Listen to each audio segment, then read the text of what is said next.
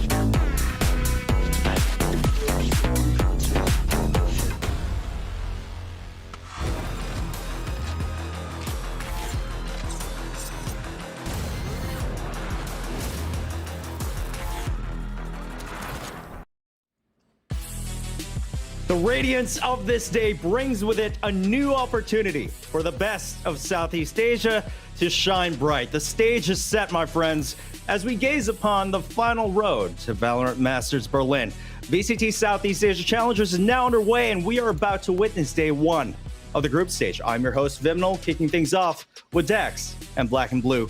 I'm absolutely honored, guys, to join you here on the virtual desk. To be quite honest, my mind has been racing since last night because I'm so excited for today's event. This is a huge milestone for us. More importantly, a huge milestone for the teams and the fans themselves. Dax, it's time for us to show the world what Southeast Asian Valorant is all about. It's more fun in SCA, and 6 regions come together to fight as one. And with 16 teams going at it at the group stage, I am absolutely ecstatic, guys. This is the most excited I've ever been for VCT.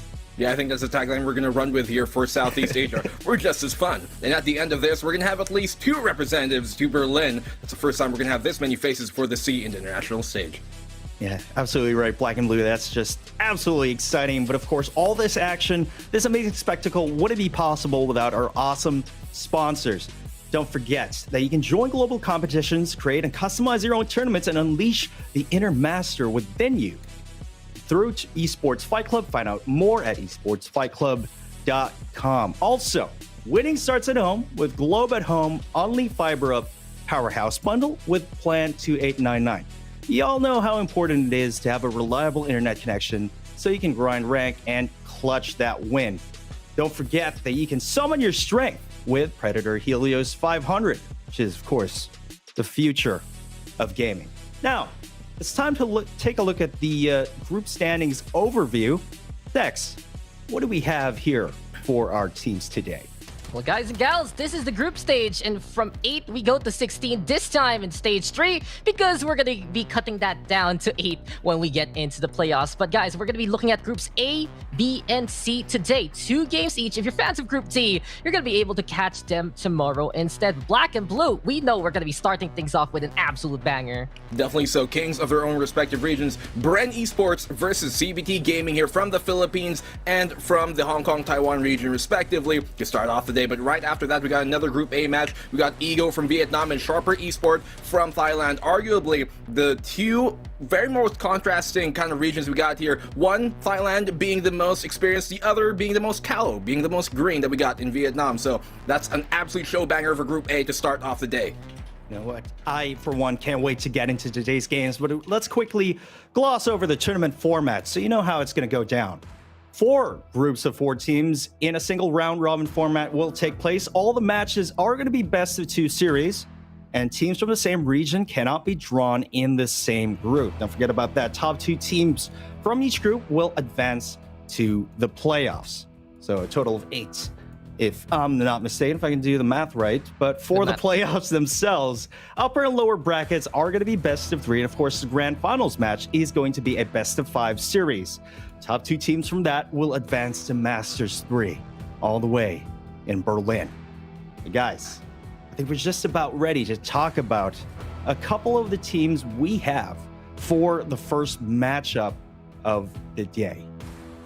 We're excited to see what the prize pool is all about here, Vim. And not only do we have cash on the line here, guys, but we have incredible circuit points as well. And Black and Blue, we've been running the stats, right? It does feel like that circuit point distribution, especially with 10 coming into this one at bare minimum. If you make it to the playoffs, you get 40. But looking at that 3rd, 4th, 5th, and 6th place, there are a lot of implications on the line for LCQ later on. Definitely so. Not just circuit points, but of course the prize money that we got on here on the board for all these teams to battle in on out. Champions will get $25,000, $15,000 for the runner-ups, $10,000 for the 3rd places, and you can see how it will progress further on down south. But more importantly, master seeds. That is the important factor here. Top 2 teams of this entire playoffs will go into Berlin, will be seeded into Berlin, will be the new faces of Southeast Asia. But as you pointed out, Dax, you know, LCQ, that's going to matter a lot. And so for you to even qualify into the Seed Challengers playoffs, you already get circuit points in your stead. Absolutely. The stakes are higher than ever before. Let's take a look at one of the first teams that will be competing today for our opening banner, pretty much. Bren Esports. This roster, for Filipino fans out there, need no introduction. Dubstep dispenser Wits Borkham, and of course, Jesse Vash. This is really that roster that came from 4+1 to finally become 5. They have stabilized. They've gone back to their foundations. It really feels like every single pillar right now carrying their weight and more here, Black and Blue.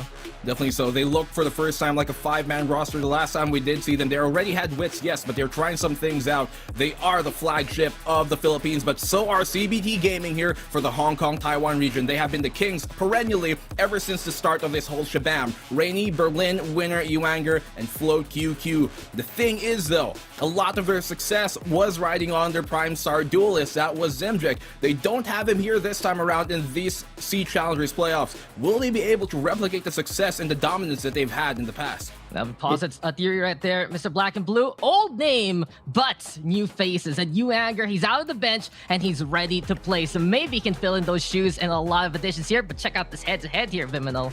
Yeah, it's going to be Dubstep versus Yuanger on the player head-to-head here. ACS of 248.4 versus 225.3. Not a huge discrepancy there. KDA also looking very, very similar, right? Damage per match value of 3,079.7 versus 2,566.5. You know, both of these Jet mains, very, very impactful players without a shadow of a doubt. Let's take a look at where the battle will take place now for the map veto. First map is going to be Haven, and then we're going to go into Bind.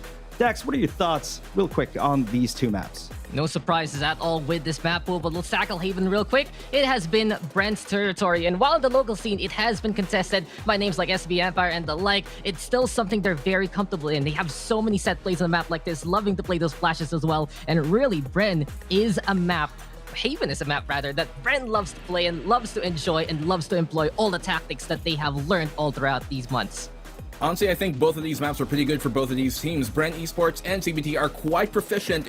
Actually, it's their top two maps when you look at the stats here for both of these teams. So CBT will be selecting Bind. Defensive side will be started on by Bren Esports. Bind, a 59% win map for Bren, and CBT 63. So you're pretty much neck and neck on that point. Haven about 70 for both of them. So they are pretty much going to be going into their best maps, into their home turfs into this series. There's a lot to be said about these two maps, but we know that both of these teams are very proficient about these maps. But, you know, they really haven't faced each other since the Valorant Pacific Open. I'm sure a lot has changed. Now it's time to try and predict how this match will go down. I'm going to start things off and go with Bren 2-0 here. Now, I'm kind of tempted to say a 1-1 here with CBT. I'm sure Daxy might actually agree with that. I can feel it. I can feel maybe it can be a 1-1. It's because CBT has been that top form on the Hong Kong Taiwan side. And at the same time, Bren, they've been dropping maps here, there, and everywhere. They will win the series, yes, but they will take an L along the way. But I feel like this has to be the dawn of a new Bren. If they want to make it far into SCA, they have to get that 2-0 to start things off. So I'm going to go for the Bren 2-0 despite the temptation. I think that's exactly what's going to happen here as well, Dax and Vimal. You know, CBT, they did lose Zimjik, and that's not to put down the rest of the players that they do got, but the early kind of dominance that they had in the C region when the whole Valorant shabam started, I'm not sure if they can replicate that success this time around, especially with the new roster that they just have on in here. So Bren 2-0 is the way I'm going to go. All right, only time will tell, guys. Who will emerge victorious after today's opening match? You better get ready, because we're going to start things off with a bang. It's going to be the perennial kings of the Philippine scene, Bren Esports, versus the titans of the Hong Kong Taiwan region, CBT Gaming. Coming up next.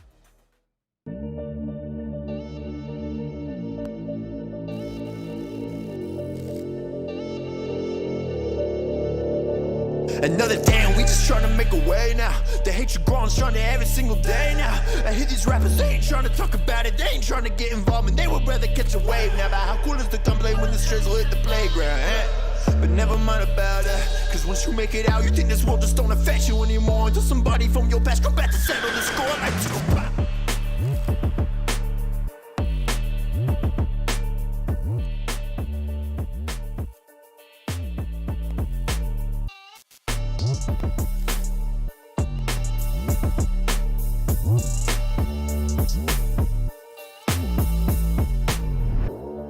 With the help of Portugal, they find three. Now they will go for the 兵这边成功的就在侧道部分进行了 double kill、triple kill。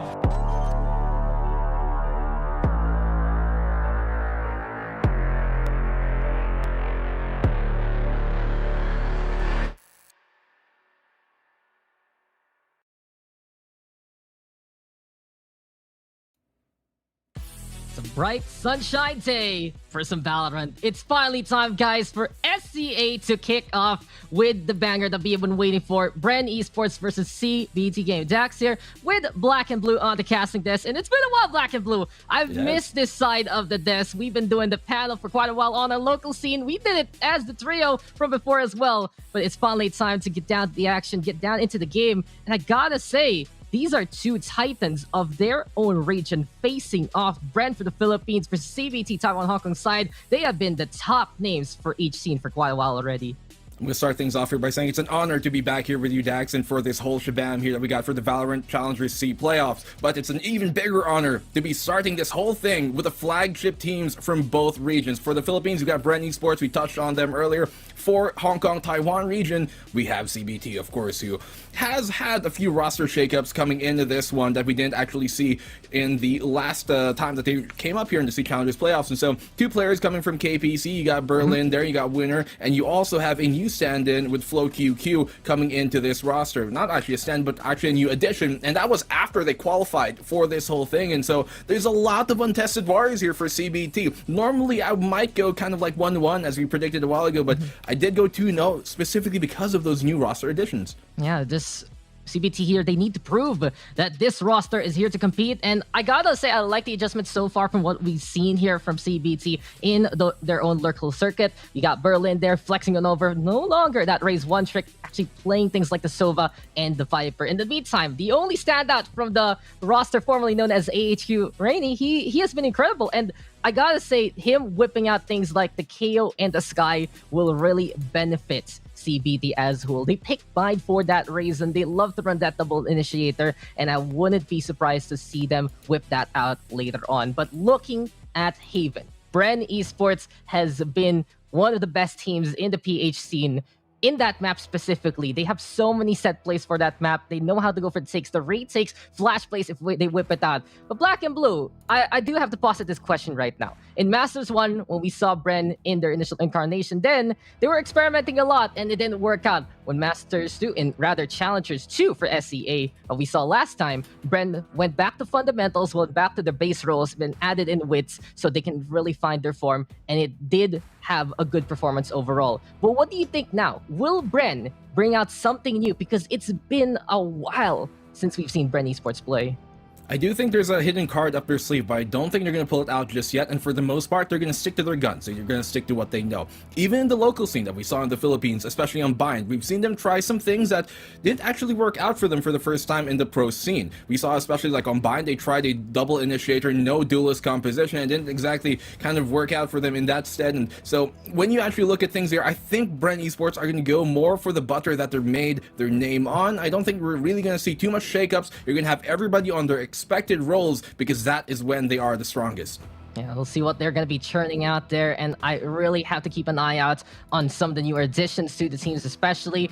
But looking back at that head-to-head, Dubstep versus Yuanger, Dubstep has been that duelist that Bren Esports has been relying on all throughout such an illustrious career in the tactical FPS scene. And if you are a fan of SCA CS, then you should know his name by now. On the flip side though, Yuanger, I gotta say, this has been an interesting point to make because you mentioned Zimchik, who was popping off last time. He's no longer here. And it was actually a case of CBT then deciding who would be part of that active roster. Would it be Yuanger or would it be Zimchik? They had made a decision to go with Zimchik last time, but this time, Yuanger has really proven himself, whipping out the Jet, whipping out the Raze, and he's been one of the stars shining right now for the CBT roster. Definitely so. I mean, in their final match that they did have to qualify into this, Yuanger just completely popped off in that series. Both him and Winner, both of them being on those kind of like very flex roles, especially on Winner. But Yuanger on that duelist role, him being that Jet and Raze hard lock, insta main, whatever you want to call it. This man is prime time. He is one of the most consistent players that we do have here on the CBT roster, and I'm going to expect nothing less than a big show from him. I like to put it up all the time in the local scene, but I'm going to throw it up here again. Big time players make big time plays in big time moments. And for a lot of these teams, the C Challengers might just be the biggest moment they're going to have in this entire Valorant Challengers tour. And so, if you want to pull out all the stops, now is the perfect time to be on your A game pretty much here, Dax. Yeah, Black and Blue and his quotable quotes that rhyme during these times. Always a memorable sight to behold. But I got one thing to point out to you, Black and Blue. Not the best point of them all, but it's something. CBT has a player named Berlin. And this is the road to Berlin. So maybe CBT has been looking at the future, be like, come on, guys, we're gonna go international because we have named ourselves already for the place, for the destination to go upon Masters 3. And I don't know about you, but sometimes those are signs, and maybe this is a sign that CBT, they made these changes for good reason. They want to go out with the old and in with the new. And I feel it because even though that AHQ roster from way back when was absolutely stellar last year, it did feel like more and more along the way, it was being caught up to by the rest of the Taiwan Hong Kong scene. Definitely so. I mean, I guess they're trying to will it into existence, right, by having that player in Berlin. But we did actually see Berlin on KPC, which is a team that did qualify for Masters 1 for Southeast Asia. And so that's something to take note. This guy has had experience in primetime situations, even actually before Valorant, even after coming into this. So you know that experience-wise, CBT, they're one of the most experienced, one of the most less green. They're veterans of this whole shebang of having this competitive scene up and going. Even before Valorant, these guys have been competing. And so now that we're into this, we talked about earlier on, right, where they had a really dominant showing in Southeast Asia. They're actually one of the best teams in Southeast Asia to start off this whole Valorant tour. But coming into, stage 2 and stage 3, things were a bit shakier for them. We did see them go out against NXL last time, and it was a pretty one-side dominant performance coming from NXL in that stead, but I don't think they're going to get blown out of the water as much this time if they're ever going to go out of it. But we're in the group stages, and so nobody you see here lose today, or this entire week actually, is going to be out of it yet. We're going to be playing a point-based system, 3 points for a 2-0, and 1 point for every map taken. Yeah, you know it already. This is going to be, of course, every single map will matter in the long run, but you do have a little bit of wiggle room just in case you need to try something out. And to wrap up that CBT roster, right, you got Float QQ, and looking at his history so far, he is a relatively new player again. He was active back when playing for teams like 5Ace, actually with the likes of Berlin and Winner, I believe. So there is that familiarity for Float QQ, but he does have some big shoes to fill in, as Io will be stepping on out. Are not too sure though if it is going to be inactivity as a sub, or will it be him hopping out the roster completely. But on the flip side, a roster that has been together for such a long time, we said it before, we say it again, Bren Esports. 4+1 did become 5 with Wits finally hopping on in, but that core, Orc, Dispense, Dubstep, Jesse Vash, they've been the kings of the PH scene, crushing tournaments and just winning all of them. When you see Bren Esports register for a tournament in the local scene, it's pretty much a guarantee that they're going to be the champions, isn't it, Black and Blue? Yeah, I mean, they qualified in week number 1 of the Philippine VCT, and honestly, as you touched on it, Dax, this is, I think, the biggest point we have to make here for CBT that we did see actually happen to Bren last time around. With CBT only adding Float QQ in the recent past few weeks, is it enough time for them to really have that adjustment? They've been playing with each other before, yes, but is it really enough time to get that chemistry going, to get everything cooking under the hood? Because as we saw during Seed Challengers last time around, with Bren Esports only adding Wits only a few weeks as well, right before the whole shebang, it really kind of became a caveat for them that you can see that there was a lot of potential in them, but there are a bunch of kinks that they haven't ironed out just yet. This time around, with them playing together for far longer, they do look like a full 5-man team. Even though they had some showings of that the last time around, they look even better than before. And so for CBT, I think the recency of the roster changes might just bite them in the back, but that's something they're going to have to play against. When you have a chip on your shoulder, sometimes it might just be that extra push to get you over whatever hump is in your road. Yeah, and they're going to want to prove that the youth means, well, it allows them to get those victories. And I gotta say, looking at the whole group so far, many have pegged this as the Bren group. They're the first seed of a triple seed region. The Philippines getting 3 seeds in means that you are going to be guaranteed to be the top dog of a single group, and Bren got Group A. But I don't think they really expected that they're going to be getting CBT, because there's still a first seed from the Hong Kong Taiwan region, which only has 2 slots, so they can be together. And looking back at that format, I do like the fact that we're not going to be getting the same teams from the same region together in the group. Because if you think about it, right, let's pretend Bren and another Philippine team show up in one group, be like, did we just fight in Challengers Philippines. Wasn't that the case? What are you doing here again? So if you're going to be looking for that civil war, maybe later on, but right now, we want to prove that SCA is just such a dynamic region. So many different styles, so much influence from other regions, but at the same time, how they've been able to mold it to their own. And I think we mentioned it last time we were on C Challengers of Black and Blue. Bren Esports Philippines itself, there are so many styles right now. There is a little bit of that influence from the Korean scene, but at the same time, Bren knows how to make it their own, right? Definitely so. I mean, you don't see maybe as much structure as you might see in like the Korean region side going internationally just real quick here. But for their side, they are a lot more fluid. They like to shake things up, and a lot of how Bren Esports like to play at the start of a round is they like to feel out things. You can see them always trying to prepare for maybe a default push, otherwise towards mid or something like that. So for Bren Esports, these guys like to feel things out early on in the round, and so early on in the game, especially in the series. Now, there is a caveat to that, in that a lot of times in the local scene, these guys lose map number 1, come back number 2 and 3. It just has to be that way. And even Dubstep himself, when we were talking to him one time ago, he actually touched on that, like, why does it seem to be that way typically? But in the international stage, somehow that curse is not afflicted on them. Somehow they don't have that debuff of losing map number 1 consistently or losing pistol round consistently. It's not something they necessarily falter to. And I think it has to honestly be a mental thing. It has to be a psychological thing for them to be able to lock in when it matters the most, like here in the C Challengers playoffs. That is going to be important. But CBT, we touched on it, Dex, it's a bit recent for them on these changes, but they've also played with each other before. And by far, they're one of the most experienced teams here with that early dominance in the C region.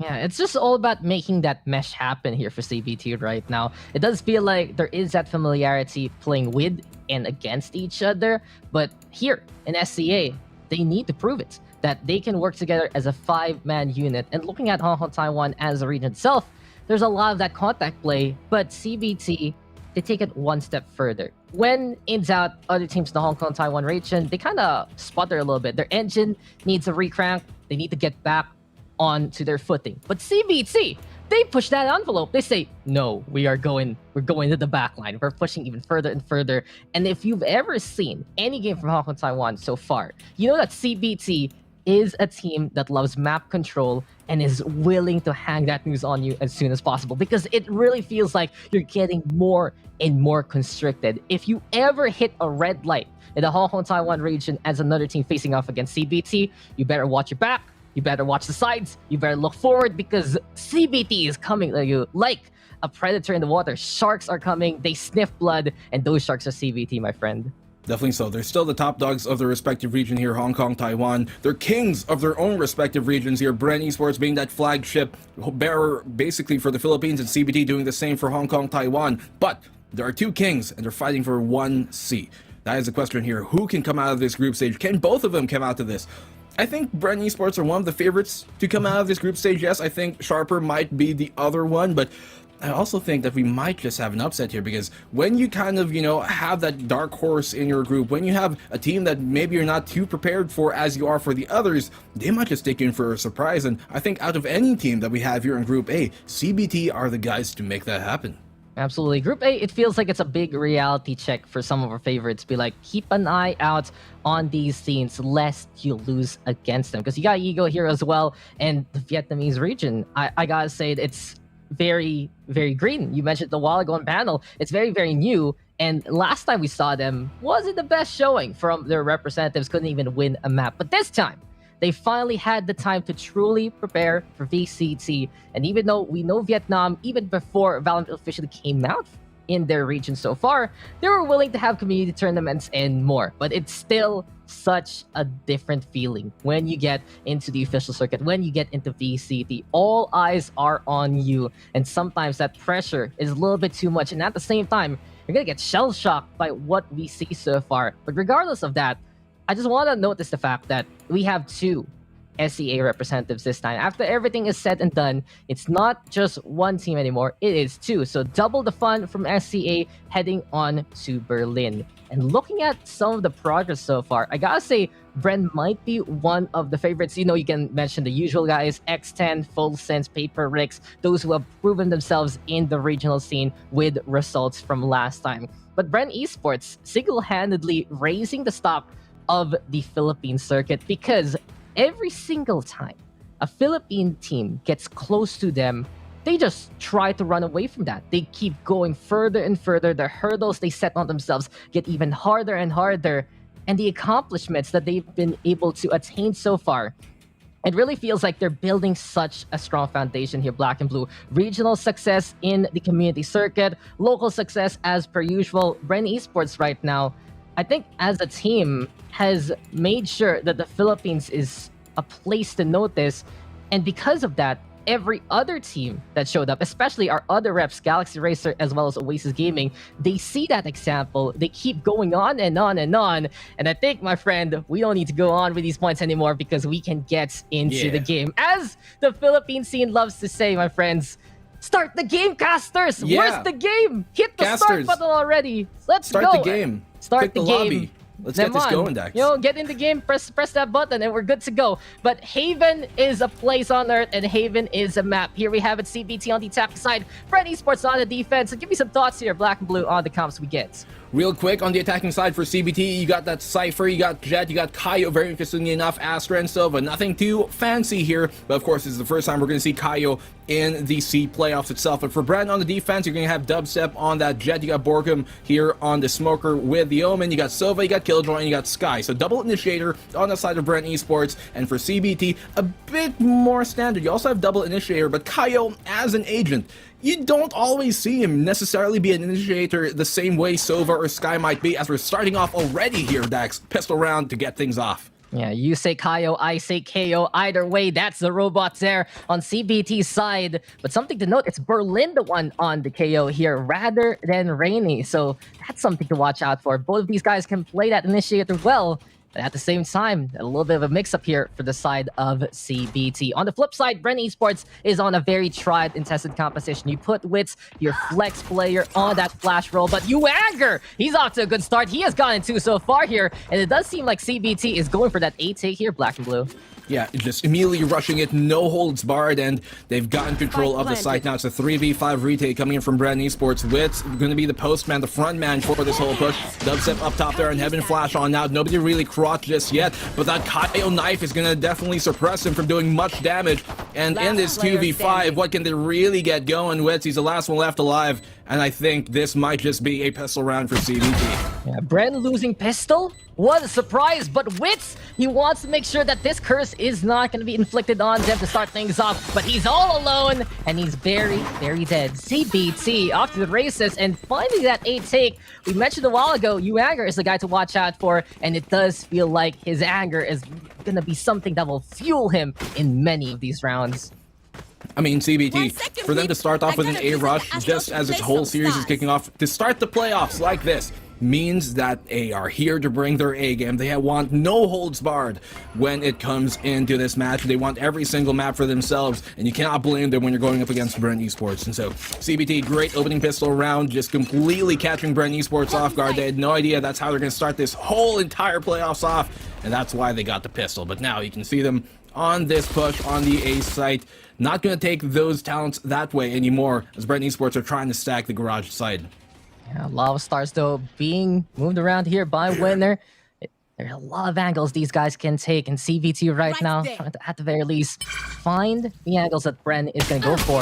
Dubstep, he wants to be cheeky with the Marshall, but he's already spotted out and tagged to force him away. CBT here playing it slow and steady, and a hard contrast here, Black and Blue. A while ago, it was rush down A site and go for the win. This time, they're looking for a few pickoffs before getting started on that take.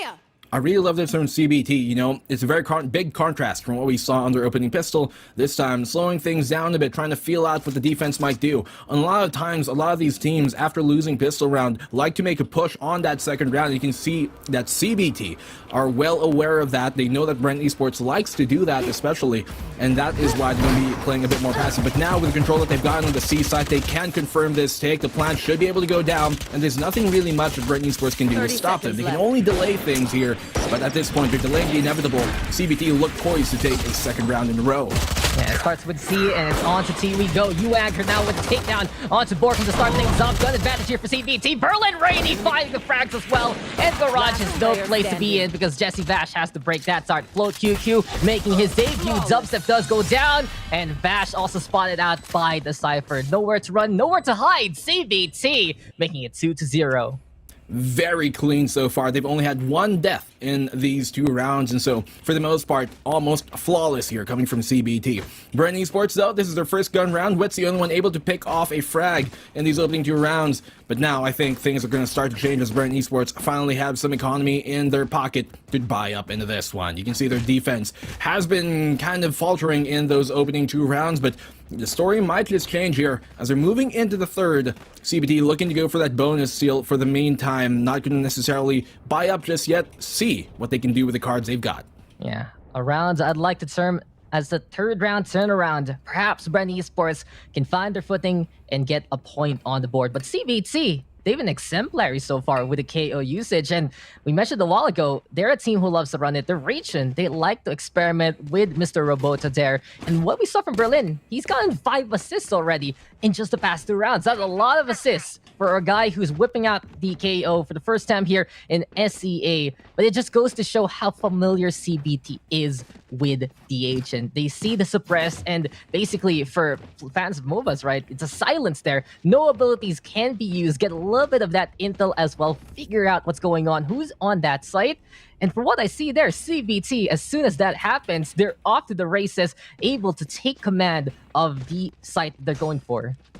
You know, a lot of what people kind of assume that Kaio is really great at is getting that early information, which, to be fair, they're not necessarily wrong, but where he really does excel are in those executes, both in aiding them when they go on the attacking side and helping shut them down on the defensive side. He's a great rotate agent to have on your side. He's a great agent to start off a execute with them suppressing the site and you not, as an anchor, not being able to really do much against the execute that's happening against the attacking push. And on the defensive side, when they do switch on over it, that Kaio will really be a detriment to a lot of what Bren Esports are going to do. For a lot of their smokers, a lot of their flash plays, it will be a lot more difficult to try and pull off here when they have the Kaio on the opposing side. And so Berlin being on that agent is a huge factor here for CBT. I think Haven is a great map for him. You can play him as that rotate player, as I did say, close to the B side, have him help out wherever the pressure is being applied on the attacking side. But for the meantime, on this attacking side, he's doing a great job of making the anchor lives hell for the meantime. We're going to see if that's going to continue on in the gun round as we have a short technical timeout for you guys here. I think players are just trying to get everything going before we really get this show on. I thought people assume when you whip out the KO, you just want to go back to the past and go back to a previous game instead. But it really goes to show here that this is what CBT is all about. They know how to even up the battlefield and then take it one step further. They know how to remove abilities and equations that Bren Esports was willing to rely on. And as we're going to be heading on into the game very, very soon, I just want to say Black and Blue, I'm happy to see Valorant in normal speed because let's be real, guys. SEA, 6 regions you gotta do prep work for as a caster. And Black and Blue, I have a confession to make, especially since many really in English.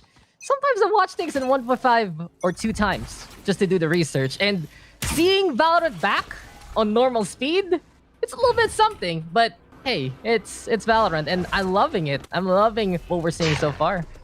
It'd be quite jarring here to see that, but what should not be a surprise to anybody is how well CBT are doing, at least for the moment. But this push on this B side, just look at that, Uanger with the Spectre catching him off guard. It's a 2v2. They had no idea it was right behind him. That was a perfect flank, but great flash coming in here from Wits to follow up on that. Dispenser will get the frag on Rainy. It's a 2v3 already, really quick. CBT, they're very aggressive to start off this map. Yeah, that blitzkrieg there from CBT. Go on in, Uanger taking people down and just using those Spectres, getting into that effective range to contest against the rifles on Bren's side. The slow QQ, he wants to pick up that spike and he'll get the objective. Wits though with the spray and Dispenser will wrap it up. And even though it was a good entry for CBT, Bren Esports able to bounce back and hold the line, saving 3 of those guns, keeping alive with 3 of the players, and it does seem like they still have a good foundation for the next round. you can just see that Anger, even though he's one of the later additions to this roster, he has no problem shining in these big time moments, using the chaos that was created by the rest of his team on that B site execute to be able to get the flank and get a double. But the caveat there is he was not able to find any more, and with them going on the lighter weapons that time, saving the weapons that they had in the second round, having those SMGs, having the Spectres, it did kind of bite them in the back, but of course, that is only a bonus for them, and they can now fully buy up into this round. And so, will things continue that way? CBT, you can see them going aggressive here, round number 1 and 3, both very understandable. Round number 1, trying to catch Bren Esports off guard. Same with the third round. When you have, that less of a capability to be able to fight in long ranges, taking things slow can be quite difficult, especially when you're against rifles. And so you can see with the SMGs they had in their hands, close range is the name of the game, and that's why the B site was a play. Yeah, it was just basically an aggressive Girl Scout cookie selling session. You saw that opening, right? And B just, Anger says, buy my cookies, and just sprays it down with the Spectre there. Incredible. It really feels like CBT right now. They run double initiator for good reason, because in the namesake itself, they're great at initiating these fights so far. And that's been the storyline for the past 3 rounds.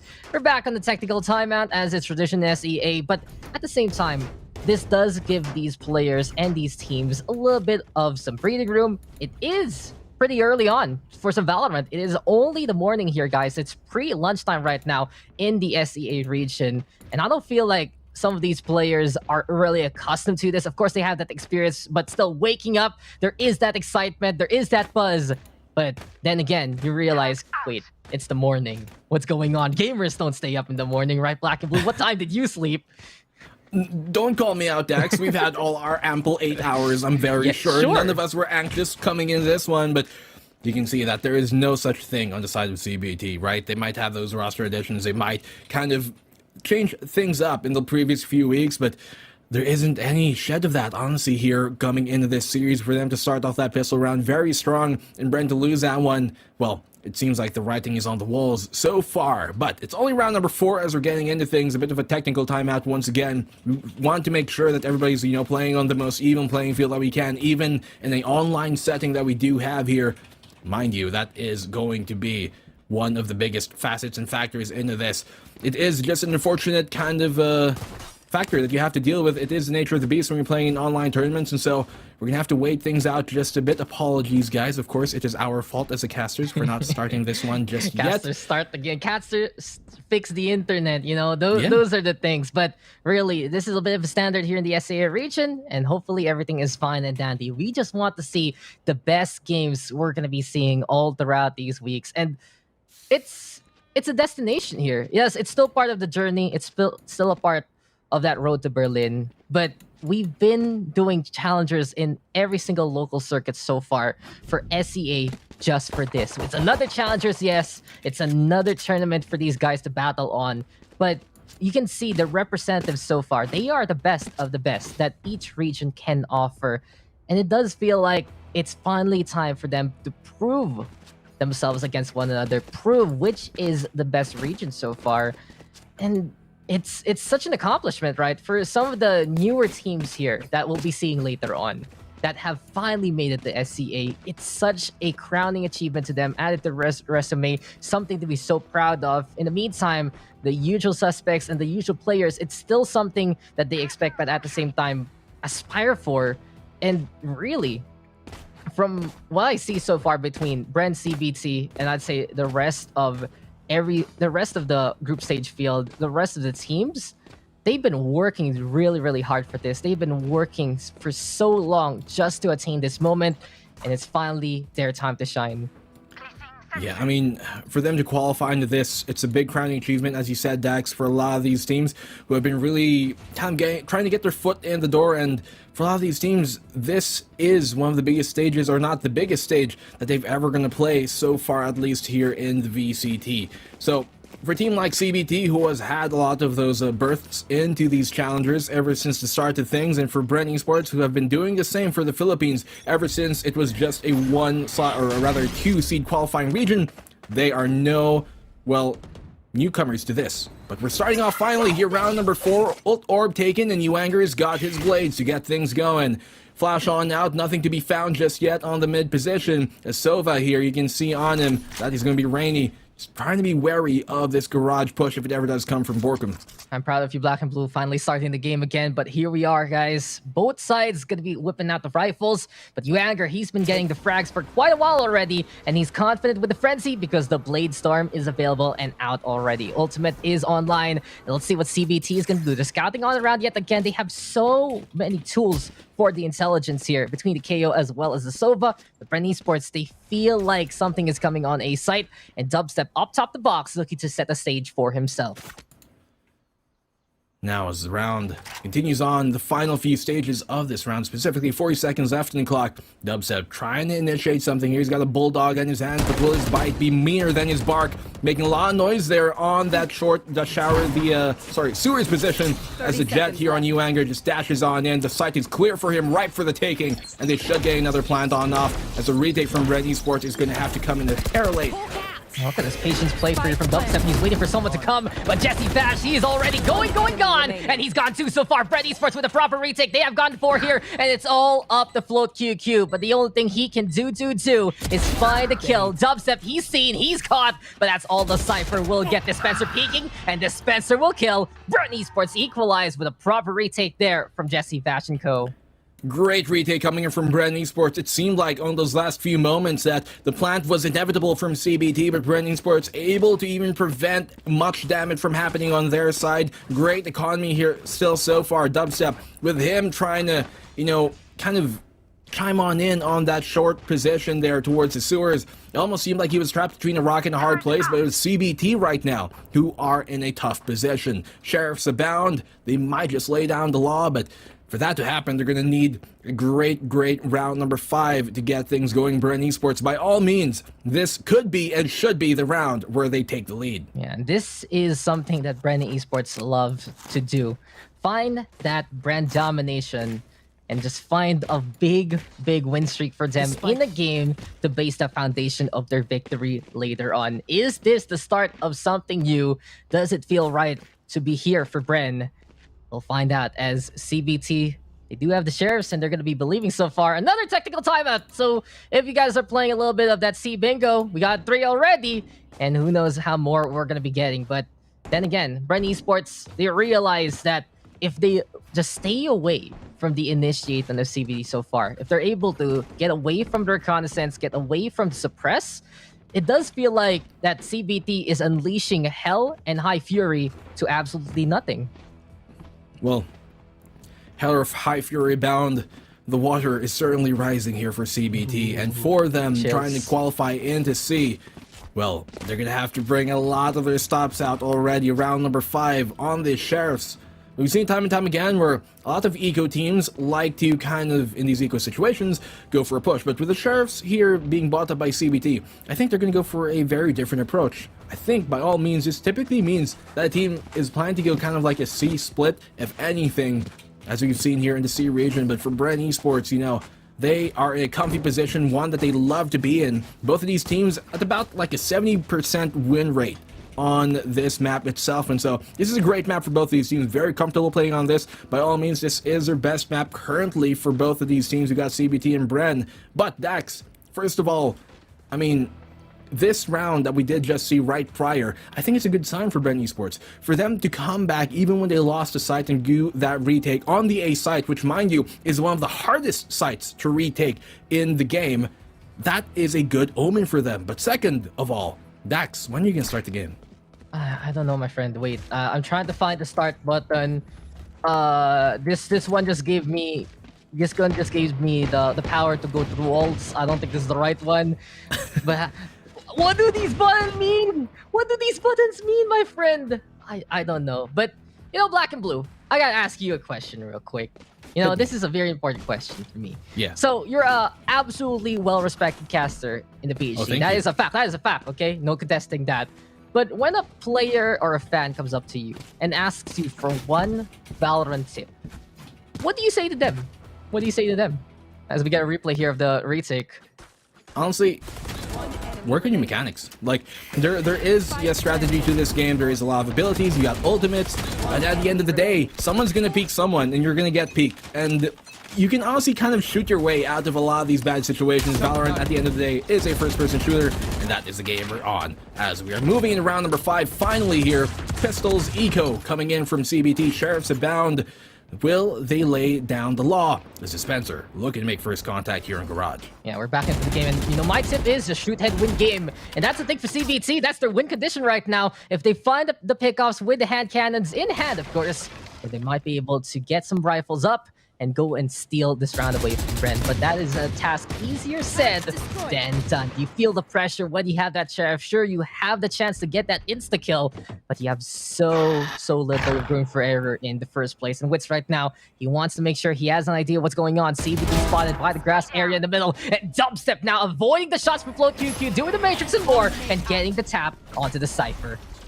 Great shot there coming from Dubstep. Borkum, Sentinels of Light. Okay, we see you. You like buying those skins. Nice but he's going to find a frag, more importantly, here on the winner. Dispenser finding a double here. Berlin will be the second to fall on down. They know where Uanger is. He's able to find the pick on Dispenser, but Wits will clean up house and get them the third round. Lead has finally been taken here by Bren Esports. And here we have it. The momentum is just going in favor of Bren Esports right now, and this is their engine finally revving up to the speed they want to play. And CBT, though, in the meantime, will have the arsenal. We'll see what they can unleash this time. What we saw from the first round, they know how to go for the takes, and they know how to go for the rush down. But Bren Esports, they found the counter to that and just avoid the initiation, as we mentioned before. But this is really a true test here for both sides. Rifles are about for every single one of them. This is going to be arsenals into play. Full buys are accomplished. The real question is, who's going to get the angle onto the stuff that he wants to initiate? He turns away, and he is going to try, but no! CVT spotted him out early and got the takedown. Berlin with the kill, and Bren Esports are going to be using utilities right now to slow down this push, but Wits is not done, but his flash is not enough. Berlin again shrugging off the blinds and getting the takedowns for CBT. That was so dangerous there coming in from Dubstep. At that point, when you're found out, you just have to kind of bite the bullet and get the heck out of there. Use your tailwind to dash out safely. But at that point, I think he might have already burned it. So he was in a very tough spot to be in the first place. Of course, they were trying to maybe get a refrag here, but Wits falling down in that attempt, in that endeavor. And now Dispenser with him trying to do the same. It seems like Bren Esports are going to have to start counting their cards because it's clearly being taken away from them one at a time, and Uanger is going to chime in on that facet. Jesse Vash taking on down. It's a 5v2, and CBD, they're looking to tie things up here. Yeah, they're lining up to the Slaughterhouse Veilong right now, and this is not good form here for Bren Esports so far. They try to make the plays, but it's just not working. And usually Valorant is a stealth is optional kind of game, but that play Dubstep was trying to do a while ago, that was stealth is necessary. And unfortunately, everyone on CBT was alerted, and just Berlin finding those punishes. CBT right now, they have just been able to punish Bren Esports over and over and over again on that A site, and they have gotten that spike plant. This should be a save here for Bren because they have no foundation for a retake.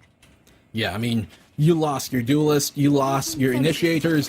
What can you really have to do as a controller as Sentinel last alive in a 2v5? Well, keep things in the pocket, save it for the next round, and maybe you can re-stabilize your economy coming into round number 7. But Dax, I'm going to propose to you a question. As the most, well-respected caster in the PH scene here, yes, what do you think really is kind of like the game have gone into, seeing how Bren Esports were able to make this comeback? What's the biggest facet you currently think that they're playing with right now? Bro, why are you leading to a proper question? I was trying to have some funnies there but a while ago, but now you're just like making me answer the serious things. But what I see here from CBT truly is just how they're able to stop Bren Esports from really initiating. CBT says, we're the ones who want to kick things off. We're the ones who want to be the first foot forward. And they're the ones saying to Bren, can we have the stands? Can we have the tango and these clashes on these sites? For good reason, because that's their whole game plan so far on the attacking side.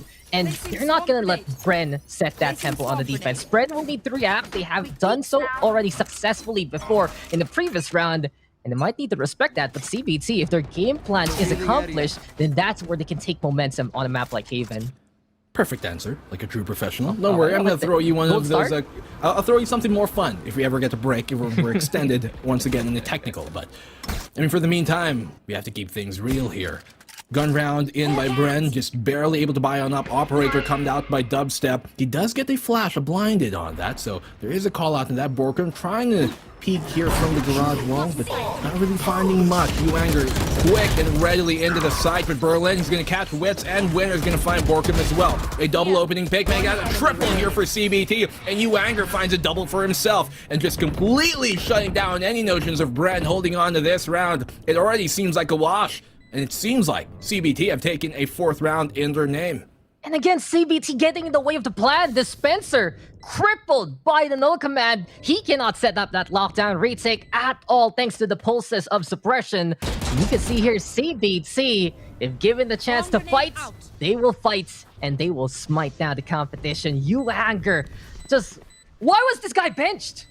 Why was this guy benched? Because it feels like he's been something CBT has been cooking up for quite a while. The slow roast has been the answer for the roster. But then again, in this game, it's a quick flambe. 4-3 right now, and Uanger with 9 kills. But look at that.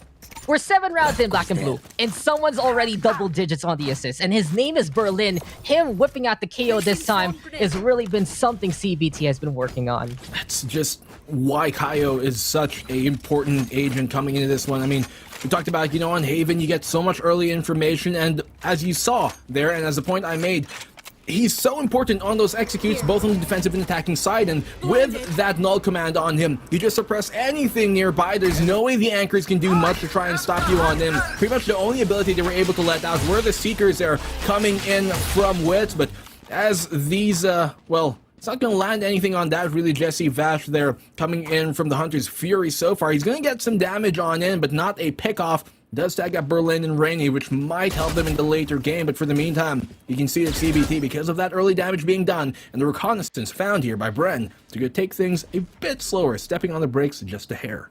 Yeah, Jesse Vash, known all throughout the BH scene for those kinds of Hunter's Fury. Very consistent, at least hitting a target and getting the tags on. And CBT now facing the brunt of that lightning in this round. At the same time, we're seeing the CBT that knows how to slow it down. They're waiting for Bren to jump the gun, waiting for Bren to come. But then again, Bren Esports realize they do have a bit of an advantage so far. They're on the defensive. They can hold the line. And now they're going to swap things out a little bit. Winner here with the operator. We got Uanger looking to play the entry with the rifle. It does seem like E is the place to be yet again here for these two squads here, Black and Blue.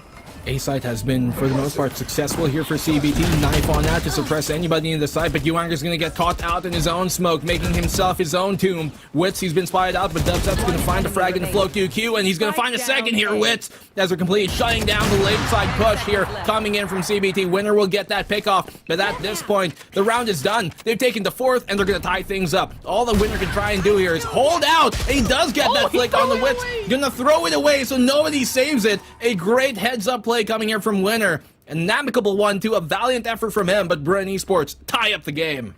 Did you see the operator just say bye-bye? Yep.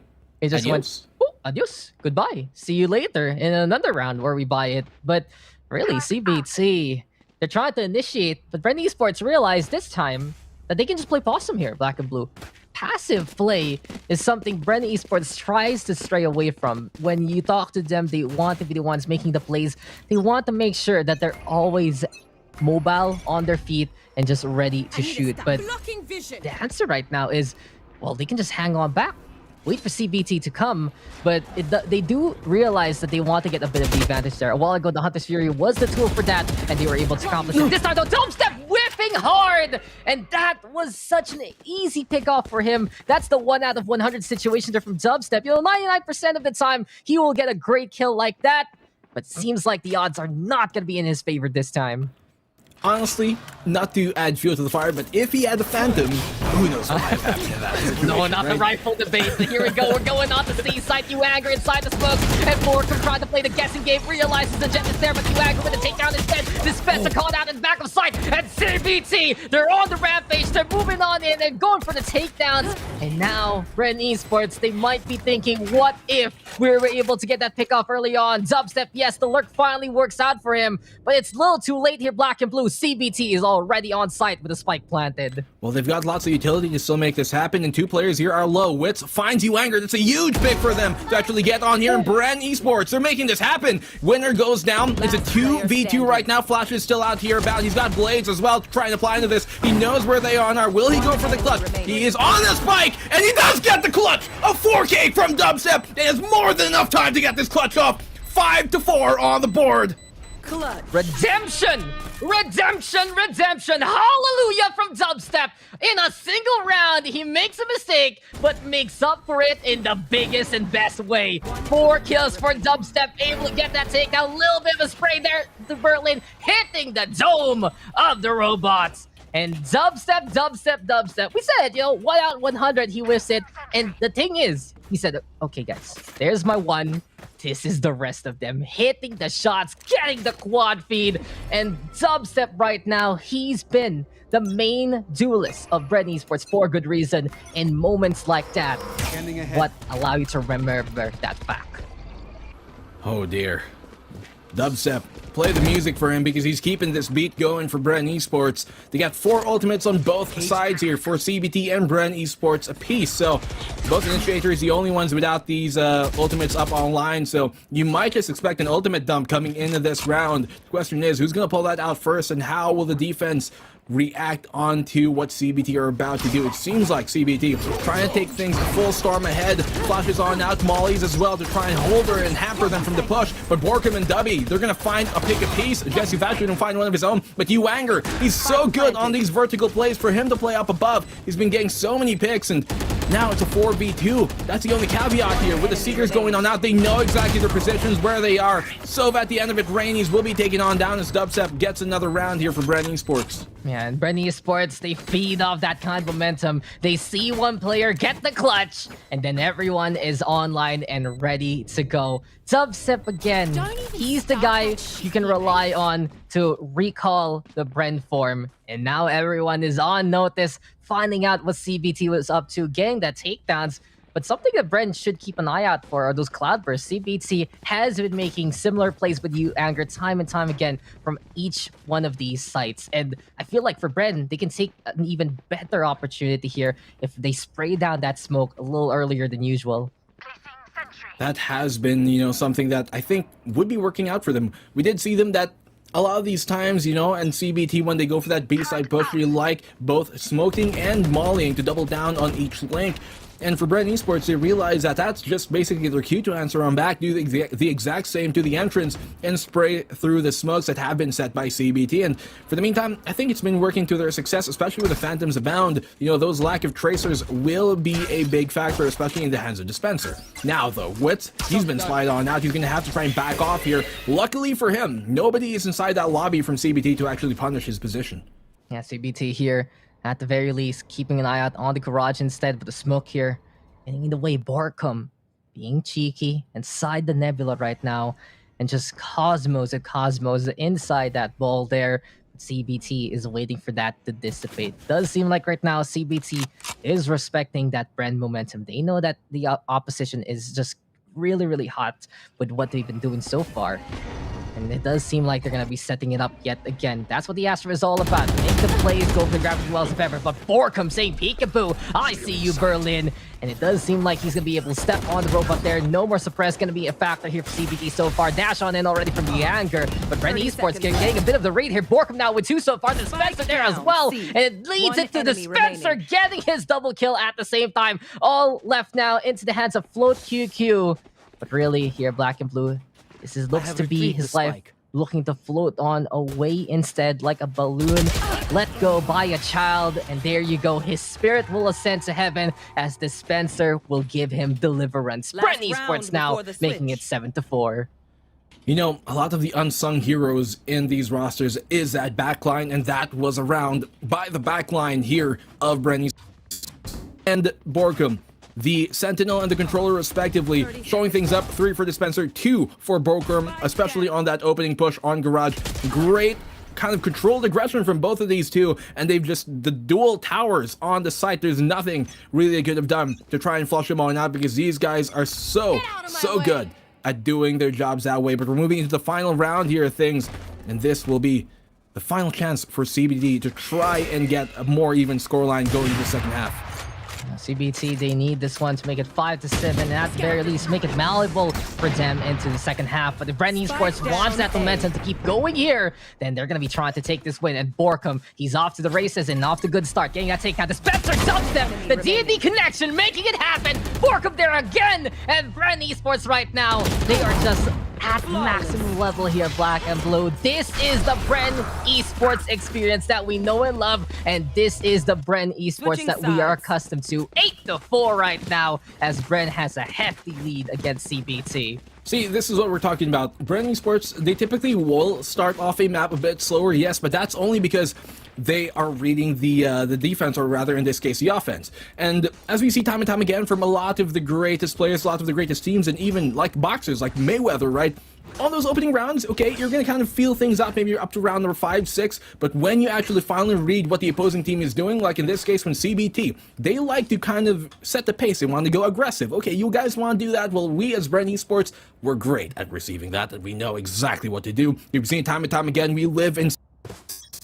We've been swimming in it for the entire year, and they know how to counteract things. But as we're going to the second half here, Dex, it's now Bren on the attack, and it's their time to set the pace. You know, unlike Mayweather, though, Bren Esports is a beloved figure in the PH scene for so long already. Oh, a win is a win. I respect the results from that great boxer, but you gotta understand right now why it's a bit polarizing. But the Bren Esports has been the kings of the PH Kingdom for quite a while already, and 5 is the magic number here, Black and Blue. I do believe they have a 5 win in terms of the rounds. They are going to be getting 2, set themselves up for a seat take, and Wits, he finds winner there. Good start here for Bren so far. Full QQ though, holding the line, but Jesse Bash and Wits are there yet again to get the takedown. Dubstep though, realizing he runs out of bullets, dashes away, and Wits will save him. You Agger, the only one left, but Bren keeping up the momentum even into the second half here, Black and Blue. And the Bren win streak is something everyone needs to watch out for, because that can just balloon into something no one can touch anymore. I really love from Bren Esports here that, look at this, as Jesse Bash is trying to keep things very, very cute. No, okay. He's just saying hello. Hello. Like, hello. hi. I'm knocking on the door.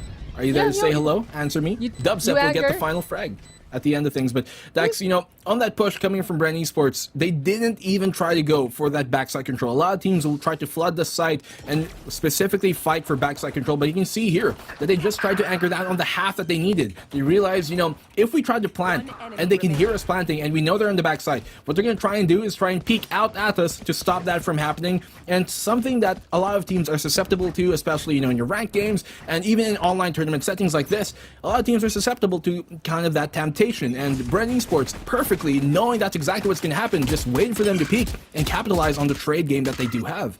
Yeah, and I want to call that the social distancing take, because they respected CBT's like, you guys stay on that side, we're gonna stay on this side, you know, just make sure that we have our own stations. That's important, guys. You know, wash your hands, keep away from each other, wear a mask, that kind of thing, and stay safe. But Bren Esports right now, they're just feeling it here. And that's when you know that Bren Esports is ready for this tournament. When they get that streak, they look nigh unstoppable in both the local and the regional scene. And we're seeing it here proven yet again. CBT, though, they've been kings of the kingdom so far of Hong Kong, Taiwan. We know that they're the most proactive roster from their region. And we said it, if they can get that map control, then they can really, really wrap things around Bren Esports. And you're seeing it here. CBT going everywhere and anywhere. Unfortunately for them, though, Black and Blue, they don't really have the guns to contend with Bren's take. They do get the plant, so this is going to help their economy moving in to the next round. The CBT here on this flank. What can they really do? They're going to have to find a few pickoffs at the very least to stabilize the CBT economy, because Bren's, they're looking pretty solid so far. Wet's going to catch Berlin, even though he was turned around. He's going to find a second doing the Wanger. Dubstep, a flawless round so far. Let me catch my breath, because Sova, Rainey's, he's going to say otherwise. But Jesse Bash will confirm that frag. At the end of things, very similar to how the rounds went here for Bren Esports and CBT to open up their first opening 2 rounds. Almost flawless for Bren Esports once more. And they're only 2 away from match point. And similar to what they did on that C side for Bren, they really assimilated the playstyle of CBT here. Gotta say, I love the heads-up play to look up from Wits, because he does realize that Anchor likes to play those vertical motions, get up to that second floor on top of the Radiant Knights. Then again, Peekaboo says ready to get that takedown. Esports still with a good setup for the next round. They have 3 rifles here, Black and Blue, in a round that's considered as their bonus. A CBT will be buying on up. Now the defense, they're gonna want to win it, because if they don't, it's gonna look too dicey for them to even try and come back in this map. Bren Esports, though, their win condition right now is to cripple the economy of CBT. But if they get this bonus, if they get this round win, then the writing is already on the wall, and Bren only needs to just execute to finish up this game. Oh, but there's 3 anchors on the site already here for CBT. I don't know how successful this post-match hold might be coming from Bren Esports, but Dubstep gets that spray through the smoke. Berlin's gonna find one of his own, and Anchor's gonna answer on back. It's a 2v2 here right now. Jesse Vouch playing the post-man situation. He knows that all he's got to do is try and spam some shock darts, but Dispenser, he's been caught off guard. But Jesse Vouch will find Anger trying to go for it, and he's going to clean up house as Rainies will be the last one to go down once again. Dispenser, man, his position there almost looking too dire for him. Anger almost got the frag on him as Dispenser was down to a single bullet, but fortunately for him, Jesse Vash has got his back, and that's the type of chemistry you need in such a difficult situation. Yeah, teamwork making the dream work there, and right now, Bren just feeling so hot that they can take these kind of angles, they can make these kind of pushes, and they can take these kind of rounds here, Black and Blue. And it does feel like they've pulled that slot machine out, and they've gotten the jackpot so far. 11-4, crippling CBT yet again. This is looking to be stellar here for the side of Bren. Anger, Temptation was in front of him. The Apple of Eden that is the ultimate orb was just too spicy and too tempting to get. But he will get his ultimate point, yes, but through his demise instead. Oh, the greed, a mortal sin. And certainly he's been shown to be mortal here by Bren Esports. As Dispenser finds a big float QQ, catching Borkum off guard, not expecting that one. Jesse Vash realizes that he can't continue to try and contest this alone, so going to pull out the Al drone instead to get that free information. But a single bullet here for Float QQ. He's been tagged on up, he's going to be kept in check, and as he pulls on away, you're just going to punish the day here. CBT, last one left alive is going to be Berlin, and they're a sliver away from losing that chance.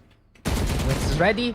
Oh, but he's not able to get that immediate shot. He's waiting for the robot to speak on out. And Wits with the 3K to wrap up that round. Bren Esports now, they're one away from taking the very first map of C Challenges number 3. This is the road to Berlin, ladies and gentlemen. And Bren Esports is looking to be the first one to get that first step to that journey. One last chance for CBT here, Black and Blue. Rifles are out. Rifles abound. But this is a long road for them to come back into. It's 8 rounds. You've got match point. You're going to have to play perfectly every single round to be able to come back into this one and even bring us into overtime. You can see Bren Esports here right now. 9 rounds in a row. They have not dropped a single round in 9 rounds.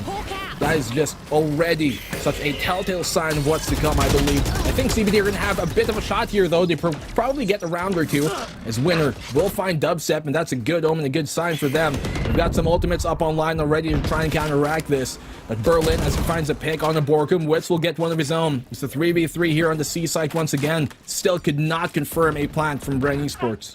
Yeah, sneaky flow QQ, but Jesse Bash with the spot, and Anger has made the journey all the way to C site. But Bren Esports right now, they want more space with the lockdown. Rainy here, veteran player looking to rain on the parade of Bren Esports, and he's coming closer and closer. But the Spencer still with a headshot, and now with everything left to the Jet, the Blade Storm is the only saving grace here for CBT. From the garage, he will go for the shots. There's the dart already. Bren Esports right now looking to put the spike down as soon as possible. But Anger, he's running out of time. He needs to get on site and fast. He's already hit by the alarm bot, forced back on the way. Wits in the meantime keeping an eye out here, Black and Blue. And Bren Esports, the fortifications are real. Can Anger find any way to get on site? No, he doesn't. And the road to Berlin starts with a Bren win. 13-4 for Bren Esports to kick things off in the morning. A dominating performance coming from Bren Esports. That early shakeup from them coming from CBT. It almost seemed like Bren were caught off guard, but as I said time and time again, they are so good at reading the offense, or the defense in that case, to start things off with. And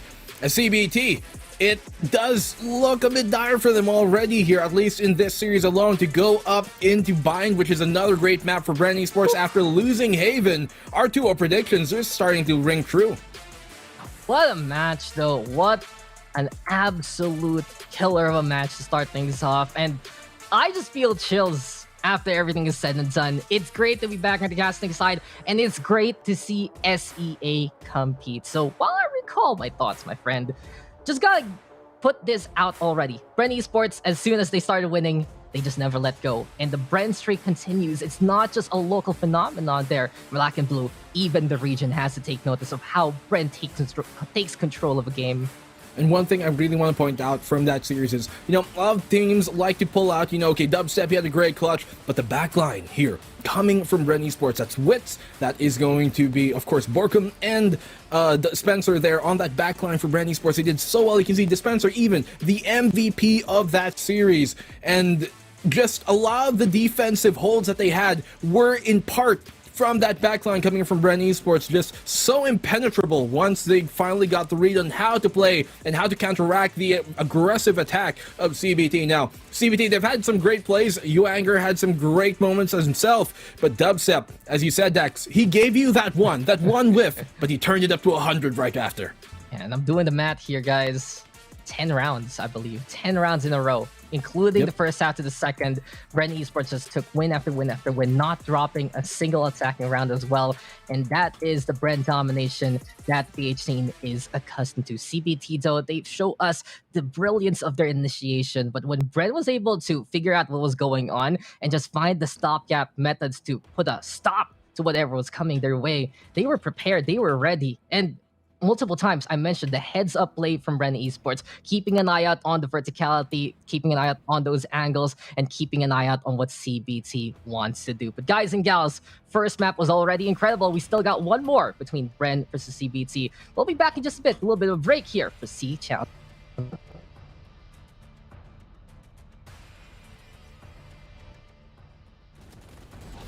One enemy remaining. Spike planted. One enemy remaining. One enemy remaining. Spike down. C. Safe. See ya. One enemy remaining. One enemy remaining. One enemy remaining.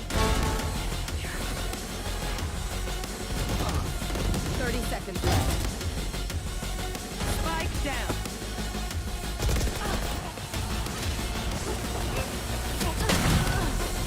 One enemy remaining.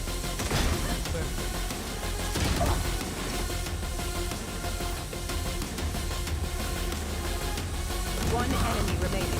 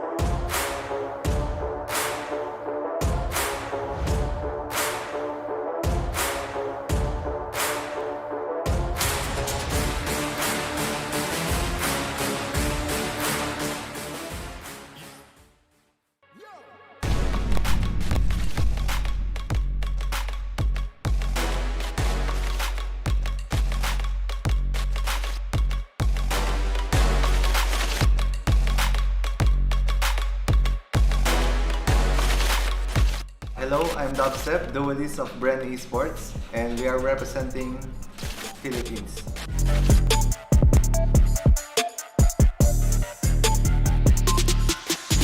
I got my IGN way back in 2015. So I was listening to the genre dubstep, if anyone guys know. It's a genre where it's really loud. So I played Counter-Strike and I kept listening to the song. So I decided to change my name to the genre itself. Then that's it.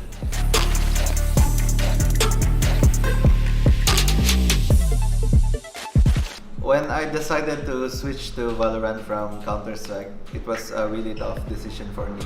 So when I started playing Valorant casually, I had a lot of fun and it was a nice time to be alive, you know, that feeling. So when I wanted to try going pro on Valorant, so far it got me here and I'm really thankful for Valorant to be existing at this very moment.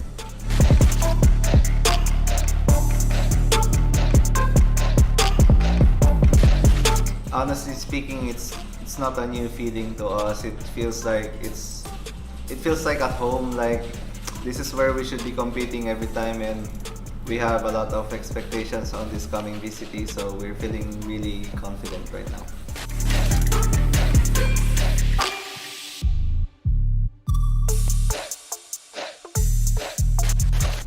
I think X10 from Thailand, because we still have yet a series to win on the team, because we haven't really had a match up against each other for the past 4 or 5 months. So I really want that rematch to happen sooner or later.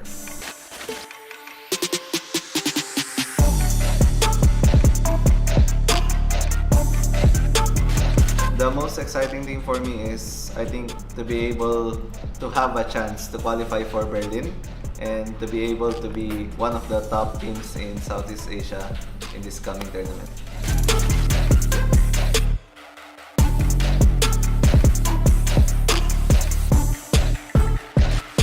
I would like to thank everyone because they have been supporting me and my team ever since I started playing Valorant. And even though I can thank you one by one, everyone who visits my stream, who supports us on our tournaments, I want everyone to know that I'm really grateful for all the support that you have given us.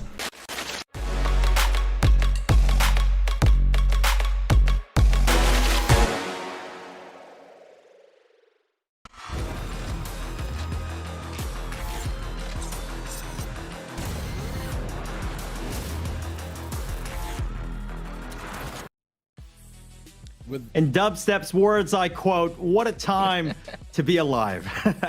Welcome back to VCT Southeast Asia Challengers Group Stage Day 1, and map number 1 is done and dusted. Viminal coming at you live, real wild, alongside Dex and Black and Blue here on Virtual Desk. Guys, Bren Esports has drawn first blood against CBT, but it's not over yet because this is a best of 2 series, Mr. Dex. Yeah, there's still more to come. Good to have you back here, Viminal. And Black and Blue, I know you want to get started already with that next map, but really, Bren Esports proving to us that the Bren standard is here to play and here to slay, guys. Definitely so. I mean, with that 10-0 end that we saw from Bren Esports, the question is, can CBT stop the bleeding? And will Bren Esports be able to continue that momentum even into the second map? I think by all means, yeah, because Bind is a great map for them as well. We could say the same for Haven, but with that performance, I think there's definitely a 1-up here from Bren. You know, it's looking like a 2-0 judging from their performance in the first map. However, it was their map selection. This is Bren's map on Haven and ended in the 13-4 scoreline. Now, this is going to be CBT's map select on Bind. But however, we do know that Bren's also very proficient in this Bind map. Let's see what they're going to bring to the table. Is it going to be double initiator configuration as well? Mind you, it is a very interesting sort of meta right now, that double initiator combo. Really do enjoy seeing it. But yeah, that remains to be determined to see what they bring to the table here. Yeah, and not only that, CBT, I feel like they're a strong team with that double initiator setup, but they've exposed their hand here already on Haven. That's something that they love to play on Bind as well, whipping out that KO, going forward the Sky as well, or maybe the Sova, depending on what configuration they're gonna run. And just to add in a little bit more tidbits to the meta, something very popular on Bind as well is that double controller. Yeah, that Viper plus either the Brimstone plus the Omen. There's so many options there, right? Black and Blue. It feels like each team is going to bring their own identity coming into Bind, but when you expose your plan a little earlier than usual, that's where a team can adjust even faster than before. I mean, as we said, Dex, you know, when you were asking me a while ago, what do I think Bren Esports are going to do? Will they try some new things here, or are going to stick to their guns? We saw them stick to their guns on Haven, and by all means, it was the right decision. In the local scene, we saw them on Bind try and shake things up, you know, go double initiator, maybe even drop a duelist in the entire map. But no, this time around, and that was especially on Ascent, but this time around on Bind, I think they're going to still stick to what has been working for them. If it works, you don't gotta change it. It's CBT right now, who has to try and find some new alternative to what they've been doing. You know, they already have the early advantage for Bren Esports. And you got a point there, Black and Blue. If it ain't broke, no reason to fix it. But again, this is a different context. We are on the regional international stage. That remains to be determined whether or not their tried and true methods in the local scene translates as well here on the regional stage. Yeah, and just, it was CBT off to a hot start. Don't get me wrong, guys. Anger plus Berlin. Did you see those assists rack up so early on for the KO? I don't see those kind of numbers from myself in a whole game. But no, CBT, they kept it simple. They kept it clean from the get-go. But the thing about Bren is they're firefighters. They can just cool off the competition. And I feel like for CBT, they need to keep those embers into play there for the whole runs for them to take a map. A lot of, you know, Bren Esports' game plan is kind of alleviating some of the pressure on the opening rounds, you know, giving it up. And it's okay to do that, because if you're able to take the information off of those losses in the opening like 5-6 rounds and use that to turn things around going to the second half, then by all means, it's not about how good you start a lot of the times, but how strong you end. And Bren Esports, they're really good at that facet. You know, that was the definition of a strong finish, because, you know, it was a 4-13, obviously. And we actually had a chat with the Bren Esports roster a while back in our local VCT, and we were sort of asking, you know, what's the rationale behind having a slow start, so to speak. We were kind of curious as to why that was the case in multiple matches. And the answer was they're trying to get a read on their opponents. They're taking the time to try and get a feel for their opponents.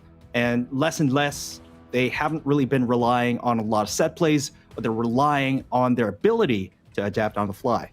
Yeah, just that versatility, that malleability, and sure, the Bren curse hitting them at the very start, but not at that second half at all.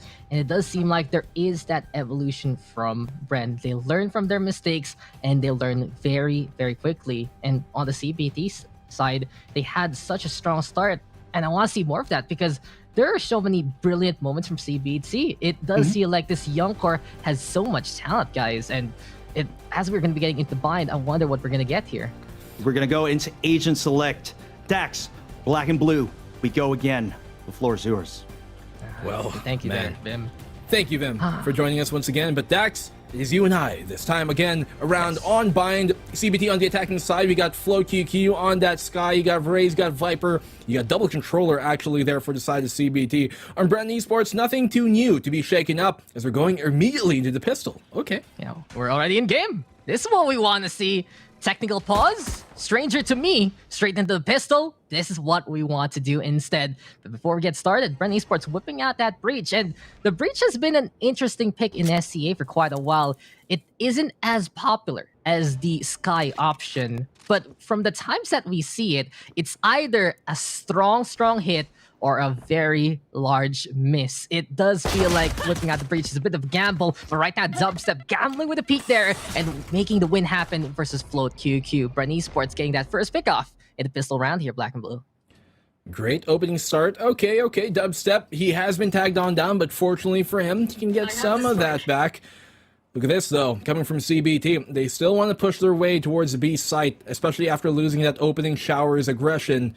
And now it's all going to be on Dispenser to try and make something happen. Fortunately for him, he's got a frenzy, but he's going to be flushed out by that nade. The turret is going to keep them at bay for the meantime, as Witch is going to try and double up on his defense. But look at that, jumping right click, and Anger finds one of his own. 30 seconds left. CBT, this is the hot start that they want, and they're going on to that B site. Spike's already planted, and Bren Esports forced to say on the defense side. Borkum, though, playing the flank from the hookah here, trying to keep an eye out. Dubstep looking to go into the elbow, but Borkum sees a flying Berlin, and Viper will fall there. Dubstep, Jesse Bash on the board as well. Uanger, in the meantime, killing the Sova in the crossfire. But Uanger, he's all alone, and Bren, they will take the pistol here, Black and Blue. Miracles can happen for Bren Esports, and it does seem like they're trying to shake off the curse that they have been accustomed to time after time. Am I dreaming? Is this right?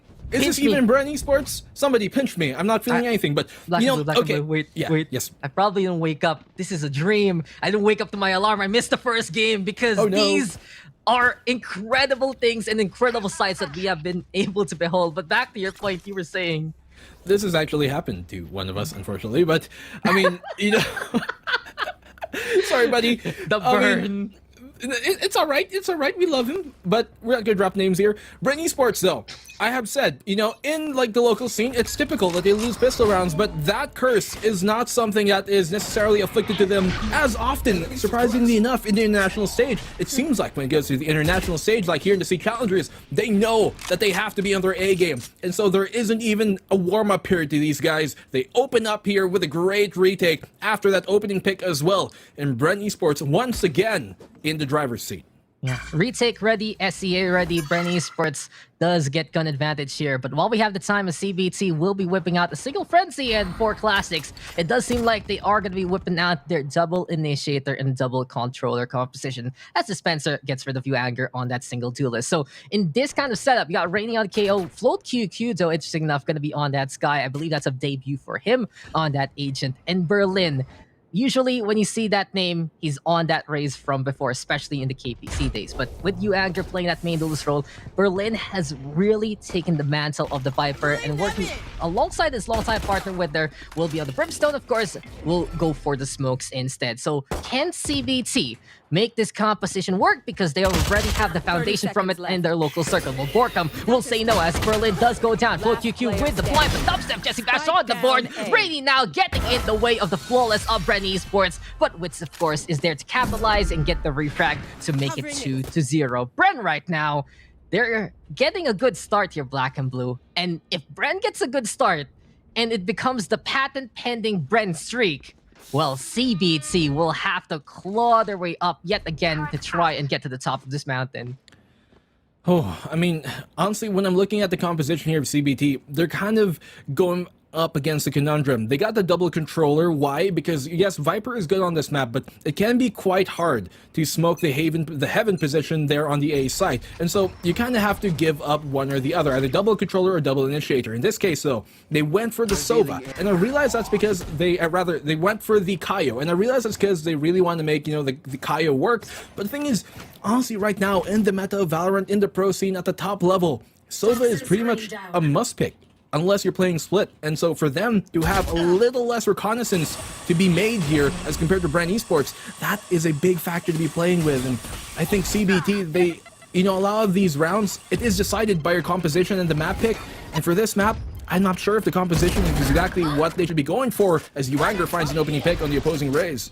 Well, Black and Blue, the answer from CBT is, well, they're going to try to prove you wrong, because this composition is something they want to run in the first place, something that they have tried and tested so far.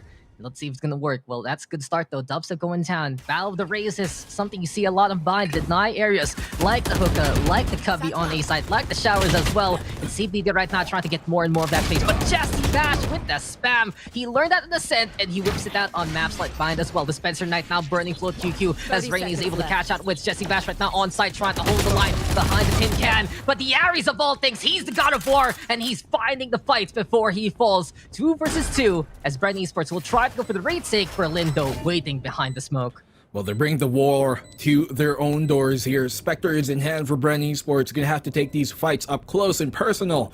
You see Borkum trying to rotate here towards the elbow position. Dispenser going to try and make contact from the CT itself. As Berlin holding the cross, Borkum has a chance here to sneak on by. As Dispenser's pulling their aggro, I'm not sure if they're going to actually catch Borkum off guard. He's going to find that one pick. He has a chance, then he wins it! Borkum with the clutch in a 2v1, and Bren Esports, flawless start so far. What time is it? What time is it? It's Borkum time. 3-0 here for Bren Esports as Borkum is able to get the clutch. And you know, guys, here the casting side, we have a little bit of a joke about Borkum. It's like when we see Borkum, we don't want to even really cast what he does. We just say if he gets a kill, Borkum, Borkum, Borkum, Borkum. It's such a great name to say. It just rolls off the tongue. But he's been such a great player for Bren Esports. Has been their perennial flex pick before the addition of Wits. And whatever role you want him to play, he can play. But he's back on the controller, and he is in control of this game alongside the rest of his team. Man, Borkum has a long history and tenure of being one of the most consistent players that you're going to see in this region. Even before Valorant, we know he has been such a primetime player, never the disappointment, and he's such a great glue here for the Bren Esports roster. And now CBT, even after getting that plant, even with a weapons advantage, are now in an eco, and this is honestly a really bad position to be in after losing the opening 3 rounds. You're losing your gun round against like a bonus round here from Bren. Not good. And Borkum, he finds an opening pick on a Berlin. Once again, CBT not off to a great start. Borkum. That's my contribution to this cast. I just said that name. Thank you. You know, that's how we go. But Dispenser, he's looking to contribute as well and just spraying it down onto the hook here. Jesse Vash in the meantime playing the patience game, and well, at the very least, for CBT, they're just trying to find a few pickoffs. They know they're on an eco state. They know that they are behind right now. But whatever kind of CBT setup wants to be accomplished, it's just not happening here. Bren Esports is either getting in the way or counteracting rather what CBT wants to do with their utility so far. Here comes the knife real quick from Rainy. It accomplishes absolutely nothing. And the 0 point can only give intel, can only get the suppress, but it cannot give you that kill. You have to work for it. And Bren Esports on the flip side, they're working so hard right now to keeping this lead up. Wits has been able to get a lot of spatial control thanks to his fault lines. Gotta say, same case there with Borkum on the Astra. And here on the defensive, Bren Esports, they have a very well-fortified composition, I gotta say. It does feel like they're casting Kingside right now onto a side with this stack there with 4 of them on the board. But CBT in the meantime, they're gonna try the siege yet again. A gun round here coming in from CBT once more. Shower's controller early established here by CBT. Though he's got a nade to answer back on that. Dubstep trying to paint the walls of the shower here. Blood red. Float QQ holding on to this. Flash on now. He's gonna get caught in that. And what a trap they've set up here. You guys have walked into your own tomb. And they do find a pick off of that. Great Hunter's Fury from Jesse Vash. Great set play. You can see the combination of the Astral Pull, of the Gravity Well, and the Paint Shells, and of course the Hunter's Fury to confirm that frag and get them a great opening start on this gun round. Yeah, sit for a little spell because that was just a sword of revealing light there from Jesse Vash. Again, the setup from Bren, the knockdown from the Hunter's Fury, something tried and tested by Bren Esports so far. But CBT, they're trying to prove as well that their own tried and tested, their own experiments will work. But Berlin, he's caught napping, and there's no way you're going to be able to get Berlin if you're sleeping on that journey. Anger, in the meantime, keeping an eye out here on to see if anyone's going to be peeking. But look at how Bren mobilizes over to the shower side. CBT, though, they still have the tenants they can build on to try and fight back. But as I say that, Borkum, he is just not unstoppable. Avoiding his shots, getting the takedowns, and Borkum. He's just barking at the opposition to get the flawless, and it's 5-0 right now for Bren Esports. Oh my geez, Borkum. 10 frags already into the 5th round. And as we talked about, you know, ending that first map a while ago on Haven, a lot of people like to put their eyes on the duelists, on the front line, but really the back line here of Bren Esports is why they're so good. That line that they got with Borkum, with Dispenser, to hold things down, that Sentinel and Controller. There's a reason why these guys are the flagship team of the Philippines, and it is because of this backline time and time again. How do you even get to face a duelist when Sentinels alone, the sentries on the site itself, are holding things down so amicably? And once more, an eco round from CBT. Yeah, look in the mirror, but the thing is, it's another agent looking back at you rather than your counterpart on the other side. Bren Esports masters that, but CBT, they have a lot of control options. They have a lot of smoke to work with. They do have some great initiation as well, but it just hasn't clicked as of yet. It does feel like CBT right now, they need to go back to their roots with what they want to accomplish with this comp in the first place. You got the Sky for the blinds, you got the KO for the suppress, and you got the Brimstone and the Vipers. So there's a lot of things going to be dropping down on the site that they want to go on. But unfortunately for them, it's just Bren waiting on the other side at the right instance. And here you go again, Dubstep Spike getting in the down way A. of Float QQ and Rainy. I gotta say, as we're watching this round unfold and Bren Esports getting the pick up, CBT, this is a reckoning because in their local circuit, they're able to make this work because they're the ones who are more proactive than the opposition. But Bren right now, their reaction is proaction, and sometimes their proaction is also reaction. Yes, it's a contrast, as winner there will be at least shutting down Dispenser, but Jesse Bash is there to wrap up the round. But back to my point, Black and Blue, Bren Esports right now, TLDR, they're getting in the way of CBT, and CBT has no answer because of it. I mean, at this point, you know, CBT, when you're in the attacking side, you have to be able to assert yourselves and control the pace, but it's Bren doing that here on the defensive side. Actually, more importantly, they're letting CBT do what they want to try and set their own pace, but Bren are really good at counteracting that. They know the perfect formula to what CBT are doing. CBT, you want to play aggressive, then we're going to receive that. You know, just like in volleyball, you guys want to spike high, we're going to catch it down low. So, for Bren Esports, what they're doing right now is so good. The reads from map number 1 have seemingly transitioned over here to map number 2. And with this B-long push, that deep smoke should already alert CBT to what's about to come. You have to be careful because a pop flash might just come out in a second here. No commando gonna be called here, but Uang blowing up with Borkham though with the shutdown onto Rainy. Flow QQ will fall as well, but the judge has come to bring in the execution. And it does seem like CBT bringing Rainy back to life. 3v2 right now. This is the best chance CBT has had, but unfortunately Bren Esports getting in the way yet again as the spike has been dropped onto B-Long. Jesse Bash now with the kill off Uang. Give it the time to go for the reload, and Jesse Bash now with one more kill. So winner gets the refrag on. It's 1v1, mano y mano here, Black and Blue. Who will take it? Dispenser though, he was caught this time by winner. And winner chicken dinner, CBT finally getting the lunchtime that they need and the first point on the board. To the winner goes the spoils, and finally CBT able to reap some benefits of that. Flow QQ yet to have found a frag, but Jesse Bash, such a good job of holding down the spike here. He found those picks, got a triple, almost got a 4K at the end of things. Is all down to Dispenser, but unfortunately could not clutch it out in the end. A bit of a low tune there during the end of that replay, but I mean, the serious factor here is CBT finally get a round under their feet. The bleeding has been stopped for the meantime, but is it only a quick bandage here for what is to come? See though, it's time to keep an eye out if CBT can rip that one off, or will Bren Esports just force CBT into Trom support? As to how we have it, or will Strike gonna be the play to get the zone on?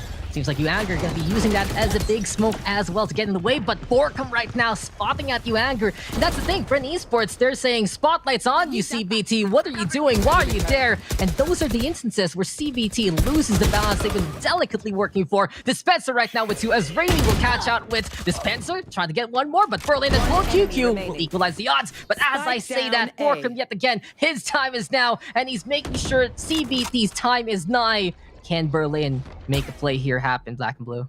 1v2, Borkham is very low, so that's a silver lining that he's got to work with. And with new updates to the Radiant boxes, he could maybe get the wall bang, but this dubstep will confirm the round here. A 7th.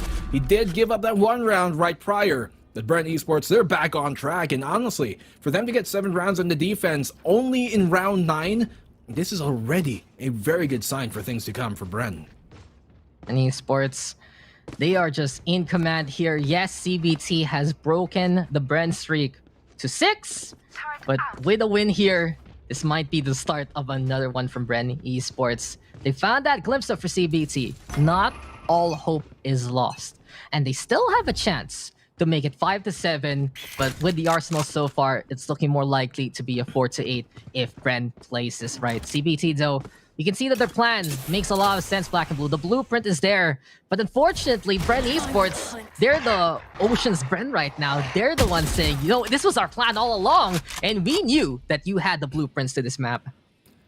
I mean, I really think that it's a bit of a conundrum here in composition-wise for the side of CBT. Like, Kaio, all he really brings to the table here that you couldn't get with another agent is that suppress. You already have post-plant Molotovs here, at least from the Viper and from the Brimstone, so you don't necessarily need his Molly, right? You've got flashes on the Sky, and you also, I mean, for the most part, have everything else you could get reconnaissance-wise from having a Sova instead. I think the Kaio, it's a good reason to have it here, but I just think it's a bit misplaced to have it against Bren Esports right now. But on the push here in the Zico, what can they really do? Dispenser, he's going to find one. Jesse Vash going to be forced back into the smoke. Dispenser's going to be doing the same. They're going to give up this plant, I believe, but I don't know how the retake's going to work out. Bren Esports trying to figure it out as well. What? They will put a stop to the first contact there. Winner already going down, and as soon as the spike is down, it seems like this round is gonna be over. Anger, he's caught in the middle. And have you ever had a CBT sandwich? It seems like Bren Esports is the chef of that kitchen. 8-1. Bren Esports again with the dub. And now the question stands here, Black and Blue. What can CBT do now here, with their plans exposed out in the open by Bren Esports? I mean, it's so hard to call when Bren are looking this much on point. You know, CBT, they're not winning the gunfights, and more importantly, their compositions, I think already, as I touched time and again here on Bind, is kind of working against what they want to do, to be quite honest with you. Not having that reconnaissance that Sova might give you is going to be a big factor, but Viper Wall is set up here towards A site. We have yet to see a really successful A site take from CBT here on Bind. That's something that we're might want to work on, but a triple stack here from Bren Esports on that A site is going to make things a lot more difficult for CBT to try and set their own pace. Yeah, and I get the feeling why CBT doesn't want to run that Sova. They have a lot of smokes, and with the Sky, you can get that flash to push on in. With the KO, you still get the intel anyway. And without that Sova, though, you make a good point. Where is the standard reconnaissance that you want in the first place? Bren Esports, they've been able to capitalize. Jesse Vash, of course, he's a lineup god. He's probably the person you can see making those videos on YouTube instead, teaching you what to do. And here we go again with the Hunter's Fury. Does he get the tags as per usual? Seems like this time, this is the rare occasion that he completely misses the mark. And since CBT has just seen that Hunter's Fury been unleashed, this is actually a chance for them to figure out where to go, and they want to go on B site here, going for that rotation. You can see Dispenser prepping the lockdown here just in case they come his way, and he's right on that because they are going to be coming towards the site. Lockdown will be put on down. That's going to make a lot of pressure put on the shoulders of CBT, so they either have to push this or go for the plant and back off immediately. But the good frag here being found by Winner, that is huge for them to find the Sova. Going to get out in the nick of time, just barely here, to get that plant on down, and Wits is going to capitalize on that space given the Astral Divide here as well. Going to make things so hard for CBT, and while things were looking really good early on, can they get the plant off? Yes, they will here on the A side. Just enough time, a second left on the clock on that plant, and they do have a 4v2. Bren Esports gonna have to retake this one somehow with no ultimates up left. Yeah, the bait and switch was so successful there from CBT. Not only did they get away to that A site, they get a pick off courtesy of Rainy. Whitstow from up top catching out a Winner. You mentioned it already here, Black and Blue. Bren Esports using their ultimates to absolutely nothing. This is such a big chance created here by CBT, crafted right now to play the post plant on A site. And Berlin looking for the bounce lineup to try and flush things out with the Spencer. He will get one till Rainy gets a refrag. That's gonna be the snake fight in the way. And Wits, he will be outwitted there by Rainy. Veteran captain here of CBT, someone you can rely on from those AHQ days. It's Rainy right now, raining on the parade of Bren Esports and giving CBT that lifeline here, Black and Blue. Bren Esports seem like to been confused on what game they were playing on, dumping all their ultimates into one basket. You know, I wonder what game that was. Yeah, thinking like, okay, we use all our ultimates, we win the round. Well, I can kind of understand where they were coming from. Rather, you know, there was not much time left on the clock, actually barely enough to get that rotate on from the B long position all the way on that triple plant on the A site. And so, good call from CBT to back on off with all the ultimates dropped there coming from Bren. I think they dropped like 4 ultimates in that one round, right? And so that is a big factor to give up quick and early. And now it's CBT who have the Viper spit here to get things going on the B site. Yeah, especially control options of the lockdown and the rolling thunder. Those were instant win conditions if they just got the right read at the right time on a map like mine. But now the control is on the corner of CBT here.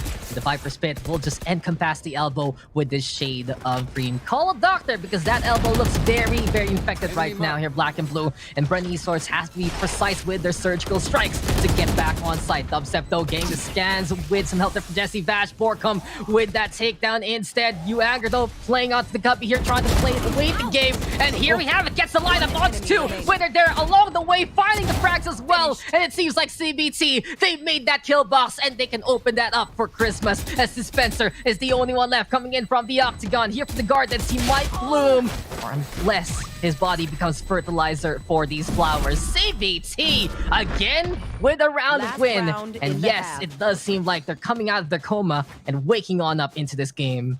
Unfortunately there for Bren, you know, Dispenser, his lurk was a bit late and they had to kind of push out because the time was ticking. They realized they had to step on the gas, but unfortunately, once again, Anger just too good on that spot there by Cubby, lining them on up, getting a double kill winner in Flow QQ, helping him on out in that help in the end. And so Bren Esports, if they can end this 8-4, I still think they're in a good spot, but they're primed and ready to take a final round of this half. This is it, CBT. They have a chance to fight. And this time, they were on to that slow start. But can they get the good finish instead? And we all know by now, guys, that Valorant is a game that doesn't end until you reach that 13 in regulation. If you get more, then you go overtime, sure, and go further. But Anger, he will just be able to stop the journey of Borkum in this round already, catching him out the Astra in the corner and getting that takedown. Not only that, Dispenser trying to play the Dispenser ways, but Berlin getting the read instead and making it 5v3 here, Black and Blue. 8-3 on the board, but it's 5-3 more importantly in the round, as Dax did point on out. Now, Bren Esports, they're so good at playing in these situations where they might not have the advantage, but can they pull this off this time? Winner is going to put the hamper to that. It's now 2v5, and somehow they've made this comeback look even more feasible. Here's CBT. Jesse Val's going to have to clear this out on his own in the U-Haul's position. Lamps, he's going to find some light in that, yes, but Rainy's going to quickly shine that away. Wits, it's all on to him. There isn't much he can do in this situation. Honestly, to be quite honest with you, like, it's a time sticking 4v1. What can you really do? Maybe go for frags, pad your stat line just a bit, try and get some aggression in your way, try and bring some momentum in the next round. But for the meantime, is Wits, okay, he gets a double kill, but that's the end of the half. And so CBT, they have a bit of a lifeline going to the second half. Yeah, don't worry, Black and Blue. I did live updates for you guys right there. you. It's like a news report. Just in. CBT takes the last round, but Wits gets 2 kills. More news at 9. But this is a good sign here for CBT. They're proving why they're that first seed from Hong Kong, Taiwan.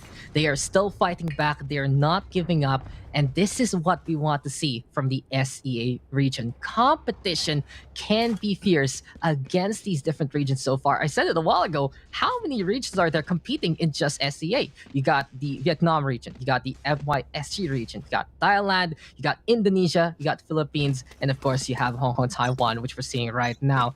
These players have been fighting over the past few weeks for good reason to make it this far. And this is the kind of fights we want to see. This is the kind of clashes we want to witness. And this is the kind of history we want to make for SEA. Gotta say, Black and Blue, we already got at least a little bit of that international notice from Iceland, from X10. But this time, the stage is set for even more of SEA to flourish and show up into Berlin. And I wonder who's it going to be at the very end. But right now, it's Bren and CBT clashing at the very start. Well, Bren, they might have had a good start in this map especially, but they cannot get complacent because otherwise CBT, they might just catch him off guard, and they did that on the opening rounds of Haven last time around. That might be another story going the same page if Bren Esports start to get too complacent on this, and so they have to remain locked in for this series. Close it one on out as strong as they did perhaps on Haven, but for the meantime, CBT on this defense doing a very good job of kind of stalling whatever notions Bren has, although Borkum, as I say that, has crawled his way already into the U-Hauls here. The lamps, he's trying to shine some light all over this A site, and here goes the execute. The plant should be able to go off successfully, and now CBT are going to have to retake somehow with Berlin, a right click to the head of Borkum. Yeah, good start there from the Viper, finding Borkum at the very least. These smokes now gonna be gone here for the side of Bren Esports, and CBT can take control with the vision coming into this retake. But the Spencer, he does have that turret, and it's a bit of a raid boss on the pistol round. It has that immediate light armor, can go for the shots, but Berlin again, finding 2 so far. Winner on the board as well, but the Spencer and Dubstep fight on bat trade in the meantime, catching out Wits, and it's Dubstep right now trying to get a taps from the labs, but unfortunately for him, Anger has finally unleashed the beast, and he's gonna be able to get that final kill. CBT get control of the second half. They have the setup score hit. They have the composition to hold the line on the defense, and they got the kills they needed to win at the pistol. And good friend Black and Blue here. I need to hear your voice, my friend, but CBT right now, their voices are screaming here. It's their time to shine. They have had a 4-round streak, including the ones from the first half, and they're going to be having the gun advantage. But as I say that here, Black and Blue, Bren says, no. It's not going to happen. It's force buy time.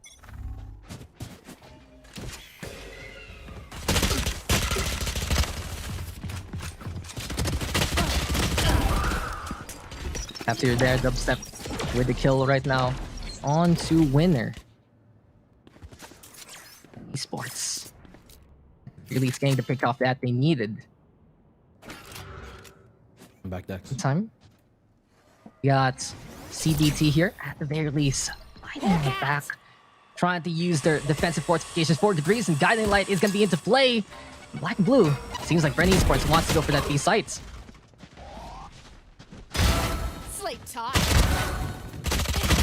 Spike down B. One enemy remaining.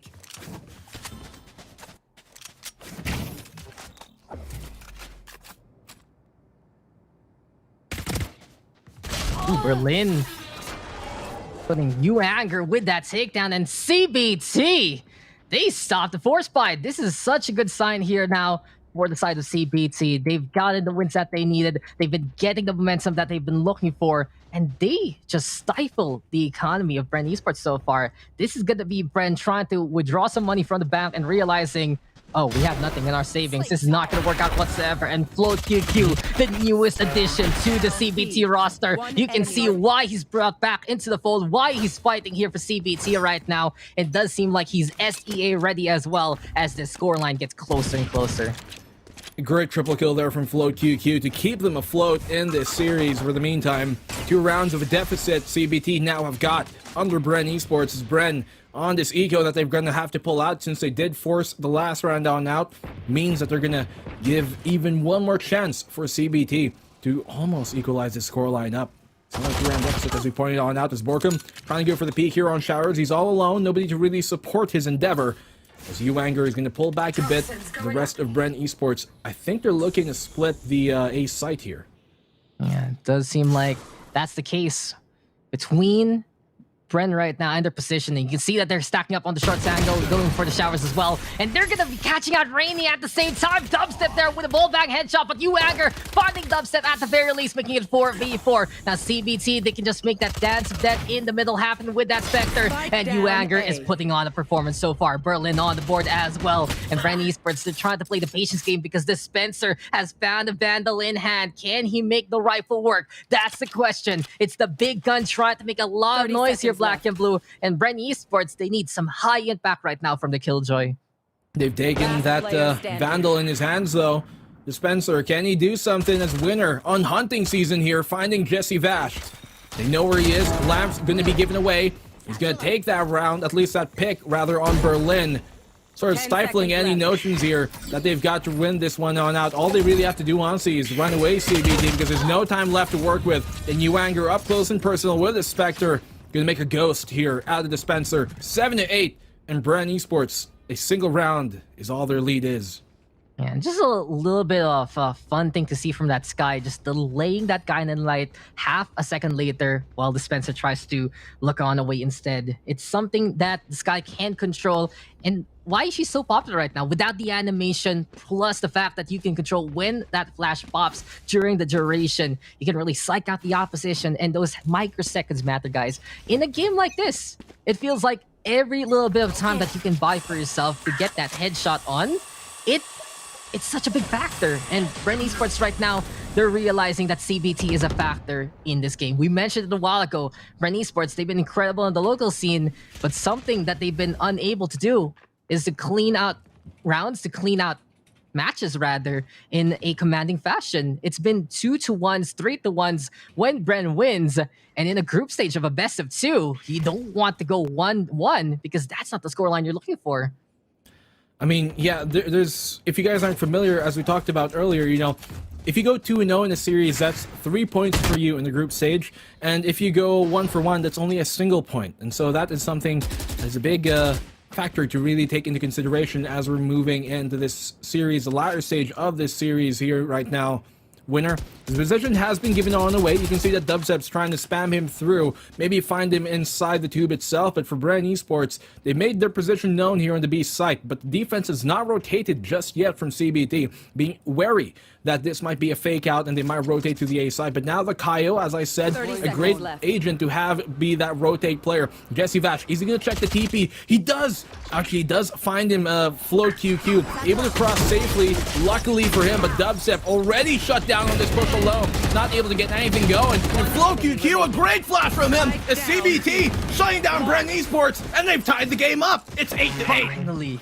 Finally, CBT able to take command with their utility, and it's been a long time coming. They've written their thesis on it already. They've presented it to the class in the Hong Kong, Taiwan region, but here we have it in full command, and CBT just saying, welcome to my TED Talk, or in this case, welcome to my TEDx Valorant session, because we will prove to you that this is a competition we know how to run. And in just that instance, Bren Esports is put to the test, trying to play the defaults, and CBT having the answer with the flashes there, courtesy of Float QQ. Not only that, the frag potential from the roster looking so stellar so far, and we have a tied game here, ladies and gentlemen, where CBT can take advantage and take the lead. But as I say that, Jesse Vash, so fast and so good with the Sheriff. You Anger now gonna go down. Here comes Spencer with the lockdown as well, and Bren Esports, they're willing to force things out. They're here to seal the deal and try to be in it to get the win.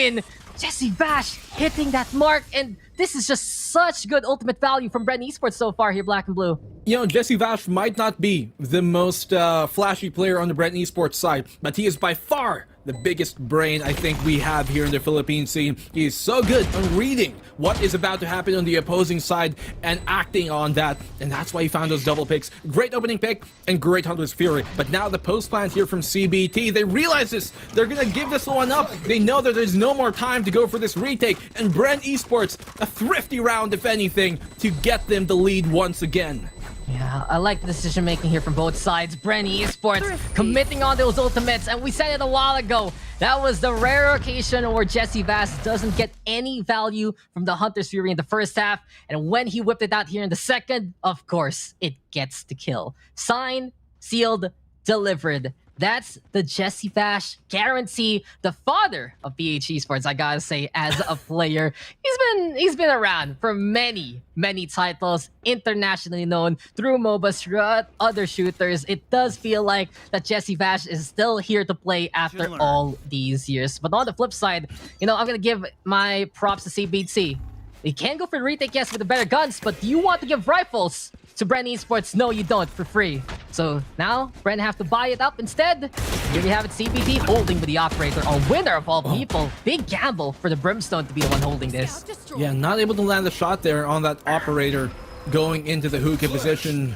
Seems like Dubstep has been dancing to his own tune, but Flow QQ has been so good on these pushes on B-Long with his own flash. Jesse Vash going to capitalize on that space and going to at least get the trade off here. Dispenser going to get caught off guard, not expecting You Anger to be immediately ready for that trade. So 3v3 on either side. This typically might favor the attacking side for Bren Esports. And Bind is a map, not a traditional FPS, not a traditional 3-lane FPS map that you do see commonly in other shooters. And so this might be a bit of a caveat. Winner here on that operator. He is on the Brimstone, so as he misses that shot, he's not going to have a lot of tools to back off here. Yeah, he's gonna try with the smokes, but Witz is there to get that takedown. And you can see Witness Winner just die into the cubby, but Rainy, of course, still fighting on back. He has home turf here. He's inside that tin can, and he's made of aluminum, but unfortunately, the explosions will be able to shatter that one down. Dubstep with the takedown with the boom of all things, but You Anger, it's time for him to prove his worth and time for him to prove why he's here. Jesse Vash has been spotted. You Anger right now getting in position to get that takedown. And it's Showstopper versus Showstopper! But Dubstep with a bigger Happy New Year explosion. It's Fireworks Fiesta here on Bind, but it's Bren Esports who gets the celebrations on. Showstopper is abound for both sides, but it's Dubstep who turns the channel to the tune of Bren Esports. What an end to that round! I almost thought they were going to hit each other midair. It seems like a lightning strike from both of these, well, raises at the end of things. Big kabooms, the war is going on the B site. But only one nuke is going to catch him off guard, and in the end, it's going to be Bren's bomb, bigger than CBT's. 10-8 in Bren Esports. 2 rounds away here for match point and 2 rounds up over CBT. Only one word to be apt with that scenario as the Viper Spit comes out. Explosions! There you go. That's it. That's my contribution again. I like it when you let me contribute just that little black and blue. Yes. But really, real Bren, it got really dicey. But in the end, experience is the best teacher, and Dubstep, the more experienced player there, just finding the right angle to hit that showstopper at the right time. Bren, though, looking to go for that beat take. Rolling Thunder is the call. And as Float QQ tries to hit these guiding lights yet again, he's been consistent by it. This time, the Hawk will fail him there. Dubstep dispenser, the D&D connection, getting the takedowns. Float QQ in the meantime, coming in from the defense spawn. But Dubstep again, looking for the answer, solving the equations. But you Anchor, not only does he roll on in to get rid of Wiz, he catches out his counterpart as well, making it 2v2. And Bren again tested here by CBT. Oh, it's up to you, Angry Berlin, but let me speak on soon. Berlin brings it to a 1v1. Jesse Vash very low here right now. He is smoked out though, Berlin, so smoke dissipates. Jesse Vash whiffing the shot, and Berlin will get them the round 9-10. If we talked about, how CBT, the big problem here that we were kind of expecting might just be the fact that they have, some new roster additions to this team. But surprisingly enough, the newest additions to this roster there that you got in New Anger and Float QQ, they are the ones who are stepping up in this series. Float QQ is so consistent on that B-long hold and that B-long kind of play that he does all the time with his flashes. And New Anger, what can we say about them? Keeping them afloat here. And just, it seems like New Anger and Float QQ have really found their homes here in CBT, especially Float QQ. He has just been added on here for the SEA roster. He wasn't there during the local circuit, and he's made B-Long an absolute aviary. And right now, Winner will put the 1 in his name and put the win in his game. The operator hitting its mark and getting that takedown. Seems like Bren, they're not going to have the entry they're looking for because Dubstep has fallen down. Looking like a smooth operator right now here with all the dance moves that he's bringing on out. You wouldn't expect maybe a Brimstone to pull out that off, but he's making it happen. CBT with a great opening pick right now. Dubstep, for them to lose their only duelist on the side of Bren is a good sign, a good omen, but Dispenser, he's caught Anchor off guard, and he finds a frag, almost whiffing the shot down to half HP. Dispenser, though, able to bring it to a 4-4, as the retake is going to have to come in from CBT. They still have here the orbital strike to play. It's time to retreat here for the side of Bren. They put that spike down, and here we have it. They do have a decent post-plant composition between the Killjoy as well as the Sova, and control options with the Breach and the Astra.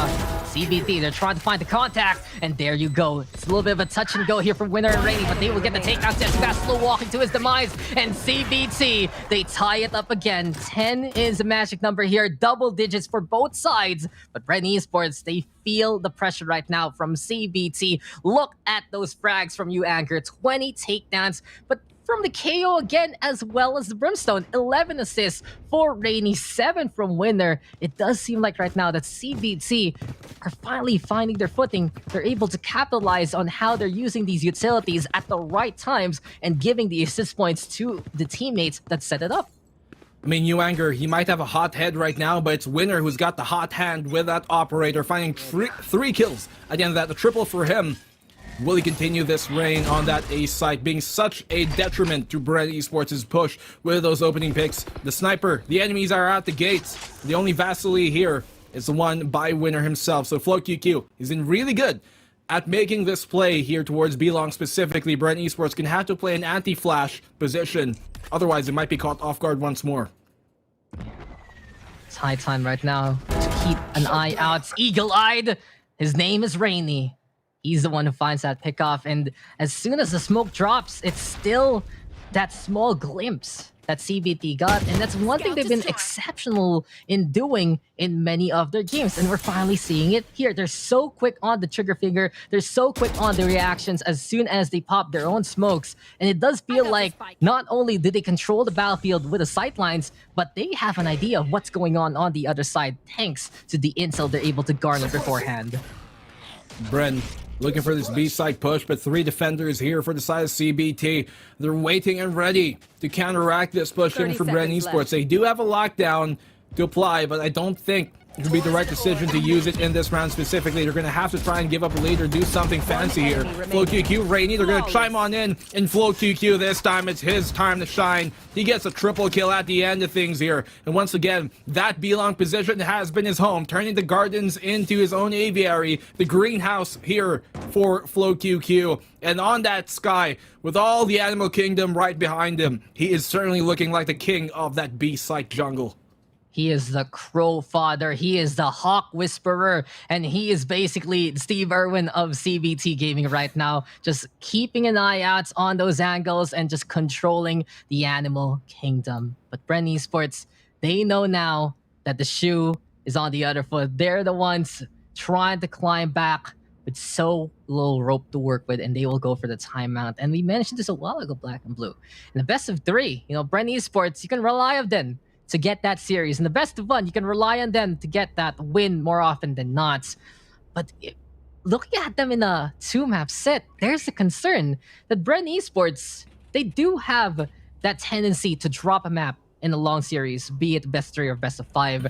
And in a 2-map set instead, the only way to go for the result is either you make the 2-0 happen or you drop a map and it becomes 1-1. And in a point system like this, we did the math.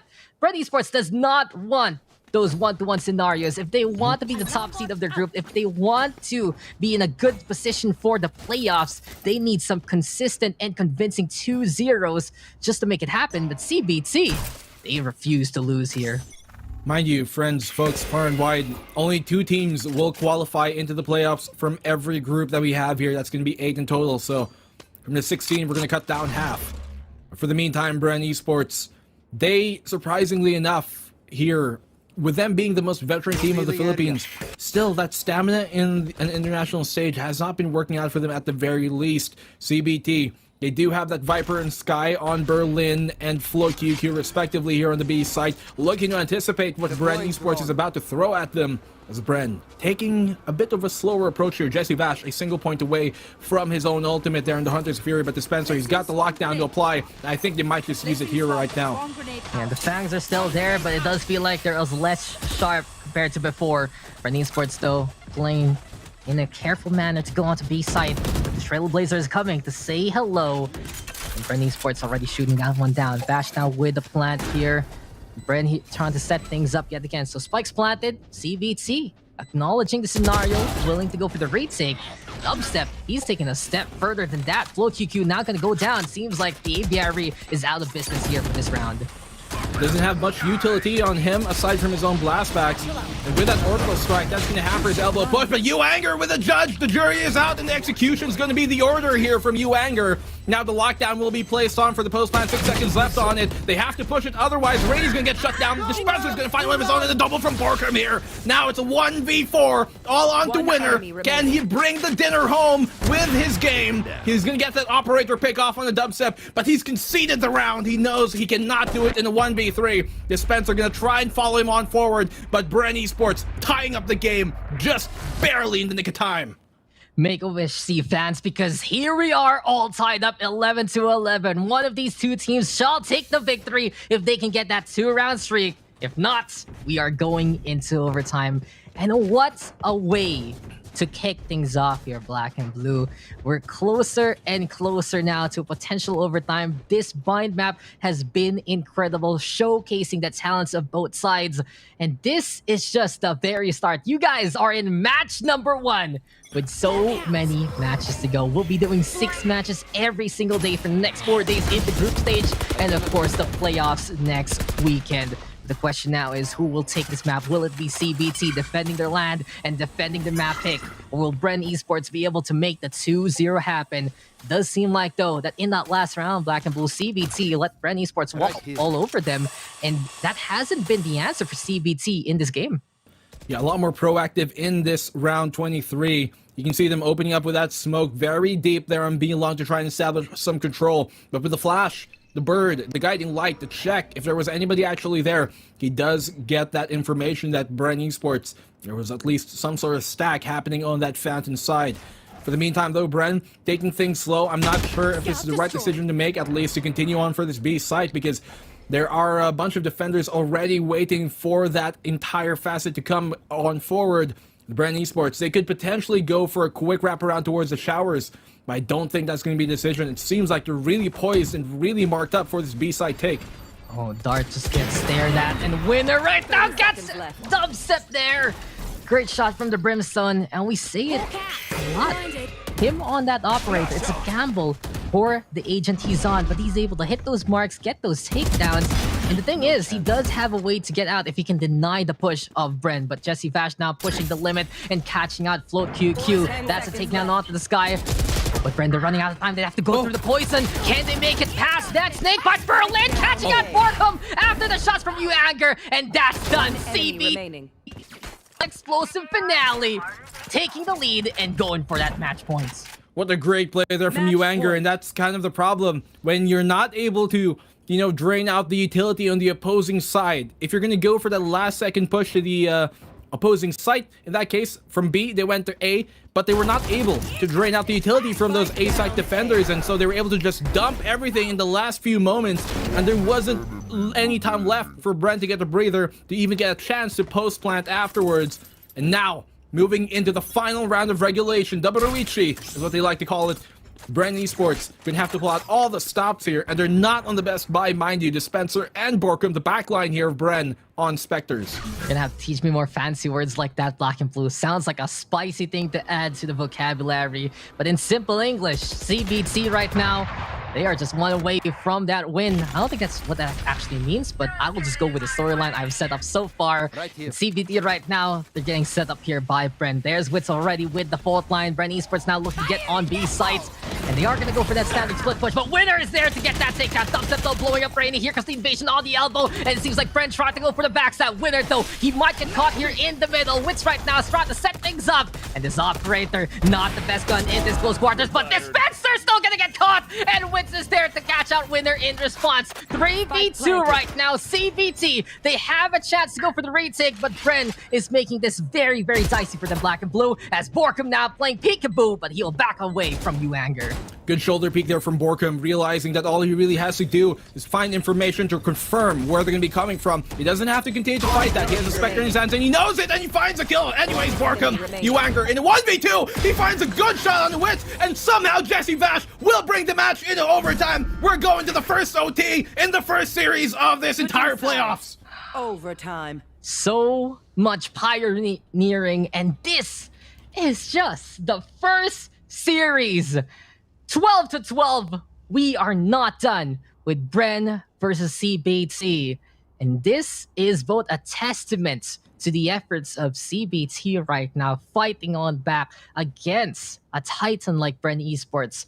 But on the flip side, Bren right now, they have to be worried. They need to find their footing in these best of twos. They need to be able to seal these deals quickly and concisely, because if they play back to their Bren standard, sure, it works in the usual playoff bracket. In single elimination, double elimination, you get best of threes, best of fives. But if they end up in this group having all one-to-ones because of how they really play in the first place, how they form up their strats and their counter strats, that's going to be dicey for their standings. And in the group stage, every single map matters. I mean, when you're a team like Bren Esports, who typically do not start a series off strong and then try to end it strong, it can mean that you give up that opening map. And when you're playing a 2-map rotation here for the group stage, that is something that can really bite you back in the end of things. And so they're going to need every single 2-0 they got. On the side of CBT, it's actually quite a big difference in the contrast to how these two teams play. CBT have by far better default strats on their both defensive and attacking side, but they are not as flexible as we've seen here in terms of being able to make the proper calls mid-round and stuff as Bren Esports are. They're neck and neck when it comes to the firepower on both sides, but Bren a bit more fluid in that aspect, a bit able to adjust a bit more, but their default set strats are not as good as CBT. And so it really is a battle of attrition and a battle of huge different contrasts and philosophies of how they play the game of Valorant. Yeah, and just to add on that, CBT, they get the better raids when Bren is forced to play the default strats, and you can see there from the likes of Float QQ, from Winner, from Uanger especially, they just know how to put a stop to things. And when Berlin just spreads the poison to get in the way of Bren, then what can Bren do than to cross that toxic sea? But Bren Esports, The adjustments have been strong so far in this series. They just get in the way of the CBT plans. And right now, which identity will shine? Whose passport is this to try and get that visa to Berlin? We'll be finding out very, very soon, as we are going to be looking to conclude this game. First overtime in the first series is upon us. And how many more rounds will we go on? That's a mystery that these two teams will try to determine and solve. Uanger successfully able to dodge that recon dart directly there to the B short position. It seems like CBT trying to spread things out, see if Bren Esports are going to go for a push of their own and try and find out what exactly they're doing, but concuss on both ends here going to land. But for the meantime, Bren Esports taking things a bit more chill, not necessarily wanting to take the initiative on this opening overtime round. CBT, we're still perplexed on which side they exactly want to go. If Uanger can find a pick here, I'm going to wager they're going to go towards that B site. Yeah, that's pretty much it. Get that control and at least break the bots that Dispenser has set up. But for CBT, 1 is the magic number. They want to be 1 up, and they just want to find that 1 pick-off to help them out immensely. They have the cover yet again on A side, splitting it in half to force Bren away, or at the very least put themselves in a perilous state as soon as the poison drops. Rainy, though, he's ready with the 0 point, throwing down the knife and looking for the suppress. Does get the breach, was a big one, but at the same time, Wits, he's able to channel that fault line at the right timing there, Black and Blue, and with the stun, it slows down CBT enough for Uanger to get caught there by Bork of QQ yet again with the guiding lights. Dubstep, though, on the board versus Rainy, and Bren Esports right now, they're trying to hold the line. QQ, though, with a takedown on the Dubstep. CBT is running out of time, though, and they're looking to force that flat. Berlin, though, with that takedown. Here we go with Wits, catching out Winner. And where is he now? Spikes planted. They're on the opposite side of this cloud here, Black and Blue. But Jesse Bash is so Bash, so good yet again. And Bash will command Bren to take this first OT win. Woo! Bren Esports on the retake, just completely clean at the end of things, and more importantly, that shutdown mid-execute. You would think it would work in the favor of CBT. They got that Kaio to help things out, but still somehow the utility here just so dire for Bren Esports. You can see at the end of that, Jesse Vash getting his Hunter's Fury just to pop off, and Bren Esports a single round away from taking this series 2-0. Series point right now for CBT. Yeah, and Jesse Vash, you can see the leadership in this guy, keeping everything cool, calm, and collected, and at the same time, stepping it up immensely. We know that Bren is an incredible team. There are barely any weaknesses right now. But Jesse Vash, he isn't the most notorious fragger of the Bren side. He knows the lineups. He knows how to give intel to his team. But when he's popping on over and popping off, that's when you know that Bren is in a good spot. Can they seal the deal this time and go for it? Can they actually neatly wrap this one up with a 2-0? Or they're gonna need the 2-0 on the overtime as they're on the attacking side near Black and Blue. Oh, well, Dispenser has taken lots of attention early on here and lots of damage, especially on that B-long push. The B side has been one that has, quite honestly, been a bit of a tough one, a tough cookie to open the jar into for Bren Esports on this CBT defensive side. CBT so far have been looking really good on holding on to the B side here, but Bren, what has been the name of the game for them is if they can control this elbow position, they typically win that round, and that's what we're going to go for here right now. This time, though, no operator on the hands of Winner, and Dubstep's going to find an opening pick on Rainy. That's just going to completely shine clouds over this B site as FloQQ keeping them alive. Dubstep being taken on down. 4 seconds left on the clock, and Winner's going to answer back with a double kill of his own. Dispenser somehow finding this one. It's a 2v2 here right now. Whip chimes on into FloQQ. Uanger, he's mad, he's angry. That's down to the 1v1 with Wits on 7 HP. Oh, this is gonna be so close. Bren, they need 1 shot to connect to the head. Berlin, in the meantime, just need 1 shot to connect anywhere on the breach. But can Bren sign the petition early? Will it be time for them to make that 2-0 happen? There is a little bit of time here for Wits to go for that peak, but no, Berlin says no. We're not going anywhere as of yet. So if you guys want even more from CBT and Bren Esports, I got a deal for you. Second overtime, act now, because here we go again. Overtime number 2 on the second map of this entire Sea Challengers. I think it's quite apt that we're going the distance here already, Dax, and I think nobody could have ever expected for us to go this deep already. Will we get to a third overtime? Will Bren Esports take the series 2-0? Or is CBT going to answer back and get a point of their own in this opening Group A match? We're going to have to find out. Bren once again on that defense. They've been spectacular on that side. Their first half was really where they made their mark and got this 8-4 lead to start off the map. But CBT have been showing signs of life ever since this game progressed on further. Like a well-oiled diesel engine, they just keep on getting hotter and hotter.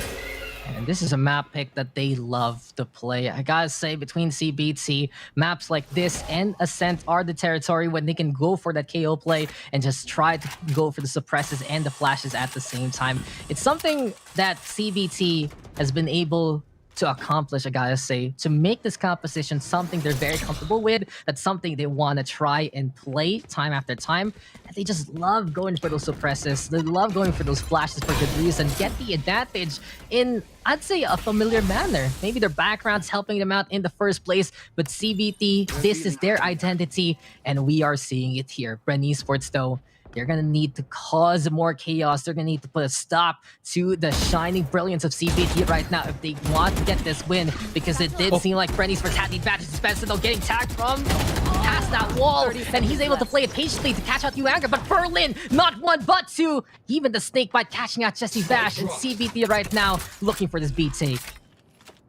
Getting that pick off here. Berlin finding a double, and they have Viper's Pit already. This is huge here to come in from the side of CBT. That elbow is going to be so hard to push, and Witsy realizes he has to try and get on that aspect quick and early before they're able to establish close-time possessions, and that's exactly what has been happening here. Berlin, he's going to get taken out by Wits. Somehow Wits, the big brain player, is going to come on in. This fifth man on the roster for Bren Esports, rounding it off. The 3v2, though, they have a lot to deal with here. Morgan will get caught off guard. He's not going to whiff the shot. He will. Wits will get that frag on the winner, but it's a 1v2. Wits, he is one of the most consistent players when it comes to a clutch like this, and he's able to bring it down to a 1v1, and he's going to get the clutch. Wits bringing home the overtime round number 3. What a great clutch from him. A 4K to bring things home, and Bren Esports have taken the lead once again.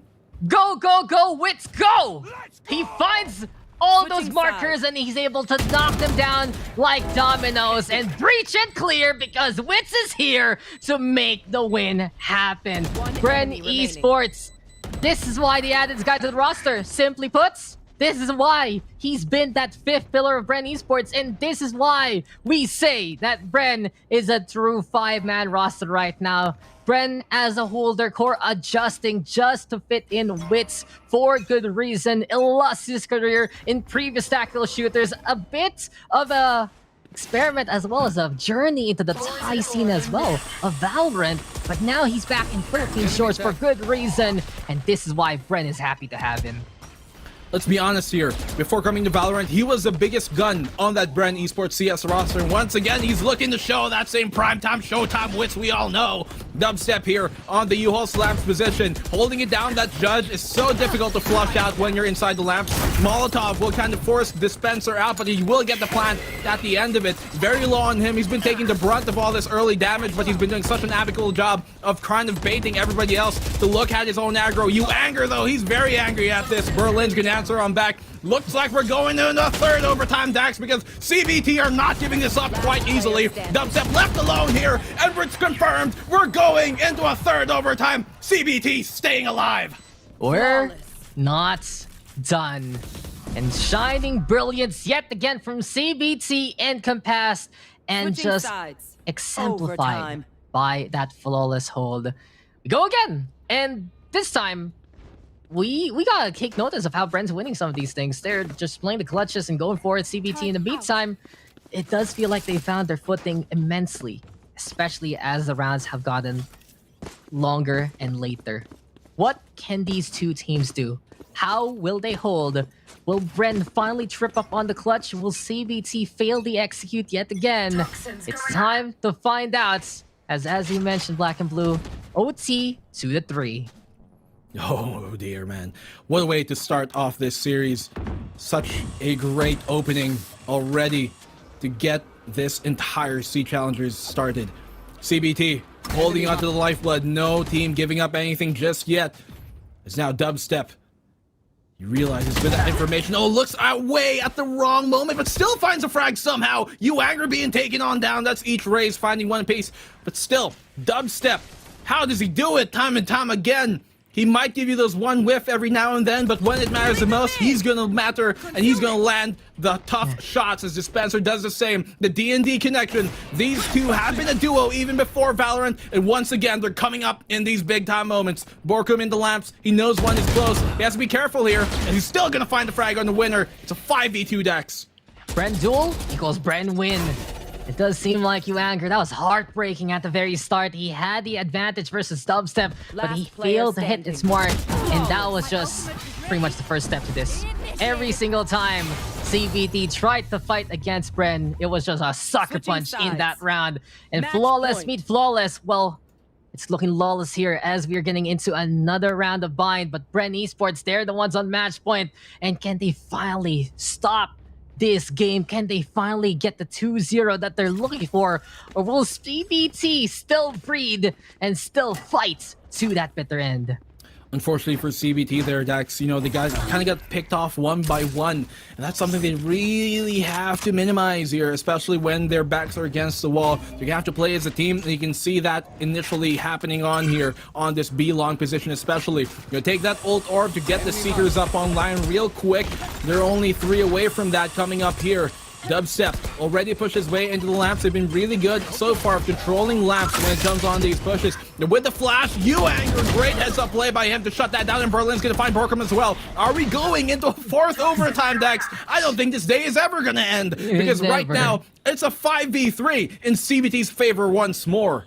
I'm gonna tell you a sentence real quick. How the tables have turned, and let's flip it up. How the turns have tabled, and then we go back. How the tables have turned yet again, and just think about how that rotates again and again and again. It's cyclical right now between CBT and Bren on who has the commanding advantage from the get-go. It's just find the tools, find the frags, and get the win. It's fight, fight, fight, till you are going to get frightened by the opposition. And whoever backs down first, whoever loses the confidence in this matchup initially, they're the ones going on down. But it's all Bren going downhill here. CBT, they're just getting the pickoffs time after time. And while Dispenser is caught here by the lamps, he does have the spike, yes. But the utilities here from CBT forcing him to back on away. Dispenser right now taking some damage, gets rid of Anger, and TP's over to the other side where Winner's waiting here, black and blue.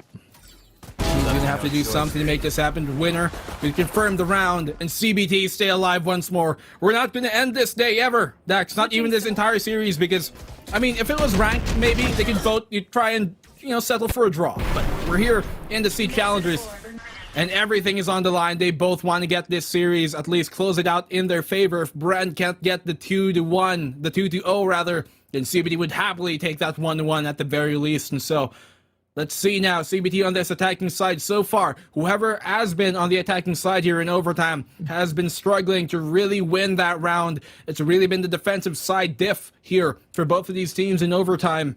Bren Esports, can they continue that, and can they go up again once more? One in this overtime we've got. This is the 4th overtime, mind you, round 31. Black and blue, help me out a little bit. Come with me. No, not Matt. So you see that F6 button on your keyboard? Can we like smash it 10 times? Will that do anything? Because this game is such a drawable scenario. If this was the ladder, yes, as you mentioned, but no, we are in Seed Challengers. No giving up, no surrendering, and no stopping this match till we get a victor. So quick little technical timeout.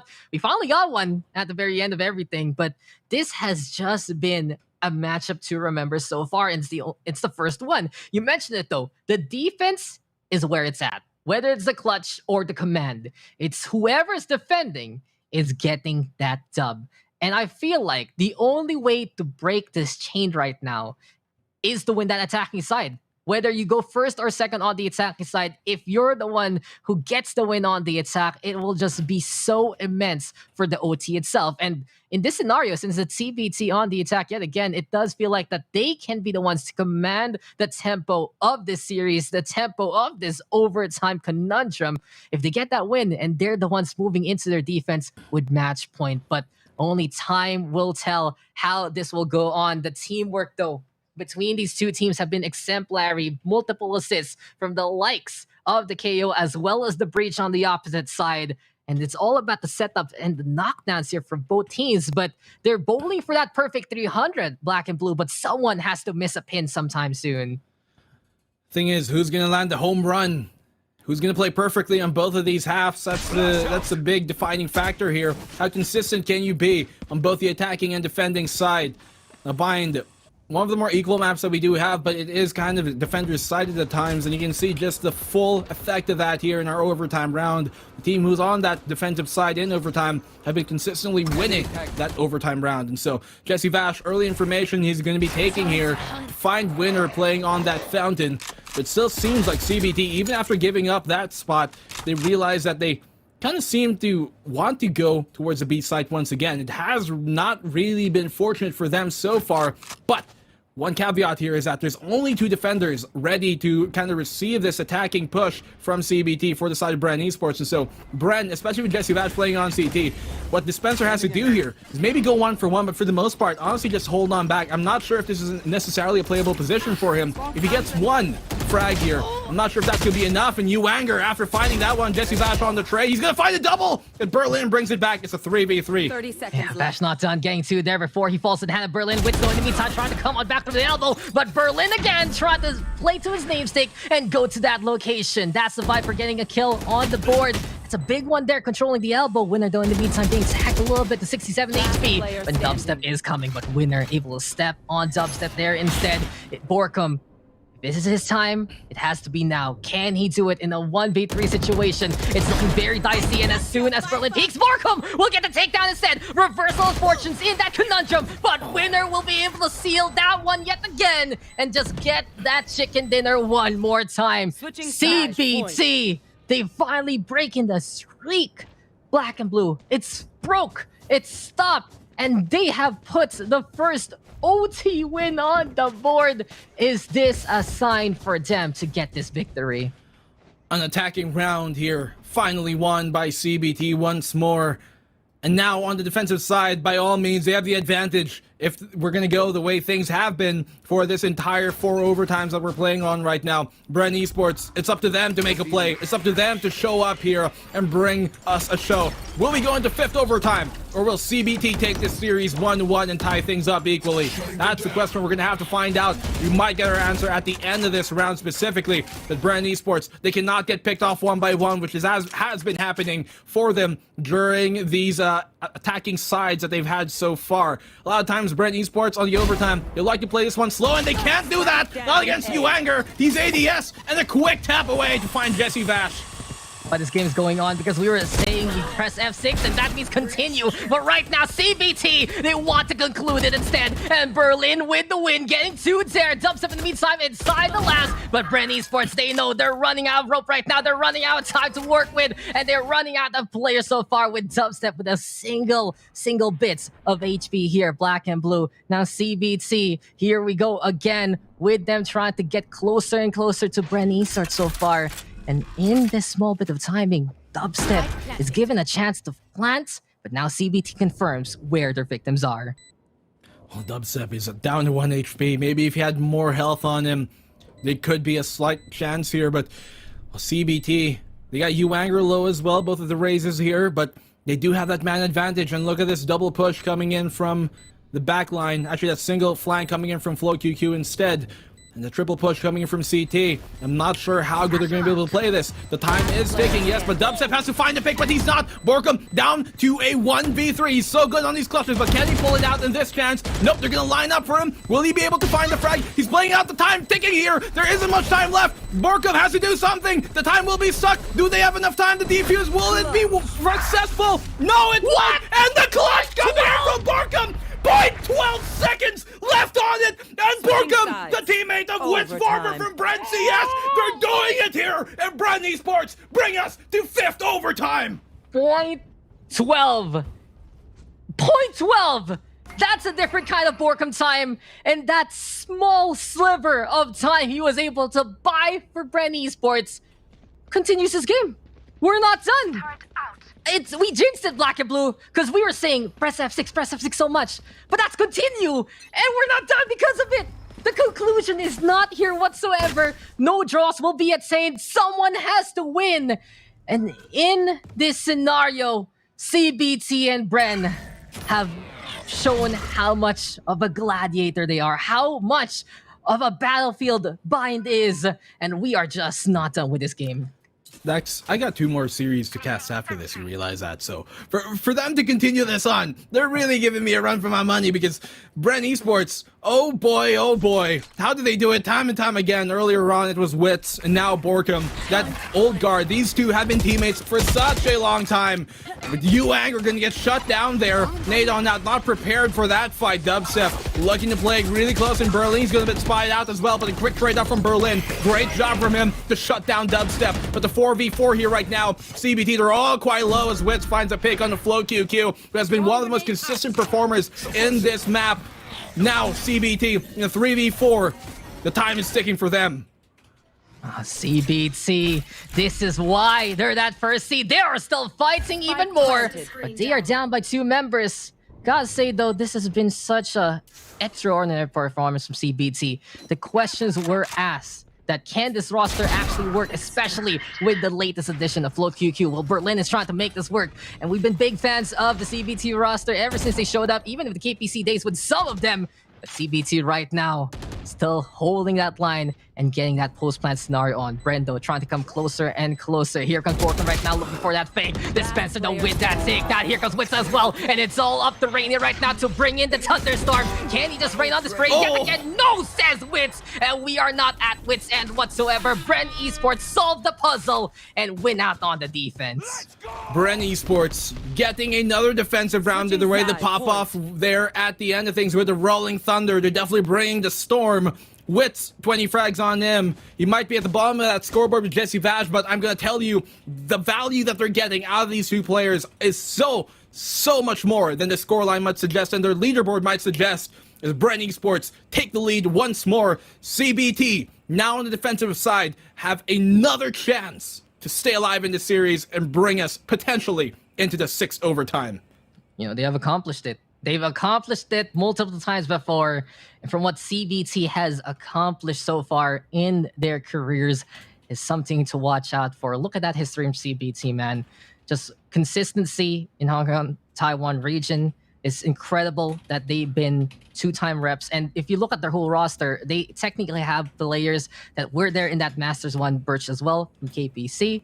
And they've realized that this kind of new blood helps them out immensely in keeping their runs alive. And last time they were here, they surprised many with that map win over X10 once in the upper bracket, but unfortunately fell against the rampaging NXL then and there. But this time, this is their chance for redemption. Because sure, Bren Esports is the notable favorite for many looking at the table, looking at the group at first glance. But never forget that CBT has been that team to watch out for from this small partition of SEA, and they are proving it right now. Here, Black and Blue, can they defend one more time? Dubstep though, he's trying to say no. And Bren Esports, you know, there's many speeches about them. We had a CBT speech, but Bren right now trying to take the mic away with that initial frag. This is a good sign here for Bren Esports. They've typically have been struggling to find that opening pick on the attacking overtime rounds, but finally, with a quick shutdown on Berlin, the Viper to be taken off first and foremost here from CBT is huge. Now, a lot of their control on the site is going to be cut down. Winner, the only controller left here for the side of CBT. And we have that Viper go on down. That's such a big deficit to really lose early on in the round as Bren Esports, they are looking primed and proper, and more importantly, Dubstep is a single point away from getting his showstopper on. This is going to be a big one if he finds that big boom. CBT now trying to play from the last, but Dubstep's there to get that takedown yet again, and he's ready to fire in that lamp hole as he is looking for a place to shoot it towards to. Rainy though on the board. Here we go with Borkum going down. Can Rainy get another one? He's been trying, he's been tested, but he turns around to get taken down there by Dispenser. And this 4v1 scenario, winner here, he's gonna try one last time to give a win to CBT, but it does seem like Bren, they want to change that name from Berlin to Brenlin instead. They finally get that 2-0 with an incredible overtime win, but my heart pours out for CBT. Point 12 was all in the way of them getting that victory a while ago. But Bren still having the clutch and getting that win. But CBT, man oh man, now expectations have to be higher with the potential this team has proven. A tenth of a second was the only difference that they needed there to get a 1-1 scoreline to start off this group stages off. But at the end of things, I really think it was a bit of a misplay there coming from CBT. You were in a 1v3 and they were walking up to the spike. At that point, just go full send. You're in a 1v3, you lose one, okay, trade off. You lose two, then the final man should get a trade at the end of things. They were sticking to spike, I get that, but I'm not sure if they really bid their time the right way. The sands of time were slowly hollowing away from them, but they seem to have been caught off guard with how much time they still had left. And that just honestly blew things wide open. When you lose a round like that, it can do such big issues to your mental at the end of things. In Bren Esports, after they found that opening pick with Dubstep here on that final round, you knew that the writing was on the wall. Yeah, Dubstep and Anger taking the top frags and the MVPs for these two teams. And we can sing praise about Bren Esports, especially with some of the clutches there from the likes of Wits, Borkham, Jesse Vash, Spencer, and the rest of the crew. But look at CBT. Anger with those 32 kills. It does seem like his performance right now begs the question, why was he benched last time in the Challengers Playoffs number 2? Because he is absolutely incredible. CBT, they maybe had to make those tough decisions then, but they made that right decision right now. Incredible efforts from CBT. Their identity is speaking volumes. And really, these double initiator compositions that they know and love, it's one way for them to even out the playing field against teams that might be mechanically superior to them. If they can get the tactical advantage, that's where CBT can flourish, can shine. And I feel like right now, they're putting up a good case for them to move on in Group A as well. Bren, though, they're off to the races with that 2-0, and that's pretty much what is necessary for Bren Esports in the first place. They need to find their footing, and that was exactly the choreography that they were searching for. I mean, we did put Bren up 2-0 in our predictions, but I don't think anybody would have expected it to go that way. And we're also not downplaying how great CBT are as a team. They, I think, are the dark horse here, who could potentially upset things and go into the playoffs. But we're going to go into another match here coming up right after this into the Group A stage. This is going to be Ego from Vietnam, and of course Sharper from Thailand. So tune in, guys, for more Valorant Sea Challengers. Don't go anywhere. We'll be back in a hair.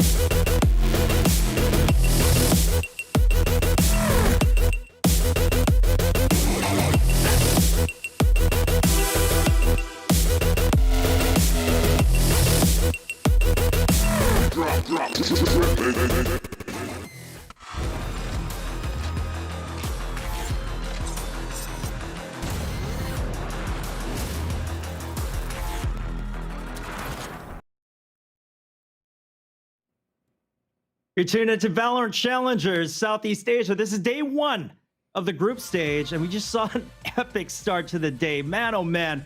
The first match started with Bren Esports asserting dominance over CBT Gaming on map number 1, but CBT fought back in map number 2, ending this series with a score of 16-18. Truly an unprecedented spectacle thus far. My name is Viminal, alongside Mr. Illustrato himself and Black and Blue. Pleasure to have you guys on the desk as usual. It appears that my initial predictions were correct, but we did give CBT the benefit of the doubt here, and map number 2 really did go the distance, even though that in itself is a huge understatement, Illustrato.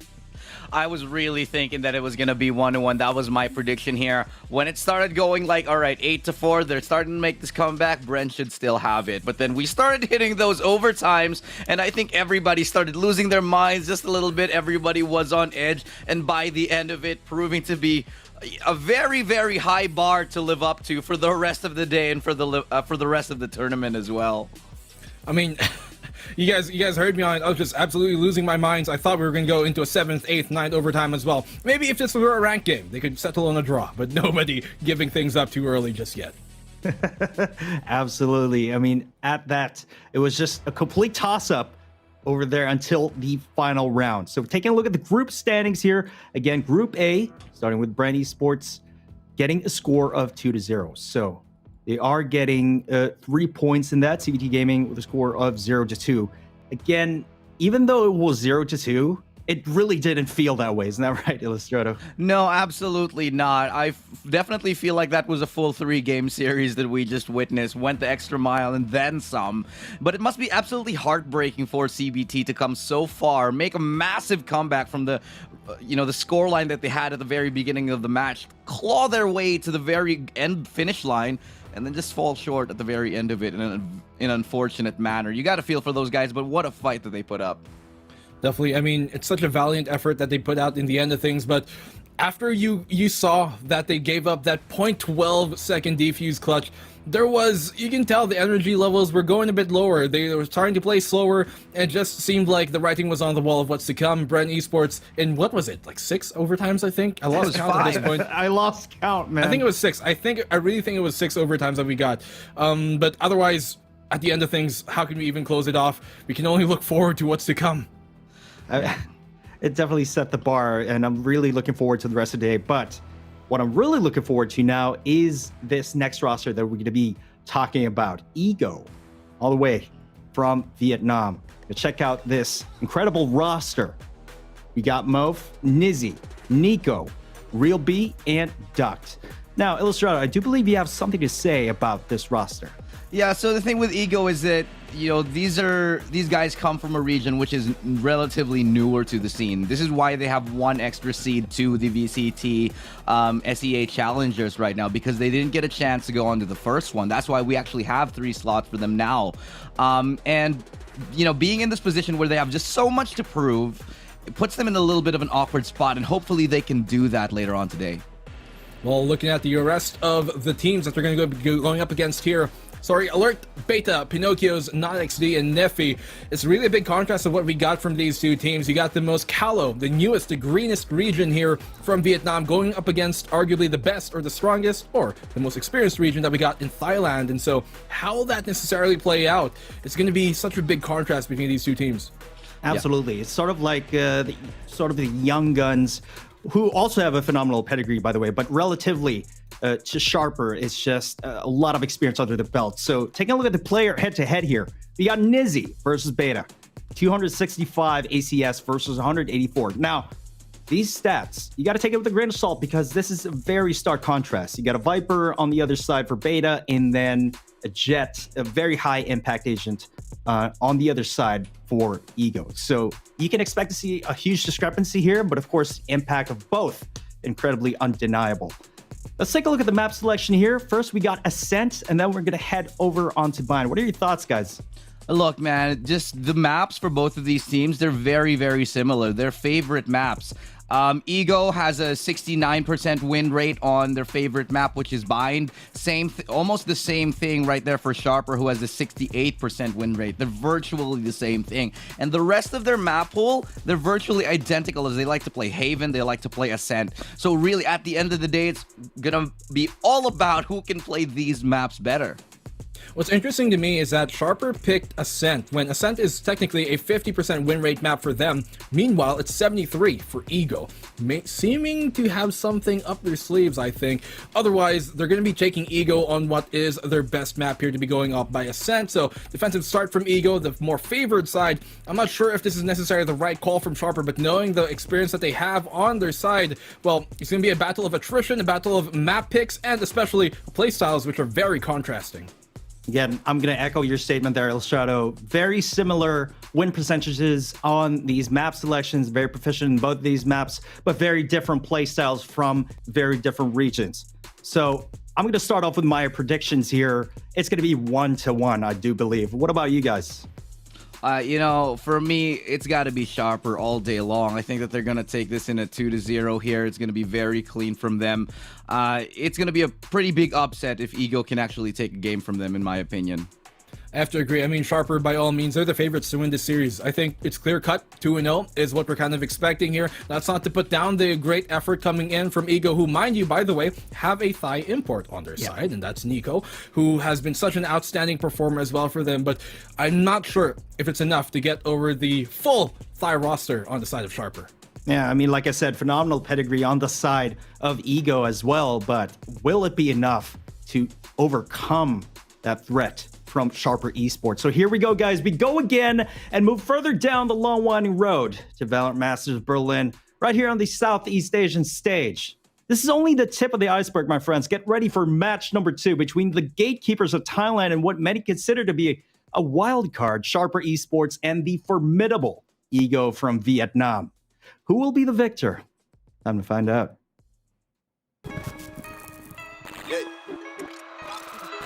Another tragedy and we just seem so numb. Need the peace, humanity is dumb. In the streets we see police don't freeze but run. And then that thing that you know somebody reach for the gun. Okay. The murder get reciprocated. But I swear that I culture discombobulated. All these people picking sides, I'm just trying to circumnavigate it. Got me thinking, man, the situation getting complicated. Let me tell you all the 90s, baby.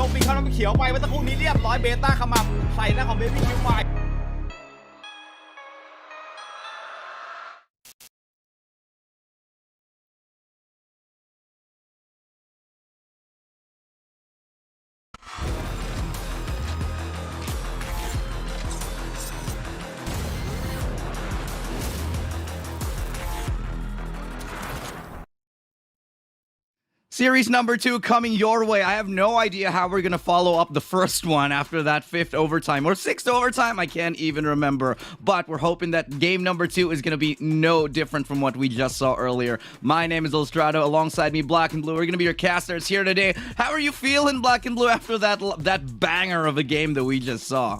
I mean, how better way to start off the series than a 6 overtimes? Of course, that's all we were waiting for. But this series that we're coming on in, I don't think any of us are expecting it to go the distance that we saw a while ago with CBT and Bren Esports. By all means, Sharper, they are the kind of favorites to win this one, and I think we had similar predictions opening on in the panel. And for the most part, I think that's going to ring true here. Yeah, however, there is one thing that we should probably mention about Sharper. They have been struggling, talking about their form as of late. They have been struggling to close out certain games. I mean, they've been doing kind of all right, but they've been hit and miss for the most part. I actually think this is a very good opening here for Ego to get on the scoreboard. If they can steal a win against Sharper Esports, even just one map, it's going to be a very, very big deal and improve their chances of getting out of this group, which is looking very tough for them.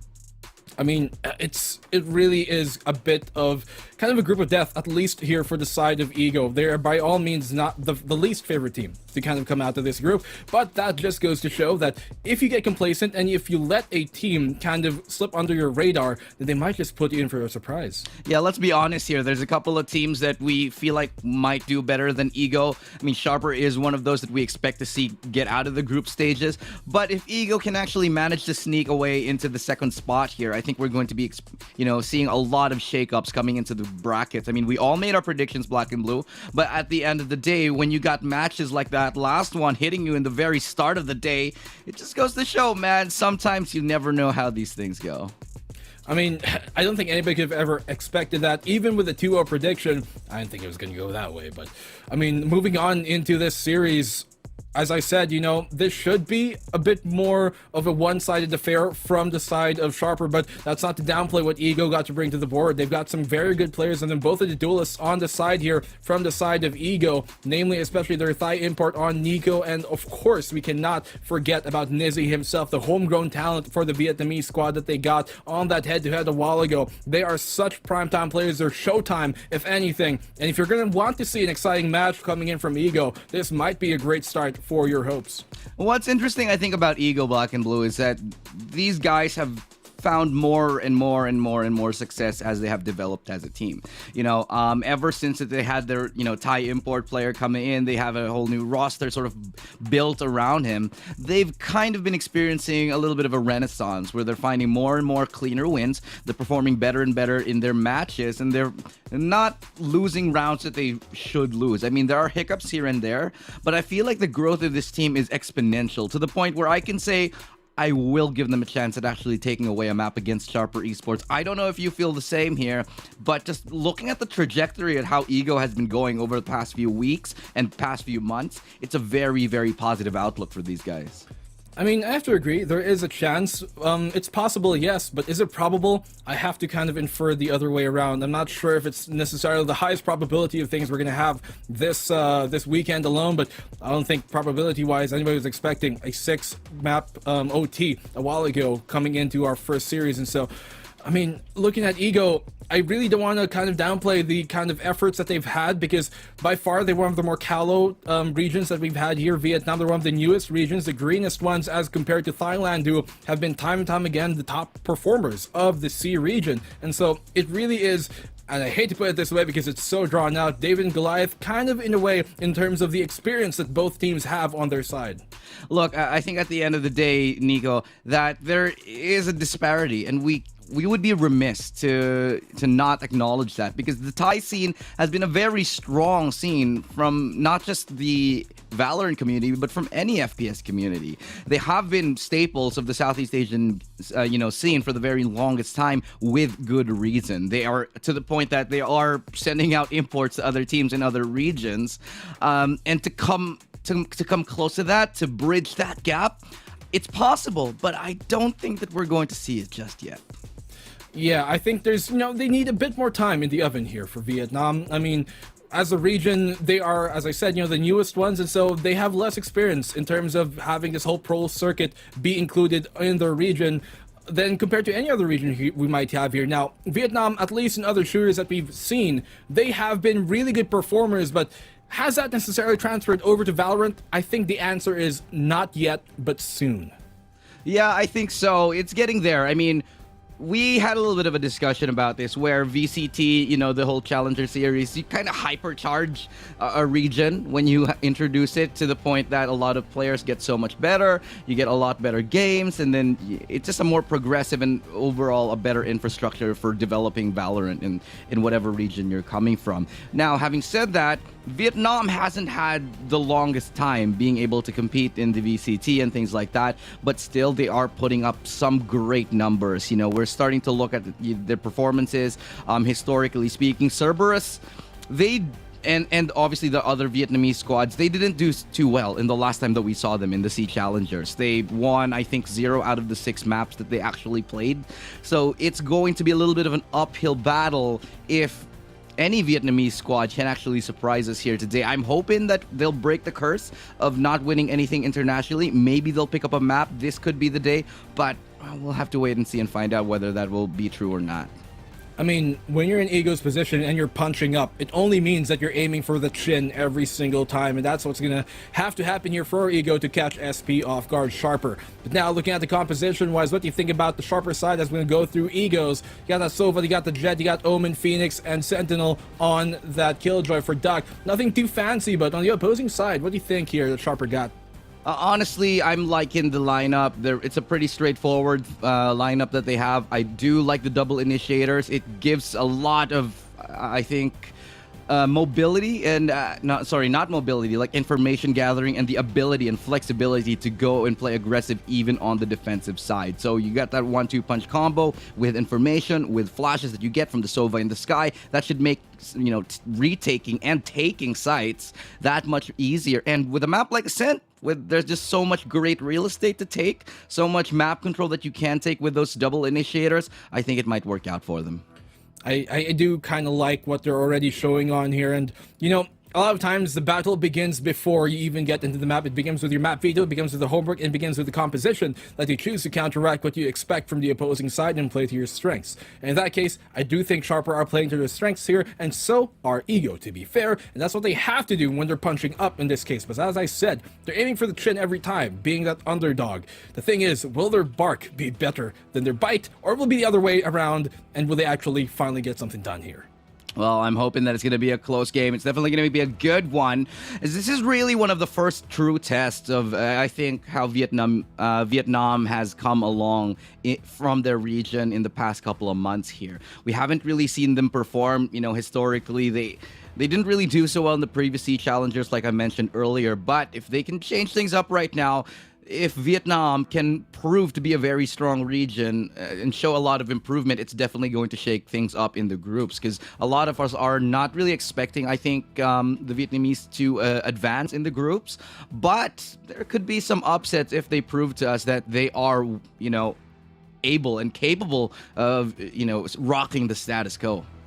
I think so too. I mean, the thing is that Vietnam has got here is that a lot of teams might be sleeping on them as a region. Now, that is partly due to because it's kind of hard to find some information on some of the teams that you're going to see participating here, more importantly. But second of all, you know, with them being the newer team, the more callow team, as we said, the greenhorns of the VCTC region, you might be sleeping on these guys. And while, you know, you might sleep on your back, you might sleep on your stomach, you might sleep on your side, don't sleep on Vietnam as a region, because these guys have got a lot of firepower. It's not going to work out for anybody who tries and take that route against them. And for a team like Sharper, who are one of the most experienced teams we have in the region, I don't think that's necessarily going to be the case where they're going to let this slip away from them.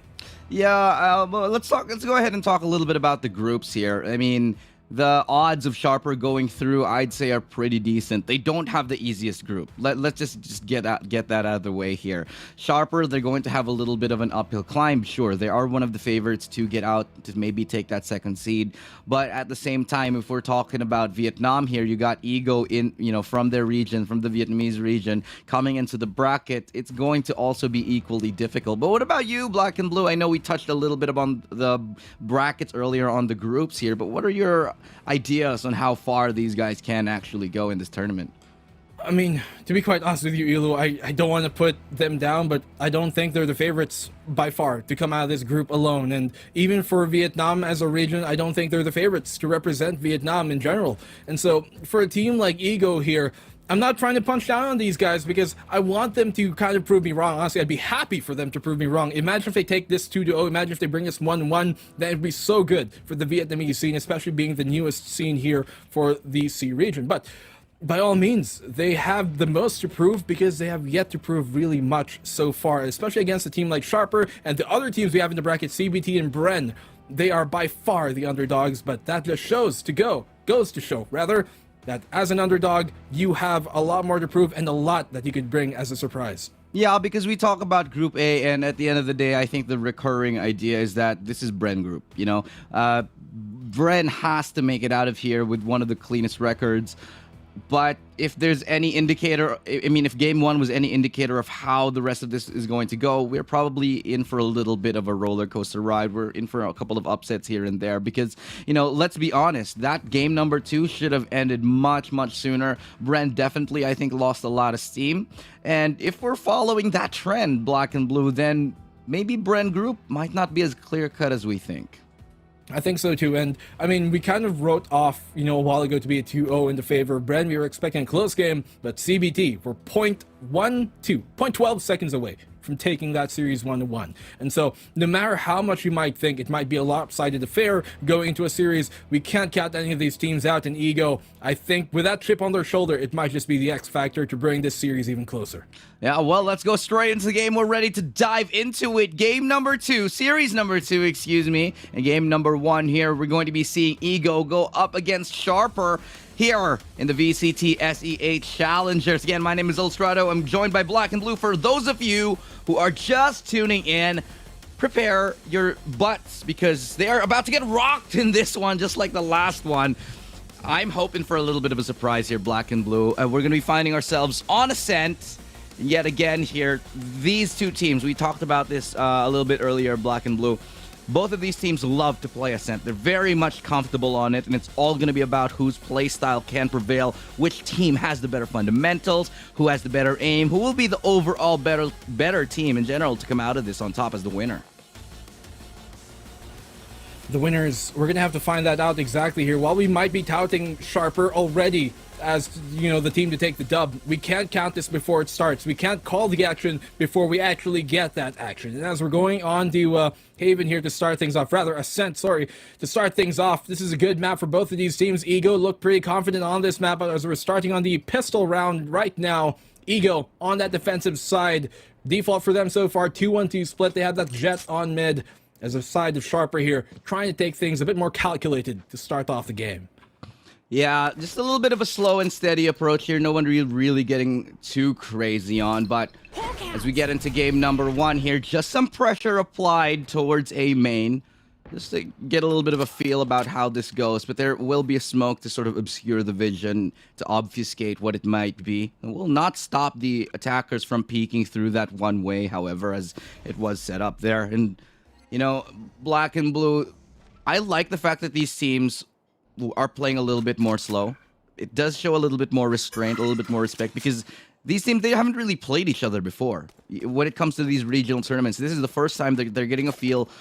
Vietnam, first time they're getting a feel of what Sharper is going to be like firsthand, and same thing with Sharper for Ego. But as I say that, a lot of contact here towards A. Recon will be deployed towards that site right now, should be executing right on top of it as the flash comes out. Quet goes in and dives through that, dashes in, but Nizzy's good for 1, and that's going to be another one for Nico, as it's just one kill after the other, and Ego able to hold down and lock down A site definitively, only losing one player all throughout that defensive and making a stand on the first round of the game.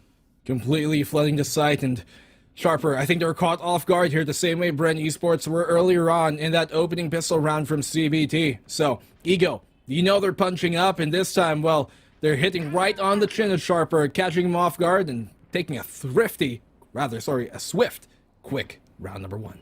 Yeah, well done on that one, just to be able to read the offense. And, Ego, pardon us, ladies and gentlemen, we're just getting a couple of the UI stuff figured out right now. I know it's a 0-0, but it's actually 1-0 as Ego took that first round for themselves. But now Eco round coming in here. Duck will be able to get that pick up on a beta, starting strong as well. They've elected to keep on the pistols instead of actually fully buying.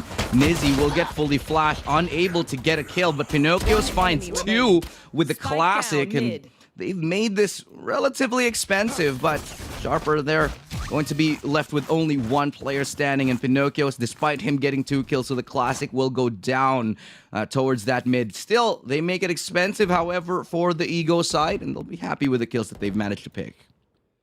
Great round coming in on here, but, I mean, with Ego, they might be named Ego, but there is no sense of that in their name. Complete team play is what they're bringing to the game. And now for Sharper, it's their chance to finally get this stop. And as round number 2, seemingly trying to go their way, as round number 3 now we're going into. Apologies, guys, once again, we'll get the brackets, the overlay back up online for you guys in just a minute. It's 1-1 currently, as Ego trying to make a play here, taking the initiative on this B lobby position. Yeah, great pick off right there from Not.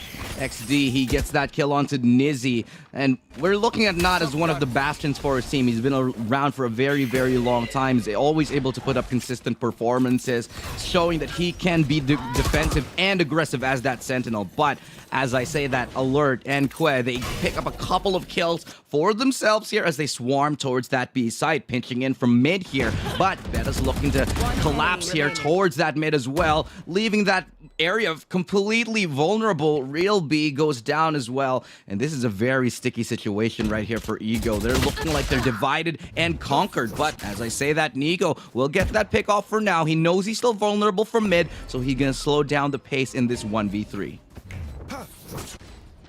I mean, in a 1v3, we've seen it happen time and time again, but the reason why those clutches are so special is because you don't necessarily expect him to go in the way of that 1v3 clutcher. Alert, he has to know that the Phoenix is inside the site, and Nico, what can you really do when he's caught off guard like that? Spectre in hand. He's gonna be the Spectre left alone here. 1-2 on the board in the favor of Sharper. Yeah, that's going to be another pickup here for Sharper, and they're going to be happy with that one. They haven't really lost much, keeping a lot of those rifles in their hands. That's going to help them stabilize their economy further and further into the game, especially when you're in the attacking side. You're going to be happy taking away those guns from the defense. It's not...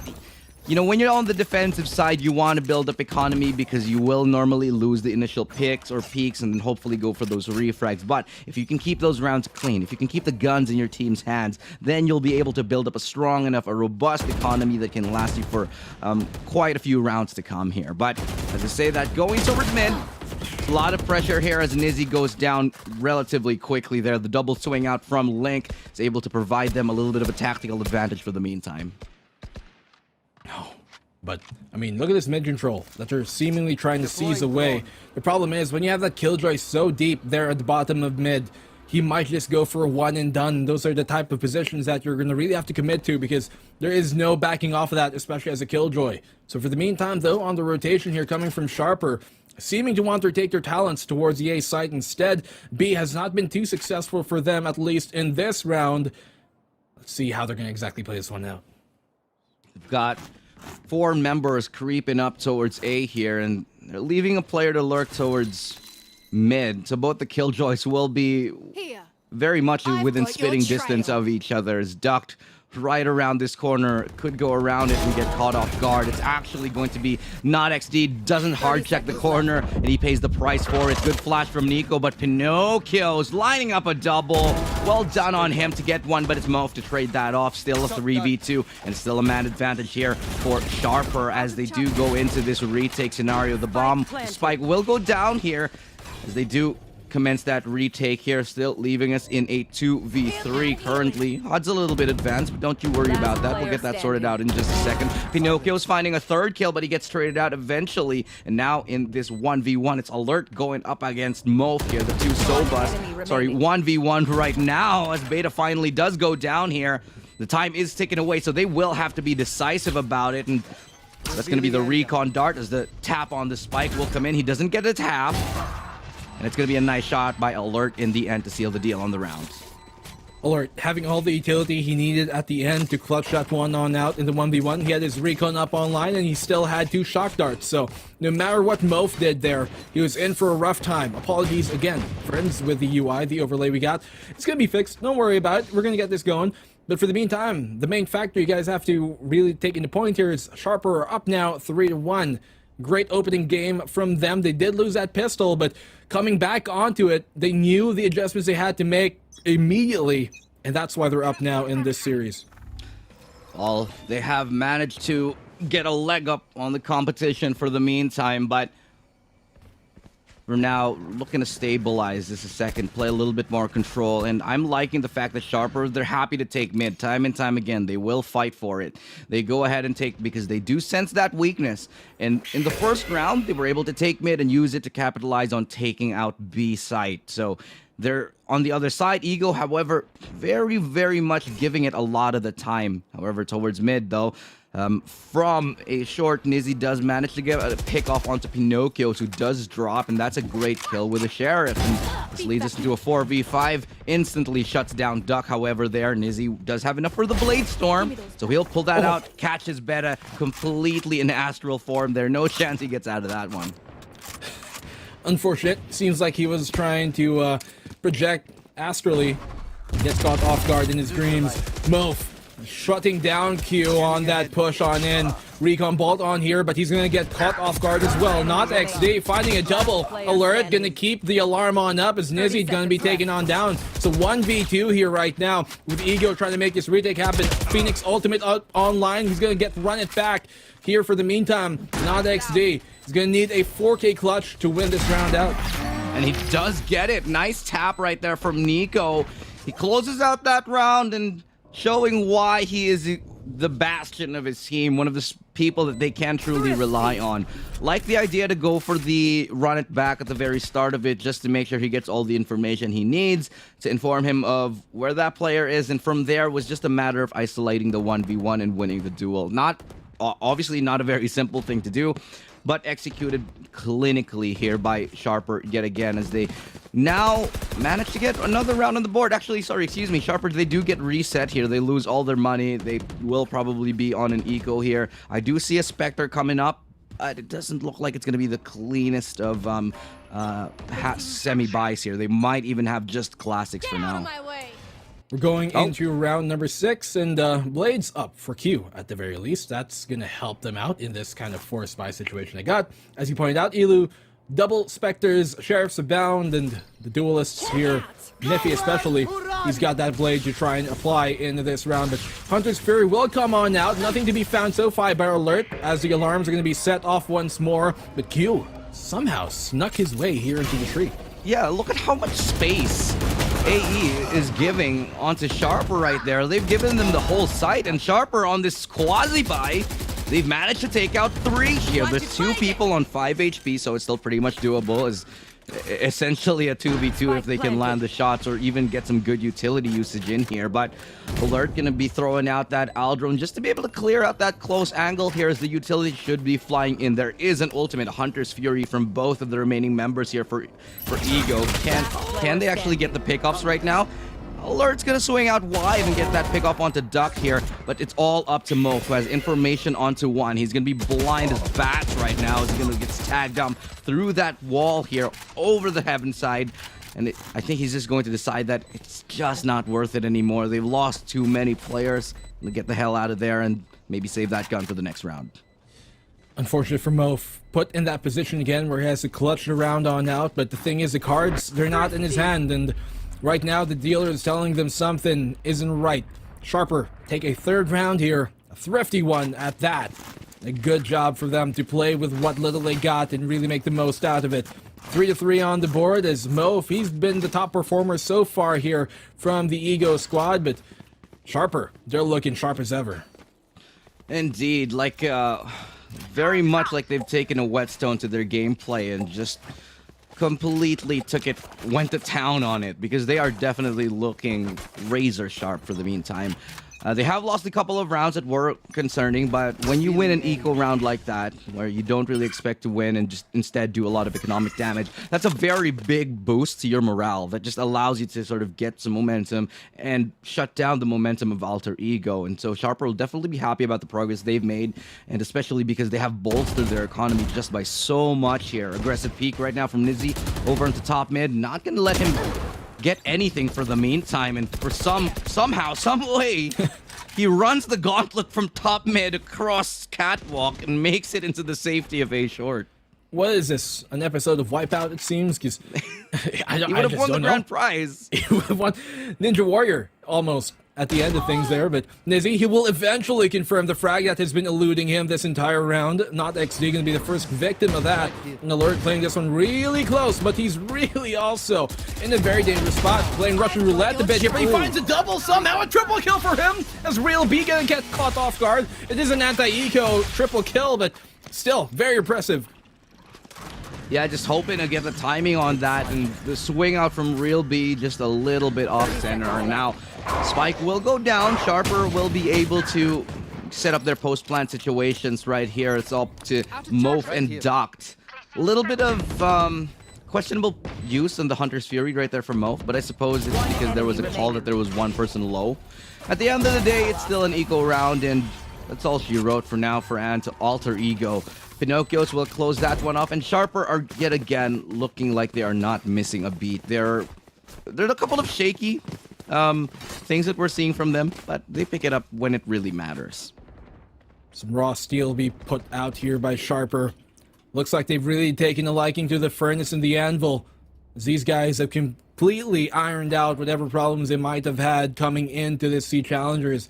If you have watched some of the games in their own local qualifiers there for Thailand, there were a bit of shaky maps for Sharper, but so far, while the score might be quite close here right now between them and Ego, it does seem to be a new leaf turn for the Sharper squad. We're currently looking to maybe aggress on the B site. Yeah, and just pardon us, ladies and gentlemen, just a couple of technical issues we're sorting out. It is, after all, Ego playing and not Alter Ego. I'm working on it. In the meantime, here we are getting right back into it as Sharper. They have the lead, and they are winning round after round, building a lot of momentum on their side here, as Ego are pretty much struggling, grasping at straws, not just trying to build their economy, but close out rounds as well. But yeah. I mean, Sharper, yeah, they were kind of caught off guard early on in this map, and that's, I think, a testament to just how good Ego are when doing that type of situation where you're kind of, maybe, okay, we want pistol, let's just bum rush this site. Let's bum rush the A site, and they got caught off guard in that set as well. So even though you might be kind of like the favorites in the series, you can't be complacent because Ego, they're bringing the series to them.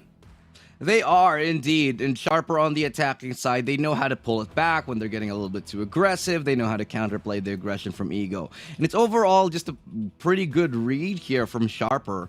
And I think Asurai was the one who pointed this out the other night when we were just having a discussion on the teams where, Ego, they like to go and play very, very aggressive. But Sharper, they know how to play against that kind of thing. They are one of the more veteran and experienced teams in the region. And that's why you can't really surprise them with a hyper-aggressive plays, regardless of whether you're on the attacking or the defensive side. They just have too much game knowledge and too much experience to know what to do in those situations when you try to push them.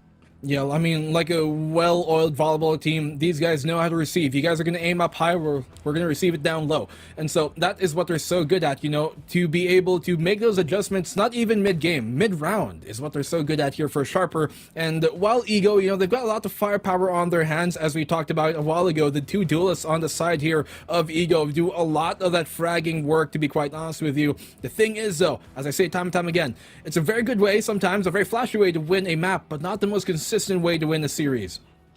Yeah, we're gonna go back into the game. Apologies, he had a slight technical difficulty that we managed to sort out now. So we'll get right back into it, ladies and gents. Here again, it's Sharper versus Ego for those of you who have just joined us. And currently, Sharper are looking to be in the driver's seat as they yet again group up and show some heavy presence here towards B site. B site initially seeming to want to be taken by the lobby side, but it looks like now they're going to try and go for a split. If anything, the deep smoke perhaps with a star here on the top of mid, but A site looks to be where they want to actually aggress onto. The short position here going to be fully pushed in by Sharper, really going to want to contest that. The spike is still on mid, and if that gets dropped, it might be a bit more difficult for them to retrieve. Oh, that's the spike that they just picked up right now. A nice dash through from Nizzy. I like the idea. The execution was just a little bit off there, and he gets punished and caught out, trying to get a little too creative there towards mid. Eventually drop in there. The spike, they still know where it is, though. And the ultimate there from Omen will get a little bit of information, but not too much of a positional advantage. Does get a rotation in here as Nico will spot one out. Does throw out a molly, and that will stifle the push for just a couple of seconds. Good enough for Mof to find a double. And that's going to be the A site. Still open, but Duck manages to get the refrag onto Pinocchios, leaving it all in the hands of one player right now. And Kue, he just goes down. Nifty. Nifty, excuse me. He just gets taken out of that picture right now, 4-4. Well, almost Nifty there from Niffy, but Kue, however you might want to pronounce it. Such a good effort there near the end of things, but Sharper and Ego, they're 4-4. And while maybe some of the team, some viewers, some fans, and some of us even might be writing this off as a Sharper 2-0, so far Ego are proving all the doubters wrong, and they've got this 4-4. Right now, with Ego, what has really been working out for them was trying to push whatever open lanes they seem to have been giving on the Sharper side. If they see like B is pushed, or rather if B is open or mid is open, they're going to try and aggress there, see what information they can find, and even the pick, and it's been working out so far for Ego. Ego is definitely here and showing up everybody. I mean, quite impressive the way that they have been holding those defensives. Sites rather. They know how to rotate, they know how to take map control when they really need to, and know how to play a little bit aggressive. And Sharper, they've caught them out a couple of times here, but Ego, they're still holding strong when it really counts, knowing how to defend the sites, knowing how to hold those crossfires. Like this setup right now, they're giving up A main completely, but they're doubling up on A short. This just means one thing, they're happy to play for retakes, that if they can get a pick on the push, it's a massive advantage for them, and instead of getting just one, they actually get two instead, and that's gonna mean a load of hurt for the post plant here of Sharper Esports. What a great short side hold there coming from Ego. And because of that, now they have that 5-3 advantage on this retake, plus the lockdown to come on in. This is going to be such a big detriment to what Sharper are trying to do here right now. They have two choices, fall back or regress and try to destroy the lockdown. Seems like the latter is not going to work out, as Nizzy and Duck are going to find one apiece. It's all in a not XD. Caught out in the open here on short. He's going to find one on the Duck, the opposing Killjoy. But the defuse has been stuck. They get the round, and Nico shuts him down at the end of things. Ego take the lead once more. Yeah, Ego definitely turning things up here. I like their setups. Again, I pointed this out in the previous round. They don't always contest for a site. They know how to contest the site when they need to, but I like the fact that they kind of throw a curveball here and there and be like, nah, you know what? This time you can have the side. What we're going to do is double up on short, cut off one of your avenues of attack, and try to punish you as you try to push into the side. This is exactly what happens in that situation right there. They get two picks. Real B gets one. They manage to find another one on top of it, and that stifles the post plant completely. Even if they do take the side, even if they get a spike plant, doesn't really matter. But a good shot right there to start off the round here. Real B will go down here to that Sheriff of Niffy, bringing us to a 4v5. Good opening pick here from him. Nico answers on back. The thigh import here from Sharper. Rather, sorry, from Ego. Doing lots of work. And with that pick, just goes to show that Ego, they are real and ready to answer back to any sort of initiation that Sharper might want to do. Sharper on this attacking side, looking to go towards the B site instead after giving up and finding a pick apiece on that A site. It's only going to be the Killjoy here on Duck to really hold down the line. Yeah, and with a Killjoy right there towards that B site, I mean, it's still very difficult to get onto. The ultimate right here might make it a little bit easier for them as not XD fully expends it. They will have Pinocchio's giving information, but Duck's actually able to get out of that situation regardless here. Now the push does commence. There is a little bit of damage done to Beta and Not XD, so they are going to be dropping quite low here. A couple of stray bullets could do them in, but it's still going to be a 4v4 at the end of this. Run it back is available for Nico. Might be able to use it to get onto that side here. Definitely will attempt to, as now the time starts to tick away. Run it back will be deployed here. Nobody really found just yet, but Pinocchio denies him. Now they get closer and closer as Alert and Beta get one apiece. Straighted out by Mof and Duck here, bringing us to that 2v2. And I take that back. Not Nico. Just able to get a kill with his flames right there, taking one apiece. Now it's all up to Not XD. That's 5 HP, and it's just not enough this time as we get another round on the board for Ego, and they find their footing yet again and claiming an even stronger lead. 2 rounds ahead now. Ego surprising all of us and everyone at the moment. Ducked taping up the round there at the end of things to keep things stuck together for them. Ego, 6 rounds now. They got 2 over Sharper. Not the start anybody was expecting here to come in from Ego, nor Sharper especially. As Ego they're completely cementing themselves right now. They're in the driver's seat by all means. And this was something that we were talking about. If you kind of expect that this could be a wash, well, by far, you are going to be in for a surprise, and that's exactly what we're getting here right now. Ego, full gun round on their side. It's going to be Sharper, who have kind of a more shoddy buy, although Niffy going to stick with his blades. But can he slice up the site just enough for them to find an opening? Well, 2 rounds away, Sharper find themselves. They're kind of struggling to recreate the success that they have found earlier in the game. Now an operator does come out. He'll be able to pop a shot off before he actually gets out of dodge here. The spike will get dropped after a good pick off from my Mo. And a little bit of damage from that dog bite right there. Those things hurt. Those Tasmanian tigers, the Trailblazers. I thought you meant dogs in general biting you. Yeah, they do hurt. At the end of the day. No one really wants to get bitten, no matter how small and cute the dog is. But that headshot, that double shot right there, not cute at all. Ain't nothing cute about that, as it just dismantles the defense from Ego, leaving us in a 1v4. Real B, can he prove that he is the real deal in this 1v4? I mean, probable, yeah, possible, maybe. Pinocchio's gets it at the end of things. No lie there. His nose is not going to grow after this one, because the truth is, Sharper a single round away from tying things up at the end of this half. You got Niffy and Alert, both at double digits. Same for Mof and Nico there on the opposing end. But Ego, I think this is honestly a really good start for them to be doing this, at least on the defensive side. But Sharper, to be quite honest with you, they're not in a bad position either. You know, Sharpers, they're in an alright spot, but I think what's really, shaking them right now is the fact that they probably came into this game thinking that they should be much more ahead.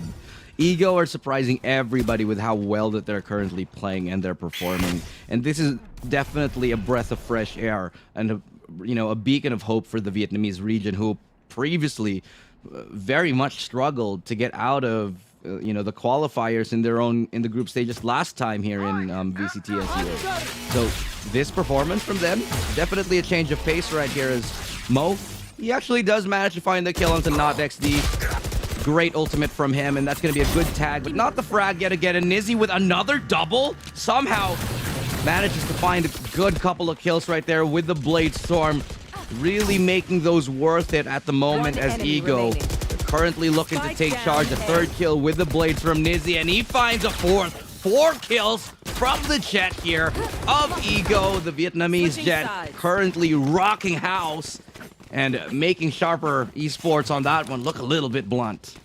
Man, Ego, they're looking so disciplined on that defensive side. It begs the question, will they be able to replicate that on the attacking half here this time? I love the positioning they had on the defense, ready to play for the retakes. They don't necessarily want to contest a full 5-man push, and so you can see how their positions are meant for falling back and going to a better position to try and take things as a full team fight. And so, Ego, can they do that once again? As I said, on the attacking side, seems like for the most part, they're trying to replicate that with all 5 of them sticking together here on this B lobby. Well, now 5-7. Gonna be the pistol round here, as Ego, they do have 2 ahead, but if Sharper can take this, we equalize the scoreline potentially. But there are signs of a little bit of a different meta coming up from the Vietnamese squad, not electing to buy when they win the pistol. So this might come into play a little bit later on here, as another B split on the first round does commence. And if he's looking to get up close and personal here, will be flashed out, and he's going to get taken down immediately by Nico here. Nizzy's right and good for another one. Real B will follow it up, and it's one of the cleanest pistol takes that you must have ever seen here, as Ego, they managed to rock Sharper to the core one more time. Sharper. 2v4. Ego seems to have any notions of that banished away, because they, as I said, are playing like a full 5-man team. And Sharper here, who have been being picked off one by one, just hasn't been working out for them so far. Getting that wall bang, okay, we'll see you, Beta. He's got that back going. As Duckbeat is taken on out, he finds another frag here with the classic up close and personal, but the Frenzy just spraying on through. Classic precise gameplay. Somehow Beta's brought this to a 1v1, but he's low, and the Classic will win that every time at that range. 5-8 on the board as Ego start off another half strong. The thing with the Frenzy is that it can be so difficult to deal with, especially when you're running. You're trying to tap close range with a Ghost, and then you've got a Frenzy to contest with, which is just running. Very difficult to land those shots sometimes, and Nizzy just making full usage of that, getting us the 8 and 5 here. And Ego, they're 3 rounds ahead. They're building up steam here. They're like a steam engine. Take a look at this here. Nice wall bang. Actually does get the kill onto Nikos. But again, yeah, it was a great take for Ego. Very cleanly done. I think they didn't lose a single player as they were entering the site, and just proves to everybody that, okay, people might be sleeping on Vietnam, you know? As I said a while ago, you can sleep on your side, you can sleep on your back, but don't sleep on Vietnam. Copy past settings. Quick bet. Nico is going to find that frag here, opening things up on the side as Beta has been certainly shut on down for the meantime. Going to have to wait another round before he can really make a mark here. Another flawless entry from Ego. Well, that's going to be Molf to get a pick off here. If he goes and drops, is not XD. Up around the corner, will manage to get a tag. However, still the kill's very much in the favor of Sharper. Nice shot from Pinocchio's, but that's all he gets for the meantime with the Marshall. A very good gun in any situation, the Marshall, but this time it's only able to find them 1 frag, and it's on the anti-eco round. Might not have been the worth it investment for now, as we find ourselves 9-5, and the first tactical pause coming in here. Sharper there looking pretty much stumped as to how to deal with the playstyle of Ego, who are beating them at every single turn. You can honestly get a lot more value than you kind of would expect with that Marshall, and maybe in another situation where they didn't get overrushed on that A site, they could have found more value out of it. But for the meantime, here, Ego, they have completely taken this entire map by storm, and everybody to a surprise, because nobody was expecting this good of a performance for them to start off this entire playoff, this entire C Challengers in general. You're going to take the bonus, though. It's Nico already with that ultimate of his. Will he buy up in a rifle? Will someone drop him, or is he going to buy another Spectre? We're going to have to find out. But as a tactical timeout by Sharper is called here, I think this is the right decision to make. Stop the bleeding, stop the momentum, and maybe get a stop finally. It doesn't really look like Sharper has any of the answers up against Ego for the meantime, but this is, however, the gun round, well, the first gun round for Sharper in this half, and hopefully that they are a little bit more defensive-sided, because on their attacking side, they did look a little bit flat here. Ego, they've been running with simple plays, honestly, and it's been effective. Sometimes you just gotta keep it simple, and it's paying dividends for the Ego side. They're able to pick up 4 rounds in a row here, and they're looking to make it 5 as they gather their forces towards that A site. I mean, as I said, you know, Ascent is one of the best maps here of Ego, and not super good for Sharper, to be quite honest with you. So I'm really curious as to why they picked this map here, Sharper, especially knowing that would mean Ego would start on the defensive side, which is arguably the more favorite side here, especially on Ascent. So now, on this take on the A side, full 5-man roster has been revealed because of that Trailblazer. They know what's to come, and because of that, Ego, you're going to look to maybe rotate around elsewhere. That's a really good set of information that they just have found with the 1 Trailblazer, but it's going to be the play for now. They're just going to be going ahead and checking their flanks to make sure that no one is pushing from the behind. And for now, Ego are happy to just slow down the pace. They know that they have 45 seconds left, and for the most part, their reads have actually been good. Just the fact that they're holding here is making Sharper second-guess themselves. That's the ultimate deployed. It's almost a full contact play right now. It's a good flash, but the site has been completely relinquished here by Sharper. They were investing 3 players towards that middle, that B area, but nobody was there on the other side. It was still 5 men towards that A site, so Sharper may be playing themselves in that read. And in the end, Ego come out with a pretty good advantage on their bonus round, getting the plant off and already finding a kill. Now retake will begin. Recon Dart will come up any second. Good flash for now. I mean, a good wall bang right there to find Nizzy and Nico. Mope is good for a trade, but traded out just as quick. Now 3v2 here, as it's going to be cleaned up right here by Sharper, and they finally managed to win a round on their attacking side. They do have enough time to get it, but it was definitely very close and very expensive, losing 3 rifles on the bonus of Ego. They knew that the advantage that they did have with those Spectres is a mobility up close, and that those were the fights that they decided to take first and foremost. Win those fights, have the man advantage to fight the longer A main later on, and really did help them out in the end of things. 9-6 here, still in the favor of Ego. I'm not going to read it the other way, otherwise that would be quite nice.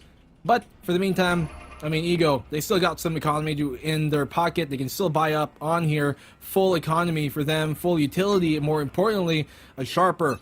This could be where they make their comeback. It's only 3 rounds, mind you. Yeah, 3 rounds away, definitely still doable for Sharper if they can find their form, if they can find their footing. But for the most part, it looks like they are struggling. Ego, yet again, they find another pick, and it seems like they're starting every single round with a one-man advantage. Sharper haven't been setting up those crossfire, haven't been placing their people in the right positions to get the first pick, because currently Ego has been dissecting this defense, and they have been doing a great job at doing that. Now they're putting both their duelists here towards mid in the hopes of maybe dismantling another crossfire, because there has been one set up. Nico will swing wide, but that's another trade right there from Nizzy as he gets further and further back into the waiting crosshair of Kwe. He's going to be denying him any more pushes, any more kills here, as they're going to be going straight on towards that B site. That should be a spike going down. We'll just get around the corner before he gets tagged down and taken out. Mope will have the timing, and we will have the kill onto Kwe right there, bringing us to another 2v2. Man, I love that double push coming in on short from the side of Sharper, but oh, they bring it to a 1v2 here right now. It's all on the real B to finally get the real deal done. He is on the B site, aptly named enough. He does have his ultimate, and he does have all his utilities still here up online to really try and help his clutch on out. Paranoia, not going to be able to help him on out as not XD. Going to find that frag at the end of things, and Sharper, they're slowly crawling this one on back. It's only a 2-round deficit right now, and Sharper, I love the heads-up play from them, realizing, okay, mid-pizza, they're pushing onto this, then we're going to push short, cut off the push at the nape, and they get another round. I like the idea, however, from Real B to look for an engagement, to look for a fight, just so that he can bring it to a 1v1 if it comes to it. And he actually did get pretty close. If he actually landed that last bullet, he would have brought it to a 1v1 and potentially the chance of winning the round. However, didn't go their way, and Sharper have managed to bring themselves another round. They should force Ego into an eco, and lo and behold, they only have a 1 Spectre in their arsenal right now. They do have the blades onto Kwe, who has been quite deadly with it.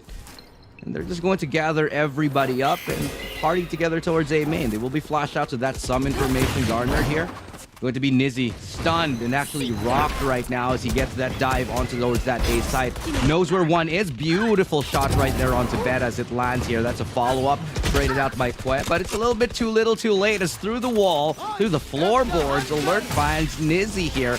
And that's going to be a 3v3 as the Hunter's Fury is deployed. Not going to be taking down anybody, but at the end of the day, Real B gets a good pick-off onto Kwe, leading us to a 3v2. Real B this time, making up for whatever he might have lacked on that last previous clutch. But this lockdown might just be what could help Sharper take this side. They got 3 seconds left on it, and they can definitely go for the push right now. Alert's going to find out on Nico, and just in the nick of time, he's going to try and dodge that lockdown with his ultimate. Perfect timing on that. Going to swing, and Alert's going to get found. The alarm's going off, and Not XD has brought this to a 1v1, but the thing is, both killjoys are quite low. He's far removed from the site. Alarm bot destroyed. Does he have enough time to really clutch this one on out? He has a chance to half it, but Duck is going to completely just try and bait him into letting go of that defuse, and he's probably going to land this shot, yes, but does he have enough time? That's the question. He does. Yeah, he's got it. I think 2 seconds, probably. Yep. 1.28. Yeah, pretty good retake and an awesome eco, honestly, right there from Ego. They invest very little into it. They pick up a Spectre, use a couple of, use an ulti right there from Kwe, but at the end of the day, Sharper still win the round, and that's really what counts. Reducing the deficit from 4 rounds to essentially 1. And this is going to be, the next round is going to be a bye round. It's going to be absolutely crucial for Ego to win this. Otherwise, they run the risk at leveling the playing field and bringing us to a 9-9 scoreline. Ego have been performing, and they have been, I'd say, fairly impressive for the most part in this game, in this series. But it seems like Sharper is starting to get a good read on them, starting to sniff them out. And on the defensive side, Sharper are feeling a little bit more comfortable. I mean, they might not have won the round at the end of things, but in many ways, they were kind of the victors of that. Look at that thing. Look at the thing here. Look at the economy of EU compared to Sharper. Even after Sharper won that round, their eco, their buy is in complete shatters. And after that, too, they wasted the lockdown on that retake. As Pinocchio's finds that frag, a quick trade-off coming from Duct here. But Nico goes down. That's a big point to get removed early on. Lots of firepower taken off of the board here quick and early from Ego. As Beta answers back to find Nizzy, both duelists now removed off. here in this round. Gonna be a 3v4 here, but the... Oh, take that back. Again, another pickup right there with the blades. Good dink, but not enough to find the kill. We'll be dropping low here, and the blades will yet again tag Mof very much low here. There's a collective amount of 60 HP on the Ego side. There's not much in the tank for them. Maybe if they find a... Oh, yeah, not like that. Realby gets caught up trying to be cheeky, trying to be clever in the smoke, and with a beautiful headshot from Alert, they level the playing field 9-9 here in the Sea Challengers game number 1 in Series 2. Sharper have found the equalizer. They've managed to bring us to a tie game. And, you know, Nico, when they look stumped, just when you think that Ego are starting to run away with this, Sharper, they pull it back. I mean, it seems like they're ready for Berlin. 9-9-9. They're saying, no, no, no. Guys, we're not going to let this one run away from us. We are the favorites to win this series, and so we do not want to let map number 1 slip away. They want this 2-0. They want those 3 points for the circuit on the group stage. And Ego, they have no other option here than to force this buy on up here. The Bulldog going to have to come out on Nico. Maybe he can do some work with that. He's 2 away from his ultimate. It just might be enough for them to regain the driver's seat that they've given up here. It's another full force A hit coming in here. If there's any... This is any indicator. Looks like the full 5-man roster of Ego is going to come barreling down onto that A side, as that's going to be the flash to signal the enter the site rather, as Nico gets a beautiful entry here. Hunter's Fury will actually land onto 1. Not going to find a kill, but Pinocchio's finds 2 here. Will be eventually traded out by Nico 47. But Koi is good for 1 as he goes down as well, leaving us in a 1v2. And quick as day, that's one of the quickest rounds that we've seen. Clear as day, excuse me. 2v1 just melts into nothing. Sharper, they finally take the lead in this game. It's taken all game long, taken 20 rounds, but now they have the advantage, and Ego, they call for a tactical pause. Ego here. I mean, with a lot of the economy that they expended in that round, and more importantly, their lockdown, which was quickly destroyed and dealt with by Sharper, it really is not looking too well for them. Good Hunter's Fury, he has to flush on out, but Pinocchio's did such a great job of holding that generator position on down, finding 2 kills, and what more can you ask for from his Sky? They're doing such a great job at holding down that backline here for the side of Sharper and Ego. As a team, right now, you can see they're by quite shoddy, not even close to that Blade Storm. I'm not sure what entirely the game plan is on up here. Do you give up this round for Nico and bring them one more closer in the match point, or do you try and force things up here, which seems like Nizzy, for the meantime, is holding on to that Phantom?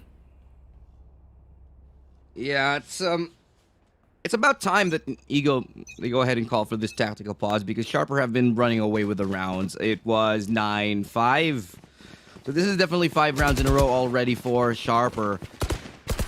Should be just about time for them to be like, all right, let's not get ahead of ourselves. Let's not let this get a little bit out of hand here. We'll take a little bit of a pause to come and think about what we have been doing wrong. And for the most part, Ego have been, I think, pretty much read by Sharper's side. They've tried A, they've tried B, they've tried mid, they've tried a couple of splits here and there. But when push comes to shove, when it comes to the mid and late stages of the round, Sharper just have the edge and have the advantage here.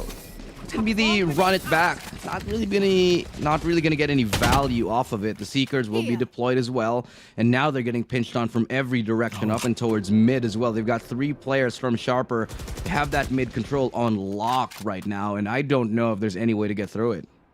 Yeah, just the map control in general here, taken and seized by Sharper early on. It's going to be such a detriment to what Ego are trying to do on this base site. It seems like they have to commit to this at this point. The Nano Swarms have to take it on out, although no, they know where he is, but he's still going to find the triple kill. They're lining up for him and completely shut down any notions that Ego had of that B site take. Even with the recon bolt giving away their positions, what hopes do they have in a 2v5? Standing ahead. That just was a beautiful read right there from NotXD. Knowing the timing of when they were about to push out, and he just kept spraying, held down on that left mouse button and just 30 had seconds at left. it. Where Eagle right now, they're looking confused. They're looking a little bit dazed at the moment as they can't really figure out a way to get onto any site. They've been locked out of mid, they've been locked out of A, they've been locked out of B here.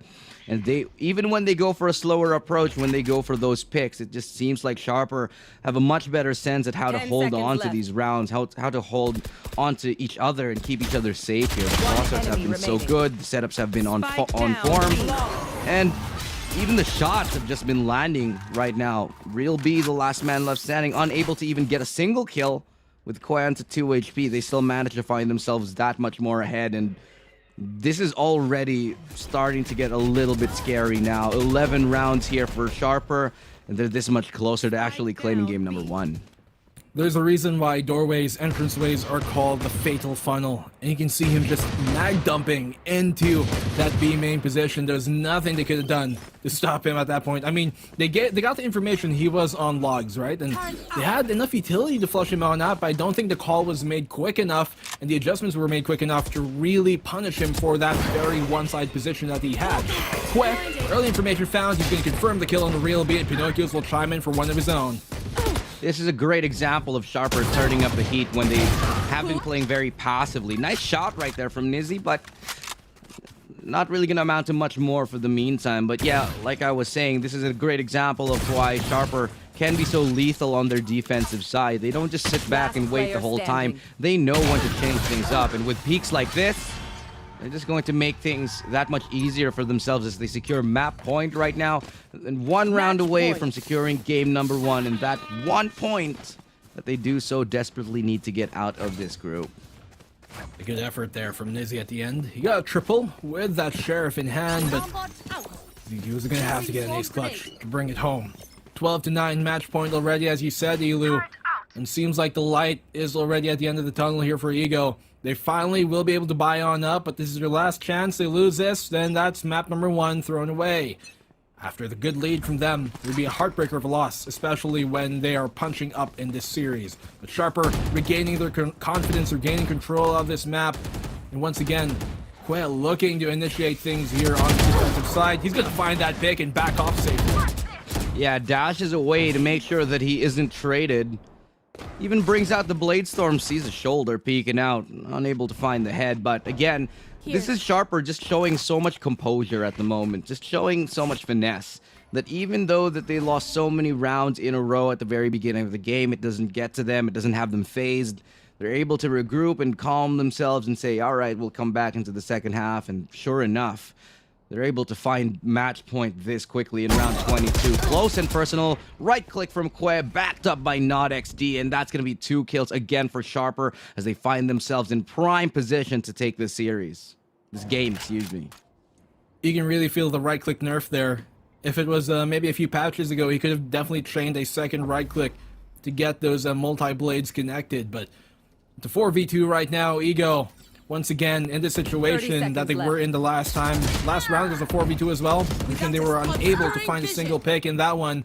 Though, Duck, okay, taping things together. Prime's not XD. They line up for him. He gets a double dink, and Pinocchio is going to end this one. No lies told there. No whales to be swung, because 13-9 is the final score, and Sharper bring it home.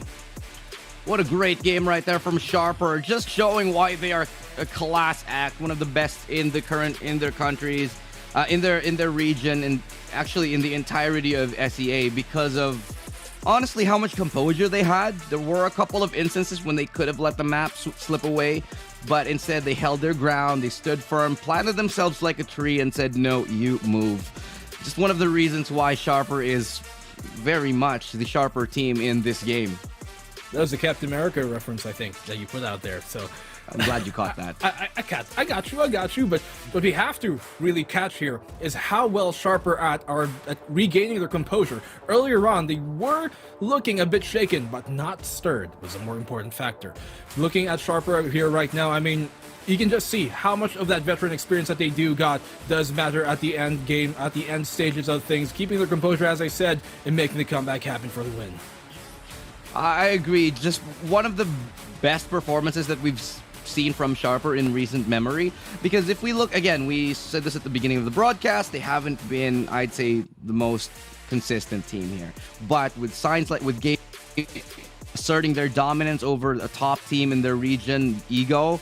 It's very much something that we're looking forward to. But taking a look at the head-to-head, the two Jet mains of these two teams are going to be our head-to-head, Kwe and Nizzy. A lot of Blade Storm kills from the both of these guys with respective kills of 22 and 20.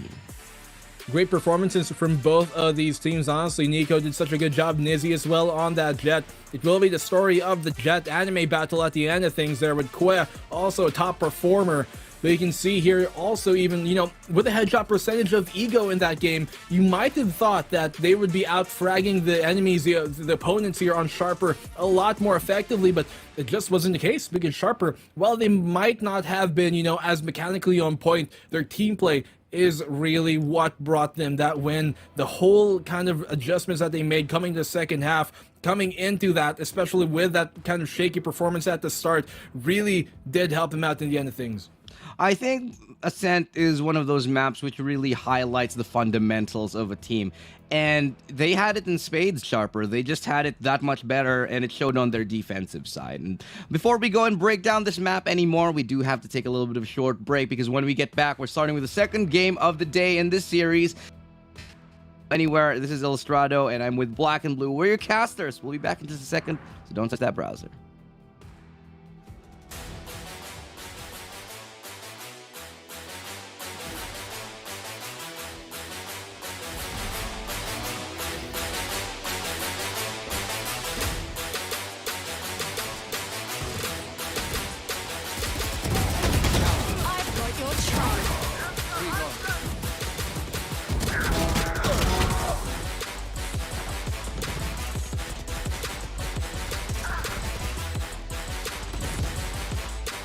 Last player standing.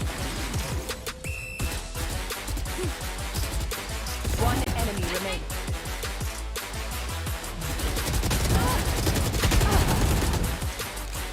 Spike down.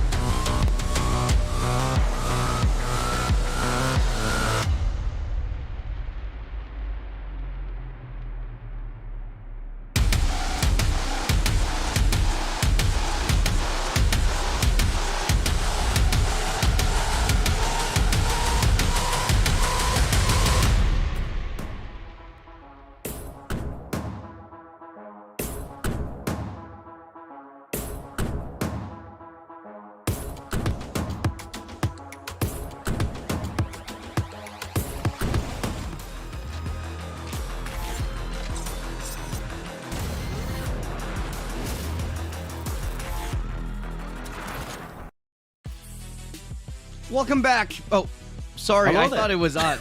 Yes, thanks for welcoming me back, Illustrado. Welcome back, Viminal. I'm glad to have you here on this panel. You know what? Likewise, my man. We're smack dab in the middle of the second series between Sharper from Thailand and Ego from Vietnam. The first map was proof of the fact that you really can't underestimate teams from the Vietnam region. Despite them being the greenest here on the VCT stage, it did not fail to impress and show everybody what they're truly capable of. Definitely not lacking in terms of mechanical skill, as we saw from the stats post-match. Being matched against such a decorated team in the form of Sharper, however, and giving them a run for their money right here and now is just a testament to their strength. However, as we predicted, guys, Sharper took map number 1.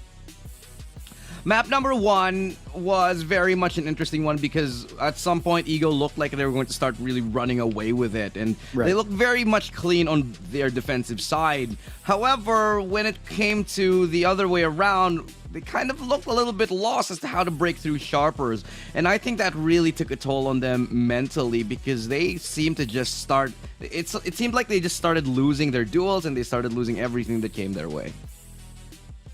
As we take a look at the map selection once again, if you just tuned in, we just concluded the first map, which was Ascended, and at 13-9 in favor of Sharper. It was a close game, all things considered, but Sharper ran away at the end of it all. Now we're going to Bind. It's always a bit of a polarizing map for most of the teams here in Southeast Asia. It is selected by Ego, and Sharper will be starting on defense. What are your thoughts on this, guys? I mean, you know, a while ago, I think it really was kind of a wake-up call that we did see there from Sharper. For them to come into this, you know, having that, okay, you know, this should be a series in our way. But Ego, as I said, if you get complacent, these guys are going to catch you off guard. And as a team, when you're the underdogs, you're punching up. That only means you're aiming for the chin every single time. And Sharper, they were caught off guard in that. You can see it. They were shaken, but not stirred, more importantly. But going into Bind, I think this is a very interesting map to see because both of these teams are actually neck and neck in terms of the stats. They're literally like 68 to 69 on their stats wise for at least the official circuit matches that they played on. And so much like a lot of the teams that we do see a while ago when CBT and Bren, they're playing on both of their home grounds. These are their home turfs for both of these two teams. Very confident in their play when it comes to Bind, but will it be enough to really get them over that hump? Yeah, I mean, I really think it boils down to whatever set plays they have in store. Typically, if you select that particular map, then you have a lot of set plays in your pocket. But sometimes you can't just rely on those set plays, and you have to rely on your ability to adapt on the fly. And that remains to be seen whether or not they can do that against Sharper in their home turf here. What do you think, Illustrato?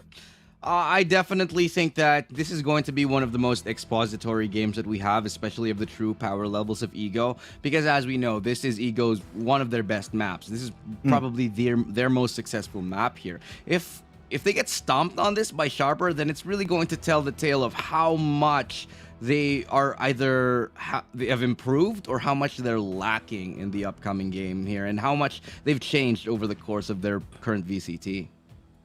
I mean, it's certainly, you know, just as we talked about, Ilu, and you touched on it a while ago, when you kind of introduce VCT into a region, it supercharges them. And you can just see how much Vietnam already has improved from that one map alone. You can see how much they've improved from the previous outing that we did see during the Sea Challengers last time around. And they already look so much more disciplined and so much more diligent on both the defensive and attacking side than we've ever seen from the Vietnamese region, at least on the international stage. And so, by all means, the Vietnamese squad and the Vietnamese region as a whole, it might not be their time just yet, I think, here in the Sea Challengers, but that is not going to be true for very long.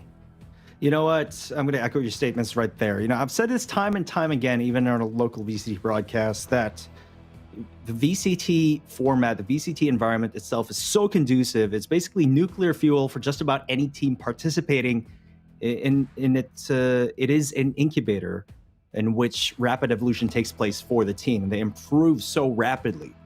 And with Vietnam being the latest to enter the VCT stage, logically, it kind of follows that perhaps they are the least experienced or perhaps lower in the power rankings. But I'm welcome to be proven wrong here.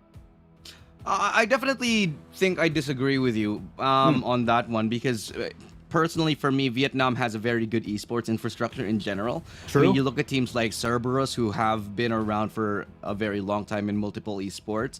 And then you have other regions as well, like, let's say, Hong Kong, Taiwan, who, sure, they have some kind of infrastructure, but I definitely feel like in terms of power levels, I think Vietnam is still a little bit ahead of Hong Kong and Taiwan, despite Vietnam coming in even after Hong Kong, Taiwan.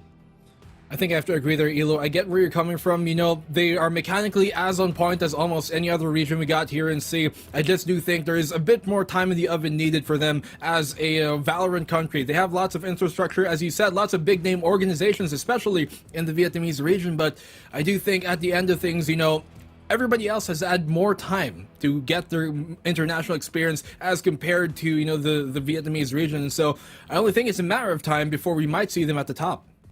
Yeah, you know, don't get me wrong, guys. This is not a knock to the esports infrastructure of Vietnam. We all know of their status, right?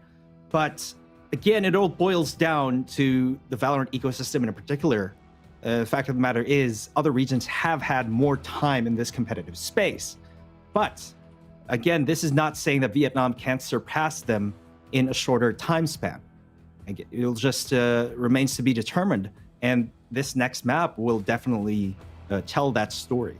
I agree with you completely, Viminal. If there's any country that has shown that they can grow exponentially within a short amount of time, Vietnam has done it. They've done it in other esports titles. They've done it with amazing, you know, with certain tournaments and, you know, other games. Valorant, obviously, it's a completely different beast on its own. But if we're going to take other titles and, you know, the past as any indicator of how much Vietnam can be a contender, then they're probably going to be right up there with Thailand, given maybe a couple of years.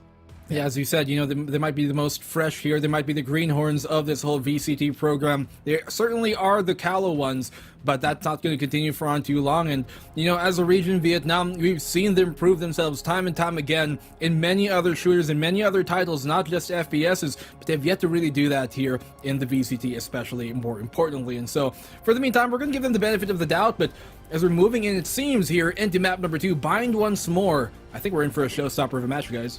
Absolutely agree with you. And let me just remind you guys that, you know, my initial prediction was 1-1. And given the results of the first match, you know, I'm feeling pretty good about that prediction. Agent Select now underway. Take it away, boys. All right.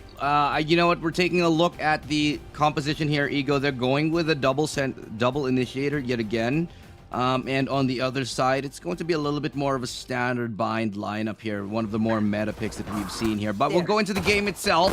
There's already a hit towards that A side. Ego, they found a couple of picks here, opening that A side completely, even getting a tag through the smoke. As Not XD finds himself just completely decimated, leaving us in a very, very much almost difficult and impossible situation. It's a flawless round here. Nico47A with a triple kill to start things off. Another flawless opening here coming from the side of Ego. And the duelists just opening things up on that A site. No chance. Sharper had to stop their tirade. And now, will they continue this on? The last time we saw this happen, well, Sharper, they were able to win round number 2 and turn things around. So will that happen here this time on Bind? Looking to still not really shake things up. 3 on A, 2 on that B side defense. For the meantime, though, realizing that their strength is in numbers here for Ego. That's been working out for them. They're going to stick together and maybe try and split the B site. Take flight. Definitely have a change of plan here, as they do have a crossbar set up here for Sharper. Good flash to come out, but he flashes his teammate, and the timing was a little bit off. They pay the price for it as Que. He gets taken down here with Pinocchio's following shortly thereafter. They do have one more player who can back up onto the site, but Not XD not gonna get anything else here, as the mad dash for a pistol kill ends up in disaster, leaving us in a 2v5. Looking like another potential perfect round here, another potential flawless round for Ego, as they secure the kills. But as I say that, 2 kills with a class, 3 kills with a classic from Alert. And he gets taken down with a shock dart. A little bit of an anticlimactic way to go, but regardless, it'll take those couple of kills and run away with him.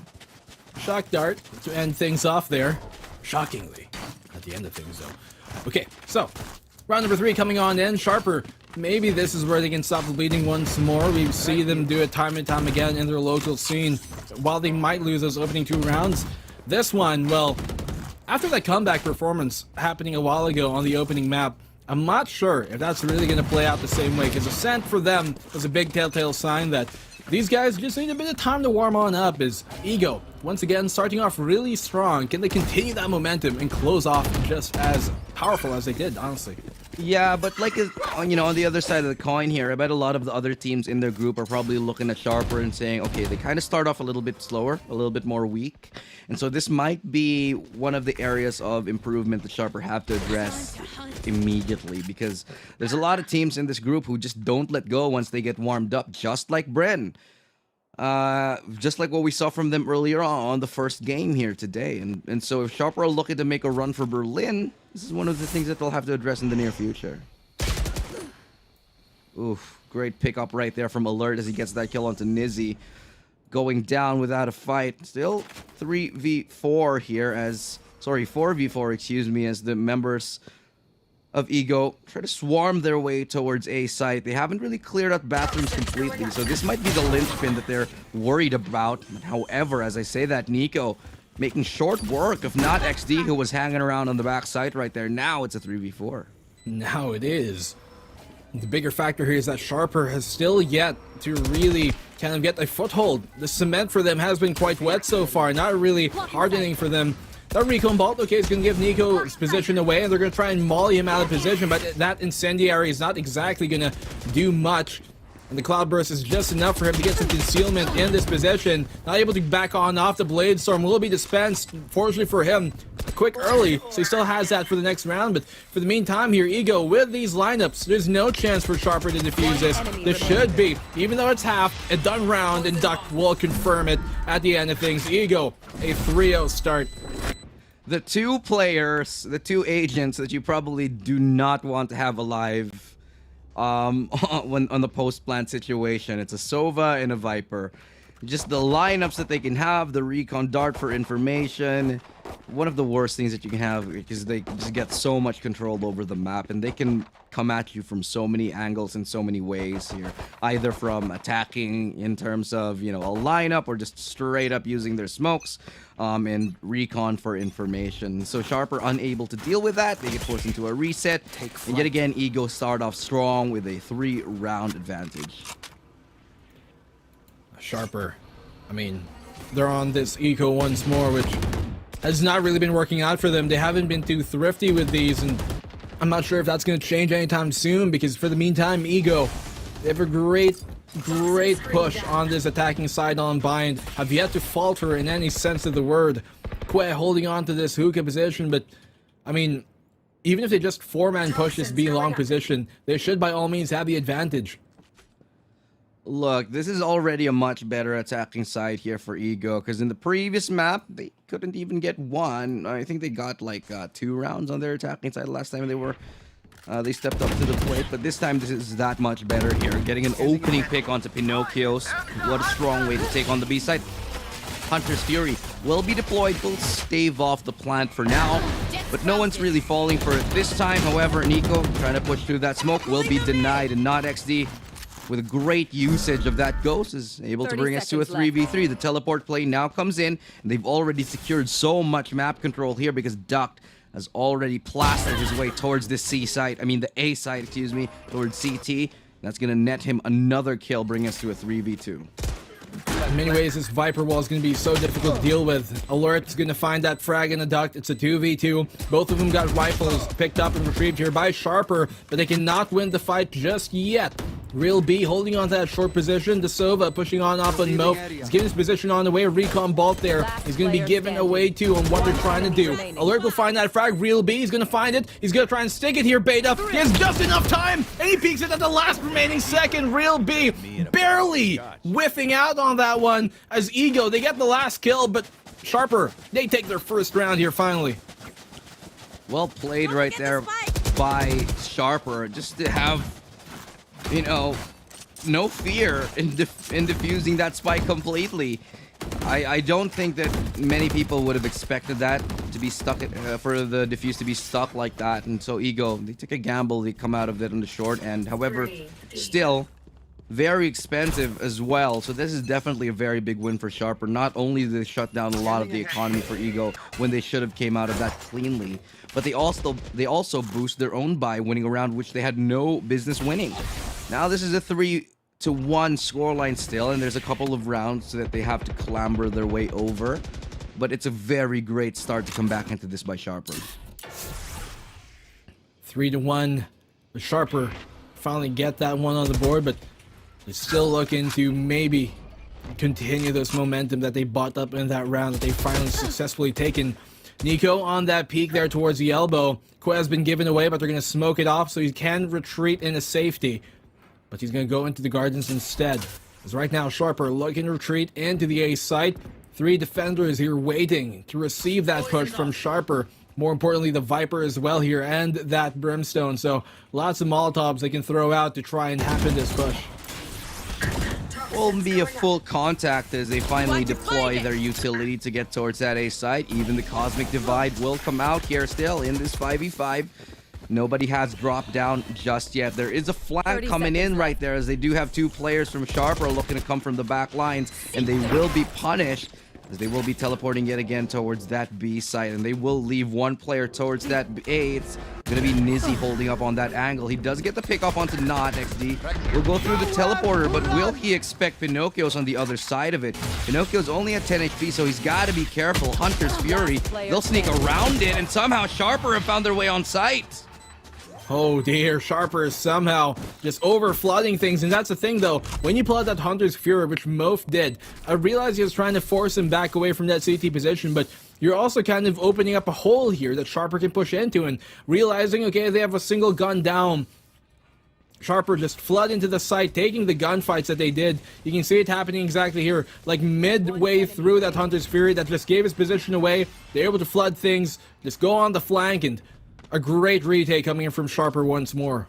I do agree with you there, Black and Blue. I think that you leave a little bit of a window of opportunity for them to sort of wiggle their way into, and that's exactly what happened for Sharper. They found an opportunity, and give them an inch, they'll take a mile there. They took the round, 3 kills, one after the other. Very cleanly done. One of the nicer retakes that we've seen.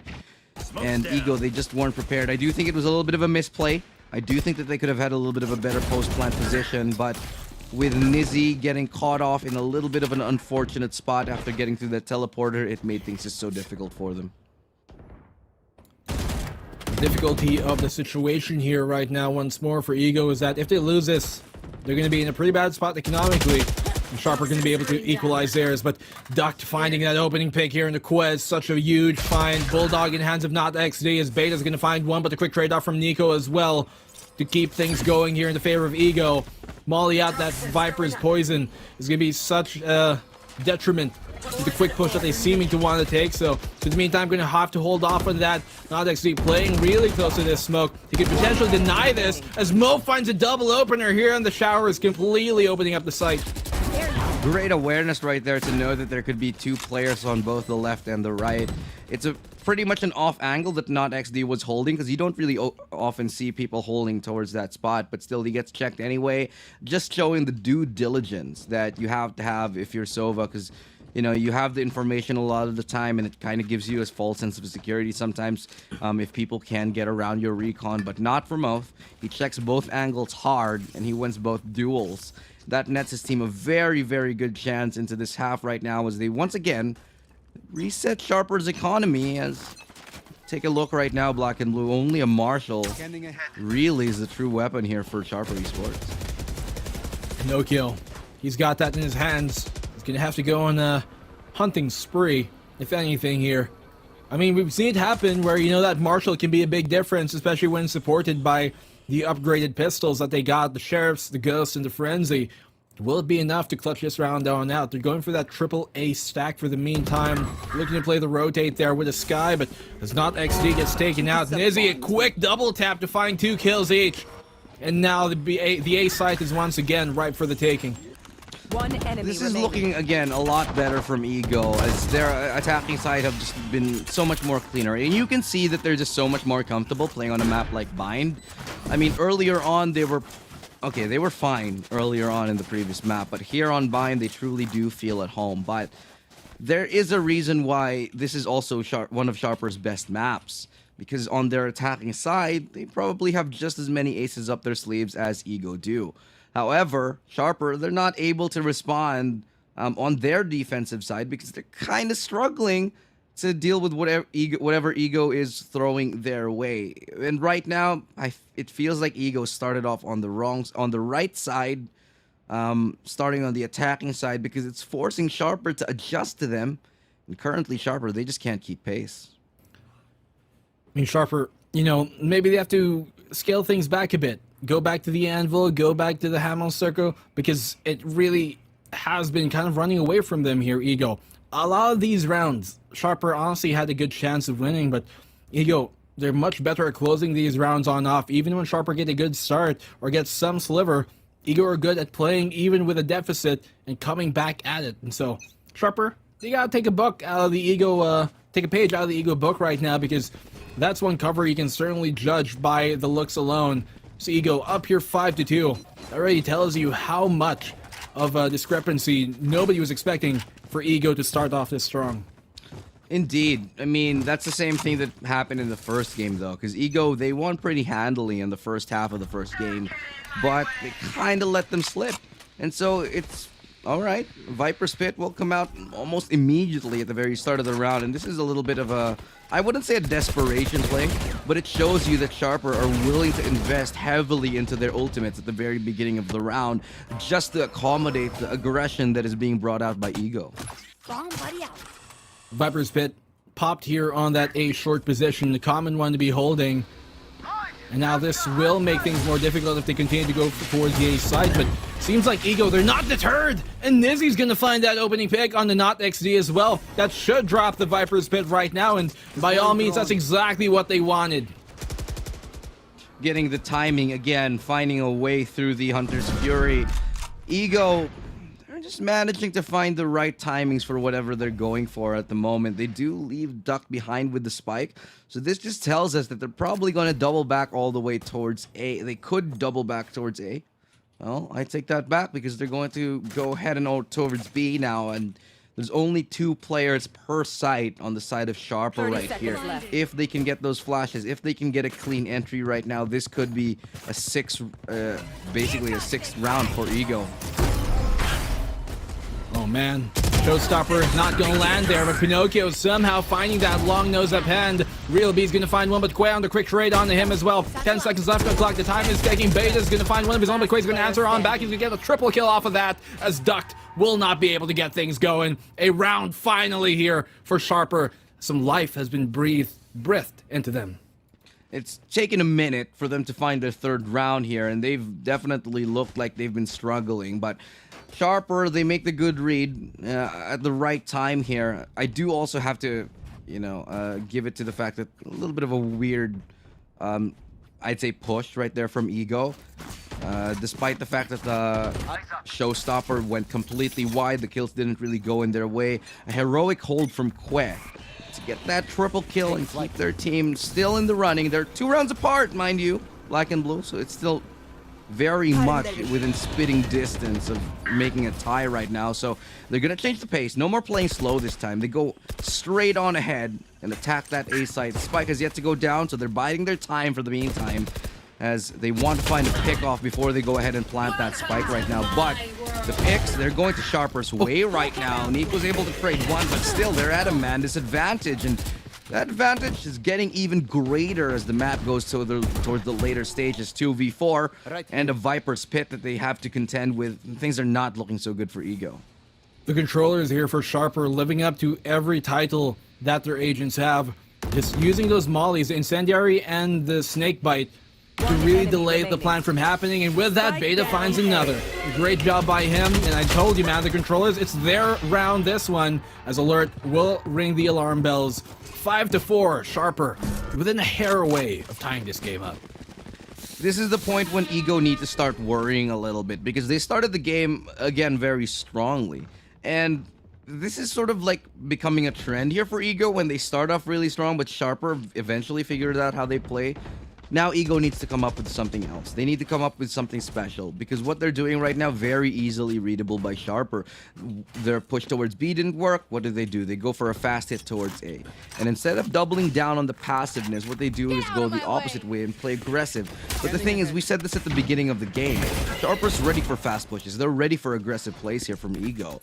And that's why currently none of whatever Ego's throwing their way is working. I mean, what Ego are doing right now is they keep on trying to influence the game by doing what they know. And you can't really fault them for that, right? Try and play the game that they know, the way that they know how. But the thing is, if the opponents know what you're doing too, then that just makes it much more easier to read and sharper. We've seen them time and time again, and same with Ego, where Ego starts strong early on, but are not necessarily able to close out the game. And for Sharper, it's a bit more of the a big contrast in that, where you might start slow, but they're able to read things out later on as Alert finds that frag, catching Nizzy, not looking the right way, and that recon bolt should give away, maybe? Actually, no, it doesn't really catch anybody, but I still think they have a good spot here, especially with Beta on this.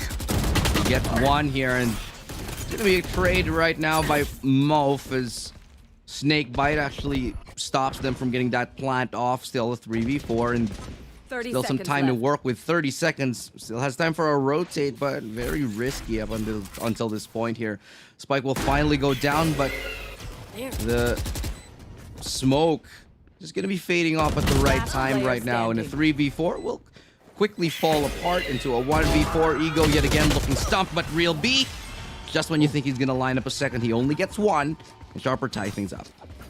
Honestly, his second bullet there, the next bullet right after that, would have probably killed Pinocchio. And so, fortunately for him, Pinocchio, he's got more than enough ample teammates to go for those trades. And the score now 5-5. They finally tied things on up. You're Alert on that 11, doing lots of work even on the Sova. Beta as well, and so is Pinocchio. So you can really see how the backline here of Sharper is really what has been holding things. They've been complete hurts, complete sentinels in every sense of the word on that site. And even though they don't have a sentinel, a true sentinel on their side here for Sharper, they're doing such a good job of holding down the sites and anchoring things down their way. Both the Viper and the Brimstone have been really good at delaying the plan.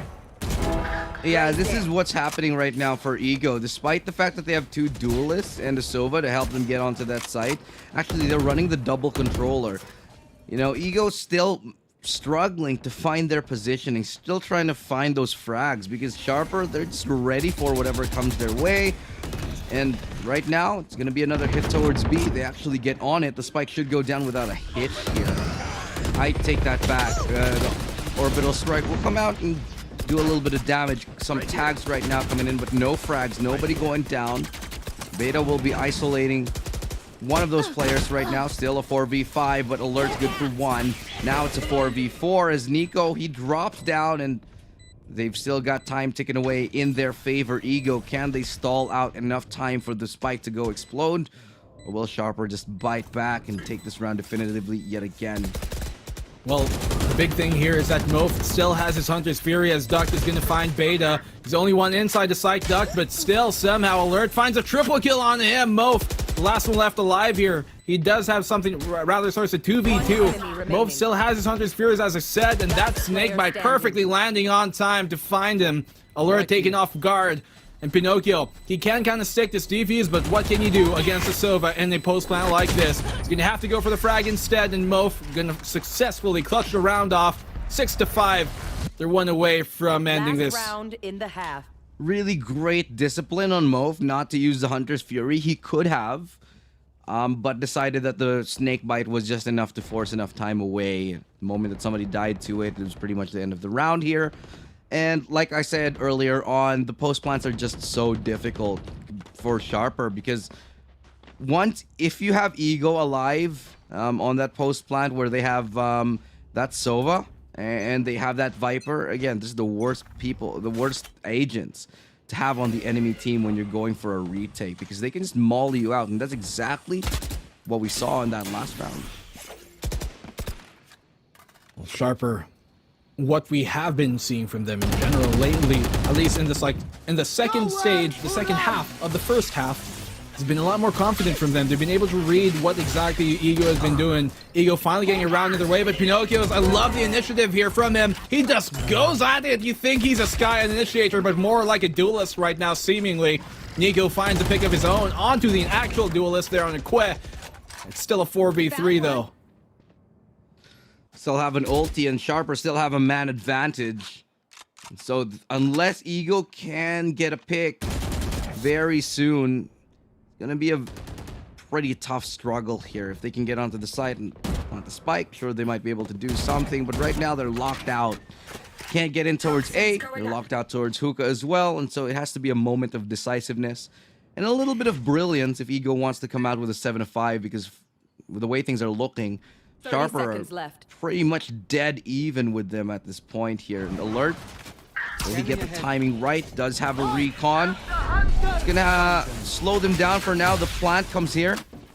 Will it be enough to find a kill? Doesn't look like it. Cancels the ulti just in case somebody is pushing in from close. With 12 seconds left, the spike will go down. Pinocchio sneaky enough to get the kill, but not enough to delay or deny the plant. Still a 1v2 and up from Hookah. All right. Duck is able to get 1 kill, 6 HP. Just can't do it as Alert is able to close out that round. And, you know, Black and Blue, if you have the spike planted in the middle of tube like that, playing Hookah, it's just so difficult. That's why you saw Duck going for that aggressive peek even when he could have hid. Because there's no way he could have gotten a lineup or a peek on towards that spike itself.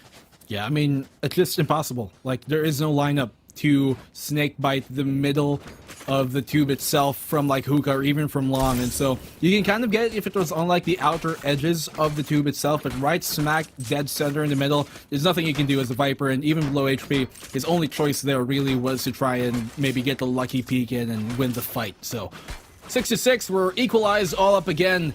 We've achieved equilibrium, normalization here at the end of things, and so second half, by all means rather, it's anybody's game. It's Pinocchio, as you can see there, such a good job by him to find 3 kills in that round. Well done there by Pinocchio. He's able to bring his team to a tie, 6-6 yet again, and we have another close game. Just when you thought, I mean, Black and Blue, earlier on the panel, we were talking about how this should be a sharper 2-0, but with game number 1 going the way it did and this game being this close, could have been a 2-0 going for Ego. Still could end up in a 1-1, but this matchup definitely delivering, and I'm happy to say Ego, quite a lot of improvement since the last time we've seen them. We might have predicted 2-0, but I think we're both very happy to be proven wrong. As Vietnam, you know, as a region, they have done so much in other shooters, looking to replicate that success here in Valorant in the VCT Stage challengers, but Pinocchio's right click is all he needs to find Nico. Is Nizzy trying to push on in, being wary of that. He gets the dink, the gush here on the Pinocchios, will re-heal after that, and Mope is just gonna shred Beta down up close with that frenzy in the U-Hauls. Still a 3v3 though, so there's a chance for Sharper for this retake, especially with that dink, but Quez gonna go down up close through Mo. And great taps right here from Alert. Runs out of bullets and gets close enough. Oh, not XD is able to come in from showers and take that win right here. Sharper, they claim the lead for the first time in this matchup. Sharper yet again will take it. So Sharper really proving that they are a team that started a little bit later. You gotta lose a couple of rounds to get warmed up, but when they do, they're looking pretty hot. Landing some quite nutty shots to get them the lead in this half. I mean, I think that's a fair trade-off, right? You might not start too hot, but if you can end the game strong, more importantly, that's more important. You know, as my mom and dad like to teach me, you know, during when I was a kid in high school and grade school, you might not start the fight, but be sure to end it. You must have gotten into a lot of fights, Black and Blue. They were never my fault. They were, of course they weren't. Of course they weren't, Black and Blue. That's just how it works here. No one ever won. But I believe you. Yeah, thank you. At least someone does. I do. But the question is, do we believe in Ego? Can they make a win here? They have proven themselves very much capable of taking a W, but for the meantime, nobody has broken the losing streak of the Vietnam teams, as none of them have really found a win yet in the international arena. Nico, all right, great pick onto Pinocchio's right there. Not the cleanest of ones here, but it still brings him to a little bit of an advantage. Better sneaking around this corner, looking to get a pick off to anybody who pushes him, but it doesn't look like anybody's going right yet. And they will have to clear out bathrooms. It's a double up right now. Could be a swing, a double swing. But Beta, he's ready for one, not ready for the second. The lineup's now coming up here from Sharper. It's going to be difficult to deal with for sure, as Koi will go down towards that shower's position. They will be denied as Alert gets a double towards short, looking for a third. He does get it. pulls out the Ghost, and with time ticking away, that's all she wrote for this round. Nizzy has to go run and save it, but will be denied because Alert getting 4 kill on that anti-eco.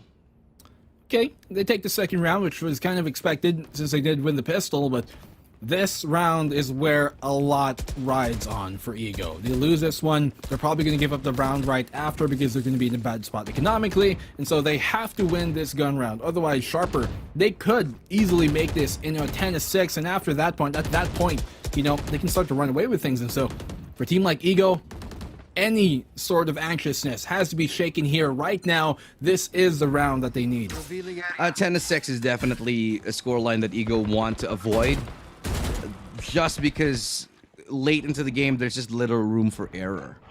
Very, very little room for error, and especially with the way that Sharper have been looking, they're also starting to really hit their shots here. But nice control towards bathrooms will force off Real B to fall back and relinquish control for the meantime, and that nets them a little bit more positioning towards this map. Neither of these teams want to push. Neither of these teams want to give out too much at the start of the round here, because they know both of these teams like to play for the late rounds.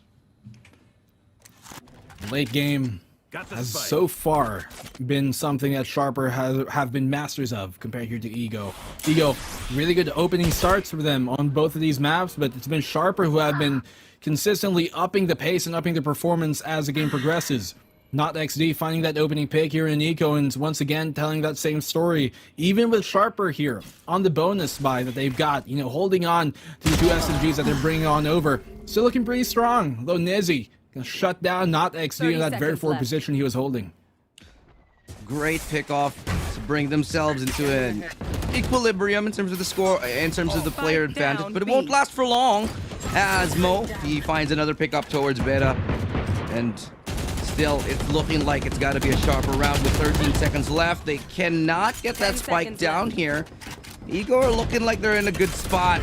They do have time, but it will be planted in an awkward position inside of Tube. We saw it last time. It didn't really work out for them. It doesn't look like it's going to work out again as Nizzy and Molf just take it round in their hands and have Ego yet again coming up huge in this one to get closer and closer. You said this earlier, Black and Blue. That round was absolutely crucial for them to take. Well, at the nick of it, they're able to take it home. 2 picks only be found here by Ego, but by Sharper. They were able to get the plant off, and so they have more than enough economy to fully buy up into this one. Full armor abound, aside from Quay there, but more importantly, they got full utility to bring into round number 16. Now you can see here the SMG held by Duct as well, looking to play a bit more closer. Gonna try and hold on and anchor down the hookah position, maybe fall on back if there's too much pressure. And for the meantime, Sharper, they're defaulting this round, gonna try and spread things on out. You can see just how wide they are currently on this attack. This tells me they're looking for a read, if anything, coming in from the side of Ego, as Real B capitalizes on that gravity well. Great shot from Pinocchios, but it's followed up right away by Nico. 47A. Still a 3v4 here as B site pretty much going to be given away right now. They're going to be playing retake for it. They will be contesting towards showers, and it's pretty much a game of cat and mouse. The spike is dropped quite a ways away, so they will have to utilize some time for recovering that. They don't really have that much of it left. They still have 15 seconds left, so they will have to be a bit decisive, especially after that kill. Non-XD going down. 2 players left standing here. The spike will now be retrieved, and they will have to decide where they want to go with 37 seconds left on the clock. 2 versus 4. Man, in the last series, we saw some of these clutches happen in a 2v4. Hell, even in 1v4. But can Sharper replicate that, too? I don't think so. They're going to go for the save instead, going back to the attacker's spawn and hold on to these weapons. They realize what losing it would mean. They're so close to 2 more ultimates. They got 3 already on the board here late into the game. They're going to want to use that coming to the next few rounds. And so I think they should have just enough to maybe drop 1 more rifle and a bunch of SMGs. But for the most part, Sharper going to have these Phantoms that they've got and play for another round. They might have lost this battle, but not yet the war. Yeah, that's a little bit of a misplay, I think, from Sharper, just to wind down the clock a little bit too much and then leave the spike sort of out in no man's land.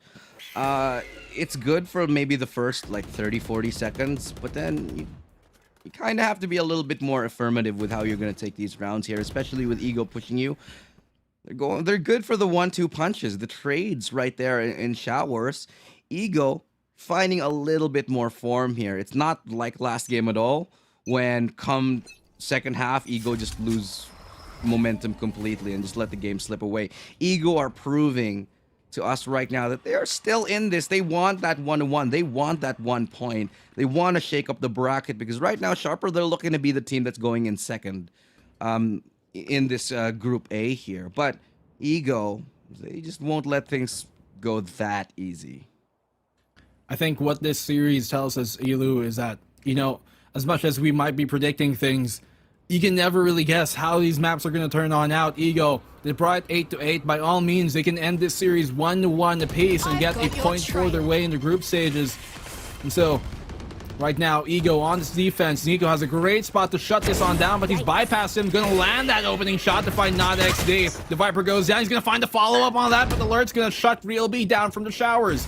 Good position by him as Nico. I'm not sure if playing up close with the operator like this is the right decision to make, but Alert, he knows what's up. Angle selection is what it's all about right there. Nico's able to get one, but hanging around too long, like you said, he's gonna pay the price for it all the way there, but doesn't matter. His teammates are ready to pick up the pace and pick up the pieces of that round as Ego yet again find the lead here. So we get closer and closer to another, closer and closer to a 1-1 score line. Ego, they're not done just yet. And let's take a look at this yet again. Nico could have been baited into taking the shot by the Raze. Decides against it, waits for a better opportunity, and then swings in to find that Raze the second time around. So yeah, I'll let you through for now, but I'll come back and take you down later on. Yeah, unfortunate for him, but because, you know, you see that trigger discipline coming from him, as you said, not taking that initial opening shot, waiting for a better one to come on by, and then finally finishing off the Raze. But when you're playing really close like that with the operator, not just are you putting yourself in a disadvantage because you have a rifle up against you, something that's fully automatic, but more importantly, as we saw there, your barrel sticks out way farther. And that gave away his position. That's exactly why the Sova knew, Alert knew what was up, and somehow he gets dinked through the wall, barely surviving it. A little bit of a haphazard Hunter's Fury. Nobody really going down, or not a lot of information gained actually on the back of that one, but still man advantage. However, for Sharper as Ego look for another pick, look for a second pick. They get a second one to level the playing field. Blazestorm coming in. Real B working hand in hand with Nico to lock down that A site. However, no backup is here, and so Nico will look to play a little bit more passive. We'll try to take another shot in, but not going to land that or the blades. So for now, he's just going to be happy to call in the backup and wait passively here. The spike has yet to go down. They'll be trying to plant it, but they know that they're vulnerable from so many angles because Nizzy's right there, peeking around the corner, missing that first shot, but he still has the blades. But he's instead going to play the disciplined game and let Nizzy do the cleaning up for him instead. Might not have needed to really burn the blades there, coming in from Mof, or rather, sorry, Nico, but it's a safety precaution just in case, you know, they push him up close. He has that on the ready. And more importantly, they get a 2-round lead here over Sharper, who, honestly, with Sharper being the team that we're noting to kind of heat things up as the game progresses later into the stages of it, and Ego having the lead here in what we were touting as maybe their weaker side, you know, when it gets to a later game, they're doing pretty well so far. And for Sharper to probably go down 11-8 here on this Eco bye, I think Ego, they're primed and ready to bring this series 1-1.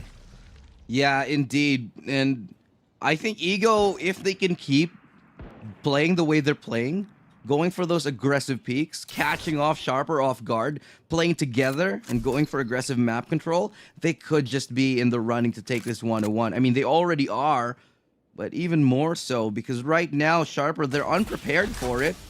They can't go for those aggressive plays. Sharper's offense is looking weak, like they're stumbling.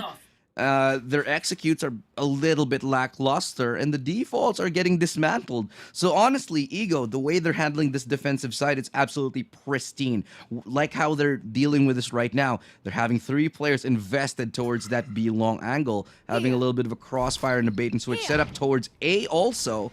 And so they're going to be playing a pretty unique formation. It's all about whether Ego can find that guess or not. Hunter, that's going to be a completely missed shot right there, but not that one. As it's going to be the dismantling of that 1-2 punch here towards that A site. They do get the Viper Spit activated. It's going to buy them a little bit more in this round, but the Hunter's Fury will come out. Not going to attack anyone on the first try, but it's going to get not XD on the second. So that's already the numbers advantage completely removed from the equation as Alert finds a great shot onto Duct. Bring us to a 2v2. Mao finds 1. Now it is still a 2v2. They're going to tap the spike, but it's going to be the orbital strike to keep them off of it for the meantime. Raining down from the high heavens with that strike there, going to force him off of it. Nizzy's going to find that frag. It's a 1v2, Sheriff abound, but Nizzy's going to confirm the kill, and Ego, successful retake on them. There was some hopes there for Sharper, but at least at the very end of it, they do get some frags to help their economy, and more importantly, they get the plant. And they were also able to force out kind of like the some of the ultimates here, some of the abilities, especially from Ego. So, for a team like Sharper right now, you have to lock on in. You're about to give up match point. If you lose this, that's something they definitely could not afford. Definitely not, especially this late in the game. They don't want to lose anymore. And fortunately for them, on Sharper's side, they have enough to buy. But if you look at the economy of Ego, they've got enough to buy for the, I'd say, maybe the next 2 rounds, even if they do lose here. So it's a great idea from Sharper to hit that A site, and it actually proved to be effective, but just the weaponry wasn't going their way. If they can get another good read on the earlier stages of the round, Sharper, then they might actually be able to tie things up and win this round. Sharper. Their name might be Sharp, but they're looking quite blunt so far, honestly, in this round, to be quite honest with you. This is difficult to win against, this triple formation towards B. It's so difficult to dismantle this because that rain is going to flash the moment there's contact right there. And they're also baiting for Mao, who is around that corner there. They're going to check him for sure, but the double swing is going to come in any second. As I say this, the timing doesn't go their way at all. They don't expect Nizzy. And Nizzy's going to get shot from the back. And it's a great contact play from Sharper right there to dismantle the triple stack towards B long. 11-8 here. Looking to be match point given up, potentially. Though Sharper, they just swung things around. That opening B site stack we saw in the long position, we thought would have confirmed that 12th round maybe. But I think Ego, a bit of a misplay there on what angles they were really holding and the timings of things working out in the favor of Sharper. So they're going to concede this round. Match point not to be given up just yet. 11-9 we go. One more round longer. Well, they do have a couple more, I'd say, rounds to play with in terms of their economy. But obviously, they don't want to sort of let it slip too far ahead. It's going to be 11-9 after this. They will still retain control of that operator, and they're going to be absolutely happy to keep it for now. Just a little bit unfortunate with that setup towards that B long angle. They should have, by all accounts, won that. The timing just didn't go their way. You know, the moment that Duck fell off that angle, Mouth got actually checked, and suddenly they were aware of the possibility, leaving Nizzy all alone towards B, who gets shot from the back. The ideal play for that would have actually been for Nizzy to, you know, the moment that they heard any footsteps or any kind of utility, for that flash to come in, and there would have been maybe a double or triple swing out towards B long. But Sharper getting the timing, getting the positioning, and getting the read on that B long hole just nets them a win in that round, getting them 2 rounds away from tying this game. I mean, it'd be especially more effective if they had an actual flash in this case. But for the meantime, all they got is that near sight. No, Nizzy, speaking of, without any sight line being established, finds that near close contact frag. Pinocchio taken down. That's the only ultimate up online in this round for Sharper taken off. No Seekers to be thrown out this case. So Ego, a great opening pick once more. Now, if you notice the rounds that Ego have been winning, it's the ones where they've been aggressive towards showers, where they've been going for picks. And Sharper have just been completely unprepared for it because they play this sort of slow defensive style where they're very much spread out.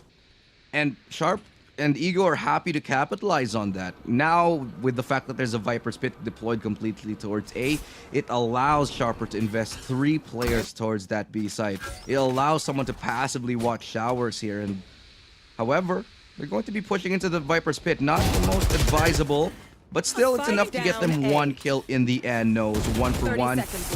Real B, here's the footsteps. Is able to get almost the lineup right now. The spike will go down. And it's still going to be a 3v4. Still man advantage for Ego and a lot of ultimates to play with. 4 versus 3. Lamps currently being held here by the Rays. That's Que. As Alert's going to find one to equalize things up, but Nizzy going to capitalize on that one.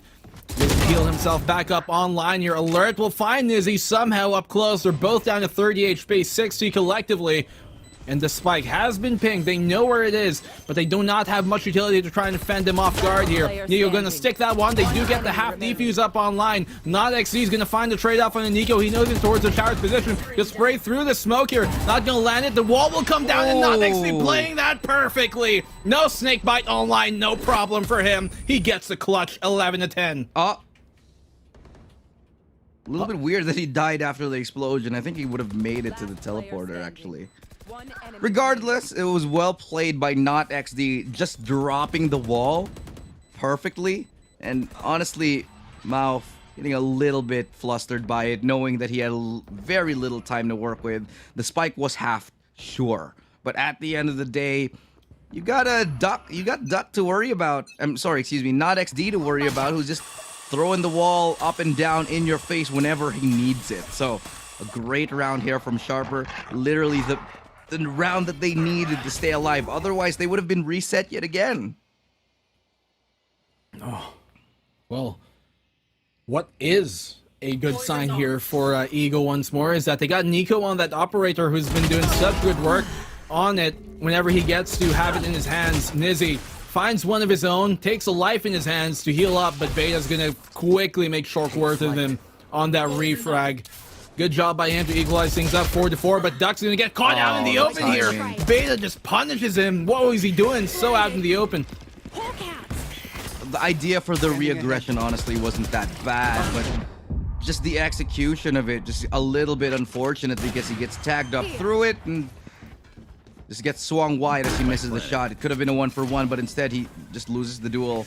After all, now a 3v4. It could be, honestly, save call here from Ego might not actually be so bad, as it's quite difficult to retake with op. Alert could swing out, could have the beautiful timing right here around this wall. Moth actually gets 2.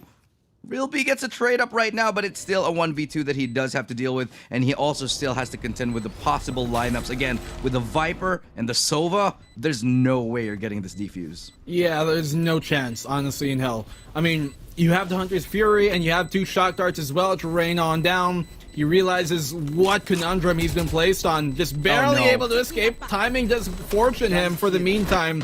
And honestly, Sharper, I think this is where their strengths lie, at least on the attacking side. If you look at things here, they have 3 ways of denying the post-plant. Defuse. They got that Viper, they got the shock darts as well on the Sova, and they have the incendiary on the Brimstone. So if you leave these 3 up alive in the post-plant, it's very difficult to try and defuse. Yeah, that's why I think Sharper's going for those early pushes, because they want to, go for the early advantage in the round, because they know that if they let Sharper on site, the retake is just so difficult, which is why I like the idea that Ego is pushing at the very, very start of it. So they go for those shower plays, they go for those peaks towards mid and towards hookah, and that nets them a kill, sure.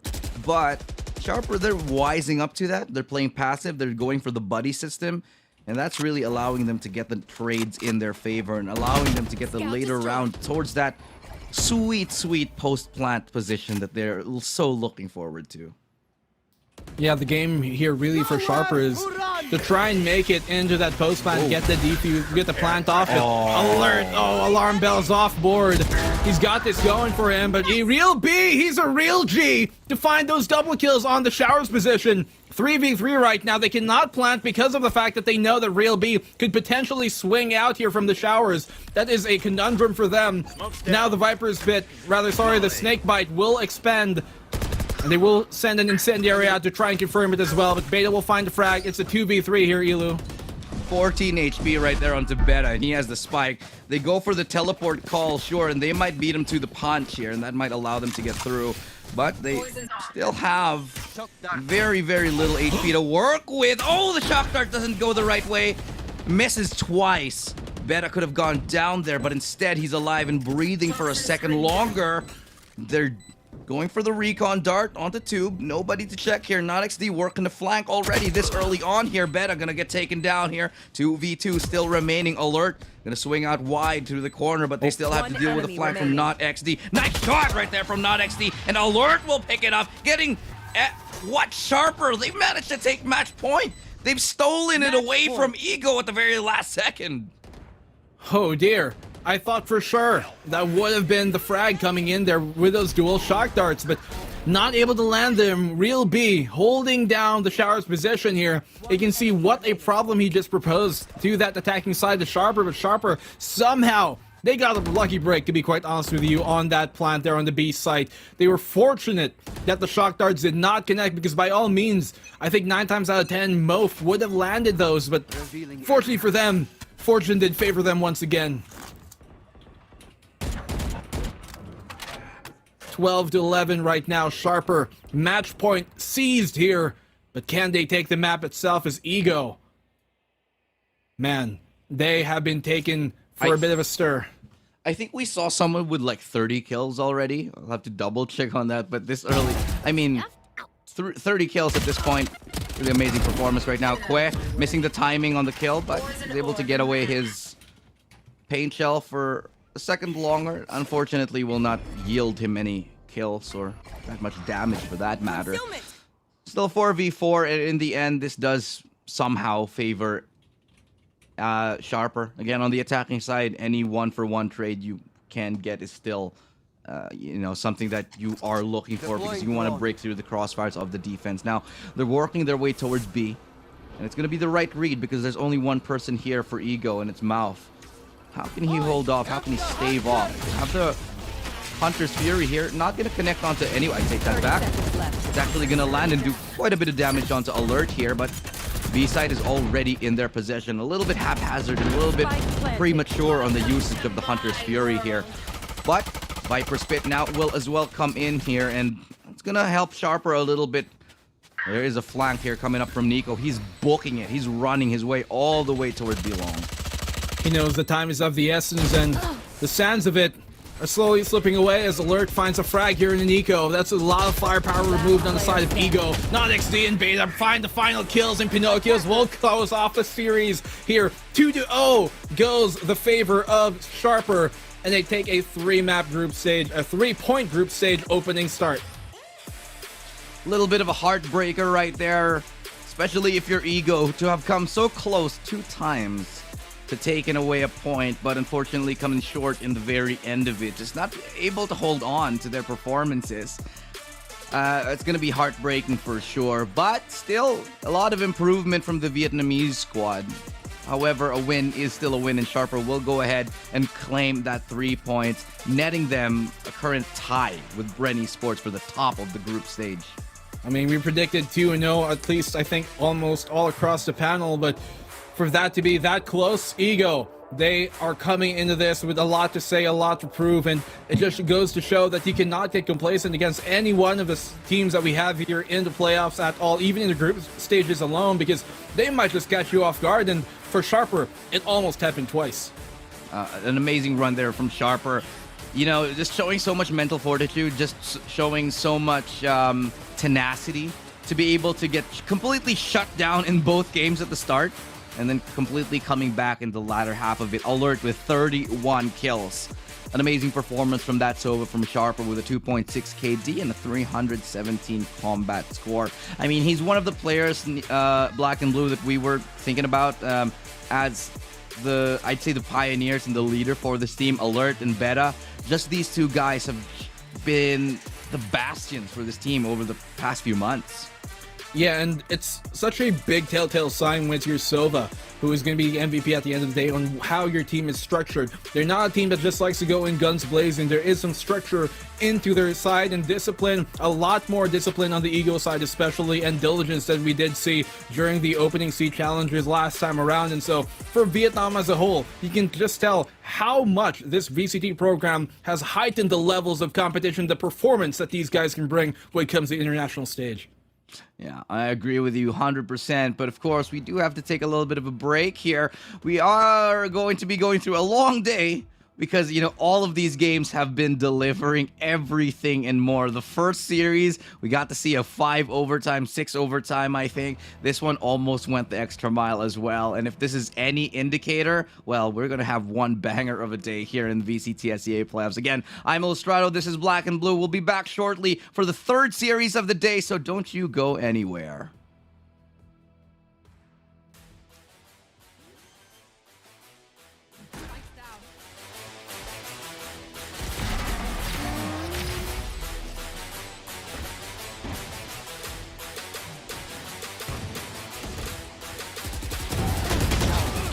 Your trail.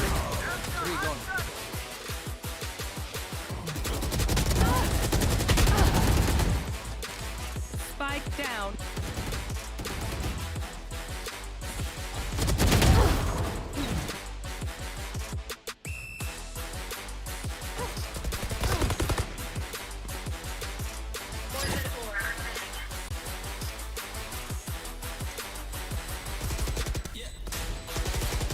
Last player standing.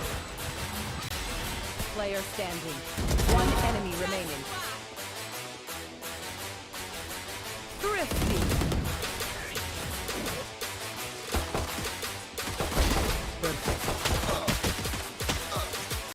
One enemy remaining.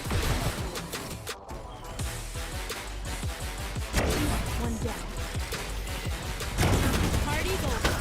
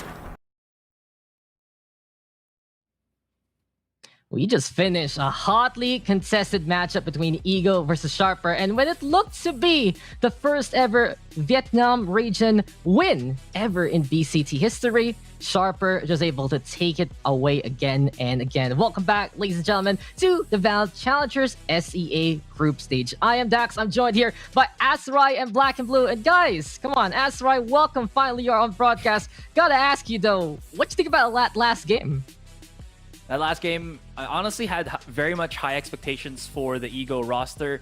As with all of, I think, the players from their specific region, I felt like Ego was a team that really revolves around being that aggressive and loving to go for those multi-stack pushes. The big problem with that is that teams like Sharper, who come from the Thai region that really loves to adapt as well as play defensive holds, you see the kind of contrast with that. And Ego, even though they had a couple of successes then and there, it felt a bit too repetitive as the rounds progressed. They were looking pretty good, but of course the problem with that is the more times you use that particular strategy, like again the massive 4-man push onto the A side, onto the B side, the more Sharper adapts, and the more that I think Ego's tools in the shed started to kind of dwindle as again the rounds progressed. Yeah, we just saw an incredible Group A conclude there, guys. 2 amazing matches. And let's check out the standings real quick as the table has been set for Group A. So it's Bren Sharper with the full match wins. 2-0 for them. Ego and CBT gonna be dropping on down,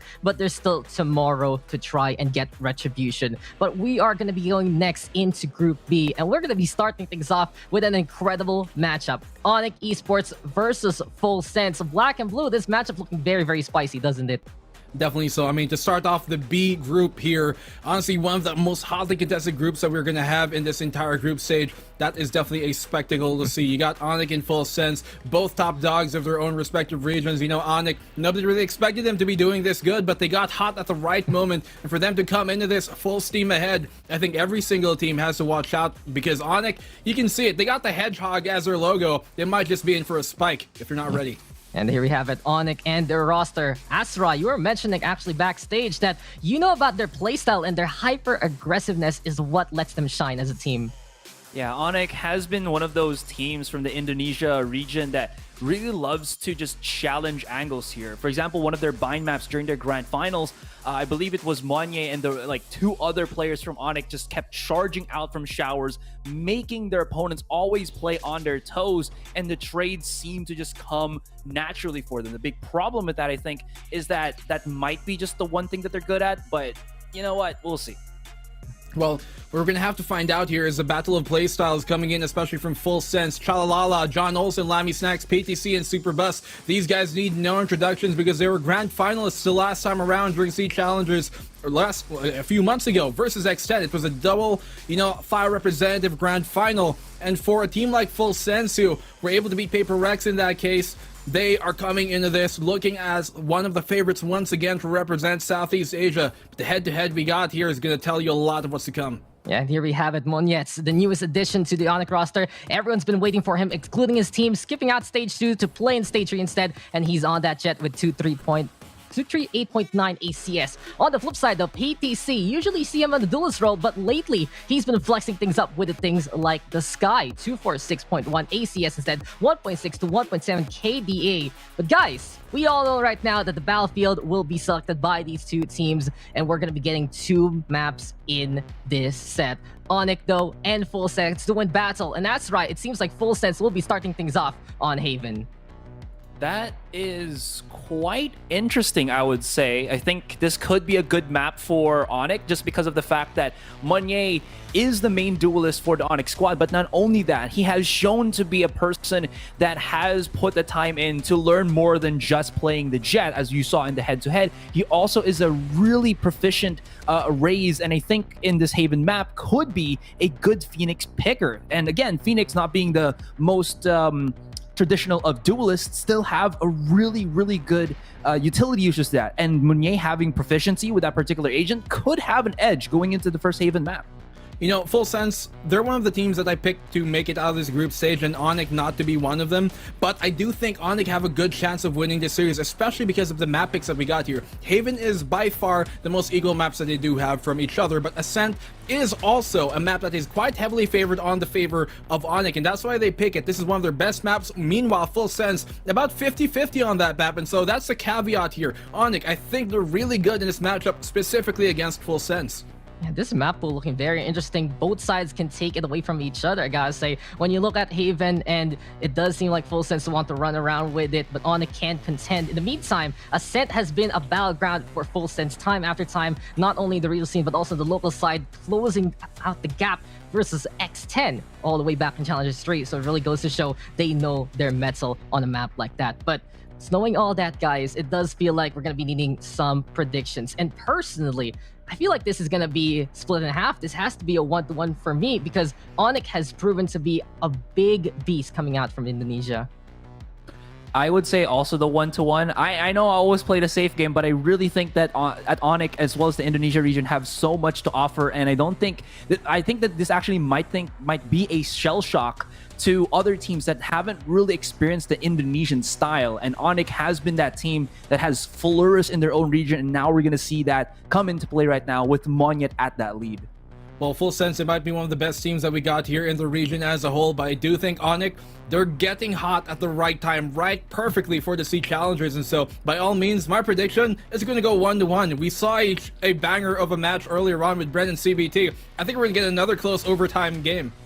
Yeah, and this matchup, it does feel like Onic is here to prove their mettle. In the meantime, you have full sense on the other side, has been a stable part of the Thai scene so far. And if you look at their records overall, Onic, they've finally made their debut here into the SCA stage of VCT. Full sense in the meantime, twice as full sense, once as NG Black. They've always been here, time after time, and it's just been absolutely incredible. But we know by now that this matchup is going to be decided by the battleground, and I cannot wait to get on started. How about you guys? But then again, Onic, can they actually get their spines out and ready to pierce? Or will full sense be able to open up their eyes and open up these sights with the way they know how? It's time for us to get going with the games.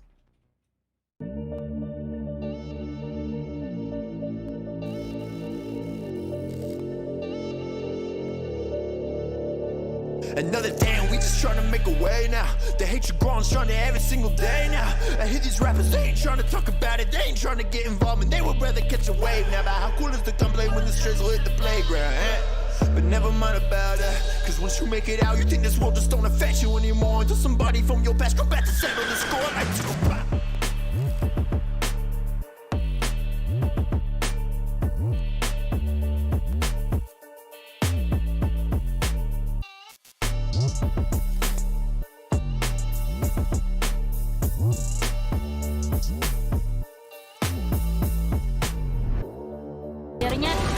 Berhasil teman 3 kill Rere. Oh no. แบบนี้แท็บมาไม่โดนกระสุนหมดเรียบร้อยกันโดนทางของ PPG กันตัดไปและเป็นชนะล่าเกม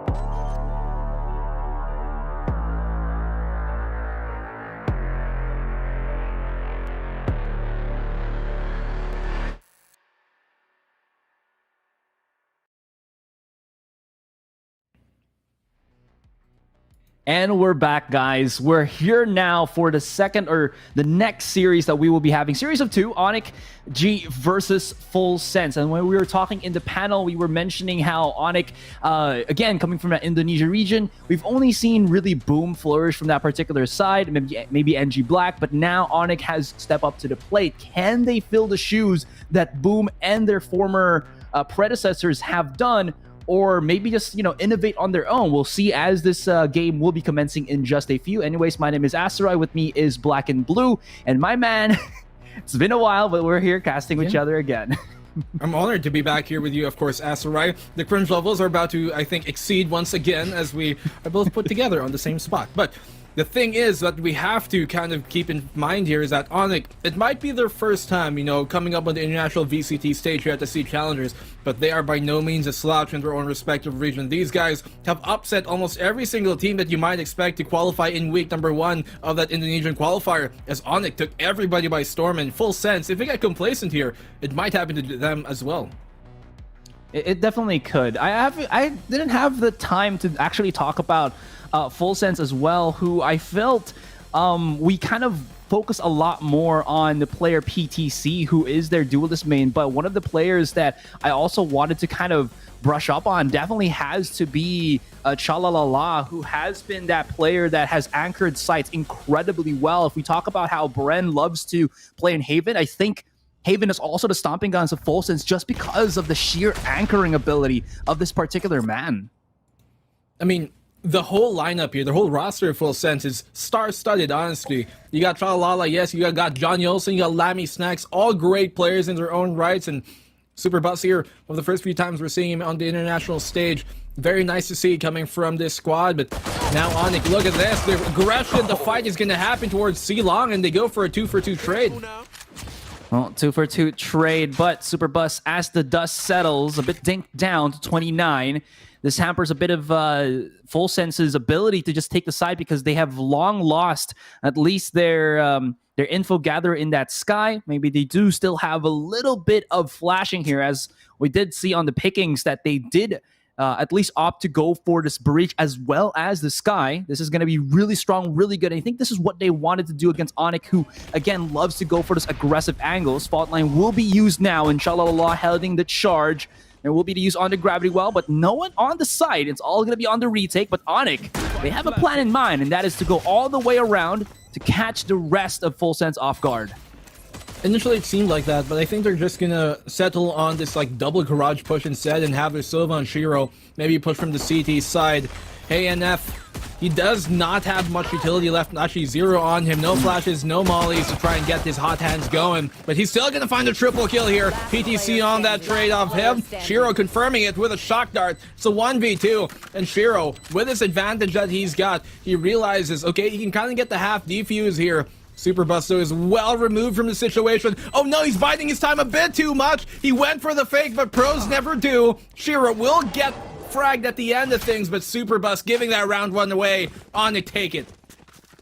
Gotta say, that's some pretty smart mentality there from Shiro. He already cleared out the rest of Garage, knew that his opponent was either going to be on window or already halfway through the spawn. So the play there was, because the spike was planted on default, it was easy full diffuse for him. And as you mentioned, pros don't fake. They never do. A little bit of a replay there on the initial bout on to C-Long. You love to see it. You don't see it as often, but when it does happen, you do see an immediate take, and it shows that, again, Full Sense are here to play. They're here to fight for that map control that Onic really loves to get. And Onic getting themselves that 1 up already. They'll be equipping themselves quickly into the Spectres. So this could be the detriment of Full Sense, since they did at least buy ever so slightly in this pistol. And we'll see how that goes, as Risky MD will be throwing out the Paranoid just to stave off the pressure that could come from Full Sense on long. I got the spike.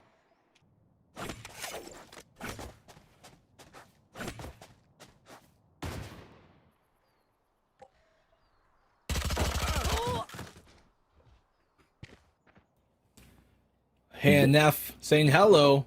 Chalalala taking for a bit of a stroll here. Ooh. PTC finds that one up close and taking things surprisingly slow, to be quite honest with you, here from Onic. I am hella surprised about this, but you know what? Onic did have some time to watch the VODs from the other region, as think with all teams right now, and I think they're just testing out the waters for the moment, and could be just because the Haven map doesn't really respond well to you over pushing the map, just because it's so large and the rotations are pretty long as defenders. You don't really want to peek out that early. That's why you're seeing them react more to stimuli than they themselves are to stimulus. So in any case, they're going to be waiting for Full Sense to full send this into the site. They will be finding a couple, but KNF is already here to stop them at the seams. They get a kill, but the spike will still get fragged, or at least put on the ground. Shio's going to get a tag with his shock dart, and this is going to be an easier job than I think to say at the least. But Lammy Snacks, let's see if he can deal more damage, which he is. He's lining up beautiful shots with the Sheriff, but the artistry will be done, and they'll be paid in half as they do get the spike, but they also take damage from the rest of Onic. A good shutdown by Onic at the end of things there, but also a very valiant effort from Lammy Snacks, just completely eating alive anybody who came his way. Unfortunately, the double peak will not turn in his favor. But Onic opening up the round here, rather the game, with two rounds in this map. Very nicely done from him. You can see just how effective those Sky Guiding Light flashes are up close, especially. You have very little time to dodge them. One of the quickest flashes you have in the game, and so making full use of that. But finally a gun round coming in from Full Sense, and on this attacking side, let's see if they can finally get the stop here. Onic, oh, I kind of like this. They actually went for the quick enough save. HNF is going to be triggering his ultimate just to keep his teammate Monyen on the side there. This is going to be good because if they do rush onto short and maybe try to punish the run it back, Monyen could be there to intercept. The big problem is Full Sense, they know something's up. Monyen would never have used his ultimate that quickly if there was nothing fishy coming into this side. He's still prepping the flash. They still want to get control on this one. But it's going to be all she wrote as, yeah, that is going to be the clear with the Aftershock. They sniffed it out perfectly. And Full Sense, 4 versus 5 at the rest of the round. But John Olsen, 3v5, never mind. Very good read coming from Full Sense to realize they're probably playing close. And that's why the Phoenix, had to ult to keep that secret. But it was found out in the end of things. KNF, the only member here without more than just a pistol, will be able to kind of heal himself back up with the hot hands. But for the meantime, 30 seconds left on the clock and ticking. This should be around towards the way of Full Sense. John Olsen is going to find that frag on the Severine, trying to drop down into hell. Is going to send him from whence he came. John Olsen finding another here. It's all onto Rizeki. What can you really do? He might have EMD. He might be a doctor, but I think the symptoms of this one probably lead to a round for the side of Full Sense. Yeah. The prognosis or the diagnosis is that it's going to be a round for Full Sense. Could be, maybe just a one-off. You could see Risky MD trying to get a weapon away from the hands.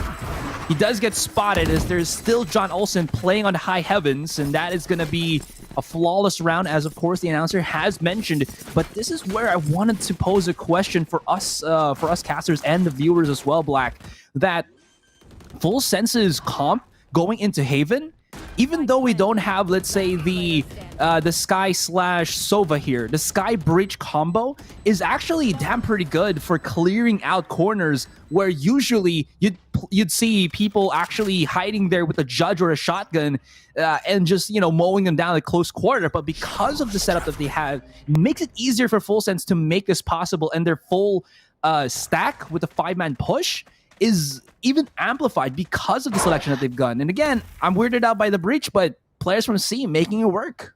Yeah, I mean, I was kind of thinking the same thing too, where, Breach honestly is probably in the worst spot of any agent is right now in terms of, kind of fitting him in the composition. And he just has been kind of overshadowed by a lot of the other initiators in the game currently. Thing is, though, they have to be careful because a curveball might just throw him for a loop here, pushing into this, but they're somehow still making it work, even without that Sova, at least on the last round that we did see from them. Double initiator, yes, but not in the way we're kind of expecting. There is a turret that's right behind HNF. And this is perfect because John Olsen's going to peek that first. The problem is he's only going to really see him for a split second. So this is very crucial for HNF. He's going to pop out the flash reaction from John Olsen, but he is just able to get out of harm's way, jumping with the updraft, dashing with the tailwind, and that's all that she is going to route. Full Sense is just going to be charging into the side once more. Severance is going to be hiding in graffiti, but gets painted himself a bad picture, and Lammy Snacks the control on that sprite to transfer onto the next target, and Full Sense get themselves quite a bit of a bloody round, but a round nonetheless that goes in their hands. I think HNF accidentally hit his jump button like midway through, or like right as he initiated that peak, because it seemed like he threw himself off with it. And now as they tie the score on up, Full Sense, this is what we're talking about, like they were able to shake things up there at the, oh no, it's because he got Rolling Thundered. Okay, that makes more sense. very stunned. Hard to win that fight on that peak. And perfect timing on the Rolling Thunder, more importantly here, coming from Full Sense, especially they're coming from PTC. Great job from him to initiate things, but Shalalala is going to open things up on HNF once more, being the first one to go down. And this is where I talked about how Onic loved to go for that multi-stack. Look at how many bodies they've sent here on mid just for that control 3. They know that they can't really create any form of map control, so they try to just get as much zone control into one aspect. The problem again is once they hear the footsteps and whatnot, there is still the counter flashes. There is still that trailblazer that will come out from Lammy Snacks and PTC. Makes it a very difficult send for Onic to make anything happen. At least that was a save round for them. Now going into this next one here, Black, it is going to be straight up into the buys, into those rifles. And Monyet, he knows he has to do something a bit different and now equips himself with that operator. Flawless so far from Full Sense. You can just see like how much economy Full Sense have in their pocket. You know, with Monyet buying that operator, trying to shake things up, that might just be what they need to try and shake things up here, to try and get that big factor in, and maybe just catch Full Sense off for a loop, because Onic had a good start, yes, but at the end of things here, it's Full Sense who have been completely in the driver's seat after those opening 2 rounds, and a lot of times what's more important than starting strong is ending even stronger, and Full Sense, that's what they're really good at. We do have that adage in the Philippines where we call it it's like an insult, you know, like intro boys. But we'll see if it is really definitely the intro for Onic here, or is there something that they can use to transition themselves into this mid-round stage. Monyet has found a couple of picks. The second shot will not be connecting as he kind of just overzealously flicks aggressive. And as that Killjoy ultimate comes into play, it is going to be everybody from the from the A side as the defenders to just back away, like scurrying rats, and the retake once more. But at least to the upside of Onic, it is the 5 versus 4. Well, seems like the operator has been working out for the meantime here, as they found John Olsen because of that, the opposing jet. But the 4v5 retake still going to have to happen, still going to have to work out for them to really make it, you know, feasible and work out in the end. Lammy Snacks playing inside the smoke. Kalalala is going to find one of his own, and Shiro, look at that, the double kill from PTC. Lammy Snacks finding another one too, and this is just completely crumbling the castle. The foundations of this have been chipped away here from the side of Full Sense, and they get a 4th round, doubling their lead now over Onic. That's going to be another round. The drop down without the proper flash really does kind of hurt their case, just because it's a how do you say this? It's a dry peak. Look at that. They just drop down the lineup for PTC, and I think Full Sense, what they kind of wanted to just do there was bait actually the defenders to come in. Nobody was playing the close quarter angle. A lot of the members of Onic were still scanning. Nobody's on Graffiti, nobody's on Hell. Where the heck is the rest of Full Sense? And lo and behold, they're playing both short and long angles just because the spike has been planted to take advantage of that. In any case, Onic here going into the next round will be, again, on such a weak buy as they are just struggling in terms of that economy. And with this, Black, Full Sense show to us why they're the ones, I think that we talked about this in the panel, that have been those finalists coming in from that last C tournament, again, here in VCT.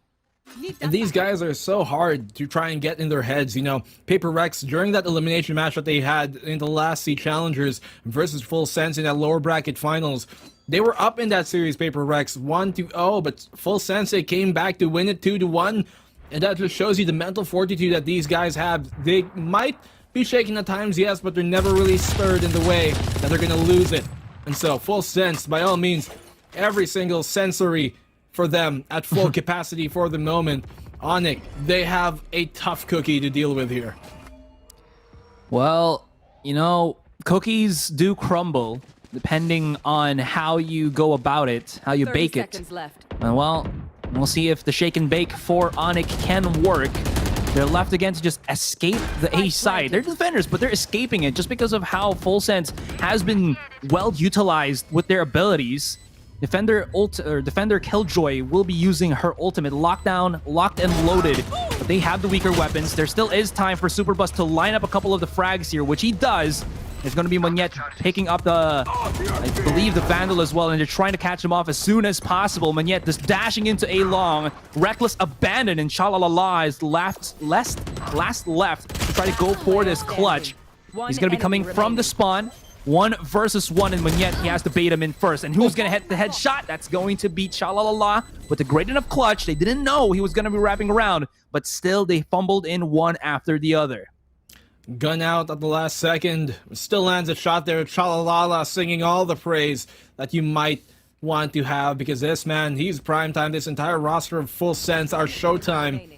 And you can see just how confident they are on every single facet of the game. Going for the executes, going for the retakes, it doesn't matter. Full Sense, they are firmly in the driver's seat right now as they're once again extending their lead even further. 5-2 on the board. Monyet's going to pull out the operator, which was kind of working out for them the last time we saw it in his hands. Hopefully, this could be what will make the difference. Well, whether it's difference or addition, adding kills to their body count, Monyet's got to step up. He is buying so expensive into these rounds and whatnot. Risky MD is just going to try to go around the corner here. Leaves himself a little bit vulnerable into the side. The fault line as well as the concussion from the Astra make it so difficult for the defenders to be even static onto the back of the side. And it gets wiped out, smeared across the board. And again, Monyet and ANF, they can go about this, but they're outmanned and outnumbered. And again, retake with an operator, really not the best. Chalalala, as he's moving around with his lurk maneuvers, as that Killjoy will get spotted, but that only gave more information for Full Sense to digest going into this particular round and just to end it off. They know where his opponent is, and they just play off of that. And it seems to be the case. Onic is going to give it up, play for the next round. I mean, all they can really do here is try and save this one. Monyet, he realizes, you know, it's more value to just try and bring the operator into the next round. But so far, Full Sense have been doing a good job of not letting that get to him, not letting the operator be too much of a difference here. Whether it's, you know, trying to suppress it by use of their utility or just completely going to the opposite side of where they know the operator is. That has been such a good job by Full Sense to kind of nullify any suspenseful impact that Onic could have had with the operator on Monyet. John Olsen, I don't think we've talked about him that much, but I do have to give credits to this particular group that we are casting right now. I believe this is Group B with Full Sense, Onic. In your view right now, ladies and gentlemen, we also have in the Group B the team Paper Rex, and off panel, I have been kind of dubbing this silently or by myself as the group of cracked shots, because I do remember John Olsen being that one of the most prolific fraggers that I saw last time that we had ourselves a Southeast Asia tournament. And then Paper Rex also has a player in the form of Forsaken. So this is going to be definitely something up to that par. And with that, Black and Blue, just wanted to bounce off of that. Onic have to also know that they need somebody to step up to that plate. Monyet is doing, waves, ripples in the water, but he needs to make bigger tides to make this possible for Onic. They're struggling, and that's why we're seeing the 6-2. Yeah, I mean, there are definitely a bunch of shab shots here coming from both of these teams in this entire group, to be honest with you, but Onic, I'm not sure if that's going to be enough to really win this, because Full Sense, not only are they winning the gunfights, but they're also looking a lot more sound as a team. Playing together, your use of utility and their reads have been perfect so far. Like on that opening, third round by Onic to stack the A short position on the sewers, and Full Sense fully reading that and counteracting it. It's so hard sometimes to kind of counteract that. You can out-aim your opponents, yes, but can you always outthink them? That's a more difficult situation. KNF. Position exposed, had to use Flash and Blaze Wall just to get out of harm's way. He's going to be fine and dandy. You can see the respect right now that Onic has given. Lots of noise being made on mid, but still the rest of Onic have yet to really kind of adjust to this. But Monyet is about to hit a shot, if ever somebody actually peeks him out, but that's not going to happen. The rest of Full Sense do decide to just look for the garage side here. There's going to be the activation onto the alarm bot, but not really much else. And are they going to leave Severin and Risky MD in an island once more? As this is going to be the push, Risky MD once again deja vu with the Shrouded Step. We'll see if he can try to survive for as long as possible. The flashes do come out. Although Severin making a case back of the side. Okay, let's see. Risky MD missing a couple of shots, but finally connects. This is good. They're falling into place. And they're falling into the hands of Onic. Shiro into the back of it. Does have a Spectre in the long range. Still connects a shot and one more onto PTC, and that's going to be it. The Fuse will be abound, and they will be able to upgrade weapons. Good defense for Onic. Good heads-up play there coming from the Onic defenders on that B side. You saw Risky MD at the back of the platform, completely just looking at the corner of the wall because he knew that they're going to initiate with a Sky Flash here. Not able to land his opening shots, but he was able to find the pick. More importantly, could have found a bit more, but in the end, even with that good hold from Full Sense, the timing just did not work out. Turning his back there, Chalalala at the end of things. Shiro capitalizing on that, and it just gave them a hair of an opening to work on, and that's all that Onic needed to take the mile. They did take that mile. You know how they say they can grab an inch, they'll turn it into the mile. I think that's not the proper saying, but you know what I meant. Any case here, Full Sense is seeming to just quickly charge on in once again, but let's see, HNF is gonna have his ultimate just to go for a challenge. Taking down Superbus actually could be critical just because he does have those star abilities that could stop them at the seams. HNF is hitting shots, and we need to see this man right now in action. Well, as the dust settles, it's going to be a 3 versus 2. Sure backs away. If he hears the plan being dropped down, he still does have his ultimate. This could be something, but he could also try to save it, as there is going to be a Silver Drone used first. Lammy Snacks is going to make some noise with the operator, picks up into the Vandal. This could cut them unawares, as that spike is going to get dropped. But first and foremost, that Seekers just found 3 targets, and one of them found lurking.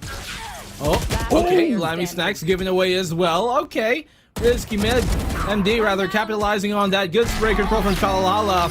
But with Severin knowing where he is exactly from the sewers up into the havens, he gets another round here for Onic as they go up 6-4. That is starting to be so good. Shiro with a tactical bag. I'll take it. You know, just to kind of boost the mentality there of Onic. Sometimes you just want something like that. I do remember when I was trying to research a lot more from, you know, with this Onic team being them being such a new kid on the block. I also was mentioned that this particular team is very, how do you say this, emotional, in the sense that they really thrive when they get themselves these rounds. They're very momentum based, and when they can feel the hype, they start to build on the hype even more. They're not as you know, some of these other Thai teams like Full Sense and of course X10, who play with a lot more bravado. They like to play a lot more controlled and whatnot. Onic is kind of the polar opposite of that, where they play with a lot more of the feel and the charge, and that's what we're seeing here and now. And we'll see how they try to equalize this, as 6-4, not a very bad score. Even an 8-4 wouldn't be as bad, but up against Full Sense, which is, I think, as the chat was mentioning, the second team right now, top team in the Southeast Asia, having at least a 6-6 in the first half would be the best option for Onic.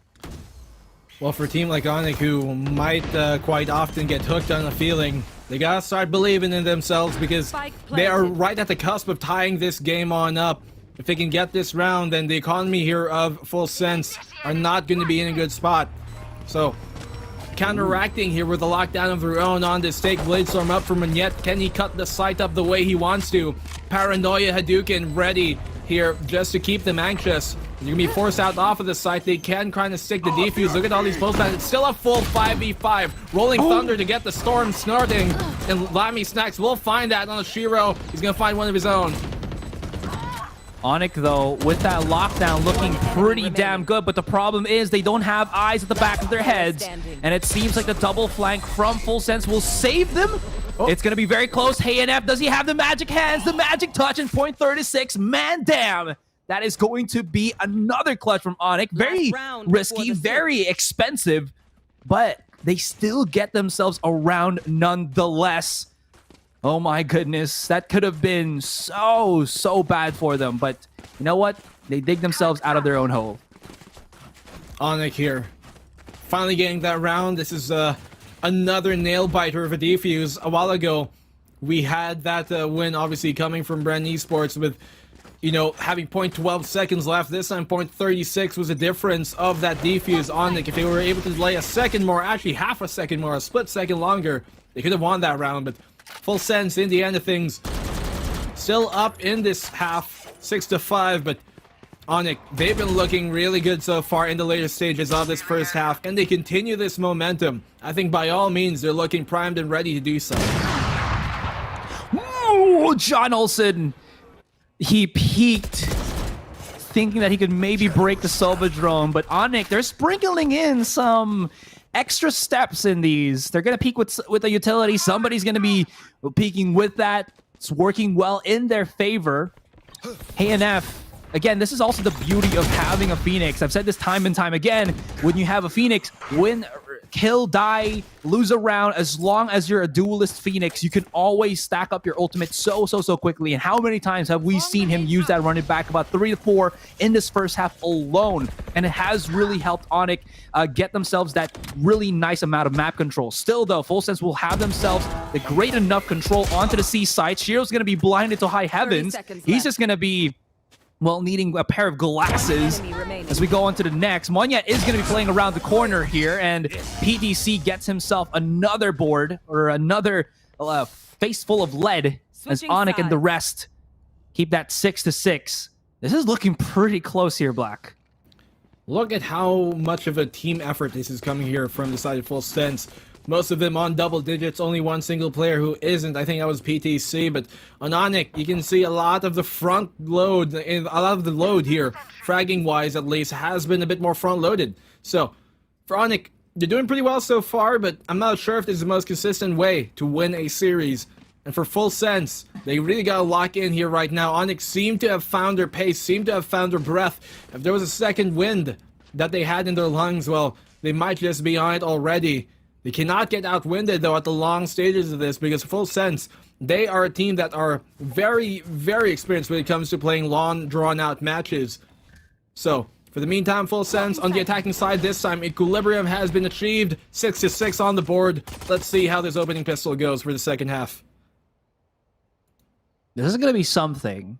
Again, gonna state the obvious already, the duh factor of this game. They need to win this pistol, because first and foremost, Full Sense's comp, I feel, is really strong for holding sites. Just because if Full Sense is as coordinated as I think a lot of people are expecting them to be, having an Astra, even though she is in this nerf state, will be so powerful for them. John Olsen, though, who seems to want to at least be the king of A Long, will get dethroned immediately as Onic come in with the two brothers. Well, just the two of them, two teammates. Not really blood related, but anyways, there is still going to be some blood as it's getting shed here, as the site is not being at least given freely by Full Sense. But the problem now is it's left into the 2 versus 5. Superbus drops down from heaven. He actually spots one. Nobody hears him. He's going to get refragged, but at least the damage be done. Shalalala coming in from the back here. I think they know now where he is, either short or long, but it's going to be a definite tall task for him just to keep this in check. Spike has been planted down as we are hearing it, and he's playing the long angle with a classic. Could pick up the ghost that's right in front of him, but, well, everybody is looking in his general direction, and pop a shot, peek out Monyet. I'm waiting. The monkey comes in, and the monkey goes wild. That's so frustrating and annoying to have happen to you when somebody wide swings you like that with a frenzy, literally just holding down the D key and mouse 1 and not doing anything else. It'd be so frustrating to win against that, especially when you died to someone else in that case who went for the refrag, and so nothing he could have really done in that situation he was put in. And Onic once again start off the half strong. Now, they won the first pistol round a while ago, and they won the round right after that, but on the gun round, that's where Full Sense made their mark, and so Onic, they have to get every advantage that they can, especially on this attacking side, the favored side here on Haven especially. It is my favorite side on Haven, especially if you have a coordinated team. Attacking side is a blessing for you. Okay, Lamit's next, buying up into the Marshall.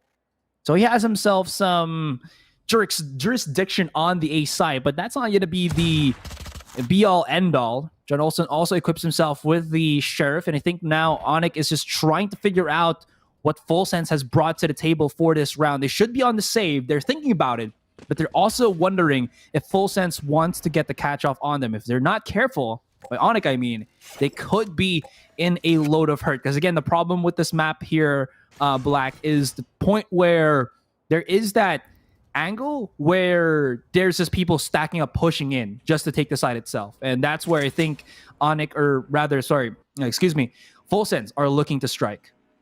Well, speaking of stacks, bit of a snack here in for the C side because there's nobody waiting there. The whole stack of Full Sense committed towards that A site, and so they should have the C side right for the taking. Nobody there to stop them from making that happen, and the retake is going to have to come in from the side of Full Sense, a full 5-man retake. Now, they do have the Sova here on a Shiro from the side of Onic in that garage position. They could potentially overflood him, especially since he's only got a Ghost to work with.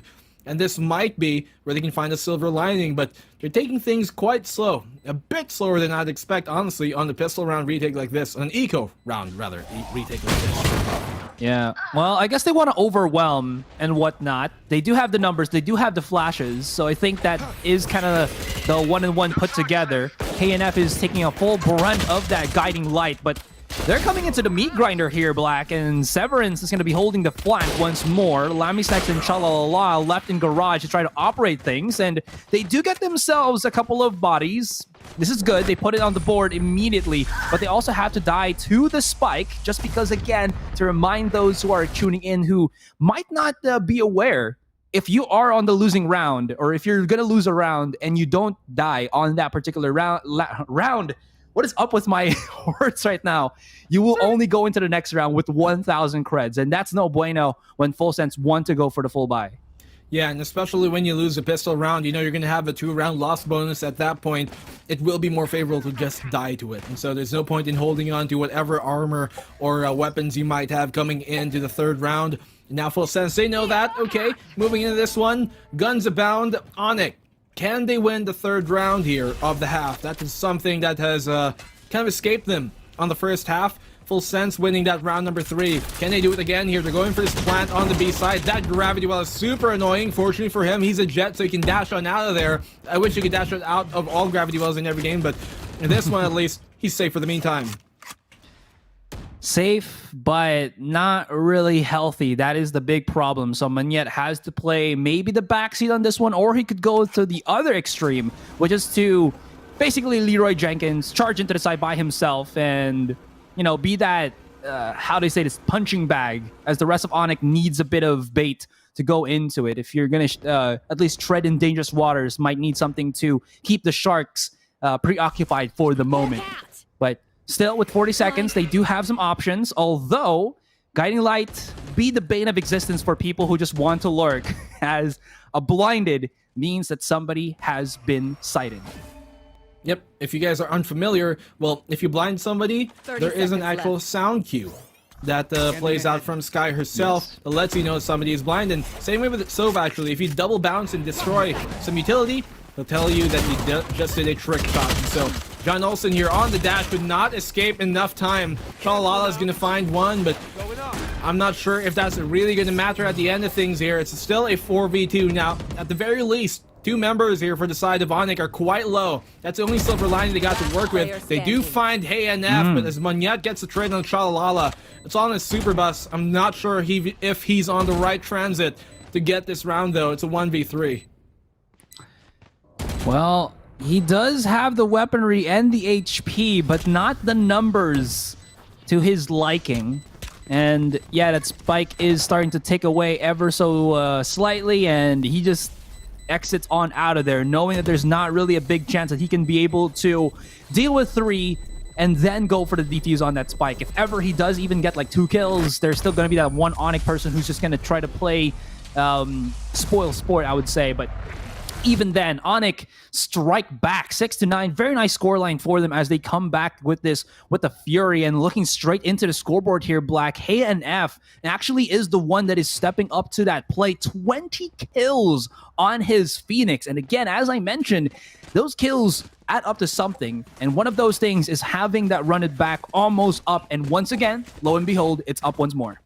And especially with the Phoenix, where the run it back recharges honestly quicker than most ultimates might in this game. And so for a great Phoenix to have his his right back, his ultimate up online almost every round, it seems, that is going to be such a huge factor as Moniette finds a great opening here on John Olsen, showing him back to the Johns. Now, Onic once more are in the driver's seat, firmly in the lead, and Shiro has no problem in showing him the way out. Superbus, goodbye. Big problem to that is he spray controlled it while crouching just to kill or destroy a turret. Usually that's a death sentence for you if you can't spray transfer to another target or a straight enough headshot. You're too slow to get back into cover, and because again the plating on the double doors and garage has been destroyed, it's very easily bangable on that wall, I mean. And you know, the bullets, the kills will just follow soon. Anyways, Onic find themselves another victim in the form of Lammy Snacks. Chalalala is going to be traversing, looking through the cloud burst, but he's going to get bamboozled, confuddled, as one comes in from C Long and takes away his life. 6-10, Onic break the double digits, and they're 3 away from representing Indonesia with a better light. Passing the bread around the table there with the teammates, 1 apiece for every single member of Onic. And they certainly are looking iconic here for the Indonesian representatives. Full Sense taken for a bit of a stir, losing map number 1 in that the C Challengers, like lower bracket final we had last time around. It seems like a tale of the tape here for Full Sense is that they typically do start a series off strong, rather weaker than they do on the end of things. And so, will this be another map number 1 given up here by Full Sense, and can they come back on map number 2? Or will we even not go into that kind of like situation? Because will Full Sense make the comeback here happen in map number 1 alone? That's a question. Now, Onic, as we said, these guys, if you're not ready for what they can bring, they're so aggressive that you can honestly be taken for a stir. And even on the defensive side here, that they were starting on a while ago here in Haven, those operators' positions that they had on Moniette, just catching Full Sense off guard all the time. But even here on the attacking side, they're so good on just completely forcing their hand on whichever avenue they want to take. And there's a metric that I think people are, kind of forgetting a bit. Full Sense is not the first representative come out from Thailand. It is actually X10 without Patifan. They have been playing with Sushi Boys and Zeus for a while now, and they were able to beat Full Sense 3-0 in a best of 5 with really, I think, positive round scores. So that's kind of saying something. It's either Full Sense are making something different for them, difficult for them, or this is something different that's coming out. But that lineup with the hot hands, that's something different. I haven't seen that from a Phoenix. But you know what? It makes it easier for them just to take a side. It clears out the positioning of Chalalala. And what this also does is it just confuddles the rest. No way, that actually saved him. Gravity well saved him, bro. That actually pulled him away from the aftershock there, and he somehow does not get pulled off of the plant itself. So the spike is down, full guns bound for either side. The backside being played here by the Omen on a risky MD. He can kind of bail out here with a TP of his own, but the curveball gonna try and throw things for a loop and hold him on back as John Olsen finds one. He finds a double kill, and Lammy Snacks is gonna find one of his own, but it's a 1v1 with Severin very low. Lammy Snacks gonna shoot him in the back, not being ready for that engagement in Full Sense. Still extend this series into another round. 7-10. They're only 3 rounds away. Sometimes don't overthink, just do. And Full Sense do the retake, and they get themselves a hefty point on the board, finally stopping the bleeding that was happening. Let's take a quick little replay on that. Loving the use again on PTC's fault line. Full Sense has shown to be proficient at this. And with the stuns and the flashes coming in from both Lammy Snacks and PTC, this has allowed a smoother retake for Full Sense. Though the problem is, I think now for them is their retake isn't the issue. It's that when they play the retake, there's no real members left from Full Sense, as the first bout always in favor of Onic. I mean, how do you win a retake when you don't even have the manpower to do it in the first place? You know, I mean, it's not even like the economy problem or weapons problem, but when you don't have that manpower, you don't have enough bodies on the board to throw at the enemy, it can be quite difficult to deal with. So for the meantime, Onic is slowly crawling their way up here towards the A site. You can see that Full Sense are ready to give this up and ready to play for the retake. Nobody in the site as they're both playing that link position to try and support B if it ever did come. But as the take will come on the A site, the retake will come from Full Sense once again. And they got 3 ultimates to make this happen. Wait, keep an eye on Shiro. I think he has a lineup to destroy the lockdown. Trick shot. He does! There it is! I was kind of looking where that angle was going to be from, but straight up just looking into it. And Full Sense, they're using everything. They're frustrated right now. They just want this to be over, at least for this particular round, but they have expended almost all ultimates, and it hasn't really resulted in them getting kills. There's a start onto the defuse. John Olsen trying to convert. He's getting a couple of body count here with the help of Super Bus. Okay, this is a step in the right direction, and they finally get themselves a round win. With the sweat on their brow and breakneck speeds, John Olsen right-clicks to victory. In that 8-10, well-deserved, but they used everything that they had, Black, just to get that round win. Reminds me of a game called with the antonyms of Underlook. Yes. Just completely dumping every single ultimate that they've got in the round into that one. And to be quite honest with you, I don't necessarily think that the ultimates kind of helped their take on that, because it really didn't gain them much control of anything. It didn't really help them get frags of anything, aside from that Blade Storm coming in from John Olsen at the end of things. Okay, maybe the Rolling Thunder, yes, but the Seekers and everything else, I'm not sure how much value they really got out of that. The lockdown, that made sense, honestly. But great job from Shiro to have a lineup for that. You can see how much homework he's already done as at Sova to destroy the lockdown. But still Onic in a true round lead, and they've got some economy to work with here. But if they lose this one, they might be in for a bad time. Although, while their monetary economy might not be too hot, they've got a lot of ultimate economy in their pocket. 4 of them to apply in this round. So, very agreed. Chalalala again. Was hyping up this man as a great anchor, but he's getting flushed out so many times with utility and flashes from Hey NF. They're going to be playing around the smokes, and he still loses the flick battle to John Olsen. What a man this player has become. Just hiding inside the smoke, Shiro is becoming the criminal himself. 2 versus 1, and Risky MD with the quick little trade-in. And 8-11 Onic find themselves 2 more before they finish off this first game. Look at that quick little flick from John Olsen. They were side by side to each other, and Shiro using the cloud burst from this man to actually keep himself alive, and through the flash to survive and still get a kill.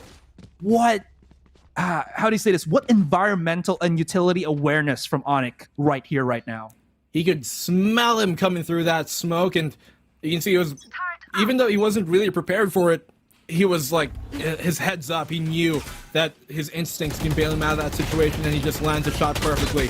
Lamy snacks here. Oh no, they melt down the armor on the wall, and they find him through it.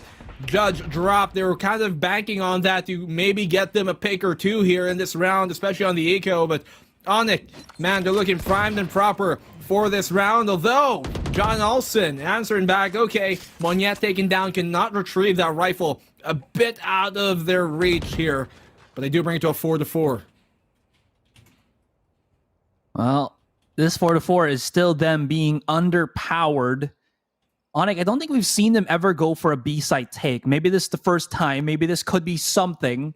Since they still do have Severin alive, he can keep the flank from A main at least contained, and even from C long, because his turret is still active, this is so easy for them to take. Chalala lies.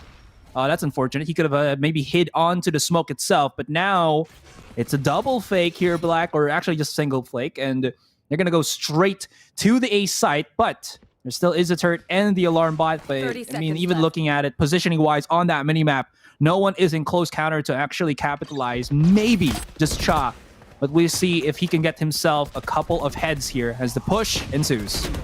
Well, they execute as advertised here, coming on the A site.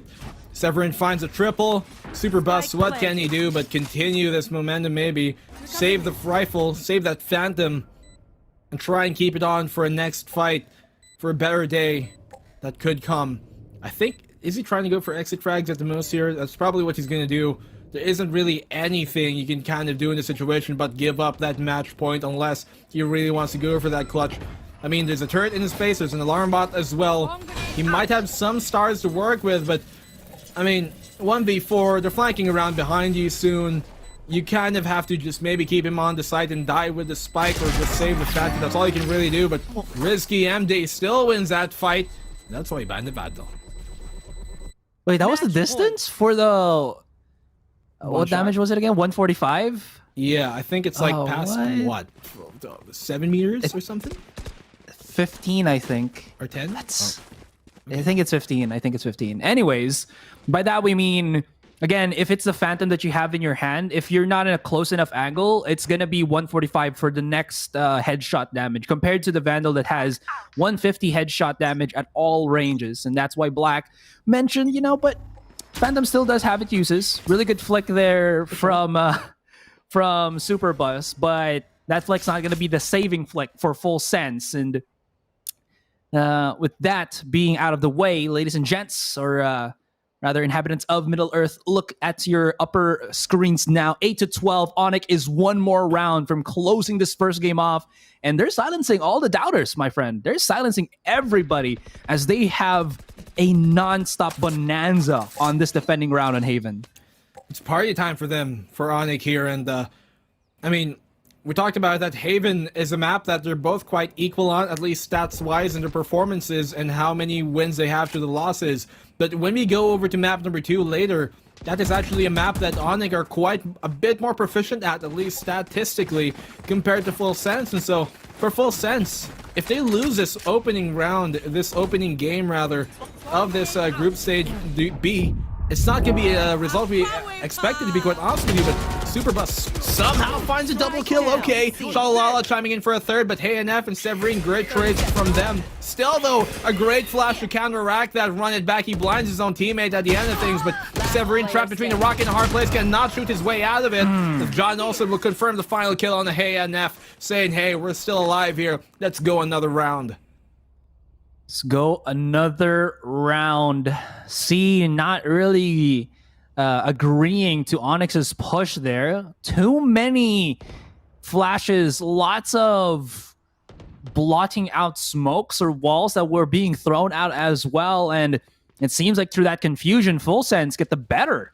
And, well, they keep at least their names on the board for now, 0-0 for the overall series score here. But they need to bring it all the way back. 3 more rounds before it to go into overtime. And could this be the next overtime that we witnessed? Again, first series of the day. It was, again, a back and forth between CBT and Bren Esports. And Full Sense here, they have... I'm smelling that they can make this happen. But they still have to respect that Onic have so much firepower. Although at least it got a little bit doused as HNF's run it back has been utilized in that last round. No more... not anymore available in this current round. I mean, these are some of the best teams that we have in the region, and even in this playoffs alone, these are 2 of the teams that are some of the favorites to take it all, if not X10. And so, Full Sense and Onic here, we're getting a bit of maybe a preview of what's to come. These 2 teams might both qualify into that playoff stage, into the top 8. And so for a team like Onic here right now, their first berth into the VCT stage, you already see that they've kind of shaken things up, and nobody is expecting this type of performance, at least versus the Full Sense, one of the best teams we've got in the region. So Onic making it happen for the meantime. Plant will go down. Superbus gonna find that frag in him on yet. He's been playing this backside so perfectly.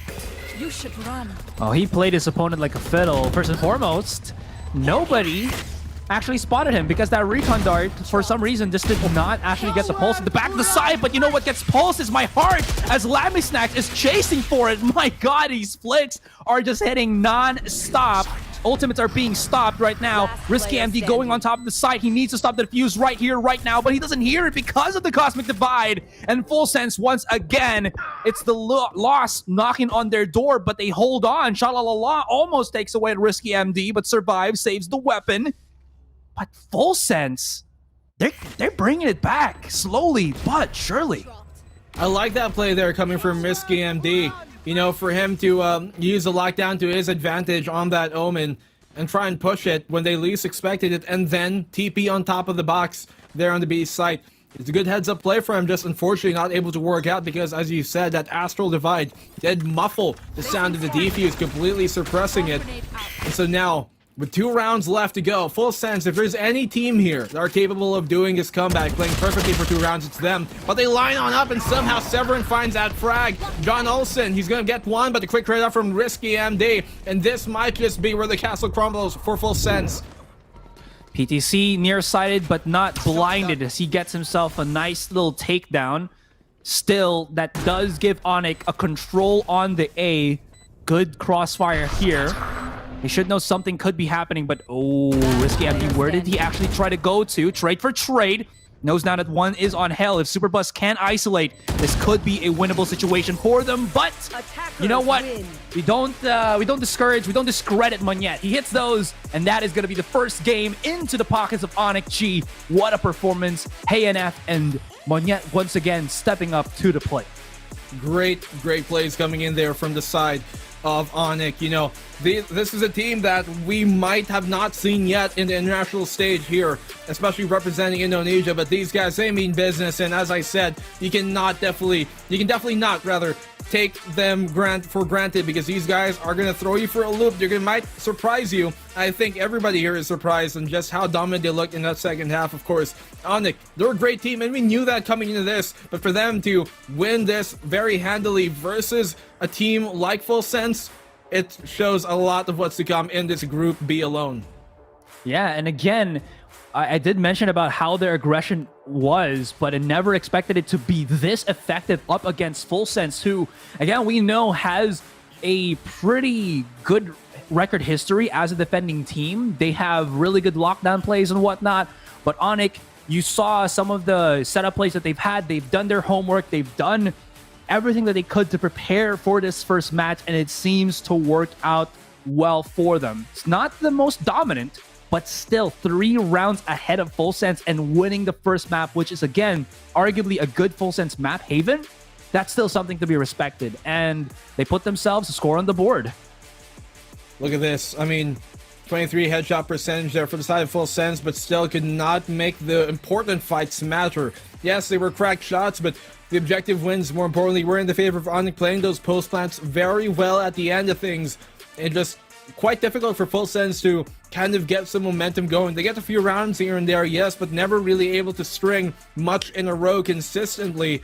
It has been the Onic show for the most part, you know, starting off both half strong, getting both of the opening rounds of each consecutive half, and that is just when you give up, you know, both pistols, it can be a bit of a uphill battle that you can put yourself in. Yeah, and I think Onic knew that was going to be the crucial thing for them, especially the second pistol. Anyways, guys, we're going to talk about this more as we go on to a break. And when we come back, second game is going to go underway. Don't go anywhere.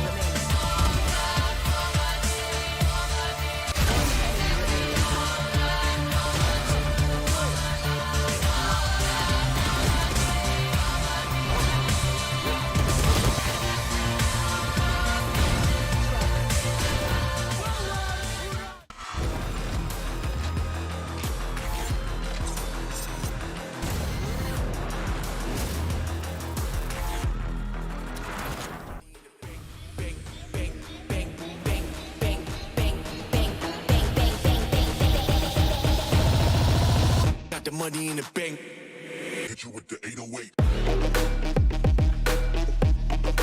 Hit you with the.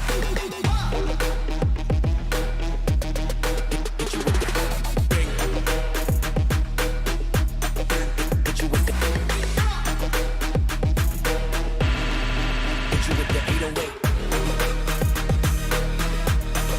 Hit you with the. Hit you with the 808. Bang to the break. Bang to the break.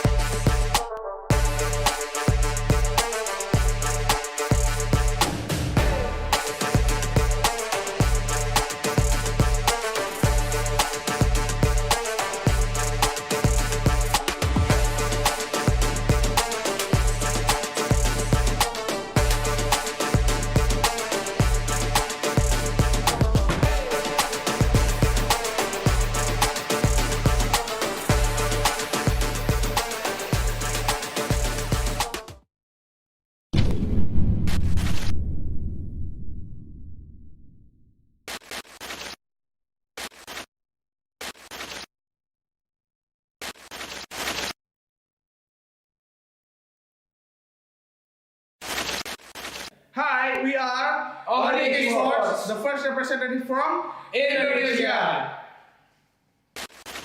Hello guys, I'm Bren. I'm playing Sentinel for Team Onic G and I'm representing Indonesia.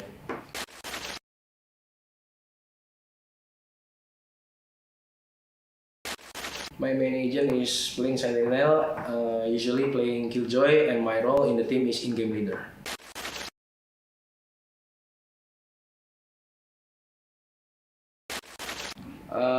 I was playing Point Blank for 11 years, so I have so many experience in FPS game. There's so many things I've learned from the previous game, and yeah, that was my experience from the previous game.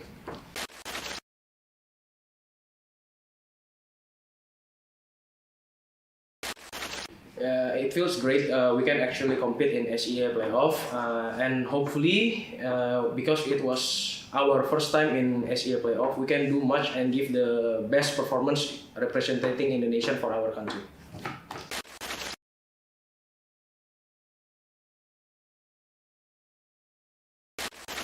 Nothing much.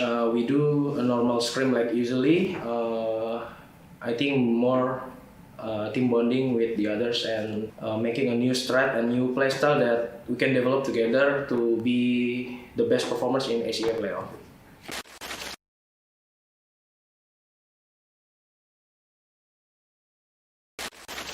I want to see Newton solo because despite at his old age, he can still delivering and still lead the team into the international stage. So I'm a quite big fan of solo.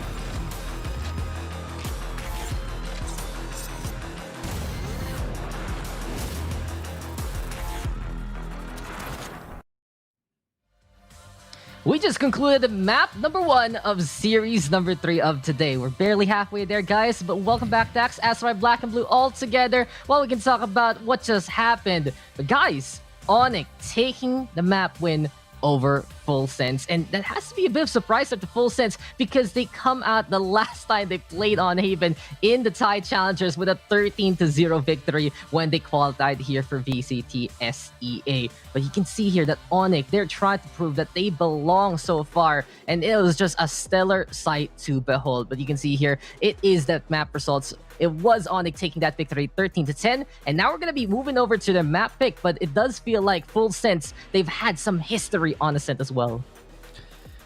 I want to point out that for Onic, it seems like everything was falling in place for them, and they were so smooth. Again, this team doesn't really have the most explosive or how to say this, like numerous strategies in their arsenal, but what they have perfected up to a T, and that's why we were able to witness on Haven, and that's why I feel could be what we're witnessing here on Ascent. But Ascent feels like a map that is less constricting for Full Sense. But again, could be still said the same with Onic. If they're not shaken, I still think that Full Sense can make this happen, but it's gonna be close. Full Sense, or Onic rather, coming in from a high. What Onic did so well during that previous map was, and it was evident based on their composition alone, was they played to their strengths. As Asteroid said, yes, it might not be super conventional, but I mean, you don't have to be. You don't have to go the same train that everybody is. What is meta? Really, honestly, it's just a trend. And if you're not a trendsetter, well, then you don't have to ride on any other trend that anybody's trying to set here. So for Onic, they don't want to ride on anybody else's wave. They've got their own to surf. Yeah, and Onic has just been that feel-good story. And guys, if you look about this whole matchup right now, winning that first map has to be technically an upset there, courtesy of Onic. Full Sense has proven to be, if not one of the best teams in the Thai scene as well as the SEA scene. Runner-up slot last time in the Challengers playoffs. This time they're looking for more and trying to finally beat the Demons and beat X10. But Onic comes on and swoops on in. And Asteroid, I know you know their story, right? Stage 1, they were there, but they wanted to take that break to stage number 2. And here they are in stage number 3. Yeah, again, Full Sense was the team that I think wanted to show off the most. We were talking about it, I think the chat was also talking about it, that this team was the one that followed up after X10, but maybe that put them in too much of a of a pressure point where they needed to feel like they needed to what's the word here, perform on their end. Either way, they still came in late for the Thai region, but they still are one of the teams that is the strongest in their own particular region. But here in Southeast Asia, the only metric that we really truly have is that last C tournament that we were able to cast, you know, the Road to Iceland Reykjavik. But that was months ago. And now we're seeing other teams evolving with the times, and Onic seems to be one of those few. Yeah, time flies, and this is the road to Berlin. But guys, we're going to be getting into the set, so take it away, Asarai in black and blue. Oh, pistol round immediately. Okay, we're going into it. So, as we talked about earlier on the panel, you know, Ascent is a map that is a bit more favored for the side of Onic, at least statistically. And you talked about it too, Asarai, have full sense. There might be a bit of performance anxiety here, which I don't think any of us are kind of aliens of, if you know how things kind of work out in the back scene, because, you know, full sense, they are by every single stretch of the word favorites to get into, you know, the playoffs. But Onic, man, they're just proving any doubters wrong. They are. Although Severin, wanting to be an entry fragger himself, will get flushed out. And speaking of flushed, it seems like that hot hands will at least give some leeway for the refrag. When it's 2-1, this wall will and smoke will at least keep Chalala from pushing forward. And Onic is just going to be getting this B side for the three of them. And that is going to leave us into a retake scenario. Shiro's going to be holding B main, but maybe the plan is to just wrap around. He knows that he can actually take control from this side and even spot somebody coming in from short, but the rest will be market as well as spawn for full sense. And this could be the perfect time for him to take damage, but he needs to be fast because they're about to explode on the site. So 4v4 here, which can work out in their favor on the attacking side on Onic, but they're going to have to find an opening. Shiro, fortunately, somehow is behind him. He does eventually land a shot on Lamy Sacks, the opposing Silva, but up close, PTC is going to punish his aggression. John Olsen able to back on off with a Ghost, certainly making a Spectre out of HNF at the end of things there. The Phantom of M. Monyat not able to win up close. John Olsen finding a double kill here right now. He could potentially go for a third. The Chalalala will end off the round. Do they have enough time for the plant, though? For the defuse? Barely! Once again, a second left. 0.96. Whoo, that it's still pretty close. I think the closest we've ever been here in VCT is maybe 0.12. That was the one with Borkum earlier today. Anyways, you can see Full Sense playing much more calmer here, much more coordinated as they are playing with each other rather than just as singles. It has allowed them to get themselves a nice little advantage now, and this forces Onic to play with the weaker weapons. These flashes gonna be able to spot one out, and Severin, he could have had a nice little aggressive take there. What was that transfer with a classic from HNF? Who says that the classic is a bad weapon? Tell me now. Well, we're gonna have to go to the HNF Academy here just to be taught how to make it happen. 2 versus 2. At least the advantage for Full Sense is that they have the better shields, or at least shields with that regard, and it should be an easy retake for them. Sometimes it surprises me, the fact that the Classic is a free weapon. To be honest with you, but it's a 2v2 right now. Ares in hand, the God of War, trying to rain down some lightning, some thunder in terms of the lead steel that he's throwing at them. But okay, Shock Dart here. Actually, Recon Bolt to give his position away, and he does get that wallbang because of it. Perfect use of the Recon with the Sheriff up close and personal. You're not going to win that, not against a Classic. I told you, this free gun is better than any gun you got in the game because, well, you get it for free. So, second round on the board for Full Sense. Their only pistol round they've won so far in the series. First things first, Black. Never say that again, because we don't want to give ideas to the Riot devs to make like the classic 100 cred weapon or something. You know? That would be bad.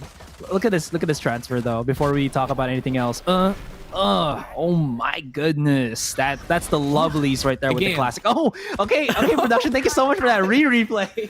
We like those. They turned it back like the Flash there. You know, I just wonder, like, why doesn't my Classic do that? Gotta bring it to the shop, man. It's broken.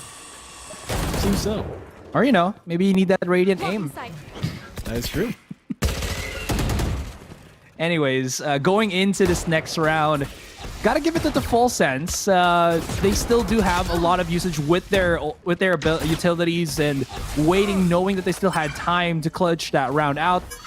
Still, one of the things that I think full sense has yet really to respect is the flash timings for Monyet and the push that comes right after. It's like a 1-2 punch that does catch you off guard. If you're able to dodge the flash, but then be ready for the re-peek or the immediate follow-through from Monyet or HeyNF that has used this particular agent to full proficiency. Anyways, with 2 rounds in, Run It Back is already up and Monyet claims a victim. B-side is going to be just into the hands of PTC, but that's not going to be for long. And now, 2 versus 4 retake again for full sense. They have the round advantage, but for how long? Chalala finds that pick off. It's all up to him still. He's found a double kill right now. HeyNF being taken down.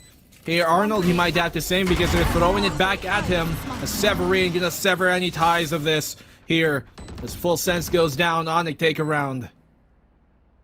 That was good. Like, rather than just throwing the Nano Swarm maybe on stairs to stop... Who was the last one? I think that was Lammy Snacks. Anyways, the last player from Full Sense. He made a mistake. Chalala, there we go. Thank you. It made a mistake and it actually went through the market stairs. But because of that, it acted as like a sort of cover for the head of Severin, which kind of caught Chalala off guard. He was slowly pushing in, but you know Severin was very proactive with that. And he used a miss throw actually to his advantage. So win-win in the end. 1 on the board for Onic. That's going to be pushing Full Sense into a save round here. But you know what? They still have to at least try to make something happen. Lots of bodies being exposed, but Lammy Snack's not having an LMG anymore. Not going to be claiming any victims whatsoever. But Onic respect and still back away from B. Dude, that Sentinels of Light Skin, the Sheriff, it's so loud. It's like you're hitting against like a steel can. Just on how loud it is. I mean, beautiful in a way, yes, but it's so loud. It is what it is, though. It's street music, you know, when they start banging on like garbage cans and stuff. Yeah. Those pot drummers? Yes, exactly. Oh, that's what you call it? All right. Oh, PTC, though. You know what this is called? It's the, well, it's the PTC short play. Yeah, nothing to be said about that. Really just good right clicks with the classic. Again, maybe we're going to see classic plays throughout the second game because it seemed to be a lot of kills from that one. Shalalala, hungry on the kill, last man on the scene. And Shiro wanting to try to save this weapon is being at least doubled up by HeyNF. And Cha here is just going to be charging right out, but to no avail, to no advantage. And that's going to at least keep us to the 2-2. Onic finally getting themselves an equalizer here, but I mean, it's still pretty early in the game. 2-2 on the board, and man, you know, with Onic, this comeback from them is a lot big of it's a big difference from what we saw earlier on Haven. You know, initially they started off Haven really strong, getting those opening 2 rounds, and that's when that's when Full Sense started to make their own mark. But now it's Onic who are getting the reads here after giving up those opening pistol rounds. They now are finally getting a stop, and can they continue this momentum? Well, gun round is going to be online for Full Sense, but a lot of economy of this first half is going to ride on whoever can take this round. Monyet really loves to get these charges because I believe like 2 rounds ago he was with a run it back, and now he's won another run it back. So I think because we are seeing them on the attacking side, they're making full use of that. And it's actually a smart decision just because you know that it's going to be something pretty useful to you and you have a prolific fragger like Monyet. Works even better. Anyways, firing the whole showstopper activated here. Where is the side of the game? And that's going to be the B site. Chalalala, though, lines up 2. Risky MD might be in a risky spot, which he is. Drops down the spike. And the rest of Onic have to try to retake this from the ground. 3 versus 2 now. PTC's holding the crossfire angle here as Lamisnax comes in through lane, but they don't know the Severin is coming in for the big flank, which he does. Gets a headshot peek in. Lamisnax tries to go for the wraparound, and he has to wait for Super Bus, but they're not knowing that he's actually on lane. Beautifully executed, and Severin left on an island. Can't plant the spike here, has to reload, gets stuck on the corner itself, and Lamisnax picks up 3.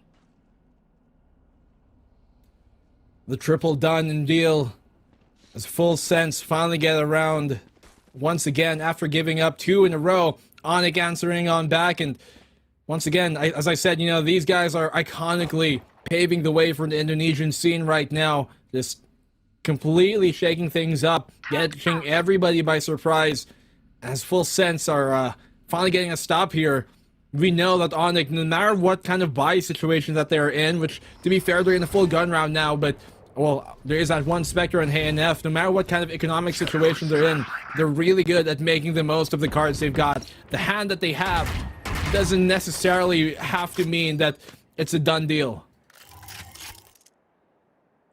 Yeah, it's kind of the thing, right, that I think differentiates Full Sense and Onic is that Full Sense still does have that experience to make these bad rounds or bad buys into good buys. Anyways, Onic still have themselves a good chunk of utility. Have to respect that the ultimate is being utilized by Lammy Snacks here, and can they play? Can they go to the tune of the Electric Cha-Cha? Seems like that's going to be the case for them. Lots of people coming in from heaven here. The shot's just popping up from John Olsen. He is unchained here, unchallenged. Finally getting shut down by HNF, but now he's stuck on an island himself. Has to go for the plant or get detained by this ultimate. This is going to be the case, though. Trade for trade, 1 versus 1. He's not going to be detained anymore, but you know that Sever is going to be coming from this A main side. Who's the better shot at the long range? That's going to be Lammy Snacks, down to 31, but still around in the end. And 4-2, a lead over Onic once more. Full Sense. For them to start this group stage to go down 0-2 would not be a result anybody could have expected or would be expecting. And so trying to avert that before it even happens, trying to avert that kind of misfortune before it even gets rolling. But Onic, I mean, if there's any team who can throw anybody for a loop here, it's these guys. They are probably the dark horse newcomers of this entire tournament, I would honestly believe, because while it's their first showing here, their first outing in the C, stage, these guys are primetime business, and you can never take them for granted. John Olsen almost finding that out for himself. Well, he saw the party, but he wasn't invited to it, so he just exit out. Doesn't have the invitation, but his teammates also don't want the party to come to them, so they're gonna try to evade the rest and try to force them back. HNF could be in a really cheeky spot here, but they do immediately go for the trade as he was waiting for that duel. But Shalala, oh my goodness, he's just gonna line it all up on Market, produce himself a couple of kills, and that's the almost ace for him. If all 5 were there, could have been, but one was going for the B main lurk, and Lammy Snacks, or they're not Lammy Snacks, but PTC found it, and he finishes off that round, and it seems like Full Sense getting a better grasp in this game. Shalala, he's primed and focused for what the big picture is here, getting that 4K at the end of things, and you know that he knows what the important factor of this game is, because at the end of it, with his Vandal, he threw it away for the prime one, because he knows that skins are the most important facet of this entire game. So yes, props to Shalala for recognizing the prime supremacy. Again, plus 10 accuracy when you buy a skin. That's true. And I think some CS talked about it, where having a different knife like the Ruined Dagger actually gives you better mobility. In my head, it's true. Exactly, it's a placebo effect, but it's a very heavy placebo effect. Anyways, now there is gonna be the Killjoy ultimate expended on the A site. This is where, again, it's very easy for them to take the site, but it's difficult for them to exit the site or play that post plan, because Full Sense always just have something to counter.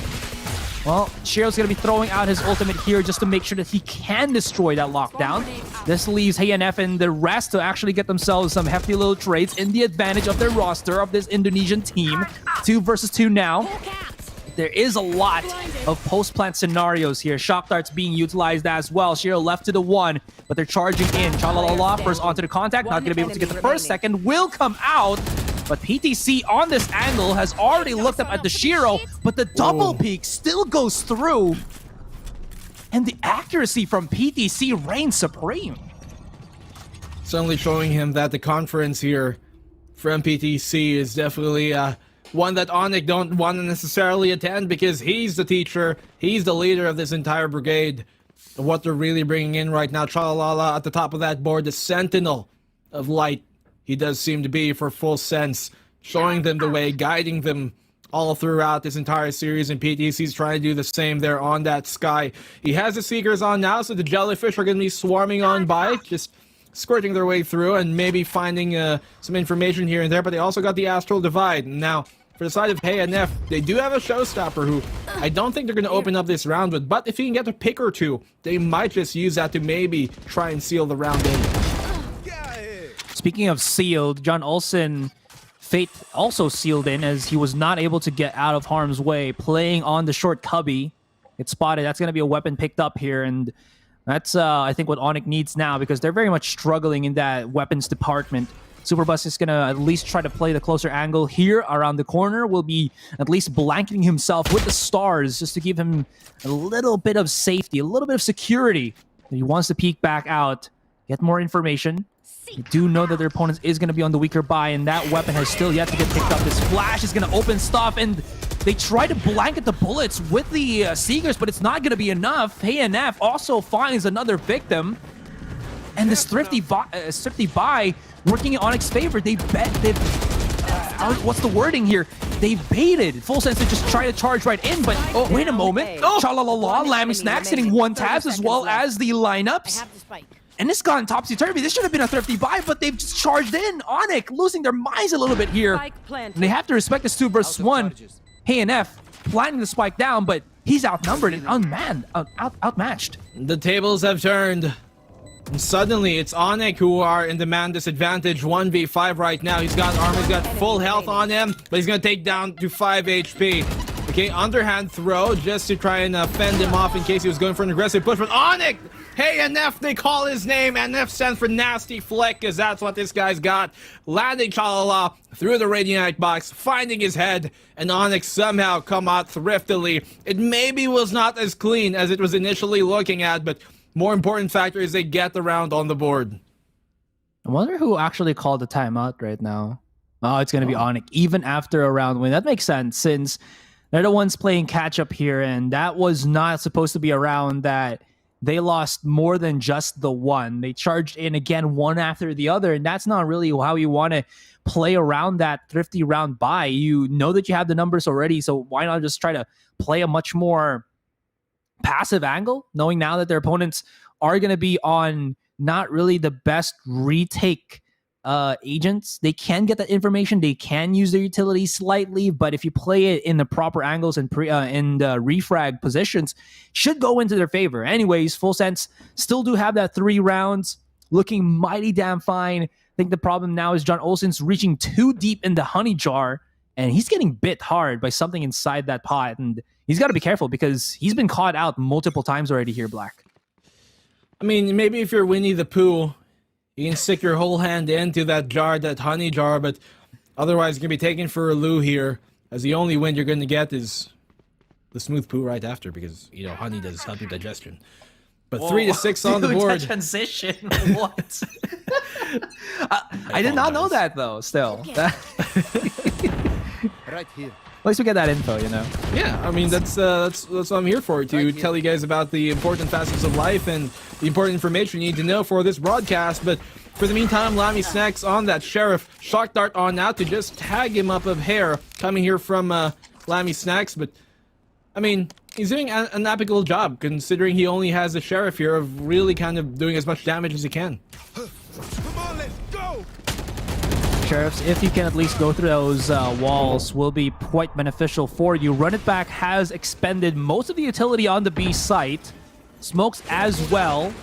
So this could be something. Meunier, though, he was getting wallbanged quite hard. Severin's holding the flank angle here on mid. He's put his turret there on top mid, just in case somebody wraps around quite long.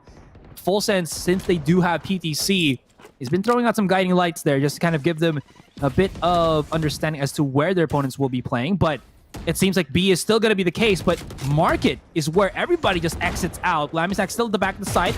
John Olsen into the corner, and this trifecta angle that Full Sense have kind of established haphazardly has worked out in their favor. Moniette, risky mid, and Severin to remain, but where did Moniette just get that kill with 16 HP to his name? He still claims it, and now He's equalized, and this is going to be another retake for the defenders. Yeah, and he's refreshed his hot hands because of those 2 opening picks. But now, Full Sense, they got some ultimates to work with here. I'm not sure which one they're going to expend first of all. But Severin has been caught on that. Great flash by him. That's a double flash. He gets both that cubby position and market with one. So 2 birds in the stone. Shalalala, they're pushing on in. They got the 3v2 here right now. They have to flush out that B main player, which I'm not sure they're able to do because Monyeti's ready to throw this in. The towel, he has got it, and Risky MD, he's gonna get the final kill. That's what I was talking about. On a retake like that, you have to check B main. It's such an important anchor position for a post plant for the attacking side. If you do not clear it out, or at least maybe use, some ultimate to flush out the position, then you might just be caught off guard, and that's exactly what happens. Onic somehow take that round back 4-6 now. I'm going to point this out. Monyet was playing on the B side itself, but because of the triple push on Severin, I think the rest of the Onic players, rather than fearing for their lives on the round, made use of it, and they placed themselves in angles where I think Full Sense would not expect. And one of those angles was Monyet actually being on B main, and you were absolutely right. Somebody has to peek that angle here and now. But that's not going to happen anymore, and Onic back again to their old shenanigans, knowing that a bit of setup here and there and a quick little push as well is just enough to bamboozle and, again, confound the rest of Full Sense. Retake once more for the defenders. 4-6, and oh my goodness. Monyet finds another one yet here in the Lamy Snacks this time. It's a 2v5, and well, I mean, at this point, Full Sense, all you can really do is maybe try and keep him inside the site, maybe find a pick here and there to kind of get some economy in your way and hurt there's the opposing Onyx. But, I mean, hey, NF, nasty flicks, nasty fast hands this guy's got. 3 kills in the round, and they're looking to tie things up as we move into the final round of the half. And already you're seeing 13-14 for Monyet and HeyNF. Even if we've kind of kept the score close in terms of the rounds, the difference with the kill count just shows the overflowing amount of frags that both these dynamic duelists have brought to the table for Onic has keep them afloat, and not even afloat. They're actually rearing for, as you mentioned, a tie as the first half is about to end. We'll see, though, as Full Sense now has their buy up. Sovadrone has tagged one. Does Shiro have the ultimate? That's going to be a no, but this does give a lot of mid control. And once again, hey, look at this. Run it back for Hey Monyet, but well, that's going to get quickly shut down, but HeyNF to follow right through, but they don't know that Superbus was hiding in the corner, shutting it down, and a spike be dropped. Well, that's not going to go to the favor of Onic at all. Superbus somehow coming in to save the day. It's a bird, it's a plane. No, it's Superbus flying high in the air somehow. Anchored there in the markets where you least expect him. 5-6 on the board, and more important factor is it's a 5 versus 3 right now in the favor of Full Sense, and so they might just go up 7-5 at the end of this half, and that's honestly kind of like the minimum that you'd want here when you're playing on the defensive side, starting on the defensive side on Ascent. When you're going to the second half, you can be playing on that attacking side. It is a defender-sided map, and so every single round you can get on this defense is going to matter a lot. The 3-man push will be coming on here from mid. Superbus finds the third. The 4K from him almost gets the ace, but PTC is going to chime on in and help him out. 5-7 on the board. It's Full Sense at the last round of the half. Finally regained control. Just imagine, a few rounds ago, it was supposed to be Monyet, who's about to get himself an ace, so you can really see how the back and forth struggle between these two teams quite evenly matched, so to speak. But once again, yeah, Superbus somehow, because Monyet was shut down by the person on the market doors, they immediately expected that nobody's going to be on the far right of the market entrance. But lo and behold, sometimes, can't second guess yourself. Just peek it once. That's all you need to do. But they were preoccupied, and now second half, we're starting this 5-7. We'll see how Full Sense go about this. A little bit slower on the pace. 3 on A main, 1 mid, 1 B main. But Onic not really adhering to it. 4 people sent on mid to get that control. Oh dear, look at this. Mid control definitely being established here, at least by Onic. And you love to see it. You love to see a team go for these kind. Oh, just in the nick of time, he crosses on over safely, and this might just have been an unfortunate happening for ONC, for Onic here. They did have that intention to try and, you know, maybe kind of get the flank on, but they don't have the information now. But now here on the B lobby, the fight is going to happen. Shalala finding one. They're currently blind nade out to try and keep him at bay, but PTC, a double right click for him, and he finds a double as well. Super bust somehow with the Ghost finding a frag here. The Ghost fire landing for Severin. He's found 2 frags, but could potentially get another one. I'm not sure if he's expecting Lammy Snacks to be here. He's going to shoot him in the side of the head. It will be full sense with a round. I gotta say, man, that should have been the smartest thing by Onic. Far none. The problem was, as we saw on our x-rays, the timing could just not have been any worse. They did not push through on spawn. They were not able to spot even one player of full sense playing the Caterpillar from A main to B main. And as they were peeking out on mid, full sense, you know, due diligence to check it out, and they got spotted, like all of them on the near contact. So unless they can break easy the guiding light, it would be so easy for PTC just to throw out the flash and basically nullify multiple and let his team just deal the damage. Now, full sense should have a quick enough easy round just to take this this one out. Shiro does get the refrag then and there, and at least he makes it into his own round as he gets himself a kill in as well as that orb. But in the end, with 10 HP, shouldn't do any more than that. But we'll see how that goes as the spike will get planted on A. You know, Risky actually had the paranoia on him, so he maybe could have used it there, but I think he's trying to save that, considering how expensive it has become lately. 400 credits to buy that on up. Just try and save it for the next round. So Shiro finding an exit frag here on the PTC, just gonna try and make things a bit more expensive for the side of full sense, but for the most part, they got this round off. I'm not sure that Onic here, Shiro, even has any intention of trying to clutch this one on out, and so, you know, take what he's got, count your losses, and maybe find another exit, but he tries to go for the peak instead, loses to John Olsen, who has very low HP, at least for Shiro. He does get the round, so 9-5 here in the favor of full sense. Man, cha-la-la-la, 18 kills in total. Even on the attacking side, he still shows his mettle there. Because again, the change that you would have as a sentinel or as a anchor when you're going to be playing on the attacking side is you play as the anti-lurk or a lurk yourself. And he's been making some value off of that here, Black. Now, 5-9, full sense. This doesn't seem to be the same output that we saw from Onic, but full sense at least loving the fact that they're here to just get these advantages now. Paranoia as well as nades being thrown, but nobody from full sense is right then and there. I think just a bait on the utilities could be to their favor as they're counting all of this, and one of them, Paranoia, 400 creds down the drain, and it's a really big ultimate, or sorry, not an ultimate, but a really big utility to use just to kind of stop the attackers.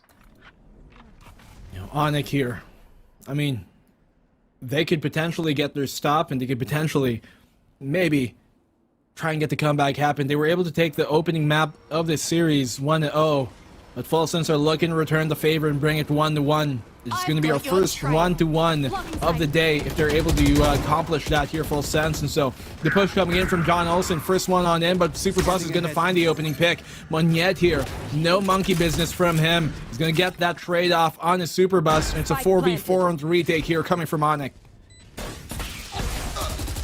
See how they play around this. This should be still workable for them. Couple of wall banks, but John Olsen still holds his angle on Jenny for a moment. Monyet's about to close the corner, but this cloud burst gives him no information whatsoever. The rest are popping in.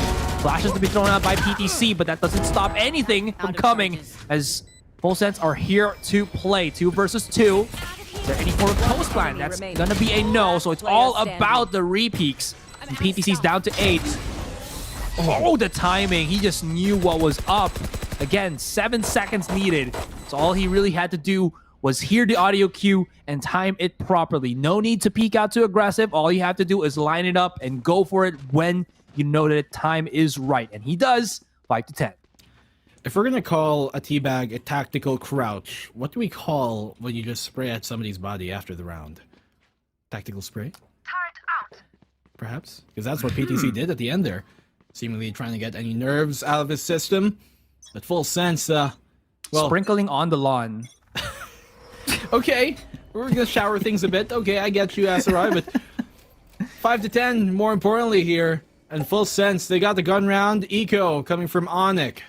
This is not looking too well for them. A bit, honestly, a bit unexpected. If anything, I kind of expected full sense to win map number 1 and then Onic to do it here in map number 2, but things have been thrown for a bit of a stir.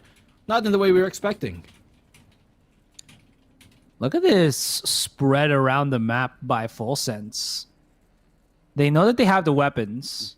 They know that Onic is going to be on such a weak buy here. So they try to just figure out if Onic is going to go for that hyper-aggressive take that we were kind of wondering. And I'm wondering how Severin got a kill onto Chalala with a Nano Swarm there. I think it was a combination of the Molly plus the Peak.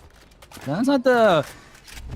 most of my concerns here. One of them is going to be this A main take, as Monyet is throwing everything that he has just to go about this. I think we're still at the patch as well where box bangs aren't going to be similar through all angles of the Radiant box. I think that's 3.03. We're at 3.02. So Monyet can play behind that box and not get fully blown out, but he still has to respect that the charge is going to be here. Shiro's in the response, and he's brought the Phantom all the way to the A side, and this helps out Full Sense immensely.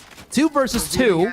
Make that a 2 versus 1 as Lamistax has to go for that quick enough plant on the spike, but he's so damn low, 16 HP, and he's getting hounded down already, and no chance in heck that he's going to be able to clutch this round out. So go to the drawing board once again in the next round, but still 4 advantage for Full Sense. I've lost count of how many thrifty rounds Onic have had here and how many kind of these like eco and force buys they've won, because they've been so formidable on those and so dangerous. When you kind of least expect it, these guys suddenly win their pistol rounds, suddenly win their eco rounds, and it's been catching Full Sense off guard. And to be quite honest with you, it's one of the biggest reasons why they're still in this game, because even when you might think, okay, Full Sense are able to string another round here because they have the economic advantage, they have the weapons advantage, the arsenal in their hands, they're just not able to because Onic are once again so good on a lot of these ecos and force buys. So Onic now in the driver's seat once more. It's Full Sense on the eco by this time, but John Olsen, he's got a trick up his sleeve of his own. Hey, NF, goodbye.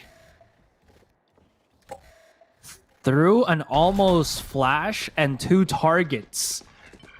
Nerves of steel on John Olsen there, and yeah, he picked up the final key to open the door, and that door is to be able to whip out the blades once again. Onic do have the weapon advantage, but the big problem here is John Olsen, he's brought knives to a gunfight, but these knives, they're deadly and can be thrown at range. So you got to be careful about that. Still also has a double updraft, could go for that peak from A main to the A site.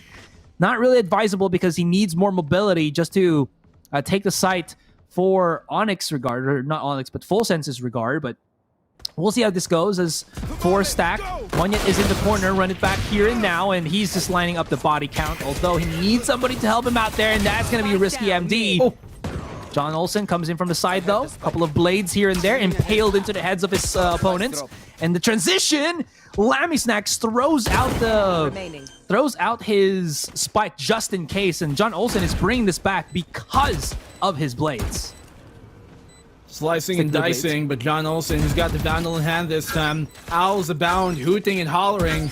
They know where John Olsen is because of it, but I mean, he's in a 1v2. Shiro is going to have to bring this one back somehow, expending most of his utility. He's got the Hunter's Fury, but the thing is, in the 1v1, and he finds a frag into John Olsen. Lammy Snack's very low. He knows where he is. He might just spot his head out, and he lands the shot, the flick coming in from Shiro, and just enough time to get this defuse off. Onyx 7 to 10. Full confidence. Like, just no hesitation, no fear, as he charges out in the open against an opponent that was playing on a box, and he just flick heads first onto John Olsen, second onto Lammy Snacks there, and this should have been a horrible round for Onic, but at least salvaged by that one player, by Shiro. We talk about so much about HNF and Monyet, but Shiro at least has a say in the matter, and he keeps the dream alive here. I mean, and hasn't allowed Full Sense to get another round at least. And this gives Onyx a chance, a hope, a dream. So good there coming in from Shiro. He might have had the Hunter's Fury and he could have killed them in one shot each, but the thing is, when you're playing that close, you can get pushed when you have your Hunter's Fury ultimate out as a Sova, and so I like the diligence and discipline coming from Shiro to just go for the clutch, dry, natural, and all the things in between, because this man, he knows how the game is played and he knows what to do. Perfect play from him, perfect clutch.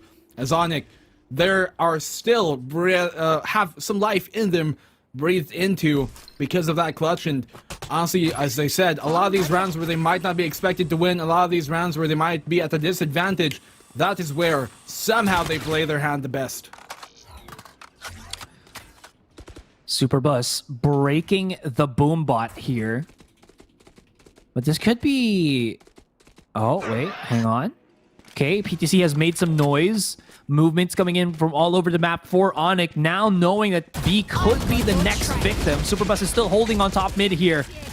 And it seems like it is going to be the full send by Full Sense. PTC has found one. Severin is down. That Killjoy ultimate will not be lasting for long, as well as their own ultimate expended here. And this is going to be a very, very deadly round for Onic. But at least we do have Lammy Snacks using his own ultimate to stave off. But this 3 versus 4... not really going to be super doable, especially when Chalala is holding the cross. This could be very difficult for Onic. Maybe go for the save, but it seems like that's not going to be what they want to do. It's going to be full down retake for them, but this retake not going to have much fun because that nade bounced in the wrong direction. Yeah, not in the way he was expecting for that to go, at least the physics of it, but Shiro finds a frag through the smoke somehow. He's in another 1v2, but the situation of it is a bit more difficult to deal with than last time. Not able to get the second clutch out in a row. And John Olsen's going to confirm the round here for Full Sense. Now, it's so flashy, so great to see clutches, but you can't rely on that every single time. I'm not saying that Onic that's what they're relying on, but the fact of the matter is that's how these rounds have been turning out for them. And I mean, they're able to buy up into this one, not exactly fully, but Full Sense, they're a single round away from match point, and they're looking even better than they were earlier on. So by all means, I think Full Sense, they're locked and loaded to end this series 1-1.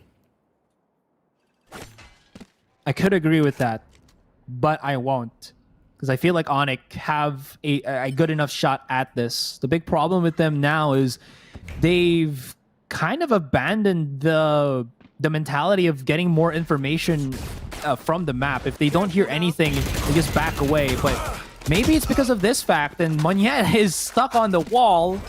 They try to do the one thing that I mentioned, and it backfired straight up on them. Shiro's just going to try to push forward, maybe to catch them off guard, but everybody's vision is straight up looking into A main. Finally spots out John Olsen, gets out with bloody murder, and escapes with his life. This is perfect now for Onic, because at least they take away John Olsen, but they're still outnumbered. A great read, honestly, coming from Full Sense on that A main push. They knew that Onic, with the light economy that they do have, as Lammy Snacks finds Shiro, the opposing Sova, and Chalala closes the round off with a double kill of his own.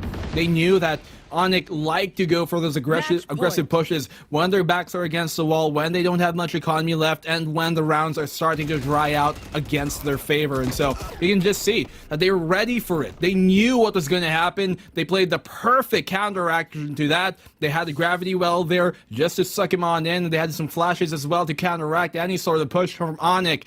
And now Onic, they're in a very, very rough spot. As I said, Full Sense, they are firmly in the driver's seat. I don't think this is, while it is possible, yes, for Onic to do, it's very highly improbable at this point.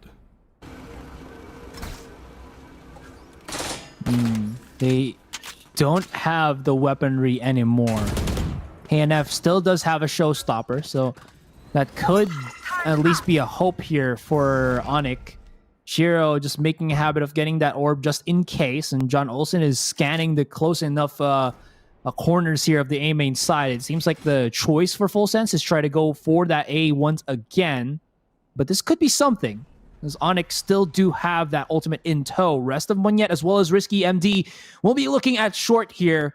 But Full Sense, they played a passive round for this current one. They seem to want to see Onic try to get some map control first and then go for the punish. But Onic, yeah, we'll see if they're antsy enough to make that happen, Black. Well, just like an army event, they're going to have to work as a full, well-oiled unit here, Onic, to be able to bring things back. The push from them, splitting up the B site. Actually, not even a split. They're coming from the most unorthodox split you'd ever see. CT and Market instead of the B main position. So B main going to be held on here by Full Sense. Onic trying to capitalize on what they've got to work with. But the plant will go on this Full Sense side, going towards that A side. The plant going down. John Olsen finding the frag on Risky MD, who's trying to rotate back in the site early. And as the divide comes up on here, this is so difficult right now for the side of Onic. Shalala spotted out, but that showstopper has been used too quickly. Cosmic Divide making Onic, the rest of Onic, a little bit, I would say, just confounded. And that's going to be the end of the second map here, as we are going to have our first 1-to-1. And we're looking pretty good. Full Sense seem to struggle a little bit in Haven, but their ascent much cleaner than the last map. Definitely so. I mean, Full Sense might be a well-oiled diesel engine. These guys might take some time to kind of, heat up, but once they do get hot, they're hotter than almost any team you're going to see here in the region for Southeast Asia. And they do end the series 1-to-1, though, coming here from Onic and Full Sense. So a great job by both of them. If anything, I personally expected them to kind of win the opposing maps that they did win. For Full Sense to win map number 1 on Bind, and for Onic to win map number 2 here in Ascent. But it just didn't go that way. And just what a performance that we did see from honestly both of these teams. Onic, they, I think, might just be the dark horse of this entire tournament.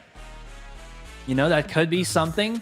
Full Sense definitely still have to adjust at some of their maps, but I think Onic still have to prove something against their match with Paper Rex during this group stage. That is going to be, I think, the biggest metric here, but I do have to resonate slightly those thoughts. I think they could be a dark horse, but they still have to prove something up against, I think, the heaviest hitter in Group B, which is PRX. Still, though, HNF, look at how many kills he was able to bring in. I thought Monyet was the one to highlight for the most part, but I think HNF is the one that really is the crack shot of Onic. 20 kills here and a lot more during their Haven match a while ago. Great job by him on HNF, but we also saw Chalalala just step up to the plate on that Sentinel, and I don't know, man. I don't know if there are many heavy hitters that hit heavier and stronger than Full Sense that we got in the region. Paper Rex are great too, but mind you, Full Sense, they did beat them in the C Challengers lower bracket finals last time around, and so these guys also mean business. But still, it's a great showing, I think, from a team like Onic here. All the stats going in the way of Full Sense at the end of things there. We did see such a good map from them, but, Full Sense, they as a team are so well-rounded, and they're so good at making those mid-game adjustments, and that's the reason why they come home with this 1-1 win at least. And with that, we end ourselves another series of 2 here. Definitely much to look forward to there. For Full Sense fans from the Thai region, this team seems to be a bit shaky again. We were kind of questioning how they were able to adjust to whatever was transpiring in their own region, bringing that into C and everything else. But you know what? It seems that they still have that edge that we were looking for. Anyways, guys, we will be going for that break, and when we come back, it's going to be 5-Ace up against Paper Rex. This is going to be a bit of a doozy, so don't go anywhere. We'll be right back.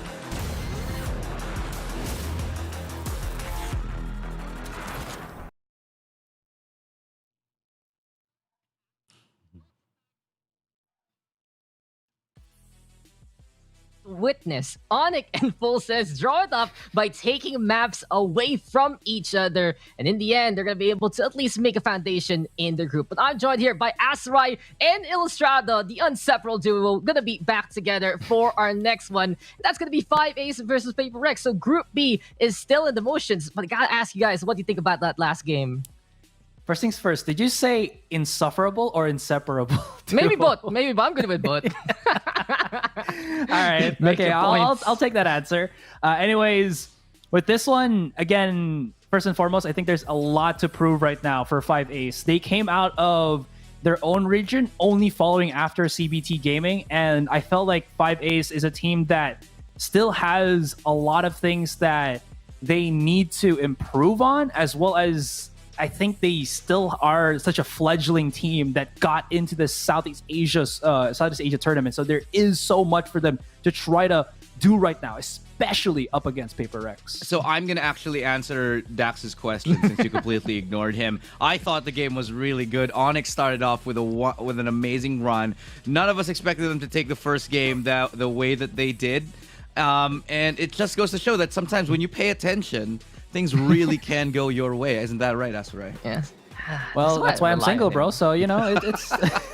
This is why I can rely on Illustrado and not Asarai. But I'll excuse Asarai because he just came from that cast and he was at the front seat of Full Sense versus Onic. And you can see them both getting a point each, but we still got the other half of Group B to go on. And of course, at the very end of the day, we got Group C as well. So many more matches for you guys to witness coming in to today. But really, 5 Ace Esports versus Paper Rex coming up next.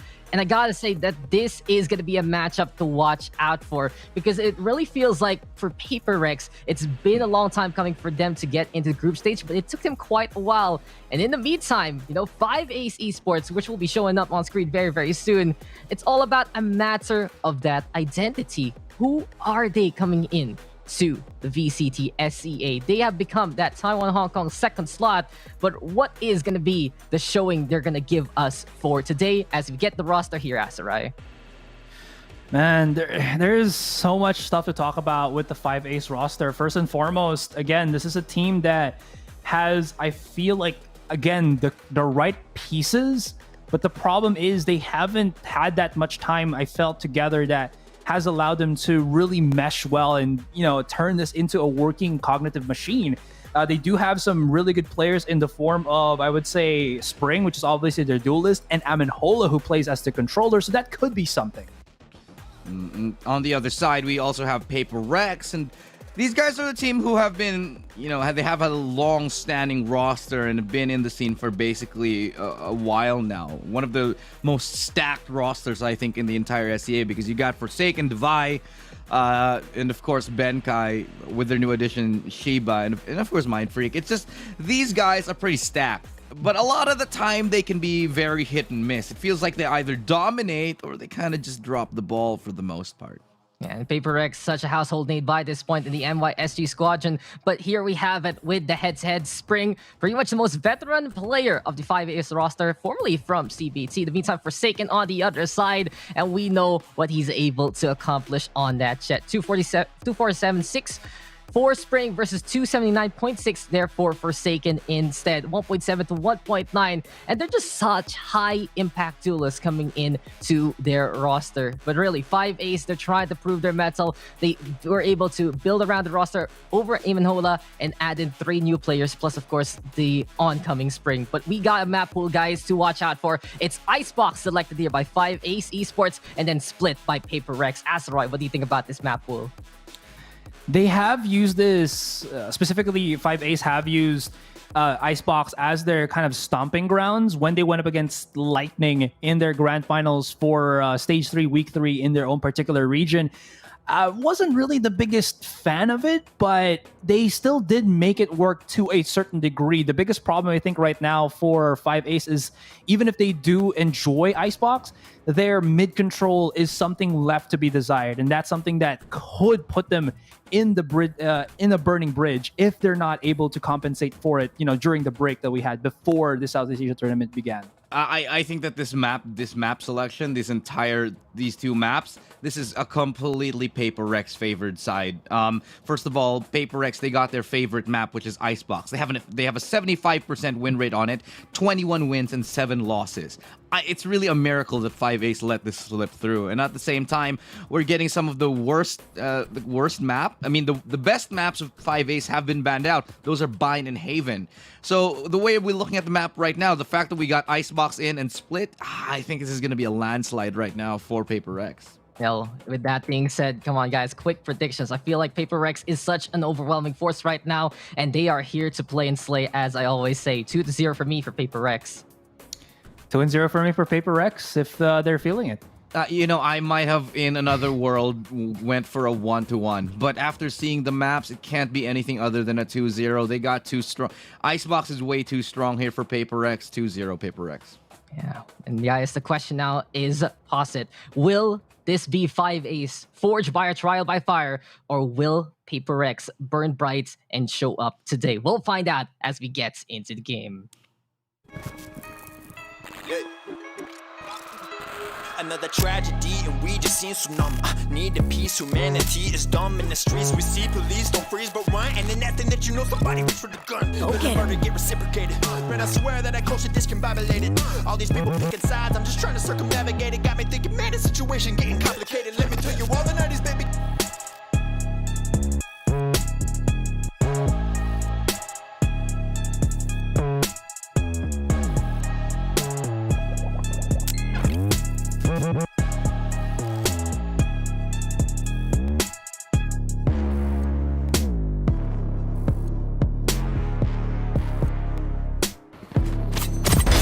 Give me those spike planted. Be back in towards Cake. Oh, what a play here. Takes What? down a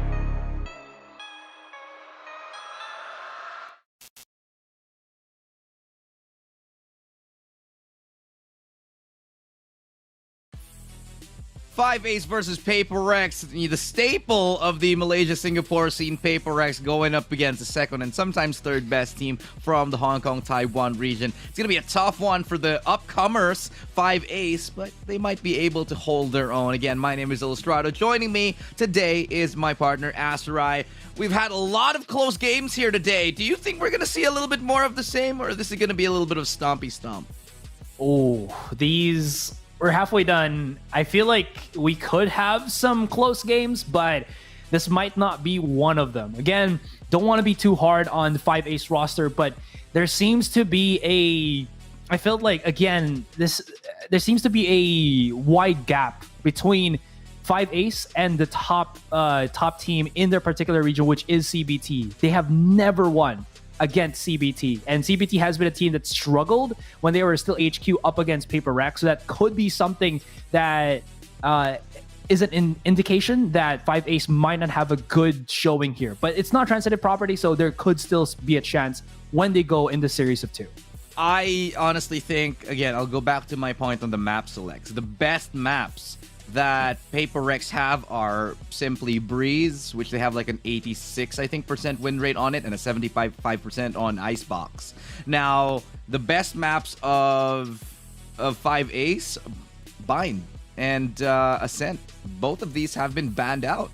And it's really such a shame, because I really feel like this draft, these map bans could have went so much better for 5Ace, but they didn't. They got read like a book. They're playing some of the maps that they struggle on, and they're playing up against a very much heavyweight team in the form of Paper Rex. So, safe to say, I think Icebox, I don't feel like we're going to see that many surprises here, but I'm hoping that we will be pleasantly surprised. Well, it's always a good one to go into the icy tundras, to go for that nice little surprise. It's where Santa Claus lives, you know? So maybe Christmas is going to come early for 5Ace. But looking straight into the drafts, I've always been wondering if 5Ace will go for their much more comfortable double duelist comp, or will they try to go for that 4 util lineup? And it seems like they are going to go for the latter, similar to what Paper Rex is going to be employing here. And the round starts, and it seems like 5Ace, no time wasted, go straight for B. They're going straight up at it. No hesitations at all. The Viper wall will be put up any second right now. And In fact, it will here. Will allow them some control towards that B site. They will probably be able to get that spike down. Snakebite do a little bit of damage here, but regardless, they're going to get out of dodge right there and be able to set up that post-plant situation. No kills thus far, so it's still going to be quite a possible retake here for Paper Rex as the wall now comes in. Gonna go straight for the defuse, no hesitation whatsoever. This forces 5ace to go and peek that angle, but will they be able to? They're getting the kill, sure, but the spike's already been defused. It doesn't matter if you get the kills, because the round's already done here, and 5ace looking a little bit confused in that one. Tetris. A little bit of an ice sandwich there being formed outside of B, and yeah, that's the biggest problem that you'd probably have as a team coming into a pistol round. If you have an opponent Sage and you're playing that post plant, always make sure to break it with at least 2 players. One, it's not really going to be enough, so you need that extra firepower, and I think 5ace not really aware of it, thinking that they might have had the post plants in their favor, but because Divide was so early and so close to just start defusing the spike, there wasn't really much time for, I think, 5ace to try to go for that post plant setup. So the timing just not really to their favor. Yeah, no hesitation to go straight for the defuse here. Mindfreak swinging out. He gets one right there, and it's a good follow-up from Benkai and Divide. Benkai yet again finding another. That's a second in the round. Make that a third, as it's all up to S-Men, who eventually, you know, bites the dust rather in the last one. It's a very, very clean anti-eco from Paper Rex. And I always say this, Asteroid, if you're planning to take the B site, you need to get 1 kill if you're not gonna push more, because if you don't get a kill, the retake is gonna be so brutal. You gotta get control towards Orange, a little bit towards Kitchen, just to make it a little bit more challenging for the defensive team to get back into that site. Otherwise, you're all trapped towards Yellow, you're trapped towards B Long, or towards Garage, and there's just not much you can do or nowhere else you can go, and you just gotta hope you pray you win the duels and hopefully you have lineups or something. Well, they might have something here, but 5ace has yet to really try to go elsewhere. Now that they have the weapons, they're still looking for this B take, but maybe it's just a bit of a fake here, as there's still 3 members playing around the mid side. Paper Rex has gotten some information, but not the most crucial of ones, as that Spike is moving its way on their spawn, maybe to the B site. But now I think what 5ace are looking for here, Elu, is just to go on straight for that quick little pick. But because they still do have, again, Shiba on that Sova, it's very easy for Paper Rex to get that information even without exposing themselves to the elements of 5ace. Yeah, you mentioned Shiba, who is the newest member here of Paper Rex. He's come in and, you know, he's done his role pretty well. He's obviously stacking up against very hard hitters in the form of Forsaken, Divide, Mindfreak, and Benkai. And he's finding his place in the team. Left. And Paper Rex, they haven't exactly always been consistent. But with Shiba coming in, it does feel like they're experiencing a little bit of a run of form. They're having a little bit more control. They're not losing as many rounds when they should be winning them. And it definitely feels like it's an overall improvement. But before I get into that, Spring with a beautiful dash in. He gets 2 before he goes down. However, Paper Rex have made this very, very expensive. That's actually 3 kills already on this bonus round that they do have. They managed to upgrade their guns. It's still a 2v2, and they have the Phantoms to make it work. Divide and Forsaken dividing 5ace amongst themselves and taking the round, securing a 3-0 for Paper Rex. Nothing wasted, all divided. And that is going to be... Yes, that was a pun intended. That's pretty good. Yeah, that's pretty good. Yeah, I'll take it. Divided. Thank you. All right. Cool. Anyways, they were just running it down. And by them, I meant not Paper X rather, but 5ace. Oh. Spring almost had a beautiful transition here. This one from the replay.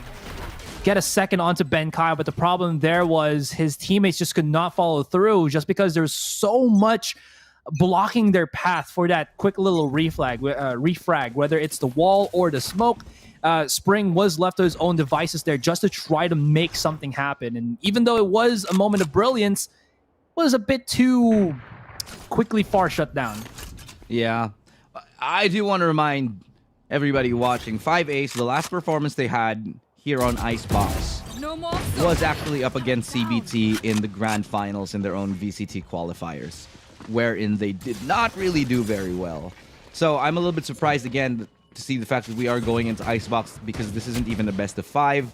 I feel like they should have avoided this map entirely, because right now they're just getting, honestly, styled on by Paper. They're getting bodied at every opportunity. Spring, a little bit of their saving grace. Oh, knife out. Can't do that. 4-0 Paper Rex is... It's starting to look a little bit worrisome for 5-Ace already. Well, Paper X is one of those teams that can combine control as well as aggression. So, well, if you do that, you know, it's basically a play on words, controlled aggression. Very, very difficult for you to take a site in, especially if you haven't actually taken one down. And I think now Paper X, they're just reading more about how 5-Ace are playing about this. And now 5-Ace, with the first time that they, or the second time, they're going to be able to go for a full buy, send it to that Ace site. But the big problem here now, Elu, is this might be red, although just one on the site. This could be, if they're quick enough, a push and a plant. Yeah, but Forsaken, too quick on the backup right there. Make sure he's got his teammate covered. Will still be holding that angle. Not really giving it up, not relinquishing that position because he feels like he can get more. So he's holding on to it as we wait with bated breath to see whether they can actually get the spike planted or not. Does look like it will go down. Nano Swarm will not deter anybody for the meantime. As Amenhola looking to go aggressive for a pickoff right now, but will be denied by Forsaken as he pulls out the blades, is able to get his second kill of the round. Now, time will start to tick away, but he now whips out his operator just for a quick shot. White Shen is good for one here, but Forsaken's found another, and that's one of the cleanest retakes that you're going to see all day long. Paper Rex not missing a beat today. Yeah, Forsaken popping off. Again, a very consistent top 1 Radiant. Again, that's a leaderboard that changes ever so often, but you see his name almost always on there or in the top 10, and it shows his ability to just find these frags out of nowhere, and even in such the stickiest situations, he's able to wiggle one out, and as you mentioned, help out Shiba, who seems to have been on the island, but immediately get that refrag in 5-0. And 5-Ace, you mentioned they're starting to get in trouble, and with these consecutive round wins for Paper Rex, they definitely are starting to be in some heated waters. Get out of my Oh way. yeah, just currently whatever, you know, 5-Ace is throwing at Paper Rex, just seems like it's all very meretricious. It looks very pretty and all, but I mean, there's a lot of great execution that they're showing, but never really to that good of an effect, because they've been getting shut down whether they get the spike down or not. Because Paper X, they're happy to give up the site.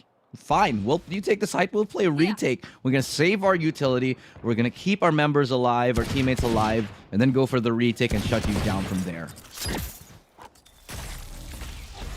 They still haven't taken any form of map control here.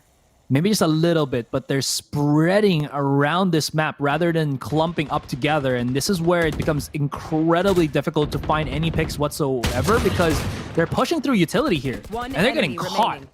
Yeah, it's going to be Yichen spotted and then dotted. And now it's only Esmond to remain. Spike has been dropped in mid, and Esmond has gone around enemy territory. But look at where Forsaken is just had his visions up. Quick little flick up, gonna be missing, but 30 seconds well, left. his position has been exposed, and now Esmond, all he can really hope for now is make it a tad bit expensive. That recon dart is gonna be spotting him out now. He's on the spawn, but how will he survive?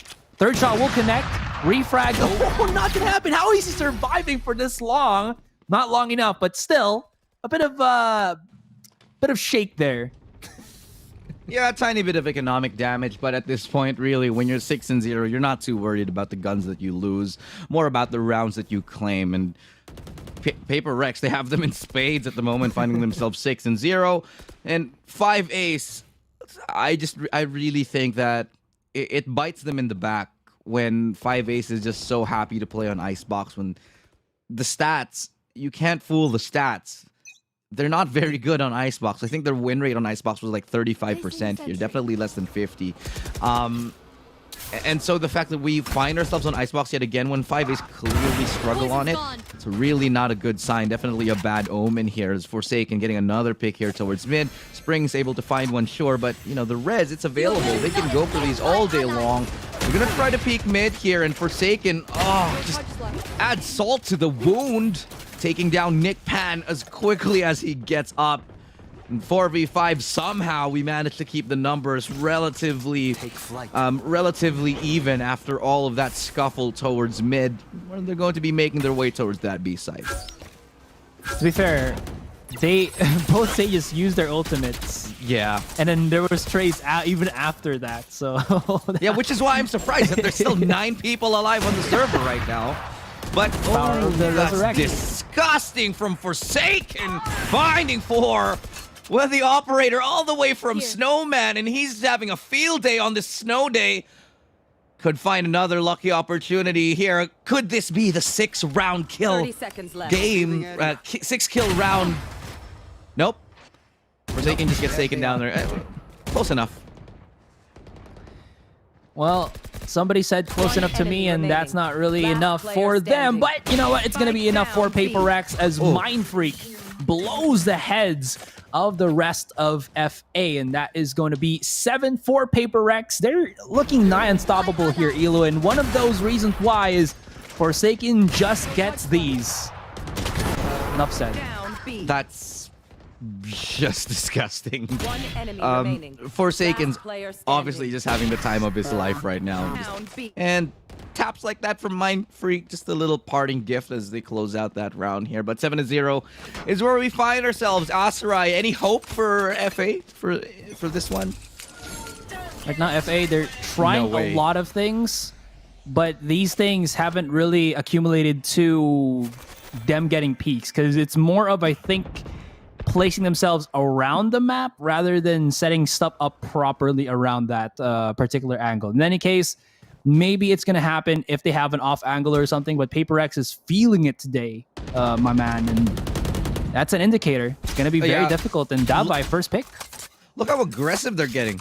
They start the round off with having Forsaken peek belt, and then they go ahead and do a 3-man rotation towards mid. They're taking map control where they want to, when they want to. And, you know, honestly, 5 Ace, they're kind of just being a doormat right now and be like, all right, yeah, go ahead, take A main, take mid too.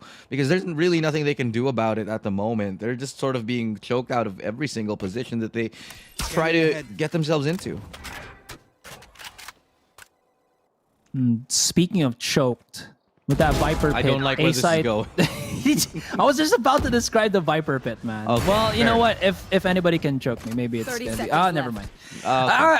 Anyways, B side is gonna be where it's at, because that Viper ultimate, as I mentioned, was on the A side itself. Yichen gets himself a glimpse, a hope, a chance, a dream, but it's not really gonna happen. And Spring left again to shoulder the burden, but that burden is seemingly too weighty for him to handle. And once again, Paper Rex, a score on the board. Yeah, even Atlas, with the weight of the world, had to take a break at some point. And with Spring and YHN doing all the heavy lifting, it does feel like the rest of the members of the 5A squad grasping at straws right now. They can't really get any momentum rolling.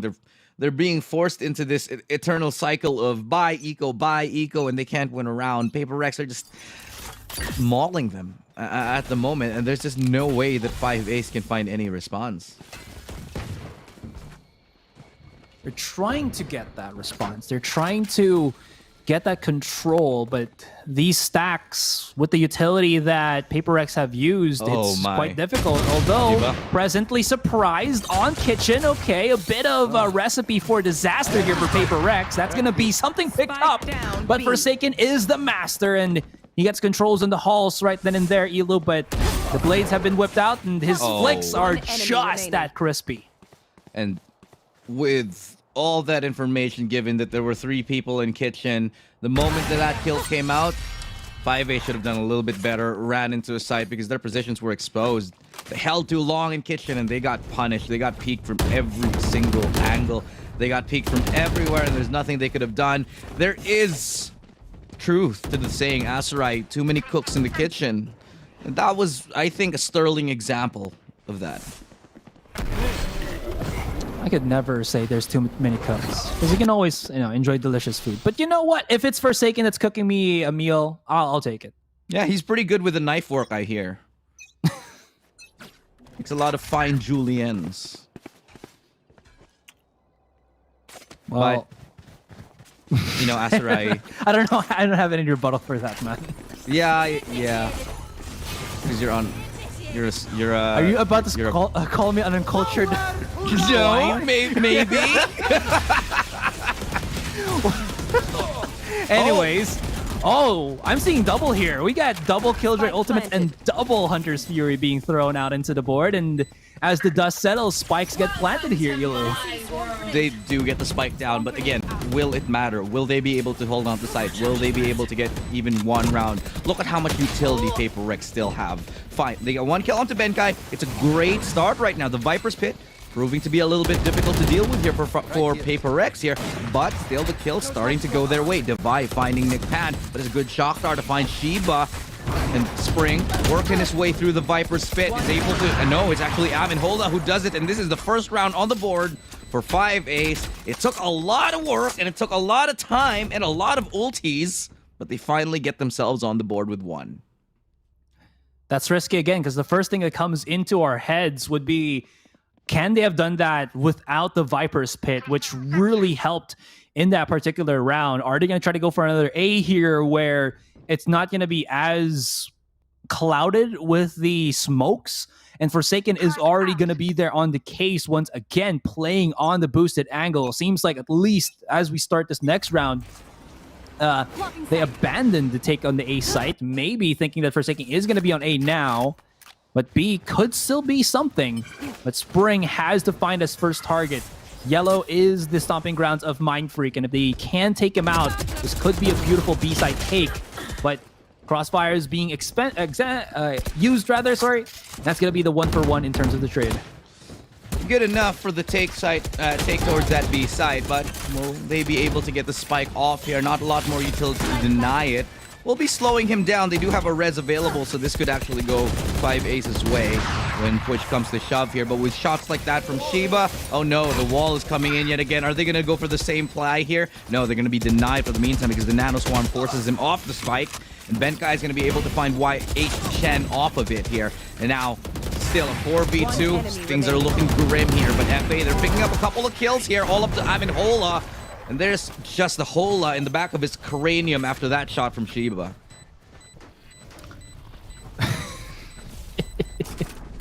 Okay, I'll take it. Come on, that was good. It was. Yeah. Yeah. Last round Yeah, I before thought the so. switch. Okay. Now, come the last round, before we go into the second half of this game, but there's a monumental lead here by Paper Rex that I think 5-Ace have yet to really figure out what they need to do. Again, there was an aberration with that one round that they've gotten, but I think it was just purely from the fact that Amenhola got himself that Viper Spit. So difficult for Paper Rex to set up crossfires and whatnot, and they're not really willing to fight inside the Viper Spit, but at least for now, this is going to be looking to be a chance for them. Forsaken, though, the smoke does cover his vision, so he backs away smartly, but 5-Ace, at least with that, get themselves a bit of map control and maybe, just maybe, the A side. Well, the A side definitely up for contention here, but they have to deal with Forsaken. He's looking to hold this strong. He will get slowed down, has to dash away, but misses the blades. And he prevails with a shorty in hand. All right, Forsaken, we see what you got. Rez coming up right now to get Shiba back into the action, but somehow Forsaken manages to get himself taken out. But Y-Chan through that wall, and still a 4v4 here, and things have yet again to stabilize as we're going for a tiny bit of a reset. The action slows down. Team's sort of trying to figure out where to go from here because Paper Rex, they look like they have a vice grip onto the site. And with shots like that from the Vi, makes taking that site this much harder. What do FAE do here? Can they even do anything? Benkai swinging out. He gets a kill out to Amenhola. Finally critted out by Esmin, but it's still a 2v3 here. And Shiba's there to make it even more difficult. A 1v3. And Esmin yet again has to clutch. He finds one. Not gonna get any more. And one more round here. It's looking like a Paper Rex game every day, all day long. That was an incredibly messy fight. I'm actually even curious if that right click from Spring collateraled onto Shiba, or did he get Shiba before that? Because again, Shiba was taken with a headshot from a jet knife.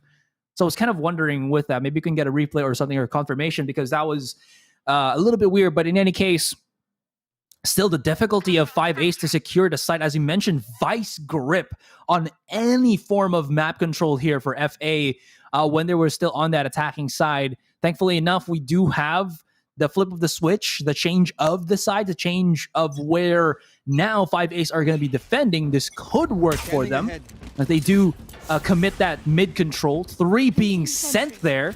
Lots of commitment as well. And Spring is on the case, spots out Mind Freak, but this could just be an easy little take for them. Although, okay, Esmin with the helping hand puts it to 4 versus 5. Paper Rex got to be careful. They do. They have already lost 1. But at the end of the day, Paper Rex, they have a 10-round buffer to maybe play around with and try to experiment in terms of their attacking side. But having said that, they still don't want to get a little too carried away here. This is still the group stages of SEA Challengers after all. And it is a 4v5. The spike will go down. Okay, that's a missed nanoswarm, but regardless, they'll be able to hold on to it for now. Spike goes down, Recon Dart follows up. Here comes the retake. Forsaken will get tagged down at 22. Still is able to swing around the corner and gets a dink before he goes down. Now still a 2v4 here, and Devi looking to hold around the corner. Will be able to spot out one, and he won't get spotted out himself. Nice right click. He finds a second one, and they're doing the dance here, but it's not enough because at the end of the day, the spike will get diffused, and finally the second round on the board for 5-Ace. The money now for, I think, Shiba. He was left standing, so I think he's not gonna have too much, or because they planted the spike, they should be fine. Anyways, though, that is gonna leave, as you mentioned, a couple of rounds of buffer for Paper Rexer, so they can play this as passively as they want to in terms of their buys, but at least they do give a bit of good utility to, guess what, their top fraggers, which is Forsaken and Devi. Makes sense. They can hit their shots quite nastily with these sheriffs, and already Amenhola in danger of getting spotted out. Is tagged by the Sova drone, has to back away, but Ichan, okay, gets a little lineup with the shock darts, creative a little bit. Shows to us that, you know what, his Sova is something to be at least, you know, witness just a moment, and this lowers the definitely control. Not cold. His Sova is not cold. It's not cold. But Sova. you can have cold Sova. I love it's cold good. Sova. Cold Sova is great. Yeah, but especially on in this regard, when very cold. Cold, man. Is your colon cold? Is that what I'm trying to say? Cold on cold, not colon cold. I was like, why is your colon cold? Anyway, let's not talk about bowel movements. How about team movements as they head on over towards that B site, and they have 3 players grouped up in here. 1 player lurking towards kitchen. Might be able to get lucky with the timing. Nope, I take that back. Esmin shuts him down completely, and this is pretty much the round here. FA, they're in a great spot to take this to 11-3. It's still a mountain to climb, basically Everest and Icebox. But if they can maybe make it expensive, prove that they are still a team to be respected, Game 2 might go their way. As I say that, great wall ban for Amenhola. He finds a flawless round here for 5-Ace, and this should boost their spirits up a little bit, Asarai. My first question now is, are they going to be playing with SMGs, or will they adhere to just buy straight into rifles if they do have the economy for it? Seems like it's going to be the former, just because they don't really have that much weaponry or that much cash in their inventory. But you do see Spring committing to the Phantom buy, just because, again, in this situation, you really want to have an edge, even ever so slightly, because Paper X are at that 11 round, and you need a bit more firepower to go about this. Spring has shown to be a good enough fragger that he could turn this Phantom into a well worth buy, especially now that Paper X do have their own buy round. Oh yeah, I mean, he's as spry as a spring chicken, as they say. I don't know if you've ever heard that term before. It might be a little bit of a boomer thing for me to say, but I just know spring chicken. You know, they're delicious. That's about it. So Well, I won't deny you that, definitely, but that's not what I was getting at. The spike plant will eventually come down here, 11-3 still, and FA, they have a pretty good chance at making this a respectable scoreline. I think that's really what this is about at this point here. But Devi lands a nice kill onto Spring, makes things a little bit more interesting as Nick Pan, long-range shot with the Spectre, is able to find his target and hone in onto the dome of Forsaken. Devi will swing wide, but so will YH Chen, and Shiba's right there for the trade-off. Now it's 2v3, and they are able to take this one. Devi has his res available if he needs to go for it. Doesn't even! Falling from the zip line, he gets a 4K, and he gets match point for Paper X. You know that Devi plays on an exceedingly high DPI. Like, if you see him stream, he has a uber tiny mouse pad, and he just moves his wrists and fingers ever so slightly.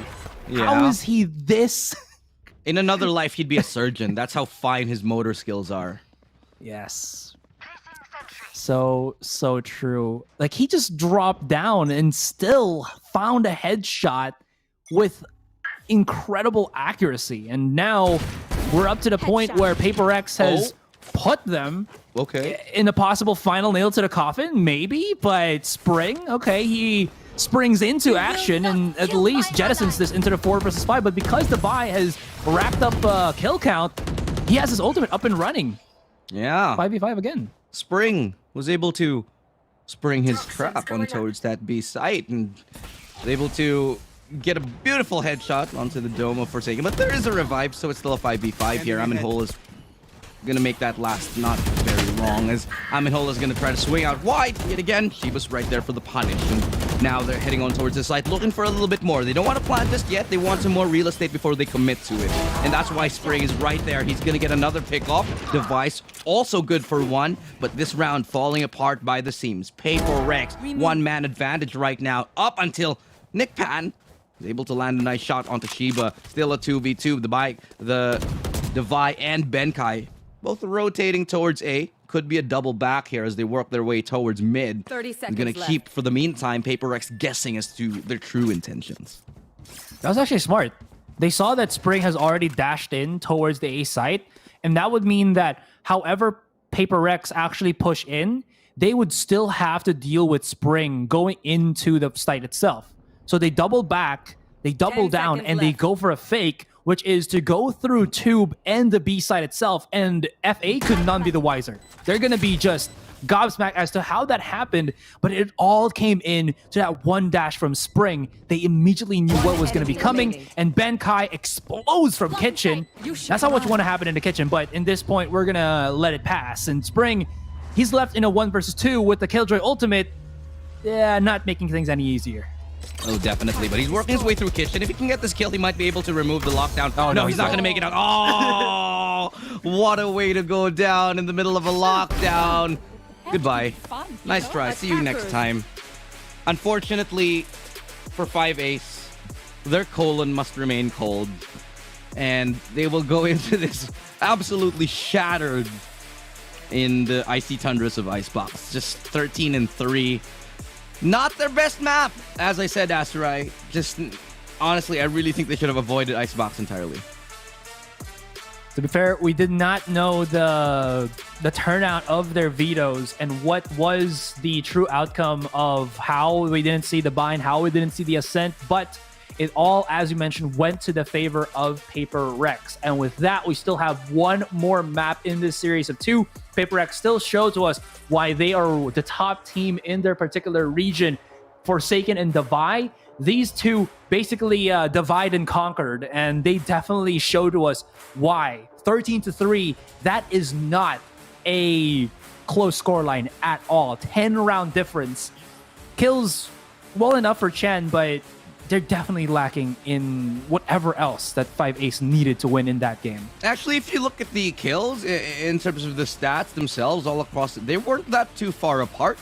5-Ace were holding their own. They were actually getting a lot of kills, and the top fraggers were pretty much tit for tat here. As you can see right now, it's only a 14-17 difference right now between the top fraggers. And this is a 13-3 scoreline. This just means one thing. They can get the kills, but closing out the rounds for FA, they just couldn't do it.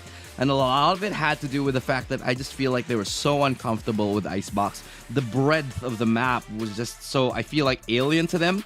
And it just goes to show that they're not a team that likes to play those big maps. They struggle on Breeze, they struggle on Icebox. Ban those two out immediately, because the way I see it, 5-Ace, they should be probably playing on their preferred map sets. Yeah, again, I think the problem now for 5-Ace is their map awareness does need a lot more tweaking, and maybe closer maps could be something, maybe Split is something that can use, but we'll figure that out when we come back after this break. So don't go anywhere, guys. We'll be right back.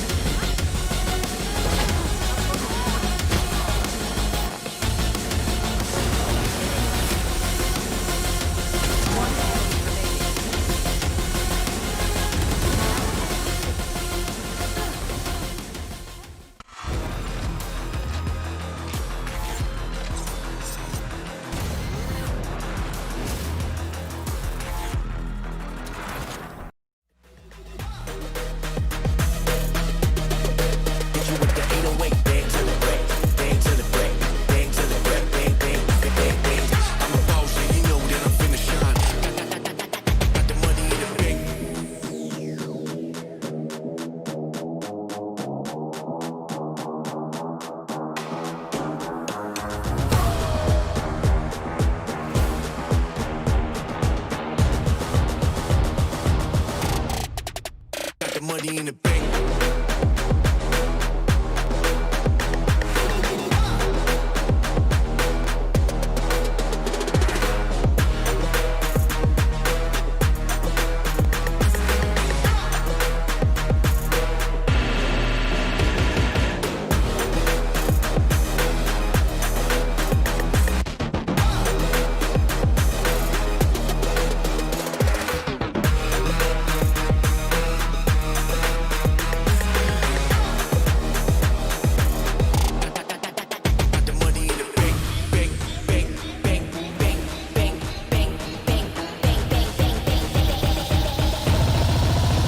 Money in the bank. Hit you with the 808. Hit you with the. Hit you with the bank. Hit you with the. Hit you with the 808. Hit you with the. Hit you with the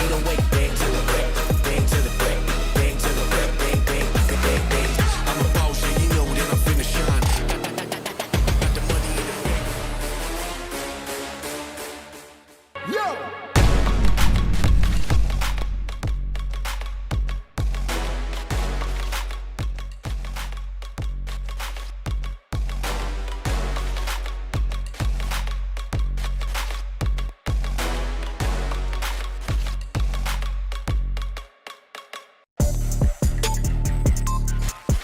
我之前比较年轻的时候玩游戏，然后玩的比较好，然后他们就找我去打比赛，然后我想说打看看，然后就是一步一步这样打，然后打到现在。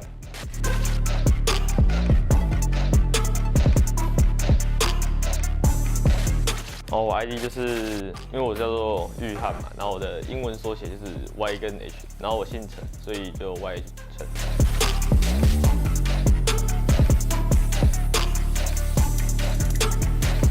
推荐那地图，我个人比较喜欢极地海港，因为它这张地图算大，它漏洞比较多，可以去适合我这个老六去摸他们。最喜欢的地图应该是意境空岛吧，是它那个它有一些比较特别的剑点，然后我也有特别去练，然后也有一些克制人家的东西，这些东西都练起来蛮实用的，对，所以我喜欢玩这张地图。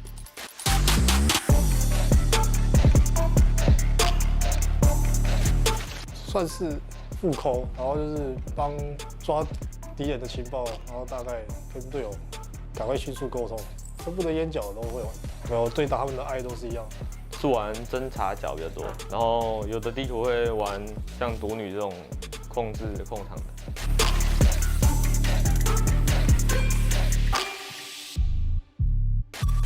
我之前也打过好几次了，所以我心态会比较平稳一点，因为只要是想要打好就好，就还蛮兴奋的，对。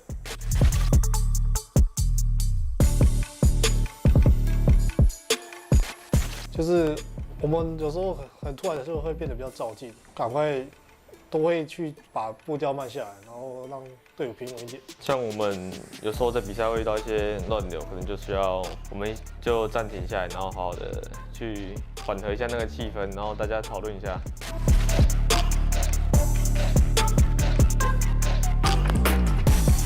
我个人喜欢 Tiny Queen 的 Screen， 因为我觉得他跟我差不多老，他可以一发一发的，我很佩服他。最敬佩的应该是欧美那边的那个 Sentinels， 就他们的当家选手 Tenz 就对很有料，很强。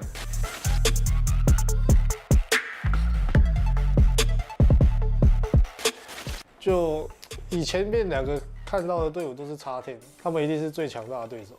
他们已经打过这么多次东南亚都拿到冠军，他们的经验一定比我还多，这是我们要克服的问题。东南亚的话最强，我还是觉得也是插10吧，对，因为毕竟他们打过那么多比赛，然后上一次也是他们出国，他们也是去冰岛，也有吸取那个经验回来，所以他们会比较有优势啊。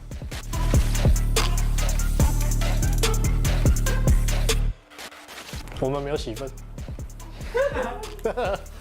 我们是正常的上分，这是臭港仔有没有？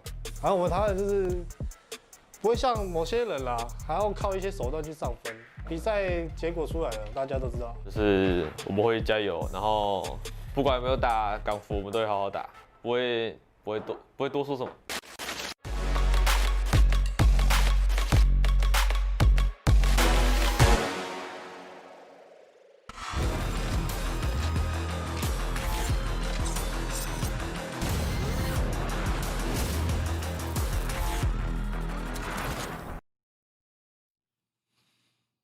And we are back, ladies and gentlemen. Just watch the conclusion of 5ace versus PaperX, and PaperX shattering the map pick of 5ace Air and taking that win.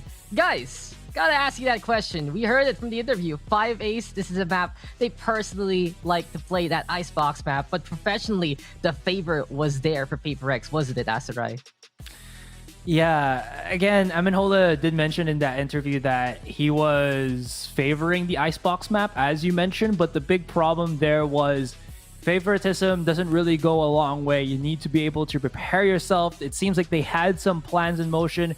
Again, I might not have mentioned this previously, but I know that 5ace is a team that likes to try multiple things, but the problem when they went up against PaperX is they went hella default, both on mains every single time. And the one time they went mid is the one time they got done shut hard. And by then, I think they just stopped trying to do other things against PaperX. And this does seem like, as we're going to be getting into our split map, it will be 5ace looking for redemption. But what do you think that PaperX will bring out here at Lestrada? It is their map pick, and they're looking to make a 2-0 possible. Honestly, this is PaperX's map pick, and for good reason. PaperX are happy to play on maps like Split. It's not their...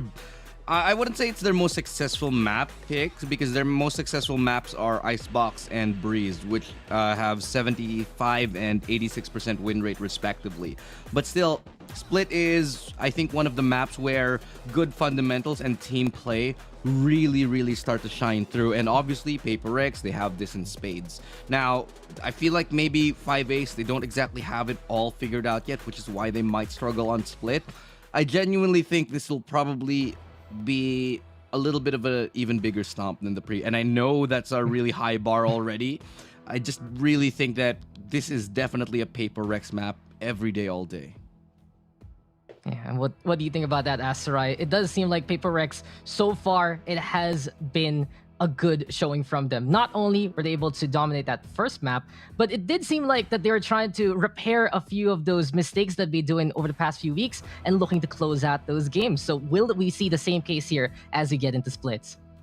Split could help the case of 5Ace, where they seem to play a lot more default than the other teams that we witnessed today, and Split could help them. But if they're not able to stop, again, Paper Rex from coming into the sites with the utility that they're going to set up, it's going to be very difficult. Because again, Split at its core should be a defender-sided map. But when you're up against a team that really loves to go for those CQC fights like Paper Rex, it could go the opposite direction. And with them, with FA starting on the defending side, it really is a difficult thing. Because when they go on the attacking side, I don't think they have what it takes to stop the defending side of Paper Rex. Well, that's the thing, right? A match always has two sides, two teams dueling. The last time we saw 5Ace on a map like this in their local scene, they actually were able to dominate Lightning 13-1. So they do have a bit of history backing them as we are going to be getting into the map. There's a lot of different things that we can see from these two teams. And what I noticed so far is just how 5Ace loves to play that contact. Lestrade, do you think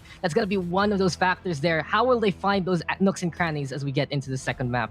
Like you said, they like to play that contact, but the truth is, playing full contact like that, it's a little bit more of a pocket play that you don't want to pull out every single time. Relying on plays like that is going to get you in a lot of hot water, and I feel like just more structured, more well thought out defaults would serve 5Ace better than, relying on something that is a little bit of a cheese play every now and then. Well, guys, it's time for us to get into the game, and I will leave it to the dynamic duo of Aserai and Illustrad. The split is the map, this is the battlefield. Take it away, boys. Well, that is going to be us now, and, well, you mentioned lots of cheese, Elu, and you know what happens when you take too much cheese? Indigestion, and now maybe that could be a lot of what the FA can do, and, force Paper Rex into a stomach-churning scenario. Thank you for that preview into your bowel movement life, Aserai. You talked about colon on Icebox. That will be stuck in my head for the rest of the evening. Thank you very much. But look at this. Already mid-split onto the A site. One of the fastest, I think, that we've seen, absolutely barreling their way down towards A. And Device already good for the entry frag here. Mind Freaks right there with another. And they've managed... What? Okay, standing. The UI is a little bit advanced. All right, we'll get that fixed in a second. But still, clean as can be. That execute was picture perfect from Paper X. Yeah, it was a paper cut into the mid that I think just bled straight onto the A site. Nothing that I think 5Ace were kind of 5Ace was kind of expecting there. And we're seeing real quick the scoreboard come out here. Only the 1 kill onto Esmond, so that really dumbfounded the rest of the FA squadron. Now, what's the setup for them? Are they gonna go for a force buy or just save up for that next round? Seems like they're gonna go for the latter first. They don't really want to expend too much creds here, but this could be to the detriment as Benkai is about to go for first contact onto Nick Pan. Spots out one target first, but his spray control is too damn good for that to really be anything other than just a 2-kill, no repeat retribution. I like the idea to go for the quick trade-off and the bait and switch, but Benkai is going to be ready for those things. And those setups are good, don't get me wrong, but players like Benkai are so difficult to fight up against. But it's a good kill. They managed to find one onto Forsaken, who is no longer on the Jet. He's going to be playing on that Breach now. Definitely interested to see what they can come up with. This is, of course, Paper Rex's pick, and so having Forsaken on the Breach and Divide back on that Jet, definitely an interesting prospect, as they probably have a lot of set plays. Because you don't really pick Breach anymore nowadays, Aserai, unless you have something very specific or certain setups that you have planned out. I will counter you on that statement. I feel like since we've been seeing a lot more Sky, and she's been the Queen Flasher for a while now, a lot more people are going back to the breach because a lot more teams haven't played against the breach, and it's a sort of a mini shock. Right. And aside from that, is the utility of breach could be better in flushing out corners, compared to any other agent out there, whether it's the Sova or the Sky, at least for initiator roles, right?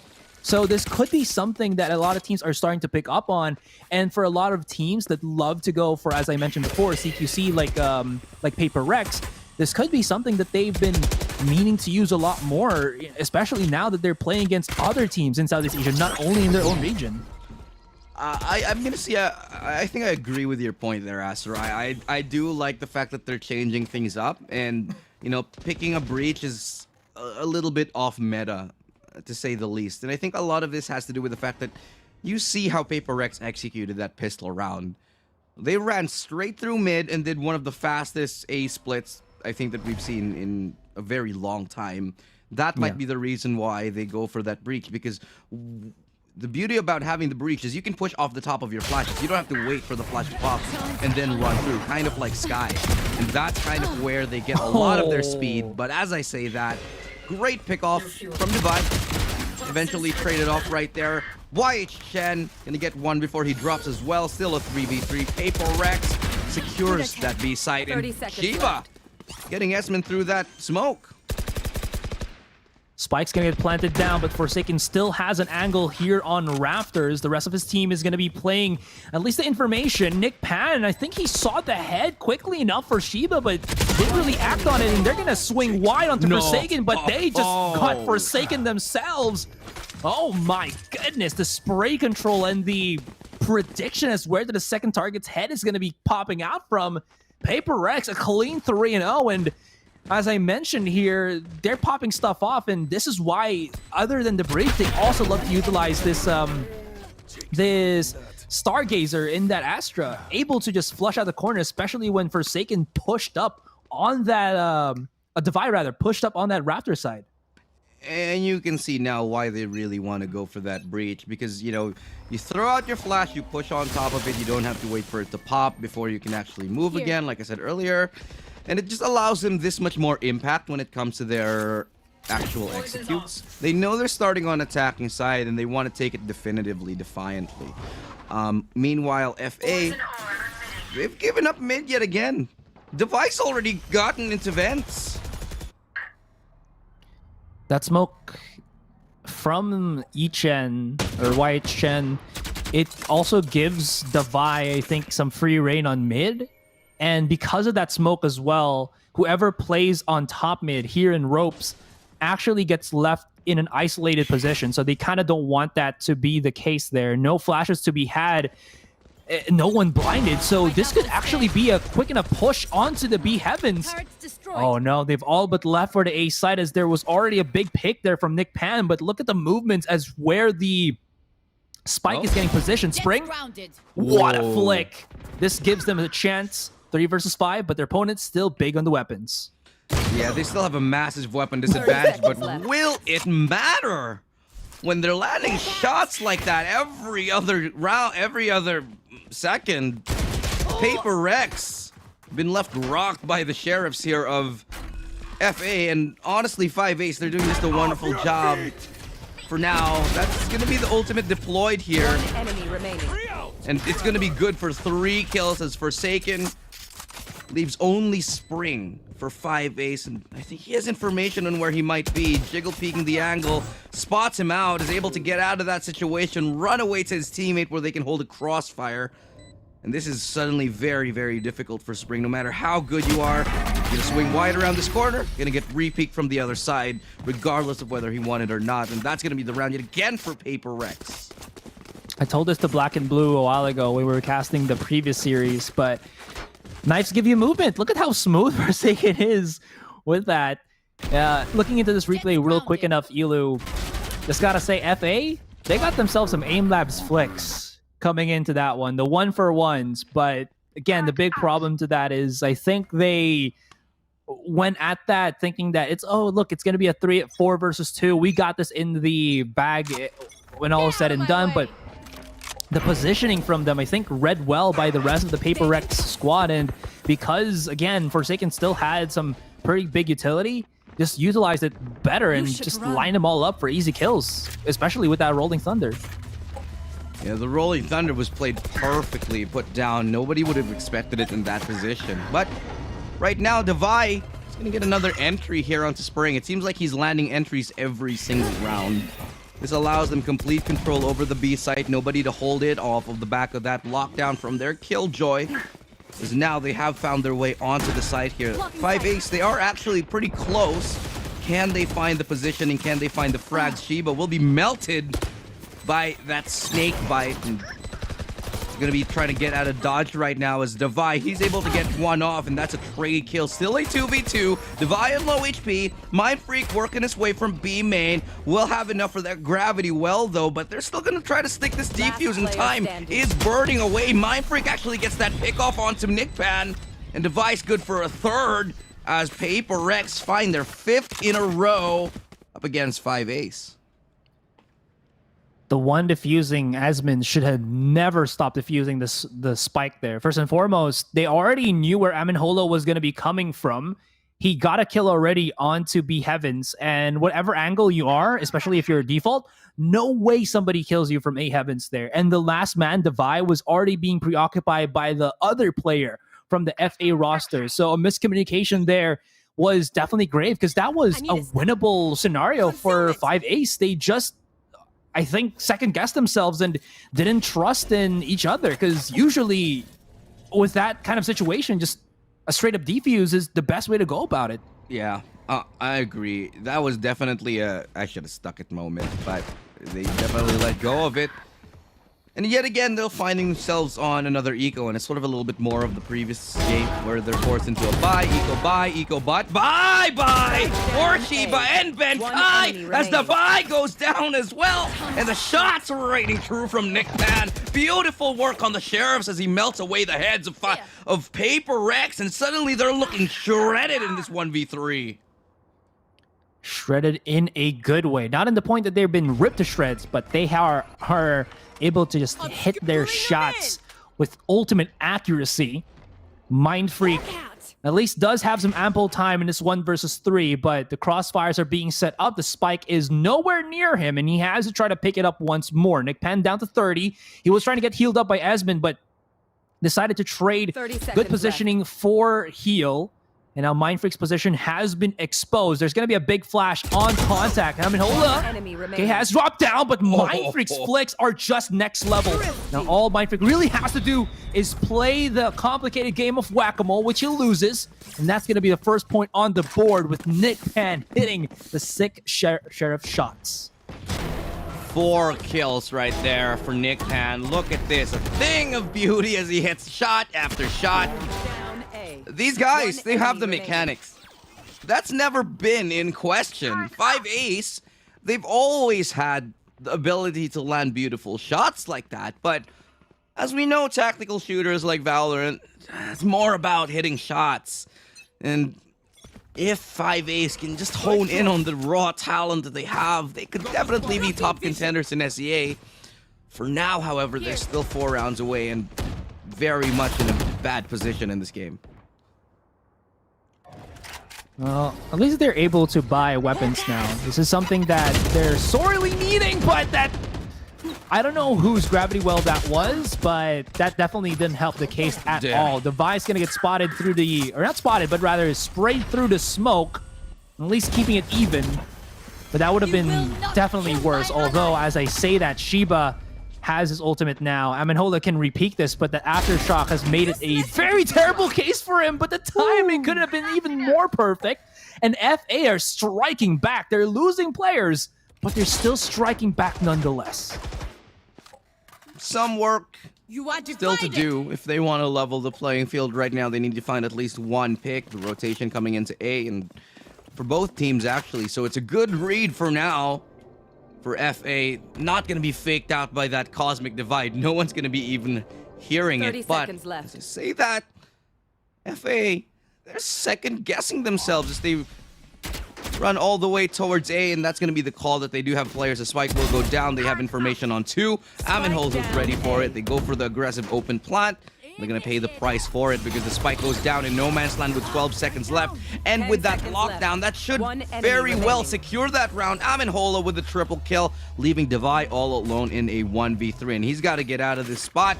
He knows there's not a lot of time, so he's just going to go ahead and save that Phantom. They made a very overcomplicated play for Paper Rex, and it backfired on them. It's just as simple as that. They could have gotten a straight push onto the B site, but they had the numbers advantage.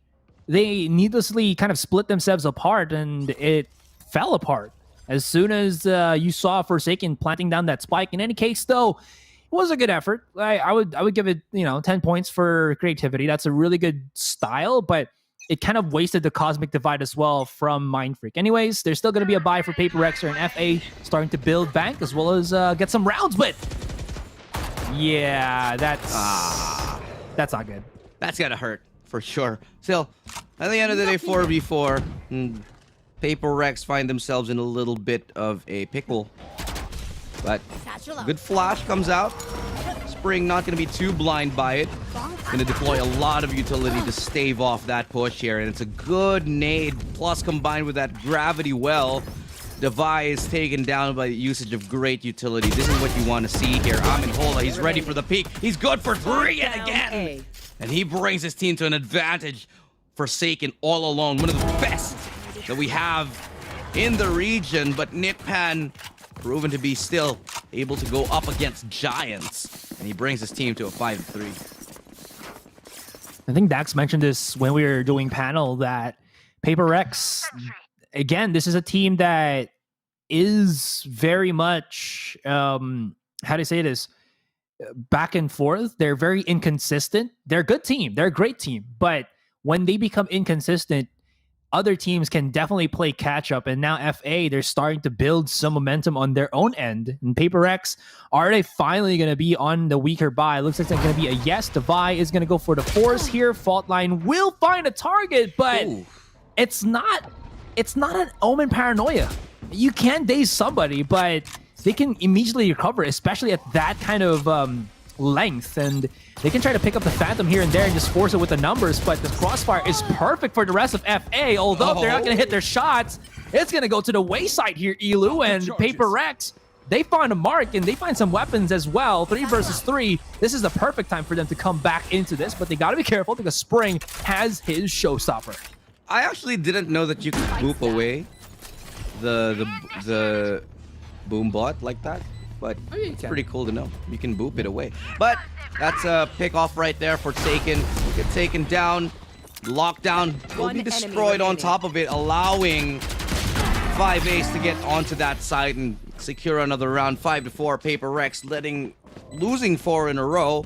Things are starting to look a little bit shaky for the MYSG squad. They take another loss here. And FA, they're looking in pretty decent shape. Just when you think starting to get a little bit scary for them, they're biting back. Yeah, Amenhola has been really stepping up. Like, he is in a position where everybody is throwing debuffs at him, and he's still able to come out, with barely any scratches. And this has allowed FA to strive for these 4 rounds in a row. And again, that's all they really want to happen, because again, I mentioned how this could be a really good defender map if the opponents aren't really comfortable with the CQCs, but FA have made it so that Paper Rex should be uncomfortable with these CQCs, and by that I mean close quarter combat. Anyways, there is going to be the buy round now. Divide is going to be relegated to playing with the judge, but he does have his blades out, and this could be a swing of the tide, but we'll see how that pans as the round still continues. A bit of map control for Paper Rex. 5-4 still, and we've got a couple of big ultis here for 5 Ace. They do have the Seekers. They do have the Cosmic Divide up. On the other side, you do have Forsaken with the Rolling Thunder, and they're going to deploy it immediately towards the start of the round right now, and that's going to allow them a little bit of space to work with. Not that much. Nobody getting faked out by it. Nobody falling back from it. And they're still staved off, locked still into that B site. That's a lot of utility deployed. for very little gain, Asurai.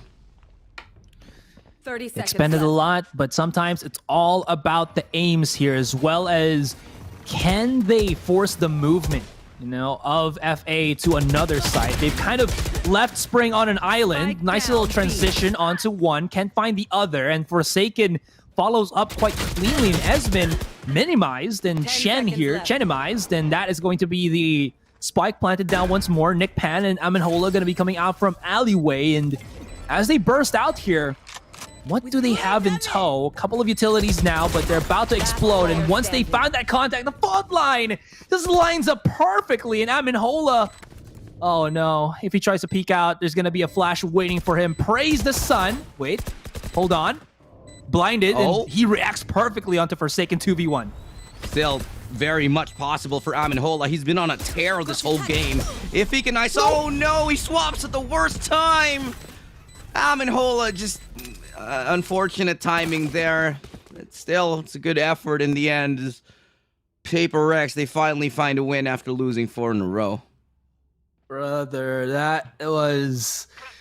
You mentioned already, unfortunate. I wasn't keeping track of his ammunition, but the only viable reason, the only accepted reason was that he wanted to get a weapon that has more bullets, not because he had... that was a Prime 2.0 Phantom. Was he baited by the skin? Was he like, that looks very nice. I'm gonna pick that one up. Because he had so much time to reload back in alleyway, and I don't think he used that many bullets to take down Forsaken. So right, I hope he wasn't baited just because of the skin, because he was using the battle pass sure skin. He wasn't. There's no way. For sure he wasn't, because that would have been super sus, bro. Well, all we can do is speculate right now, Asteroid. But at the end of the day, the numbers don't lie. 6-4. We find ourselves in round number 11 as Forsaken yet again opens it up with a kill onto Spring. We've got ourselves a ball game on our hands. This is the best performance that 5Ace has shown for quite a while, actually. I'd say even arguably better than a lot of their qualification rounds in their own VCT. So up against Paper Rex, they're holding their own. It's a little bit of a light at the end of the tunnel, a little bit of a silver lining on a dark cloud after that first game as Amenhola looking to hold the line. But Forsaken trades him out just as quickly. Nick Pan up in here on rafters. Here's the footsteps. Looking for the targets, though. He gets the spot onto Shiba. Will he actually get the timing onto Devi? He does. And he knows where the rest are now. And they have to pinch him onto the side here. Nick Pan is holding the line. He's holding the angles. He's getting the kill. Triple right there for Nick Pan. And yet again, the Sentinel comes alive for 5Ace. Well, this leaves Mind Freak to his own. I was wondering... Yeah, that's going to be not really a clutch for Mind Freak at all. There's too many opponents, not enough time. I just wanted to mention as well, both Forsaken and Shiba not hearing the drop down from Nick Pan. Because this first kill, it was passable. That was definitely a good kill onto Devi. But look at how both of them straight up looking into Raptors, thinking that Nick Pan was still there. Repositioning is key. And now they're looking at one more round to equalize. And this is something that FA would be incredibly ecstatic about now that, again, they can force Paper Rex into these awkward situations where FA can capitalize. At the same time, though, Asarai, you have to realize that the 6-5 scoreline on the defensive side, on the attacking side, Paper Rex will be happy with this, I think, coming into it. Especially if, after all, it is their map pick in the end. Now, Flash coming out will be deployed Spring. Will playing that close angle, will not be spotting out anyone. And Forsaken and a bunch of them, a little bit of a weird broken by at the very end of it. It is the last round after all. And so they're going to have to come up with something special. It seems like their answer to this defense is a B split here coming up from mid. Rolling Thunder deployed right now. Devi, perfect timing onto Wyatt Shen. Esmond goes down as well. And it's a clinical type for that B site. Amenhola gonna be creating some ripples from the heavens, but got spotted in transition. This lockdown is gonna get swarmed in, but not enough for Spring, who has fallen. And that is gonna be an end to the first half, 7-5. And FA, it's still respectable. Couple of rounds for them. Paper Rex, as you mentioned, will be happy with the 6-6, but they got the better option, the 7-5. And now, as we flip the switch, FA, what do they have in the tank in terms of their offense? This is something I'm very much curious about because, again, they might just be better off on the defending side, but we'll see how that goes. Yeah. At the end of the day here, halftime score, it's still pretty close. These guys are these guys are actually pretty close to each other, so it's still 2 rounds away. It's not too bad for 5A's, definitely. But they would have wanted to get a little more on their defensive side. Definitely would have. A bit of cut noise on the A, but with that Viper wall, could be a bit telegraphed that the push is going to be there. Benkai's backing off. He's heard the 4-legged footsteps of the Trailblazer and smartly does not want to fight for that. He doesn't have any mobility. He's not a duelist.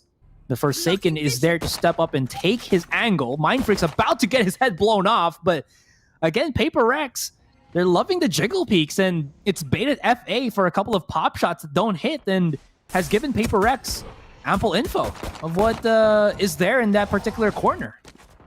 Indeed, and that's going to be a nice kill from Forsaken as he manages to pick up that one onto Spring, though. It was immediately traded out here as they try to collapse onto the B site. It's a little bit of a bait and switch here as the spike truly will make its way towards that A as the presence towards B actually falters. Look at this, Mindfreak trying to creep up towards mid. Might actually hear the footsteps. In fact, he does. Amenhola running out of bullets. Unfortunate, misses the timing. Mindfreak gets it in the end. Paper Rex, a little bit of a tactical crouch there towards the end, 8-5. Amenhola was first contact. He saw a Mindfreak, but again, sometimes the classic doesn't, you don't choose the classic choose you. And it didn't choose Amenhola at that point. It was Mindfreak that got the better of with the free weapon. Anyways, that is not a step in the right direction here for FA. This is going to be either them saving and giving another round, forfeiting another round, or force buying and not going to have a proper time here. But I mean, that's a either or kind of thing. Anyways, Devi waiting for some contact, peeks right out, wants to go in, but Shiba actually doubles up. This could be good, although maybe not terribly, but Benkai peeks everything, and the refrag's actually good. Great on the PRX side. Yeah, 3 rounds ahead, and they're looking to make it into 4 here as Paper Rex, they take a loss as Mindfreak goes down, but still it's a 2v2. If anybody can make this happen, Forsaken and Benkai, they've got what it takes here. They miss the shot. Amenhola! What a time to whiff. What a time to miss. But Nick Pan gets the edge onto both of them. He misses 2! And they both swing wide here, but Benkai is unable to get it. Nick Pan yet again with the clutch. Another triple kill for the Sentinel of 5A's. Can I get this? That was Paper Rex just overcommitting to the fights.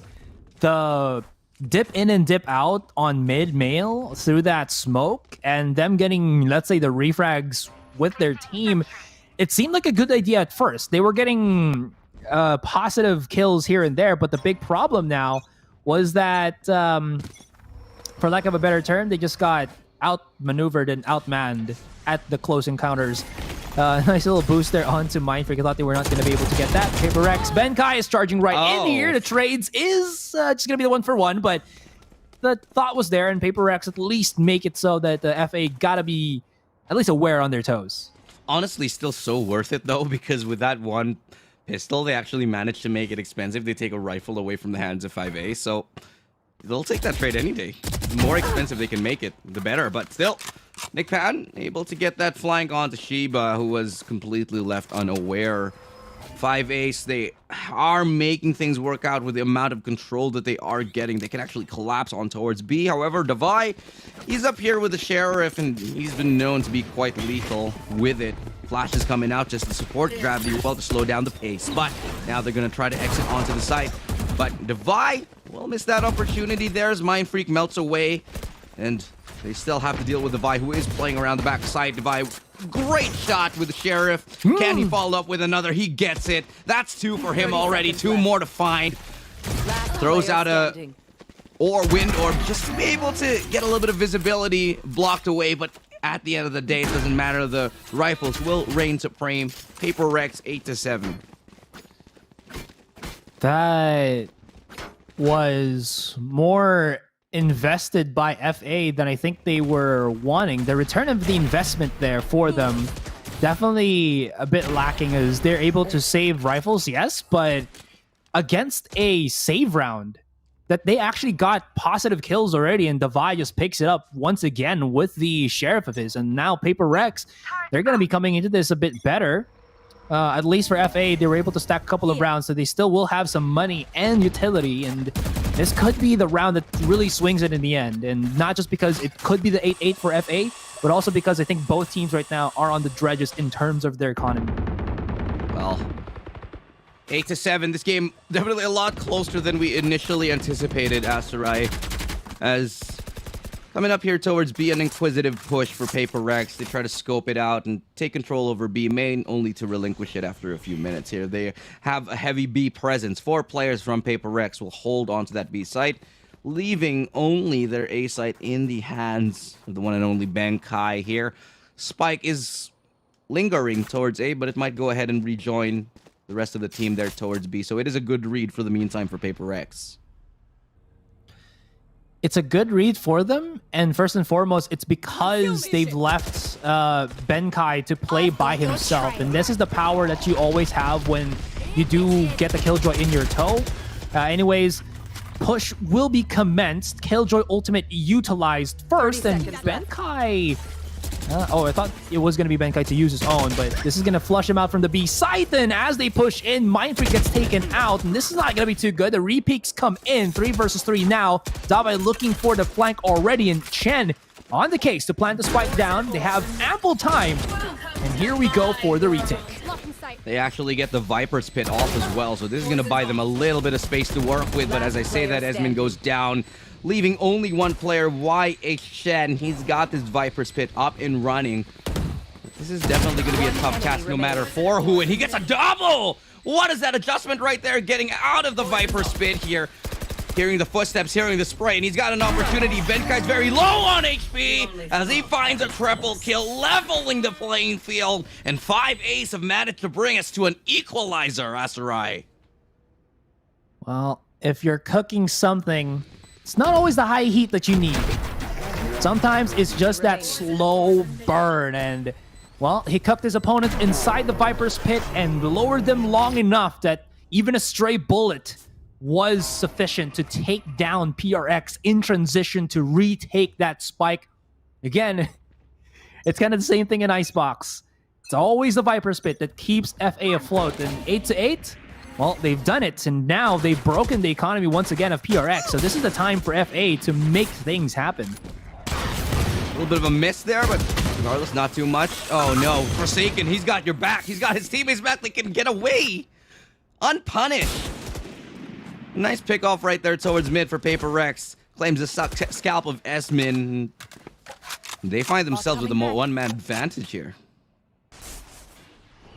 Who wouldn't want to just peek out there if they're covered by somebody like, you know, like Forsaken? Forsaken, one of the best players in the region. Yeah. He's got your back. Yeah. Captain Planet, here's your hero. So it's like Forsaken, here's your hero. Oh, Shiba find a target. The dink through the smoke. Not the smoke, but the wall. Not really explosive damage, but enough to keep FA actually away from the A side itself. Devi has his blades out. He's looking for some victims, but he's just not connecting any. Forsaken is alongside him with the fault line, and they're peeking simultaneously, but they're getting peeked off themselves simultaneously as well. Now FA, we got the best chance. Not a lot of time, but this A side could be something. Okay. Oh no, Devi! They've actually just given him so much ammunition, and he hits more with the right click on the Sheriff. Respect it! Respect PRX even more, and that's gonna be a thrifty round win. Devi needed a refresh on the blades, and you know what? He just delivers. No, absolutely no. He misses that, sure, but the right click. Jeez, man, 8 HP, and he gets another one? Absolutely disgusting. Devi showing us that he is made of the good stuff. Wow. Built diff? Yeah, that's pretty much what it was. Built diff moment right there for Devi. And again, Devi and Conquer. This man, if you need him to commit, if you need him to, how do you say this, translate a victory for you with the minimal tools in his hands, he becomes a carpenter, a god carpenter. And now that FA's utility or weaponry is all but in shambles, a quick little peek on mid, and we saw in the kill feed, Devi spawns out Esmond, so no more flashes here for the rest of FA, making easier the time for PRX, and maybe the slow but steady push onto the site can find him some targets. Device is vibing.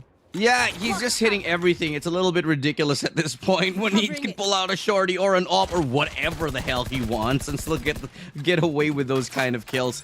A little bit of injustice in the world for some people to just be this good. Benkai follows it up with another.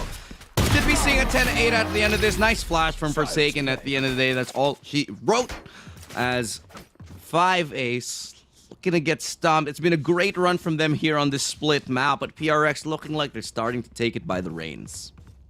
And they're whipping it very hard. Just keep the figurative horse, not literal horse, moving into the racetrack. And it seems like PRX are almost at the finish line. 3 rounds, but not far behind, as we can see. I mean, yeah, FA have slowed down a little bit here, but they've done a lot of good things that have kept them afloat. And 2-round difference up against Paper X, that's still pretty respectable. And the throw from Chen, it hit the barrier.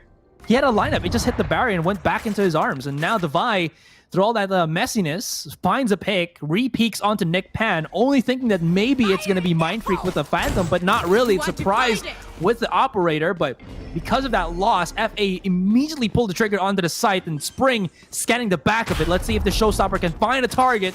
Nobody at screen, so that's going to be nothing. And at least now, this is going to be the site taken, but lots of ultimates used, and this 4 versus 5 is going to be retaked by Paper X. We'll see. A little bit of a weird boom bot there, but still gives him enough room to clear out. Nice flash. Asmin will get taken down regardless. But in the end, Aminhola does prevail up against Shiba. Will get flashed off the angle, but still Devi looking to get aggressive here as he just waits for somebody to walk into his crosshair, leaving us in a 0 versus 4. Benkai closes out that round 10-8 right now. Paper Rex seal their 11th and get this much closer to map points. And they used everything just to take the site, and losing Nick Pan, who could play a pivotal role in that post plan of theirs, was gone and missing. They might have needed maybe some nano swarms or even just the turrets, just so that they don't have to, FA doesn't have to peek the close enough angles. But even then, we'll see how that kind of pans out. FA on the weaker buys once again, but they're going to have to commit to some form of purchase here because they know that they still have the money. There's the round loss bonus, and it's one more round before a match point. Never want to play on 12. Always better if it's just on 11, because that one mistake, you just, you know, the pressure. Yeah, but there's really nothing that they can... Oh, he's alive? Just... smooth criminal getting... Oh no! Aminhola! He gets taken out by his own teammates. That's just the worst way to go right there. Forsaken's good for the follow-up, and this is pretty much the round right now. No, Nick Pan! Nick Pan? He almost died to the third pulse. Oh my goodness. In the end, Devi, very aptly so, will claim match point for his team after what was a Herculean performance from his team here. 12-8, and Paper Rex have secured their map point right now. Look at the performance here. Devi, 23 kills and 11 deaths, definitely leading the way for his team. Forsaken so quick, so crispy, clean as can be. It's not missing today. Yeah, it's the crack reaction time of Zoomers, man. 17, I think. 16, right? Around that age. Yeah. It's a scary thing to go Must be nice. to against Prodigy. It must be nice. What's the age gap right now with us? I'm like 20 years old, dude. That's yeah, that's a lie. You know my name, not my story. Don't get on with me. All right. But I do know for a fact that this is the last chance for 5-Ace. Two big ultimates right here from Paper Rex. They have the Res. They have the Cosmic Divide. Cosmic Divide, if you will. Even though he's on the chat. That would have been much nicer if it was, it was on the Astra. I know, but it was there. Yeah. I got you. Yeah. You know what? Sometimes you just pick those fruits up. And speaking of picking stuff up, Devi gets himself a nice little pick-me-up kill there onto Amenhola, who was trying to get some control onto the mid side. A boost on Mind Freak. Oh, they won't even know this is going to be happening because first and foremost, nobody can actually jump up there other than Devi, and it's only shown himself on Heavens. And yep, there it is. Sometimes it do be like that. And 3 versus 5, there's very minimal time now, and they had to force themselves through the smoke, which is being thrown everything but the kitchen sink. That Cosmic Divide is just so brutal right now, but Shiba, he goes down trying to deny the Viper's Pit. Esmin is good for 1, so is Nick Pan, but with 10 seconds left, they're going to have to hustle. They get onto the site, they actually get the spike down here, and so this signals that there is still a retake. There's work to be done left for Paper Rex, so still very much possible. No res anymore, and definitely not available for them. But YH Chen, he's got the Viper's Pit. He's got a lot of map control, a lot of real estate. But can they make it count? Here. They're using utilities now to check every corner. I don't think this... Oh, Esmond, did he actually bait himself for his teammate? This is going to be a god play. No cap. Oh, they're just going to charge right in. But Forsaken, his flicks are just raining true. Nick Pan, so close to getting his head decapitated, but keeps the dream alive. And 12-9, Paper Rex still at it with that match point. FA, they need 3 more, but that was close. Too close for comfort. Yeah, but it's a little bit of a Pyrrhic victory, if you ask me. Look at how much they used, actually, just to get that win. They have no money. Fortunately, they have enough to buy 4 rifles, but it's only at the cost of... I mean, one person, Amenhola, sitting on half shields. You got Esmond, and he's got half shields and a Spectre. They actually even used the Viper's Pit on it, so that definitely took a strain on their economy. If they win this, it might help them out a little bit, but they need to keep it clean. You should run. There's the ultimate. Nick Pan out of the pan into the fire. ... They're trying to charge right in now with the use of the lockdown, but okay, the gravity well is keeping them contained just ever so slightly, making so that the transition into the site not going to be as smooth as they would want. And here's the big caveat. One wrong step, a kill for Forsaken is an immediate use into that Rolling Thunder. A kill for Devi means the rest can actually just push right in, and they've contained the attackers. They can't get out of this, and Paper Rex, they're actually putting them inside a kill bowl. The transition out of the site is just not possible for the rest of FA, and Shiba's got himself a good one. They're coming at this clinically. Shen and Spring to remain, one at default, one at the back of the site, and they get taken out one after the other, and Paper Rex, what a maneuver to take them out of transition as they try to go for that post plan. Big Defenders win. You said it perfectly. Just the way that they contained 5-Ace on that attack, able to segregate anybody coming in, filter them through, and then from there pick them off. An absolute masterful performance in the clinical dissection of the offense right here of 5-Ace. Paper Rex showing very well why they are deserving of one of the slots here, why they are deserving of being the representatives of their regions. And honestly, just when things were starting to look shaky, they pulled it right back. Just when I thought that I got out, they pulled me right back in. And gotta say, again, FA, they had a set plan in mind, but they were not really aware of the utilities that, again, Paper Rex are willing to throw out their way. One big lockdown ultimate stopped by a gravity well, and the transition was just not there. I think as that gravity well was coming up, you saw the rest of Paper Rex were trying to make sure that nobody was coming on mid, and as soon as they figured out it was a full send of the rest of the FA roster to from B main to the B side, they immediately knew what they had to do. Whoever called that had such a good understanding of the situation, and it shows. Now we're just seeing the endgame stats here, and again, it was the Vi and definitely Forsaken that was on the tippy top of the kill board. What an amazing run here from Paper Rex. Definitely looked a little bit shaky from them, but they're able to somehow pull themselves together. And at the end of it all, 5 ace, they just weren't up to the mark there. A lot of great performances, especially from Nick Pan, who got a lot of multi-kills, a lot of triple kills to get his team very, very close to actually taking a win here. Unfortunately, at the end of it, it's still going to be a 0-2, and Paper Rex will get that 3 points ahead. And well, that's going to be that for that series, guys. And up next, we'll be having X10 versus Galaxy Racer, the Titans of Philippine and Thai region. So we're going to go for a break. And when we come back, it's these two in a series of 2. So don't go anywhere. We'll be right back to you.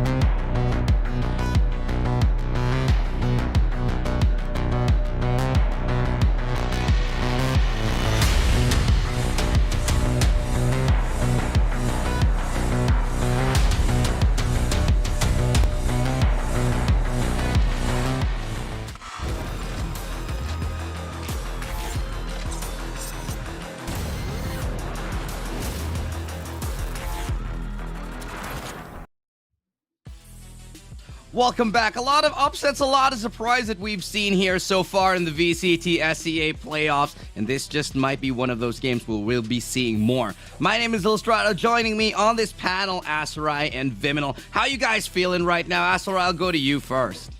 I am feeling ecstatic after that game that we witnessed with Paper Rex and FA. It like had something grow inside of me, and it's nothing bad. It's actually pretty good, and I'm hyped to go for that next series already. Interesting choice of words there, Mr. Azurai, but I will share the same sentiments. That was an incredible spectacle of a matchup. Paper Rex asserting dominance right then and there. But you know what? I'm really looking forward to this next one. But let me tell you guys, I'm just so happy to be back on the other side of the spectrum right here at the caster desk. I mean, you've always been on the spectrum, Viminal, but, you know, we kind of just let that slide most of the time. And, you know, having something growing inside of Azurai, probably should have that checked out. But going into the next game here of the day, you know, you mentioned it real quick, X10 versus Galaxy Racer. This one is definitely going to be, I think, one of the more unpredictable ones. I think Galaxy Racer, they've been very hit and miss, especially in the international scene. I know, Azurai, you wanted to talk about them a little bit. What you got for us? Well, again, just wanted to mention real quick that X10 is, again, the long-standing team right now, the best team in Southeast Asia by far. Maybe some teams have bridged the gap, but at least for now, we still don't have that proper metric. The first one that is going to be up to the plate is, again, GXR. But to just cap this real quick, there is that one question. Can Sushi Boys deliver when Patifan is out? And that has been the biggest question now because they have been playing with this roster without Patifan for a while. Yeah, before we go to you, Viminal, here, take a look at where we are currently in the standings. We just saw a pretty great game right there from Paper Rex, taking the first 3 points in their bracket and absolutely decimating 5-Ace Esports in what was a pretty good showing from 5-Ace Esports. Better than what we initially saw. Now we're finally ending the day close and closer as we get on towards Group C. Now, Viminal, you wanted to touch on Galaxy Racer as well a little bit here. What's on your mind for this one? You know, obviously Galaxy Racer coming from, you know, the Philippines as well. A huge fan of this team. And for good reason. We've seen them evolve over time, and a dramatic change we've seen throughout the entire VCT circuit right here for Galaxy Racer. They're a long-standing roster. I mean, it took some time for them to, you know, pick up the pace, kick into high gear. But for Johan, Ching, Carl, Georgie, and Emin, an eclectic mix of experience right here. Some of them from the former Archangel roster, who was one of our first representatives on the C stage. And then, of course, you have promising young guns in the form of Georgie and Emin as well. So again, an eclectic mix that turned out to be a very powerful combination here. Yeah.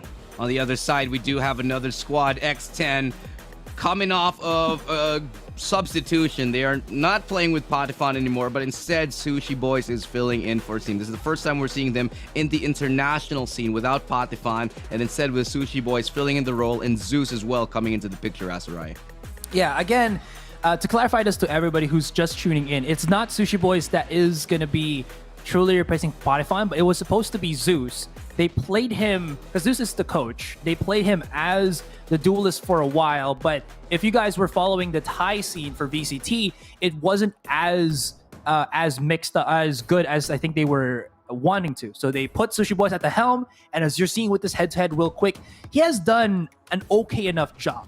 But comparing that to the main fragger of Galaxy Racer, there is something left to be desired there.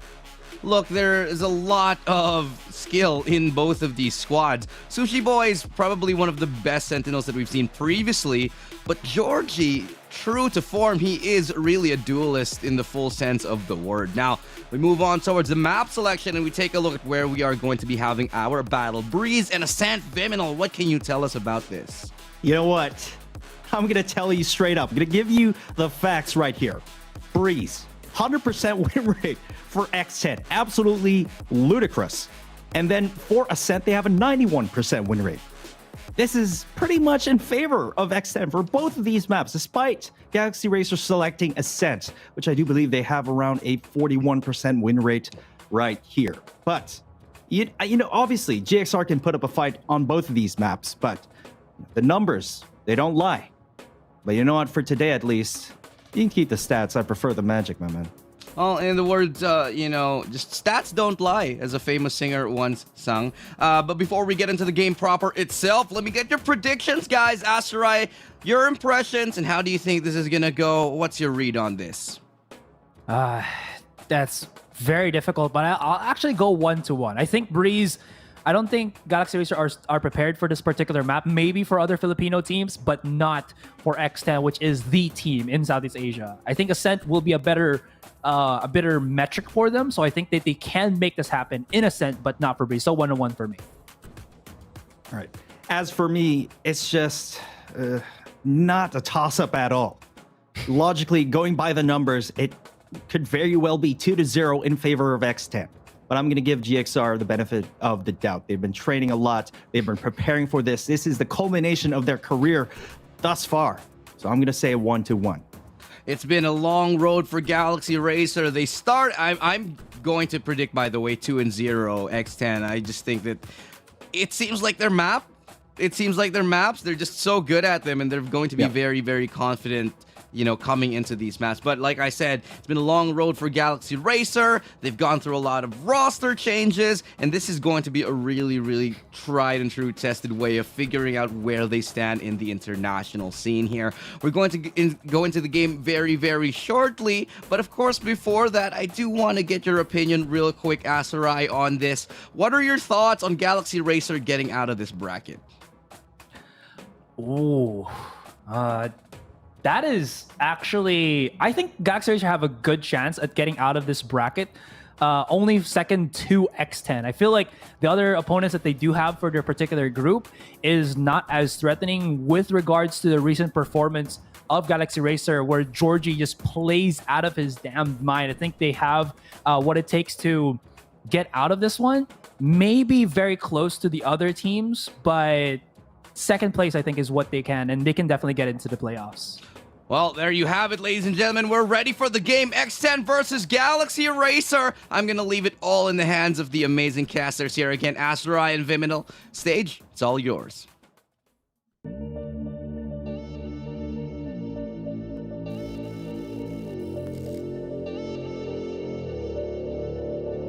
Another day and we just trying to make a way now. The hatred growing stronger every single day now. I hear these rappers, they ain't trying to talk about it. They ain't trying to get involved, and they would rather catch a wave now. But how cool is the gunplay when the strays will hit the playground, eh? But never mind about that, cause once you make it out, you think this world just don't affect you anymore. Until somebody from your past come back to settle the score like two.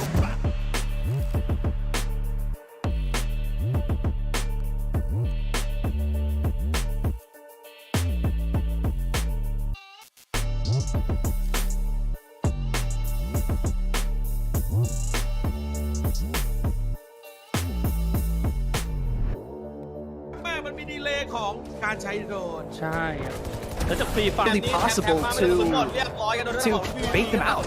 Maybe something like this.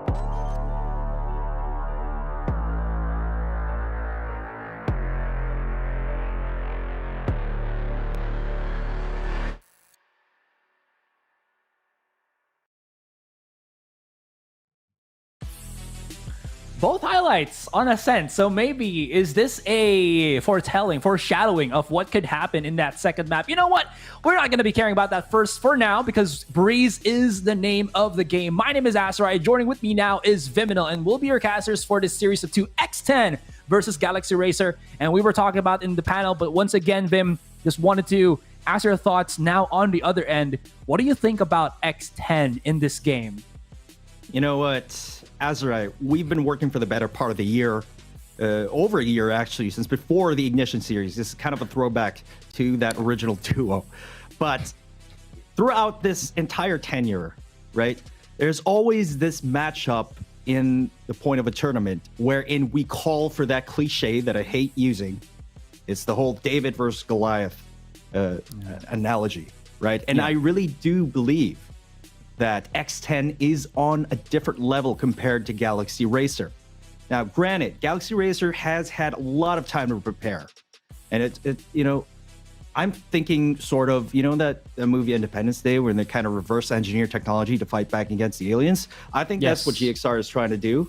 It's a bit of a stretch of the imagination right here, but I kind of related to that. Yeah, and I am building on that, guys. And again, Independence Day, great movie. First one with Will Smith, great, but the second one, not so much. I think that makes a lot of sense because, again, even though there is that Southeast Asian experience for Galaxy Racer, you can't put out of the equation that X10 have that international experience with other teams as they've gone up again from ISO Reykjavik. So they can bring that home to us. Now, the question is, can Galaxy Racer, with the VODs that they've watched, with all eyes being on X10, can they reverse engineer how X10 have been playing and try to find some weaknesses in those, in the information that they've gathered? Now, if they can do that, I think that we might have a game in our hands here. But as you mentioned, this is going to be a definite tall task, or as Ilu likes to always use this terminology, this Herculean effort for Galaxy Racer to overcome and overwhelm X10. That's on the board for them. But again, we will see that as we go underway towards Breeze. You know what? As much as it pains me to say it, this victory from GXR over X10 is highly improbable, but not impossible. Yeah. I definitely agree with that. I think some of the other players that we have to probably let's go for Galaxy Racer while we are still waiting for the game to go underway.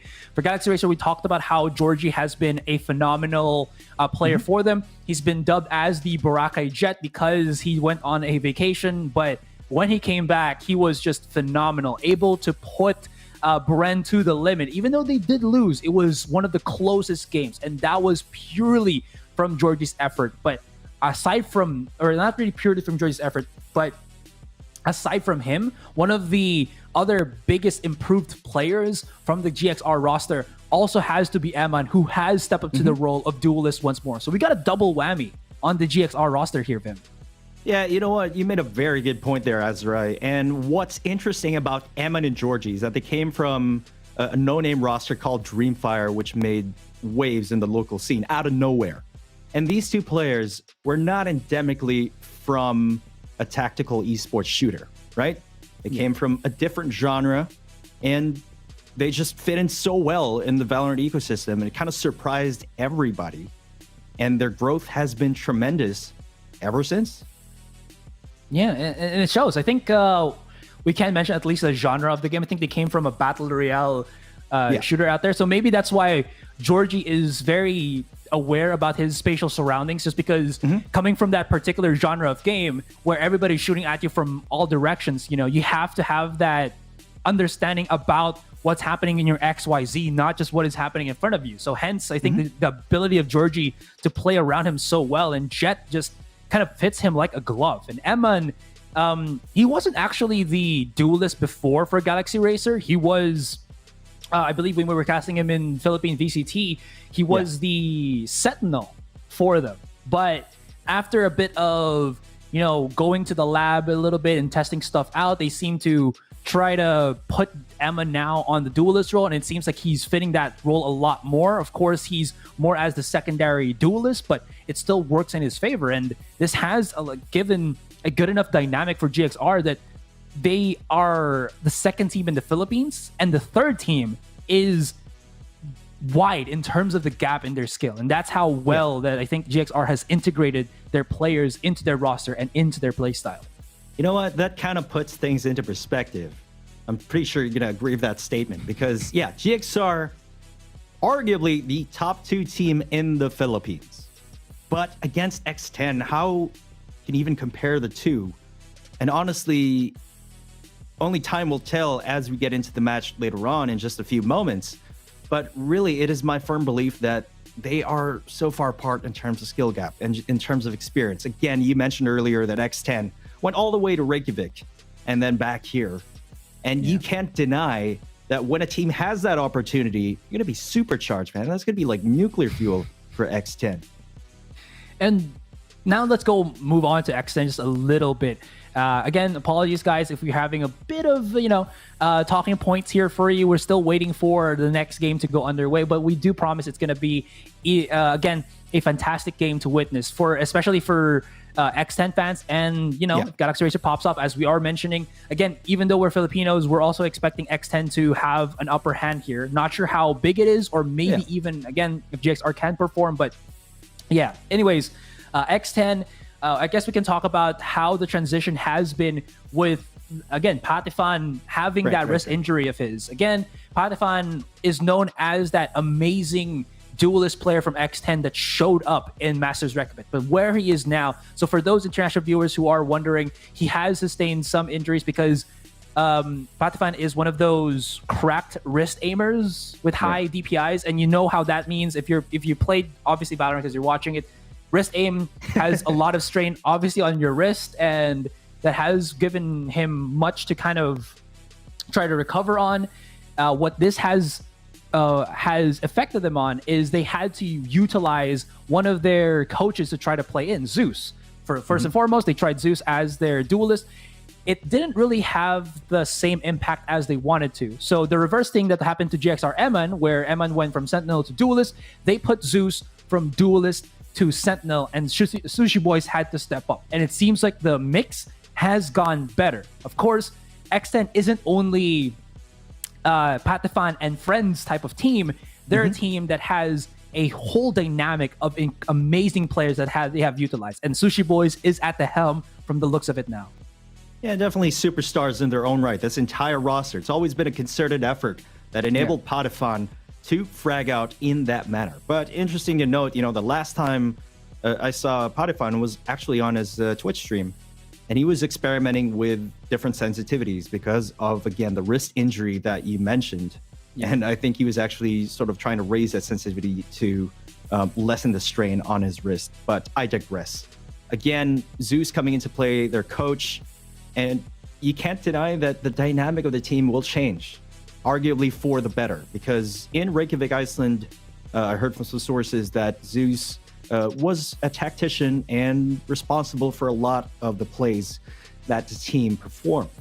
And him being on the battlefield right then and there alongside the players themselves, you can imagine how calculated the maneuvers of X10 will be and how the morale will be sustained all throughout. I think it's going to be a real positive impact.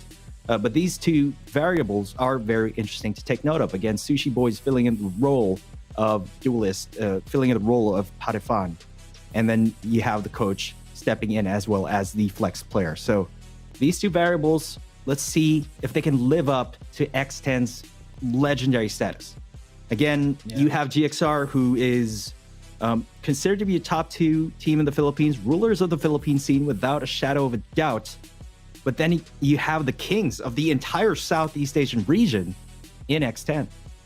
Yeah, it's like you're the ruler of a certain piece of land going up against the king of the whole land. So right. this is going to be something. But again, the X-tentations are there, pun intended. Like you mentioned, there is going to be that dynamic where Zeus is going to be their IGL now. Again, if you were looking at the stats, if you guys go into websites and try to see how he's been performing, he hasn't really been in the highest of kill rankings. I think he's always at the lowest playing as a Sentinel. But that's not, I think, the dynamic right now of Zeus for X10. As Vim has mentioned, I think what Zeus has done is he's played in a role that can play as passive as can be and direct the rest of X10 real time. Not anymore taking breaks and then talking to the coach, but now actually in the rounds themselves being that IGL for X10. And now, as the game is about to begin, this Breeze map could be a bloody battlefield. It looks beautiful. It's for vacation, but it can be a battleground between these two titans trying to, again, set a name for themselves, more so with GXR. Absolutely agree with you there, Azura. As we get into the agent picks right here, we have two teams with very different play styles. GXR favoring a double duelist composition versus X10, who typically prefers a single duelist configuration here.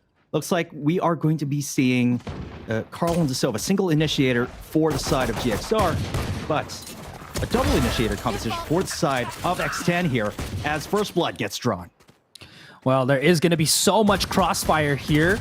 a bit of trades here and there as Zeus gets the bit of a brunt of the damage. Sushi Boys coming in from tunnels just to at least stop the attackers or the defenders from coming in the onslaught. The rest of his teammates at the back of the side, but this crossfire is going to be real. Has to hit the shots though, which it is not, and Georgie on point. Now we see a little bit of the duelists dueling each other, but he's whiffing the shots against Scary, and this left Carl in a 1 versus 2. He's been tagged down to 63, and there's not really much chances now that he's lost his teammate. And X10, a quick round, explosive outside of elbow. You know, at that spot, it's basically considered a dead zone if you're at a 2v1 situation right there by the broken wall. Quite unfortunate for Carl right there. A valiant effort for GXR in the first map. And just as we expected, they go out guns blazing. We literally got into the round just seconds in, and now it's basically over. Done and dusted round 1. We go into round number 2. And let's see if GXR will be forcing it or full saving here. Do have a couple frags for Georgie, though. Oh, he wants to play so close, but it's so good. He dashes away and actually picks up the classic. They might think he's going to be somewhere with a shorty there, but the damage has already been done. Losing Sushi Boys, they still do have all the weaponry that they need, but they're playing the close encounters here, Vim. And a charge out from Cruz. Good. This man, the captain of X10, stepping up to the plate. And it's now only on Johan. He's going to go on to Bridge, but I think that Bridge is on very unstable ropes there. He gets rattled a little bit, and X10, a quick 2-0. They're not really stopping at all here. Not slowing down by any means. A near flawless victory for X10 coming into the post-pistol round. Cruz leading the scoreboard now, despite a heroic effort from Georgie to get that huge impact frag. Early on into the round, it's just X10 mowing down the competition, asserting their dominance through that firepower advantage. Look at that. Cruz with a 3K, with that Spectre, and he can really gun them down, you know, in a post-pistol round like that in an eco state. But this is going to be pretty much indicative of how the rest of the game will play out. Some of X10 did save that previous round, so they can fold by right now. There's not a lot of gun discrepancy in terms of firepower here. So let's see how GXR will play this out. No, the hold is going to be good from Carl. GXR able to just stave off the pressure. A bit expensive, but it's now only left onto Scary. He's actually found a Ching here, and he's playing at the back of the site. Does have the spike in hand, but he has plenty of time. Doesn't have to plant this immediately. And what this does is GXR, they're going to have to play a very try to find the potato in the mix kind of deal. And they try to find it, they're going to be able to, and that is going to be a refrag by Johan quickly enough. But damage be done, Vim. GXR, expensive round. Only Johan to remain with the rifle. Yeah, an expensive round for GXR. They did get the point on the board finally, but not in a manner that you want typically. And they did lose quite a few guns in that round. Now, X10 will be able to afford a full buy Sans Foxes, who appears to be sticking with a Guardian and half armor right here. So again, not really the worst of situations for GXR. At the very least, they did come through with a third round turnaround. I'm going to point this out as well. X10, before we went for their gun round, they played all the tight angles on Freeze.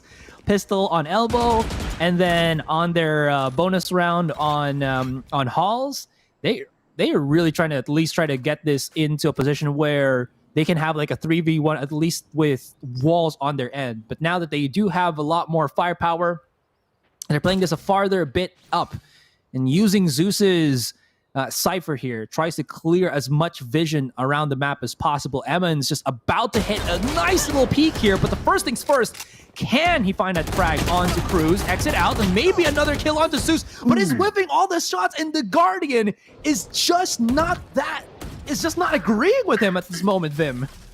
You hate to see it, man, but sometimes the pressure gets to you. You know, Emmon has always been a bit of a crack shot, right?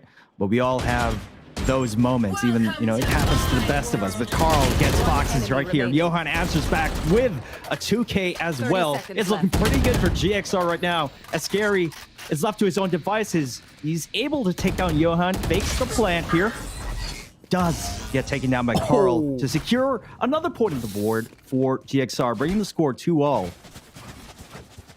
You saw that? There was a ping immediately where Ching found his opponent. This is, I think, something that even high-ranking players don't really do. Sometimes they just tell you where the opponent is, but what's also good is if they're inside a smoke and you ping the general direction where it could be, your teammate can just fire through that and have a good percentage chance of actually hitting the target.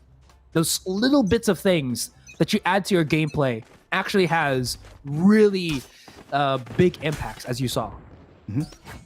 Absolutely right there, Ezra. Let's see, however, if in this eco state, X10 can make an impact or perhaps make a dent into the momentum of GXR. Location revealed that Recon Bolt does get a little bit of information. Scary is just displaying his mechanical skill right there with a tap to the head of Carl. Sushi Boy's down to a slither of HP, though. Well, even if he is back to a sliver, Cruz can just, heal him back up with that regrowth. Quite easy. And this is quite dangerous as well. There's going to be Fox with the ultimate. Cruz has his Seekers, and Georgie left on an island. He does have his dash. He can play at the back of the site here. Ching is going to be supplementing him, but the refrag, even before he can go quickly for that take, this is not going to be possible. And Ching, is he good for the transfer? That's going to be a straight up no. And now this 2 versus 3, which was supposedly a thrifty buy for X10, has gone hella in their favor. And now, let's see if Johan, he got like a really good set play from last round, but this is too many angles for him to work with them. 3 versus 1. You know, at this point, you probably just have to save this gun and prevent X10 from getting a free gun in return. It's a thrifty victory for X10. They're going to be happier about that round. Or really, as Dax put it earlier, how the turns have tabled.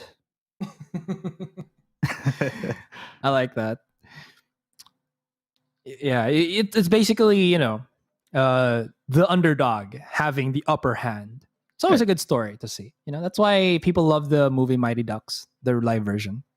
Yeah. What's up with us in movie references, eh? Hey, man, we're movie aficionados. And, I mean, we're all in movie lockdown. Enthusiasts, apparently. We're all in lockdown. We can't be, exploring the world. Or maybe if you use, Google Maps. Did you know? Out of game topic.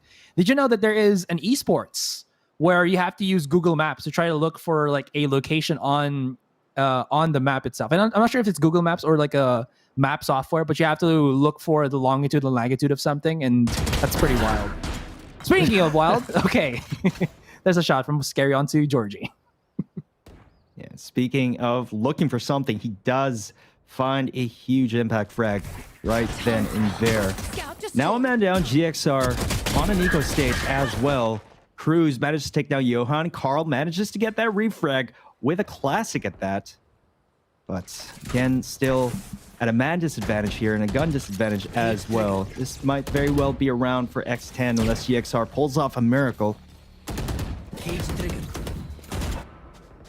Well, this is going to be hecka difficult for them. Look at the split at which GXR is, and X10, Fox is still playing the long flank. He's going to spot out one, and he was jumping like a kangaroo and like a joey, able to hit his target straight square in the face with a nice little punch from the weapon. Next 10 starting to create a gap here. Just a quick little peek, and Georgie, yep, even if you have good ping, that dash out, if you already got tagged, you're still going to get taken down. And look at this nice little jump out. Yeah. And, yep, there you go. All she wrote. Real good movement coming in from Fox is right there. Quick little 3K. All she wrote indeed for GXR. And really, the turning point in this early stage of the game was X10 getting that thrifty round. And GXR, they cannot make those mistakes that compound into the opponent winning thrifty rounds, right? You got to prevent that from happening at any point in time in the game. Johan, though, he's going to be releasing that Viper's Pit to secure B site all by his lonesome, as the rest of the team will be slowly rotating to secure A site. However, X10 is just assuming a default positioning here. Perhaps just trying to gather some information. Maybe a pick or two if one of GXR's members get a little bit antsy. But already, Azrai, this is pretty different from what we're used to seeing GXR play. GXR are known to be a hyper-aggressive team. We're seeing a lot more restraint than usual. think it's the dynamic of X10. That's just how they're able to play control, but also together all at the same time. And, well, it's going to be a straight up 5 versus 5. Cheng very aggressive in the back of the site, but ultimately pays with his life. Carl is going to have to use his ultimate. Let's see if he's going to line up some stuff, but it's still not going to matter. Georgie into the counter as well, but he's been tagged to 32. Gotta be careful. Spots out another. Actually gets the kill now. But Johan, who was coming in from the B site, coming in transition, gets spotted by Fox. This would have been a really nice clutch for him, down to 30, but thankfully, both his opponents also collectively have 38 HP, so one bullet in a dream, and Johan is just transferring shots right now, and the spike, as it's planted down, he's got no chance, no time, and has to push in this 2 versus 1, but maybe he can pick it up, but Zeus pops his head from the ground like a mushroom, and that's going to be another round for X10. And play that absolutely perfectly. A 2v1 situation. You don't want to allow Johan to isolate those fights and turn it into multiple 1v1 scenarios. With a Cypher Cam to boot as well, just adding insult to injury. Georgie managing to get a couple kills with the operator, at least finding some value off of it, but still a huge investment from Georgie, and he does lose that gun. The reason why I think GXR, I don't know who GRX is, played a much more passive play is I think they were banking on the fact that Georgie could find a kill on Halls with that operator, but because they weren't able to, and again, the problem with the operator is you can't really retake a site with an op, maybe unless you're Hortel or something, but that's very, very difficult. Although we can see the flank from Georgie, he's trying to compensate a lot more now, especially with the blades being out, and this could actually help them. Even in a 4 versus 3, this flanks could be possible, and Georgie's hitting a lot of those offensive shots, picking up into a Reaver Vandal. He's going for the big flanks, but now with that Neural Theft, exposed is the positioning, and this is not going to be good, and Georgie has to step up big as Ching, out of no man's land, only has a Sheriff in hand, and that's really not going to happen. Now, is it here, Vim? 6-2, and X10 still keep the rounds coming. Taking a look at the scoreboard, Ezra, you can see the stark contrast in terms of performance from X10 and GXR already. Really early on to the game, X10 slowly running away with it, just even looking at the scoreboard alone. But I really do believe what GXR needs to do is to avoid getting picked off early on in the round, perhaps go for that full retake. If the problem in a team is that you're losing those 1v1 duels. Except, of course, for Georgie, who's been, fragging quite a lot, but just not enough to secure the round. Perhaps the best way to go is to go for a full retake instead. But Georgie, instead, he goes for an early pick, does get refragged by Sushi Boys, however. Now it's going to be a 4v4. Well, this peek out has to prove some value for Carl, and, well, he does find a translation. Was a little bit scratchy, though, but he still got one in the end, but now the problem is Halls is unmanned. Oh, Ching about to spot out Fox here. He needs to hit this shot off, and that's not going to be the case. Johan, one coming from the front, one coming from the back, but maybe just get through this, but the gap. Oh no, the cover was just too far, and Fox just dropped down knowing his opponent was one bullet away from dying, and that's going to be X10. That was such a close round for GXR, but the conversion, Ching needed to step up there, Vim. You're absolutely right. And right now, Ching is not having, excuse me, he's not really having the best performance as of yet. Again, it's still really early on in the game. Also, to note, Eamon having a bit of a challenge fragging out as well. And when you're on that Reyna, you want to make sure you get those kills. Otherwise, your kit doesn't really get any sort of value. But X10, at this point, they're just winning out the duels ever so consistently. Foxes especially, so many clutch moments. I think the problem now for... sorry if I cut you off there. But anyways, I just wanted to finish off. I think the problem now for GXR is they're putting a lot of bodies around the map on Breeze, where Breeze is such a big map that I think, again, especially on A site, they've been just having one at the back of the site. But usually, I think when you watch other teams that are more, I think, versed in this particular stage, they put actually 2 bodies on A site. in close encounter combat, just to make sure that you can have that refrag at the ready and close by if you need it. Anyways, as we were witnessing that round clear enough, it did not happen for them. Again, time and time again, Sushi Boys keeps challenging the back of the site because they can just flash it. He can dash in and get an easy enough kill. Quick little replay there, but this is just, again, the wipeout of GXR on the A site. You know, I'm not really seeing a lot of adjustment coming in from GXR at this point in time. Perhaps they have something planned up their sleeves. Ching going to be going down to B side alongside Emin, and Johan will be trying to lock down A site as well. It seems like Scary has the idea of setting up a Viper wall, a toxic screen over there onto B site. Ching does get revealed by that recon. However, they're slowly inching their way onto A side. Could just be a fake right there. Johan with a 2K. This is the opening that they need. Georgie follows it up with a kill onto Scary. This could be start of a comeback for GXR, Azurai. So the counter is to overwhelm if X10 try to go for the A site once more. Since X10 have been showing that they're always going to go for that A site, why not? Although Fox going for that full control, but as Carl straight up just looked in his reticle, well, that full control is not going to live for long, and Carl also the same. Zeus setting up a bit of utility on the B site, and as he tries to scan, this could be the retribution that he is trying to, that he needs for his team. Ching left on an island, has to deal with the one, but Zeus, a coach, a player all in one, and he does. He translates. 30 seconds left. Who says a coach can't perform just as well alongside the players? You know? Definitely there for a reason. That is not a reference to us formerly coaching a pro team. But, okay. Kidding aside, Neural Theft goes out, does get ample information. Johan circling his way around Elbow. It's the 2v1 scenario, not looking very good for Johan at all. He's down to 62 HP, and check out that crossfire. A tripwire at that. Oh my gosh. I will see you again. He went in for the full charge, and Zeus was even more charged up to go for that fight. And looking into the scoreboard real quick, Vim, Georgie standing on top at 13, yes, but the same could not be said about his comrades who are still a few kills more to that double-digit department, while X10, they have 3 players already there. And I'm pointing this out, guys, because the metric just means that X10 have been very successful at getting a lot more frags than GXR, and the take is real, 9-2.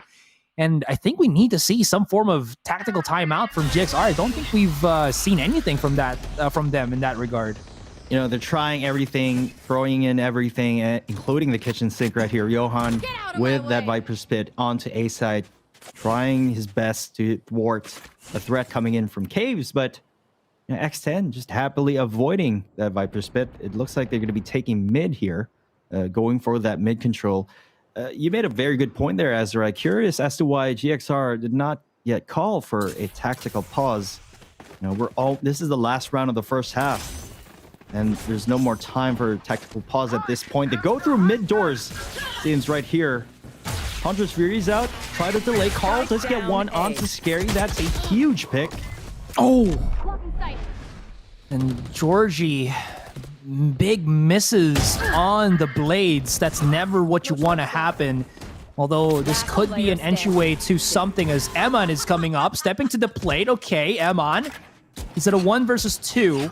Can't wait for Ching to go for the pinch, but Cruz is in a good spot to try to isolate. But you know what also is isolated here, Vim, is that spike. It's out there, out in the open.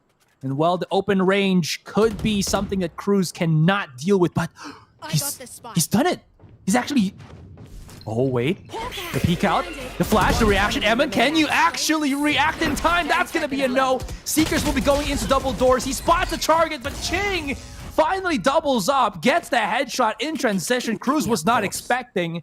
And GXR finally a point on the board after such a long drought of rounds.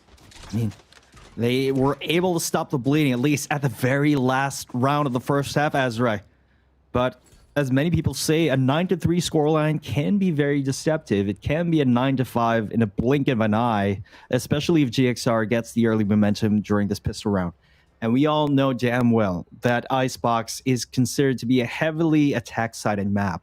GXR, with this double duelist composition, they know this very well. Emin not really having the time to shine just yet. This could be his moment, alongside Georgie, to really pave the way for the rest of his team. I also like the fact that Chang is going to be there to make sure and secure that anti-flank as well. Seems to be the action is underway over here onto the mid lane. I love the control here on mid. And it's very much blanketed by the fact that Zeus has put all of his utility on B main, so there's nobody who can actually go around for the big flank. And because of his delayed push, anybody who could possibly come out of elbow should have been detected by now. And with that, GXR is just going to go straight up onto the A site, and I think they just basically bypass each other. This could be the perfect time for GXR to strike back. A round in this is a round what they need, and Georgie, he's unleashed. He is so just active right now with his mobility. And as the last man, Scary is just going to be pushing in. Well, In His Face gets plugged up into the Cypher cage. About 2 opponents are very low, but 2 are pretty healthy, and they're all set up with the crossfire. And Scary, he's scanning everything, but can't find nothing, but nothing finds him. As now GXR, 9-4. And that's a point on the board second half, and they can build off of this, Vim. Yeah, just like I said earlier, a 9-3 scoreline can turn into a 9-5 in a blink of an eye, considering the fact that GXR just won that first pistol round, and that is absolutely huge. They're definitely going to want to buy up here, except maybe for Georgie. You know, maybe he's banking on getting an early operator later on. But for the rest of GXR, it seems like they're going to be going with rifles. So GXR, they really want to solidify this early momentum into the second half. They cannot afford to lose more rounds, obviously. Well, they might actually lose rounds here as the full send, the flash from Cruz, and the follow-up from X10 actually kind of bamboozled GXR there a little bit, but they reacted well enough in time, and they'll be able to save the important weapons going into the next round. It's the dog. Remember, Vim, that moment where GXR, or I think that was another Filipino team, double bought a rifle into the round after their one pistol, and they dropped both those weapons. It's not going to happen to GXR here. They're going to be able to save it, and they're going to have ample, at least, utility and money to at least build around those rifles as well. But because of that round, X10 have a couple of kills in their bags, and they're going to have rifles to buy up into their first gun round here in the second half. Again, this is where the tail of the tape will lie for pretty much the rest of the game. Quick set play execute, standard execute coming in from GXR onto the B side right here as Johan tries to get rid of that Cypher cam. Does plant the spike down. Toxic Stream goes down. Retake attempt for X10 is now underway, Azrai. It's a retake, but it seems like it's going to be a difficult one. Although the Cypher cage is going to be trying to cut in the site, but it actually does nothing to stop anybody from peeking out from B main. Georgie not going to miss a beat onto the fight there. The shock dart, Georgie, oh, he survives though, and Fox is sneaking his way up. But again, the mobility, the movement of this one isolates the target, but Fox doesn't care as he actually gets the peek and the clutch and the dub. He has... I'm listening in on the spike, and he has so much time. Yeah, 8 seconds. There's no shadow of a doubt that he was able to defuse that one. 10-5. What a big brain Soba main. Oh, my goodness. Fox steps up to the plate. 17 kills to this man's name. Right now, currently match MVP, Fox. Man, this guy is just absolutely on fire right now. So many clutch moments to his name in this game alone. Clutch sheets are real for Foxes here. And he's definitely going to be happy about that previous round. It was looking so good for GXR. That could have been the start of a comeback, but denied once again by Fox. 10-5 in favor of X10. Let's see what GXR can do to bounce back here. They are forcing Johan relegated to the Spectre for now. Well, still, they do have the money to buy into the weapons, but this is a last bastion for GXR. They're gonna commit aggressively into this, and a pick on Sushi Boys is a step in the right direction. Chang just backing straight up on Halls. He's left a tripwire there, at least for the contact, and they're going to be trying to isolate Fox at the back of the site, but one of the players that I did mention, X10, that they have to be a little bit aware of is Fox, but this guy, a Sly Fox, nonetheless, actually has value at the back of the site. He hasn't been spotted at all, and nobody from GXR actually wants to try to take him down. Zeus and Ching, both ciphers in this game, and Ching is down 48. This is bad. He's gonna get swung hard, but Zeus tripped up. He went down the ramp, and that definitely mucked up his accuracy there, and that gave Ching some ample time to go for the clutch. And Vim, GXR, hold on. Yeah, that's Ching with a ding right there. A much needed one at that. GXR, 6 points on the board. Still a very doable situation that you can come back from. But to take note of that, it's just Fox is having a huge impact in that previous round yet again. I don't think I've ever seen him whiff this entire game. He has not.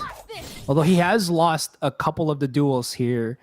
He definitely needs to win those, because it seems like because he's a Sentinel, he's the last alive. And Ching, that's a lot of pressure. Georgie hitting some shots. Oh, the tripwire a bit too high, and the limbo fairly executed by, who was actually the one flanking? It was Fox, but maybe just a false sense of security. But check out where Carl was pointing his crosshair straight up outside of halls here and there. Sushi Boys also made some sushi out of a Ching, but that will only leave Cruz to remain. And Cruz, well, he's the captain. He's the main initiator for X10, but can he initiate a comeback in this with a Marshall? Looks like that's going to be a yes, but as he jumps up, free pickings for the rest of GXR. Clean round, all things considered for GXR right here. And it's amazing, really, how things can change in the second half when the other team swaps over to the attacker side, especially in a map like Breeze. It's just, again, a heavily attack-favored map here. And it shows, especially with GXR's double duelist composition. Emmett stepping up, Georgie stepping up, Ching with those clutches as well. But X10 still have a huge lead. They're up by 3. And they're not going to let go of it very easily. And it seems like GXR, from what I have also been witnessing, because I always think of Breeze as a defender-sided map, at least for me, but I haven't played this map as much as I think I would want to just yet. And a lot of the chat saying it's attack-sided map, and GXR also making me feel that this is an attack-sided map. So, you know what? Casters, our opinions are not set in stone. So you can make a believer out of me. And if the GXR can go for the 10 for 10, 3 rounds more, you have done the same. But let's see if GXR can explode onto the site. Can Georgie, the Boracay jet, the vacation jet, set ablaze the path? That's going to be a yes, as they do take the rest of the site, but it's going to be a bit bloody. Although if they can plant the spike now, they can set up for the post plant, and Johan playing the flank, where somebody has to look for Johan!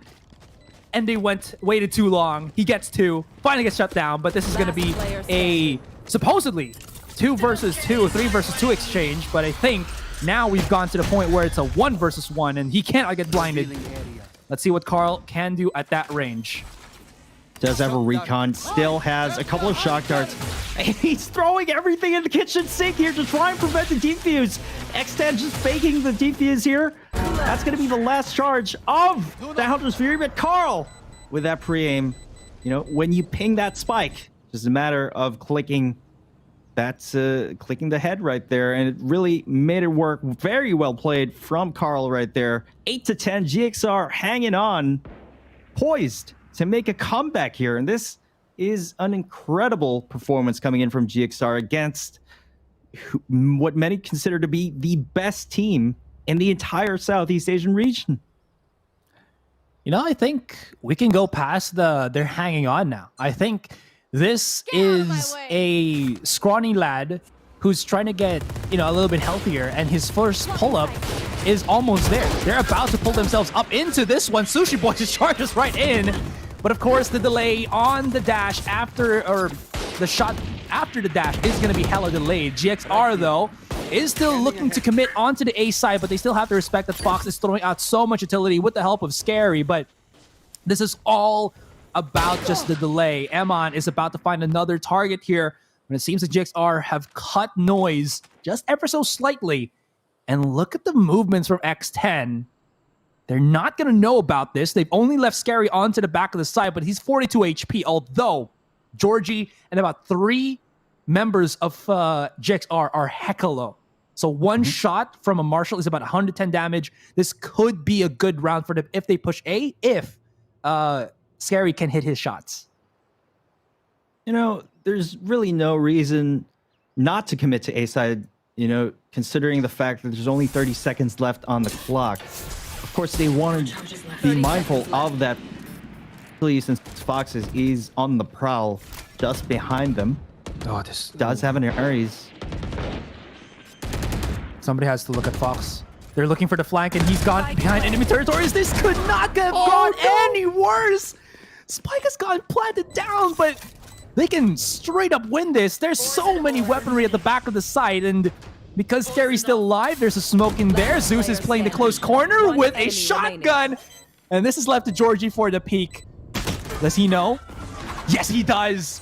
He was waiting for it, and Georgie, a Radiant player, has the Radiant mindset to go for the slow peek as well. Know that the angle was good for Scary, so he had to wait and not just randomly swing it out, because he had to respect that Scary can take him out in one bullet. And GXR still clutched the round. Only one round away, Azrai. X10 calls for a tactical timeout. Let's talk a little bit about what's happening here in the second half. You know, X10, they were looking like they were running away with it on the first half. It ended 9-3, Azrai. But now they're only one round away from becoming 10-all between GXR and X10. And whatever X10 was able to do against GXR in that first half, they just kind of reversed it here now that GXR is on the attacker side. You mentioned reverse engineering, Vim. It seems like GXR have been able to reverse engineer the attacking side of X10. Or, you know what? There are no copycats. I think GXR are making their own twist on the attacking side here on Breeze. And it's gone very good, especially at Georgie at the helm here. But now, Vim, here comes the tricky part. X10, they've lost a lot of the rounds. Yes, they still have an advantage, and they're very close to ending this game as well. 3 more rounds. For GXR, it's 4. That might not be a lot, but that is monumental. And because they do have that round loss bonus, Sushi Boys buys up into the operator. He's not the most cracked op shot here in, I think, in our list of players for C Challengers, but he's up there. And if he can translate at least one pick, this is going to be huge.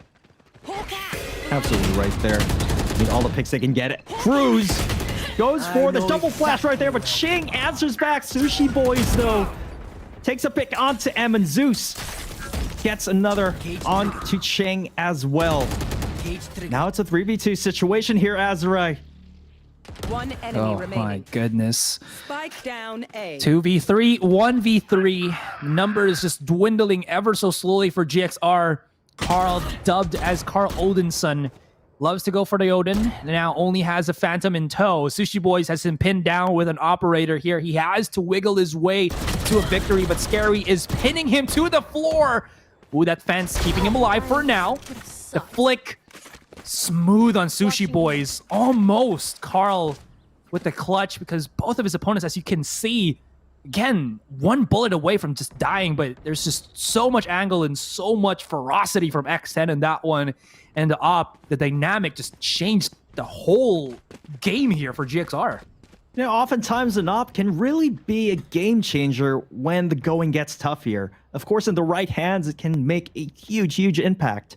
And of course, intimidate the enemy and try to sort of paralyze the movement coming in the following round. Sushi Boy, that was such a beautiful flick to secure the round. 11-9 in favor of X10. Looks like the tactical timeout did the job here, Azrai. You said it's time and time again. Tactical timeouts are the best thing because it gives them time to get a breather and understand what you need to do. Georgie, how many times is he going to hit these shots through the smoke? Seems like multiple. Chang able to at least avenge the fallen planter and get foxed in the corner there. Georgie has an angle, spots out one, immediately goes for the spray control. And now Sushi Boy's left on his own, tries to run away. Will keep his head and the sniper in hand, in check, in tow. And X10 can convert this. But GXR, they made the good read. Basically, they knew that Sushi Boys was going to be playing A or mid, and they hightail their way to go to the B side. And I don't think X10 was ready for the explosion, but neither is Georgie with that shot from Sushi. Yikes. I mean, I do understand that he wants to get rid of that operator, prevent Sushi Boys from saving, but perhaps hunting him down one by one is not the way to go right there. But still, GXR are going to be taking this round 10 to 11 now. And really, the way to counter an operator is to try and pinpoint where he's going to be peeking from and try to counter it with the use of utilities or straight up avoiding that lane in general, right? And GXR had a good read. As you mentioned, they went for the B side execute instead. Yeah, Georgie looking pretty much on fire as well. You're a bit low on economy, however. Now they're going to be calling a tactical timeout of their own.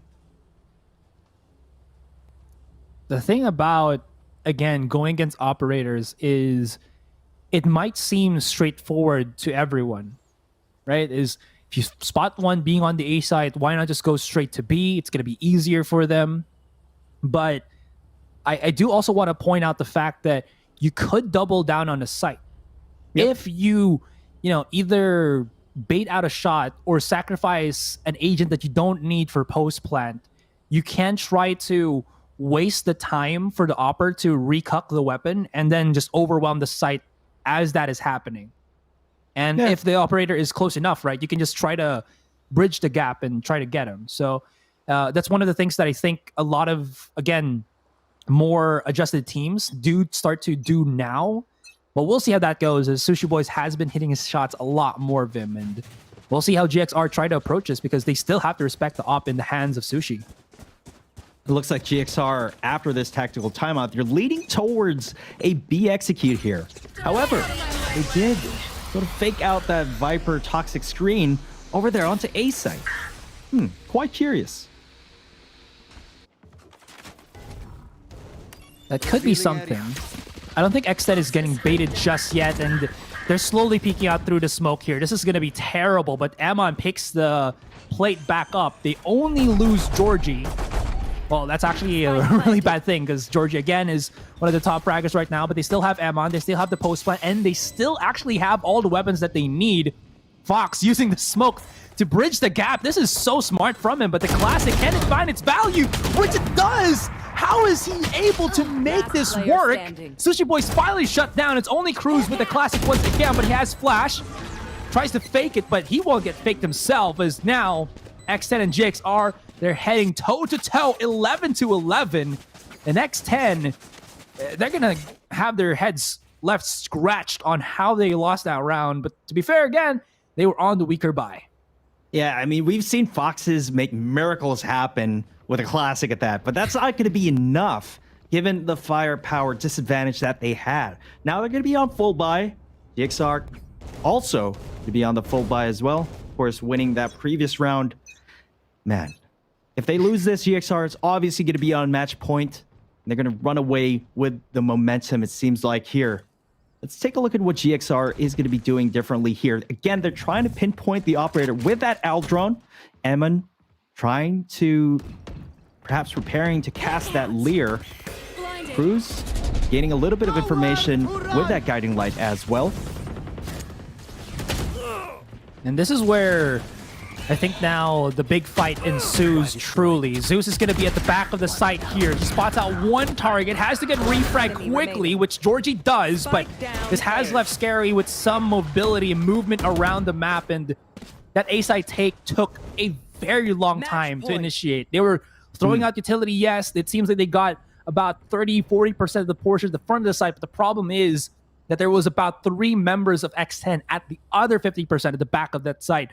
And the delaying powers of a Cypher, when you couple that with a Viper smoke, is so deadly, because you don't have that much clearance to take out the Cypher tripwires, and then the Cypher cages make it so much more easier for a Cypher to just, again, keep himself contained at the back of the site and just keep spamming down.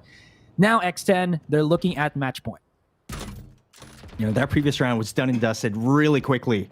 You know, you mentioned it, GXR had a little bit too much restraint with that A execute attempt. Let's see what they're going to be doing differently here. It seems like they're assuming a default positioning. And of course, when you're a match point, you really cannot afford to make mistakes at this point. And I understand why they're playing so safe. They're playing slow. They're playing for information, perhaps play for a little pick here and there. Spike is left towards there on A side. Fox is just sort of jiggling over there onto Nest, trying to gain information. Now, the ball is in GXR's court, obviously, as the attacking side. X10, they can't afford to just hang back and wait for signs of commitment from GXR. The problem here is they're burning the timer quite quickly and haven't really given that much information as to where they're about to go. Yeah, there's the full commitment. Seekers as well as flashes are available for Cruz here in a transition, being sprayed down by the Phantom. 30 seconds onto the clock. They have to commit to this, but they still haven't gotten any picks whatsoever. Zeus, he's going to make shortcomings of Georgie, but he actually gets out of nowhere. Sushi Boys and the trade to come in. Oh no, it's only left onto Amon. He's going to be playing outside of the cubby, and the cubby will be his grave. And X10, they get themselves a victory in this first game, series of 2. It was close, but X10 got out nonetheless victorious. I mean, that was just a flawless defensive end on X10. The timing was perfect on that those Seekers from Cruz. It just really spelled the end for GXR's attempt to execute that side. Before they even got into the side, they were pretty much half HP already, and that was just absolute perfect timing. Unfortunately for the side of GXR, it was a valiant effort. I mean, come on. 9-3 scoreline, sort of flipped and turned the tables around on the second half, but just not enough to secure the victory. But going that far, going the distance against arguably the best team in Southeast Asia, you got to respect that. Taking a look at the scoreboard here, it's Scary and Georgie as team MVPs right here. 2.2 KDA, 22 kills for Scary, and for Georgie, it's 1.4 KDA with 24 kills. Now, as are interesting to note here, we got a Viper and a Jet. 2 very different roles. But again, it's not only the duelist, it has a lot of impact in the team, obviously. Yeah, again, numbers can be deceiving with regards to the performance overall for X10. I think the biggest thing that really happened there, especially on the attacking sides now, especially in that last round that we saw, was because usually you saw GXR getting map control first or just immediately exploding onto a site. If they don't get it, they at least have a couple of a bit more time to utilize. But since they burned that clock and they're going up against X10, who have both a Sova as well as a Sky, there's no way in hell that they can fool X10 where they're going to be going. And X10, all they really have to do to get information is throw out one guiding light, use a Trailblazer, use a Sova drone, and a recon dart. Basically, those four abilities make it super easy for X10 to keep tabs on critical points where opponents can be coming from. So, yeah, that last play from GXR, I'm not sure about it. Yeah, I mean, here's the thing. The double initiator composition is standard meta for a reason nowadays. And X10, the proof is in the pudding. We're going to go into a very short break. And once we get back, it's going to be map number 2. Don't touch that browser.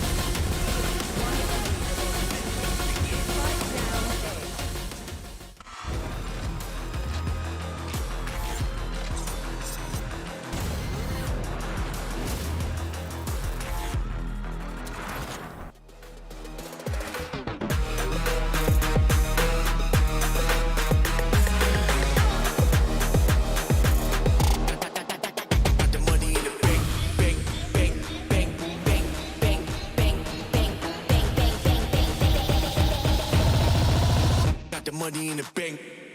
Hit you with the 808. Hit you with the. Hit you with the bang. Hit you with the. Hit you with the 808. Hit you with the. Hit you with the 808. Bang to the break. Bang to the break.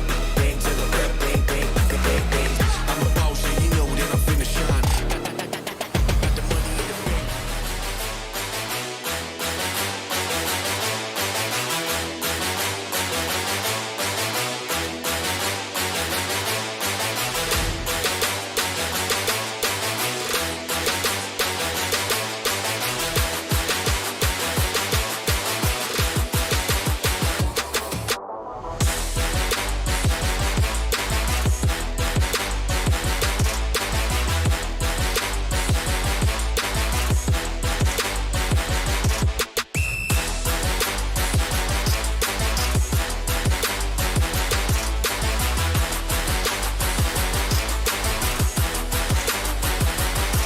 Yeah.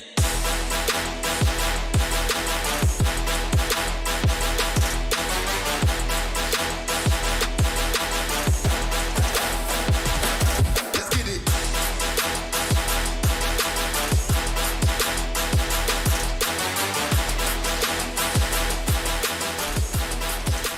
Yo!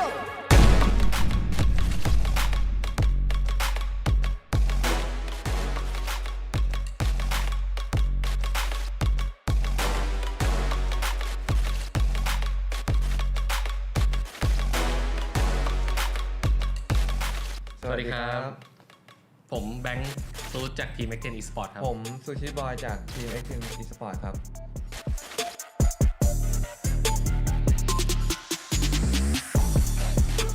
เข้ามาอยู่ในทีมปัจจุบันได้อย่างไร คือส่วนตัวผมสแกรี่เป็นคนชวนมาครับ เพราะว่าเคยอยู่ทีมเก่าด้วยกันทีมโอเวอร์ไทม์ครับ ส่วนของผมพี่ทีมครับ พี่ทีมทักไปชวนมาตอนสมัยอยู่ทีมเก่าครับ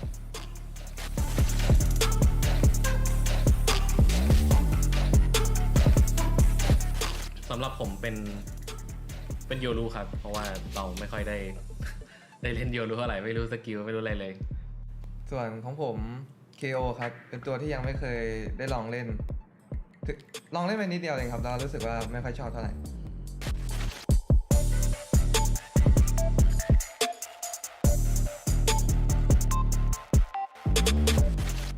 มีบ้างครับแบบมีเซอร์ไพรส์เกี่ยวกับอาการบาดเจ็บน้องปั้นก็เลยทำให้การแข่งขันต้องปรับเปลี่ยนอะไรเยอะแยะครับต้องลองอะไรใหม่ๆผมต้องมาเล่นแทนเป็นตัวจริงอะไรเงี้ยก็ใช้เวลาในการปรับตัวพอสมควรครับก็มีอย่างผลงานก็มีรอบแรกพอเราแพ้ปุ๊บเราก็แก้ไขทันทีเลยอะไรเงี้ยแล้วก็กลับมาแชมป์ในรายการ Challenger ได้เหมือนเดิมแต่ว่าจริงๆ C Final ก็ยังเป็นอะไรที่ยากสำหรับเราอยู่ดีครับ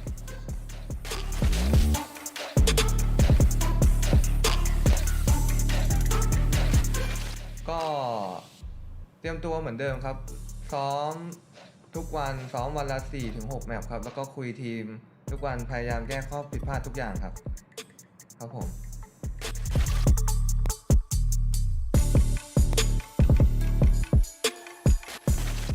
ในเวทีระดับนานาชาติเป็นอะไรที่ค่อนข้างใหม่สำหรับพวกเราคนไทยครับเพราะว่า Valorant เป็นเหมือนเป็นทัวร์แรกที่ได้ไปแข่งเวทีระดับนานาชาติก็เลย มีทั้งการสนับสนุนจากสปอนเซอร์ทั้งการซัพพอร์ตจากแฟนๆทีมอื่นด้วยที่อยากรู้จักทีมเราแล้วก็แฟนทีมเราเองแล้วก็แบบการแข่งขันเวทีระดับโลกเป็นแบบไหนเขาทำงานกันยังไงคือเราก็ได้ความรู้สึกที่แบบแปลกใหม่แบบเฮ้ยเราไม่เคยเจอไม่เคยเห็นแบบนี้มาก่อนอะไรเงี้ยก็แปลกดีครับก็สนุกดี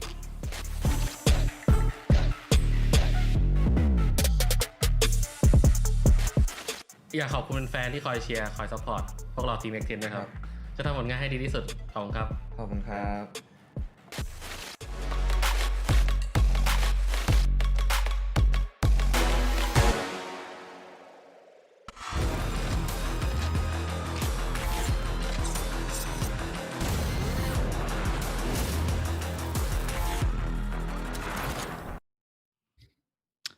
You just heard from X10 themselves taking a victory up against Galaxy Racer, and very, very close match. None of us ever expected it to get that close, to the dismay of many fans of Galaxy Racer, but to the excitement of all the X10 fans across the world. They get to continue on and reign true their legacy. Again, my name is Illustrado. This is Asarai and Viminal joining me on the panel. Let's get your quick thoughts as we break down that last game. Asarai, I'll start with you.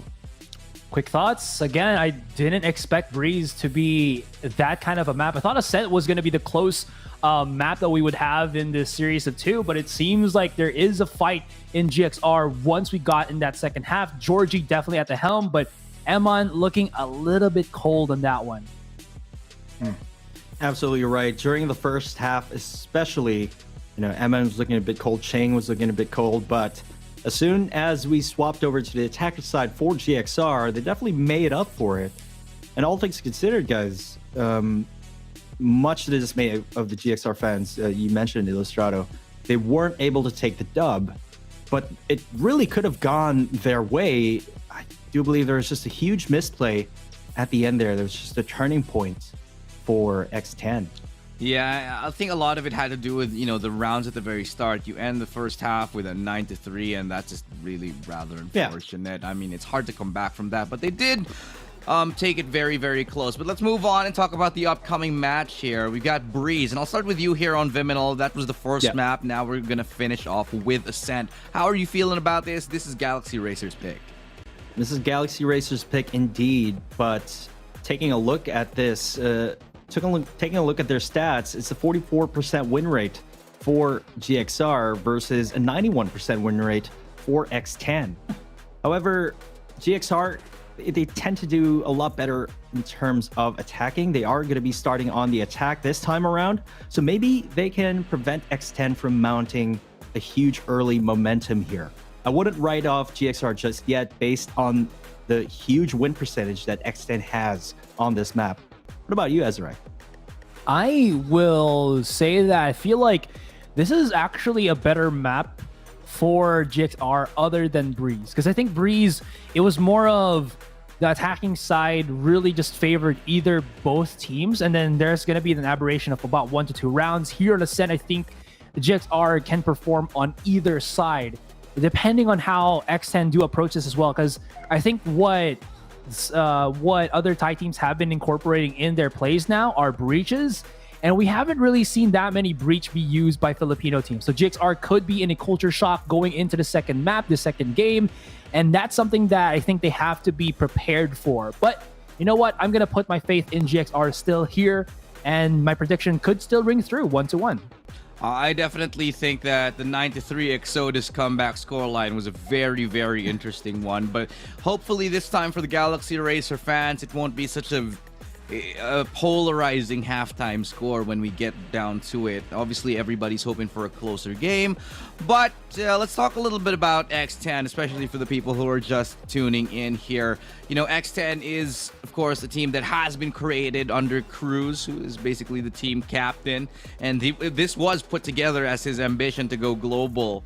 And so far, he's done that going already to Iceland, but they're going to try to get to Berlin now. However, on the other hand, Galaxy Racer, a team that is known all across Southeast Asia, a multinational organization that has been making an impact here.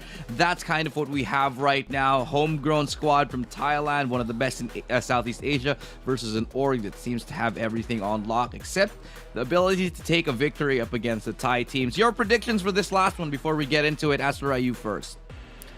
I did say mine. It's 1-1. And I feel like it's going to be coming up for Ascent. I feel like, again, GXR have a good grasp on this map and can't forget that one of their players, not Georgie, not Eamon, but I feel like Carl can bring a lot to the table, especially with his Odin and that Sova.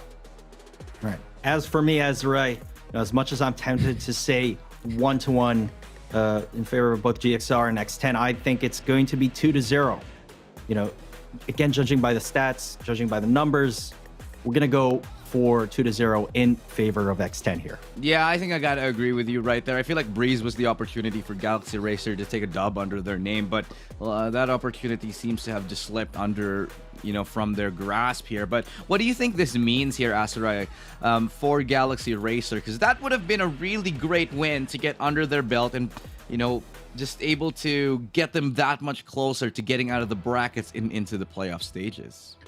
That's a really good question, because from what I understand, again, with GXR having former members of Archangel, I believe they do have points as a team that has transferred to the GXR roster. And what this means is there's a lot on the line for GXR, because they're literally set already for possibility to play into Valorant Champions if they're able to build more points here. And of course, having a series that they can take away from X10 not only gets them closer to that, but it's also a statement that they are a team that has gone through so much change, but also has gone through successful change with what they've done with their roster, what they've done with their long-standing roster for months now. This has been the team that was announced as GXR, and after 5 to 6 months, they're still the team that was announced as GXR. So I think there's a lot on the line for them, and this first series of 2 that they've done here in Southeast Asia's Challenger Playoffs is a very big indicator of that.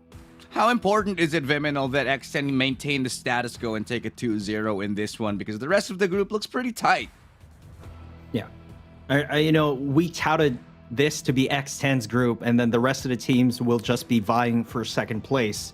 I mean, that's what the consensus was. But I really think that X10 is capable of going that distance here. And it definitely is important to set their momentum straight, to set the record straight, because they are the favored winners to take this whole shebang, after all. Yeah, 100% agree with you. However, a lot of signs of weakness, Asarai, in that last game. And it definitely showed that X10, sure, they're number 1, but they can bleed. They almost took a loss up against Galaxy Racer, who seemed to get better and better over time. And if the halftime score were 9-3, weren't 9-3 rather, but something a little bit closer, that could have ended it any other way. I could also argue the fact that maybe not Galaxy Racer, but rather X10 are okay keeping it close in maps that they're not the most versed at, because of the fact that I feel like they're comfortable enough to know that in their particular group, they're not really threatened to actually get knocked off when they try to go into the playoffs, or they're trying to save other maps that they don't want other people to see, because they have other strategies that we haven't really seen. Because again, X10, they are one of the teams that have so much micro-managing ability when they try to take a site, and how they use their abilities as they're going into those sites. So I haven't really seen that much on Breeze, maybe here on Ascent, but that's something that I think everybody should be looking forward to. Well, Viminal, I do want to ask you this. We're getting closer and closer to closing that gap, I think. As evidenced by Galaxy Racer almost taking a victory. And the fact that Patifon not really around. Before today, a lot of us were saying X10 still ahead of this competition to the rest of Southeast Asia by a country mile. Do you think that still remains true after game number 1 here today? I mean, I was really inclined to believe that, judging from the match statistics that we saw. I mean, prior to starting the day off, it's just X10 still on an unstoppable onslaught, only falling to the hands of Foxy Arai Kordai, and then eventually beating them at the finals of their VCT Stage 3. But judging from that performance alone, I'd say the gap is pretty close. It's closing, and GXR looking like one of the unexpected teams to bridge that gap. I don't think a lot of us would have pegged GXR to be the one to actually bridge that gap. And that might be one of the reasons why we have, I'd say, a lot of surprising performances here today, a lot of underdogs. And Asarai, we've seen evidence by how close the games were today. Onic had an amazing run. They took a 1-1 here. CBT took us to 5 overtimes here. What's going on here? Is it all of the teams just starting to bridge that skill gap? Are we experiencing some sort of equilibrium in Southeast Asia? Hey man, I mean, we got ourselves again, we talked about it in previous panels, even the pre-show, that it's been months since we've had this particular type of tournament. Back then, it was the Road to Iceland Reykjavik, which was what 5-6 months ago, April 2021, I think. And now we're past mid-year, looking at Berlin, Germany. So I think within that gap, a lot of teams have started to form alliances within themselves. They started to figure out what they needed to do. And because they've been active again, kept playing on VCT time and time again, over and over again, they've been tweaking the mistakes that they've done in the Southeast Asia scene. They brought it to their own region. And that's kind of created this, how do I say this, dynamic that everybody just brought something better. And that in return also made everybody better. And now going into Southeast Asia once more, it seems like the gap, as you mentioned, has been bridged. So it could be because of that spark done during the Road to Masters Reykjavik that ignited everything. And that's why we're seeing a lot more teams be head-to-head against each other now. You know, I'm going to chime in and ask you straight up, Viminal. You're a person who is very familiar with not just the front end of the development of the esports scene in terms of Valorant, but also the back end of it.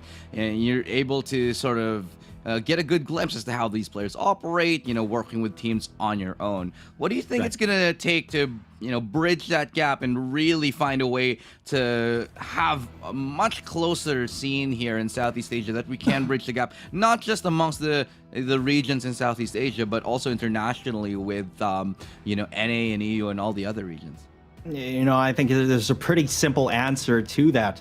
And I think the infrastructure nowadays, the ecosystem that Valorant has nowadays allows this sort of evolution here in the Southeast Asian scene. The answer to that is to, one, take scrims very, very seriously, and two, focus on regional tournaments. And we have that in abundance right now.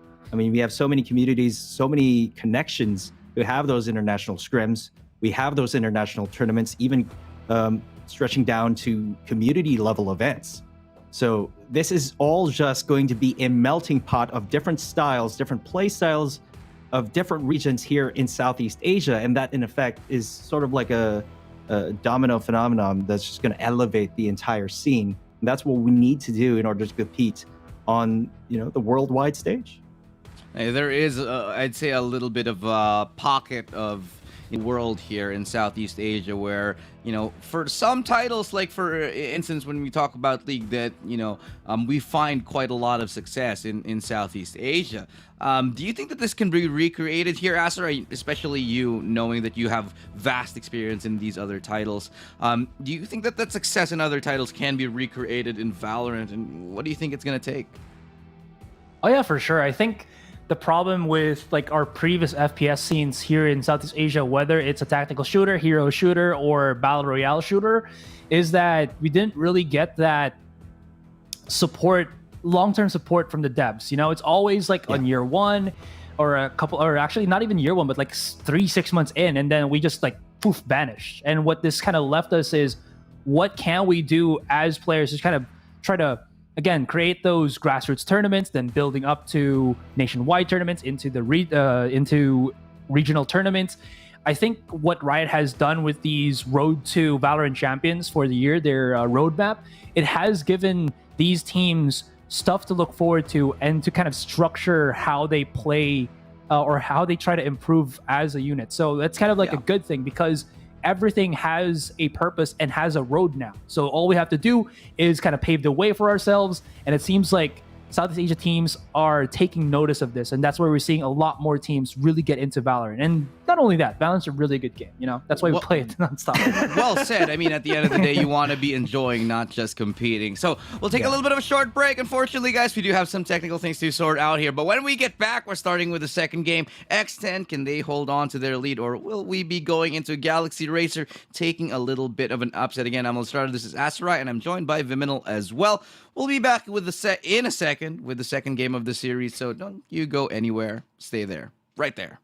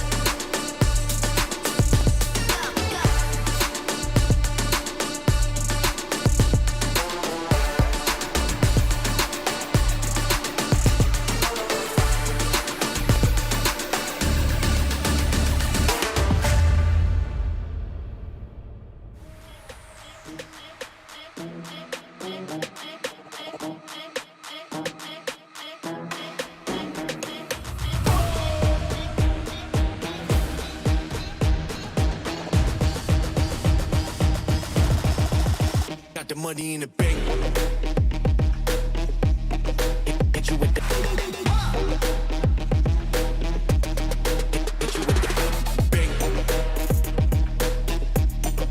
Hit you with the 808.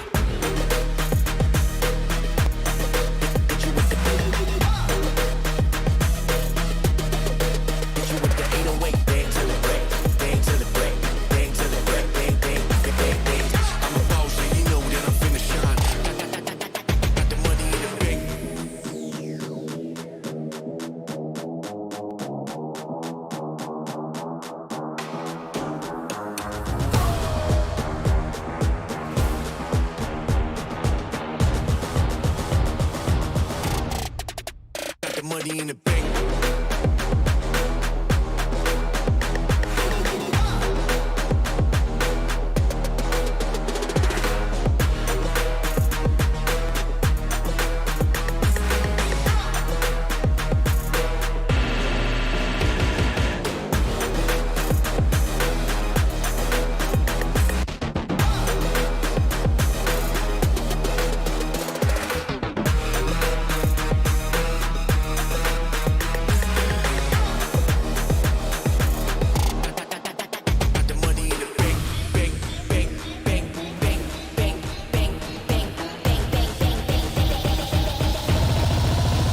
Money in the bank. Hit you with the 808. Hit you with the. Hit you with the bank. Hit you with the. Hit you with the 808. Hit you with the. Hit you with the 808.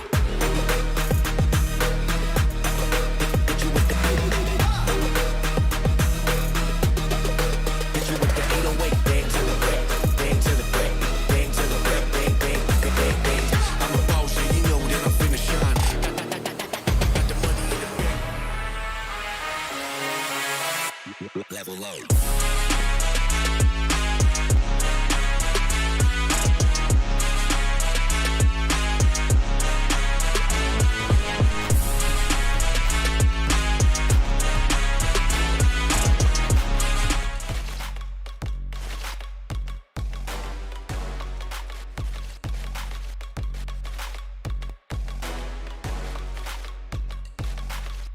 Hello, I'm Eman, duelist of Galaxy Racer.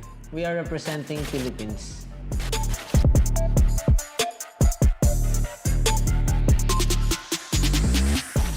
My previous esports is Battle Royale. I'm from Battle Royale competitive scene.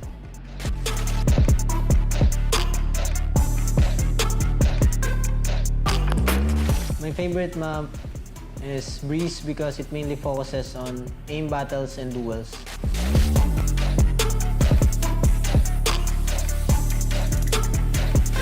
I'm excited to play and win against the best teams in Asia.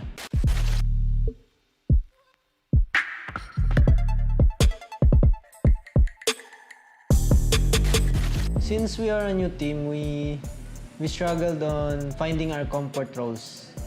We overcome this by putting our egos aside and bringing the best of each other.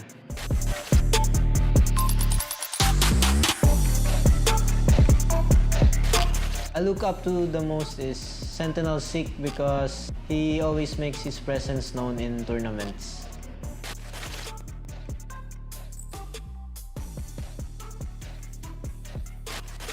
To our supporters, thank you for supporting us and continue to support us throughout our journey in C Challengers. And also, thank you to Galaxy Racer C and to our bosses and especially our coaches, Coach Trix and Coach JL. Thank you guys. Thank you guys so much.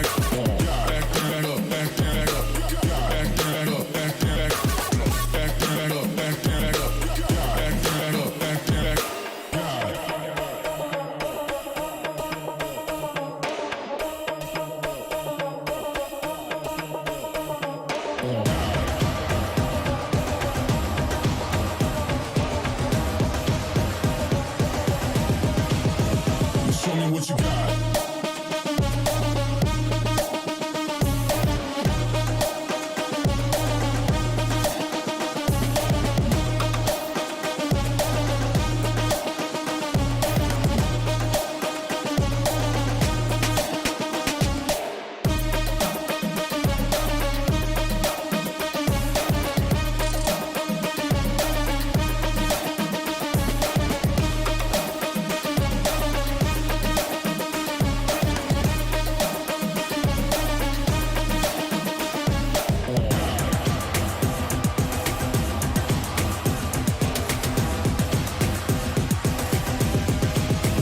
Show me what you got. Down, up, back, up, God, down, up, back, God, down, up, back, up, God, down, up, back, God, down, up, back, up, God, down, up, back, God, down, up, back, God. Ain't no reason to back down, so step it up. God, down, up, back, God, down, up, back, God, down, up, back, God, down, up, back, God, down, up,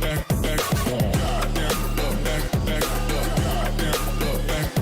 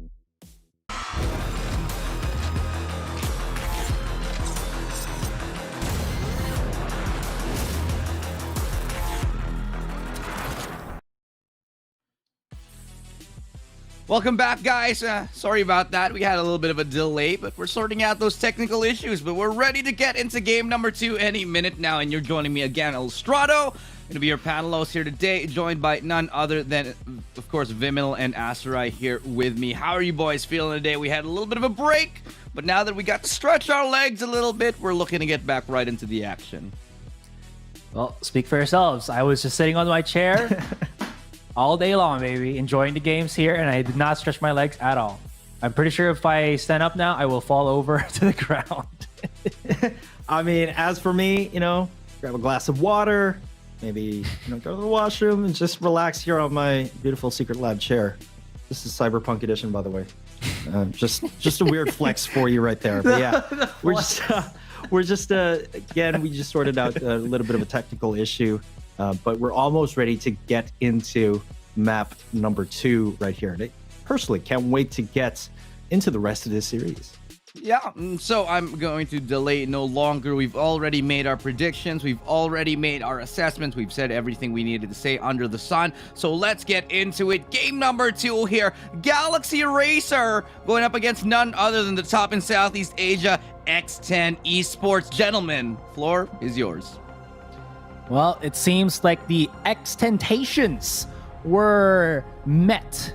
They did win that first game already. Now moving into the second one, GXR, as we were talking about Vim with Illustrato a while ago before the long break, I really do feel that this is actually the better map for them. But I just wanted to reiterate your thoughts about that. Yeah, again, the numbers don't favor GXR, but in a way, I kind of do agree with you. But Sushi Boys wasting no time at all, drawing first blood onto Georgie. Emin trades him out, though. Again, we see a double duelist composition for the side of GXR versus a single duelist composition for the side of X10. And we know that they have 2 very different playstyles here. Let's see how this checks out. Just a few seconds into the round, really already a man disadvantage for X10, 4-3 as of this moment. Zeus just trying to hold on to Garden right here. Does get tagged. He's down to 41 HP as the rest of GXR make their way onto the A side. Try and go for that execute really, really quickly. Well, they're going to have to just waterfall onto the side, which is what they quickly do. But GXR make a swift attack on A. And it's left Scary to his own devices. That Nanoswarm not really going to help him out at all as it delays even further the timer. But now if he can just find the last one, maybe he can try to segregate and then conquer. That's not going to be a no. And GXR get themselves a nice little pistol. Stellar opening to the second map here. GXR 1-0 right off the bat. Emin getting 3 kills to his name.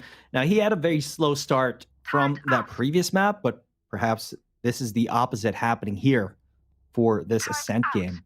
And you mentioned, Azarai, that perhaps this is a better map for GXR. I'm kind of curious as to why specifically. I think GXR just have a better...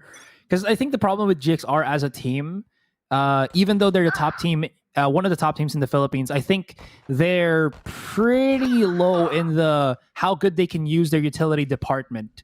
In any case, though, we are seeing a kind of drone shot of the carnage that is happening on the B side itself, and we're left with Zeus, who is just going to be playing outside of market here.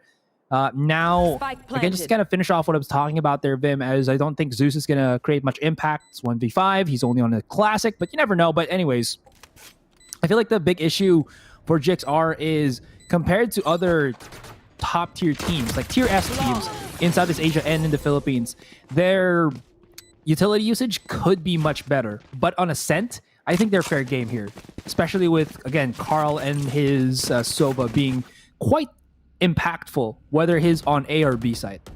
You know what? You make a very good point there. Back here in the Philippines, we often make that joke that Ascent is the Philippine map. Basically because just about every pro team here in the Philippines knows the ins and outs, the intricacies of this Ascent map very, very well.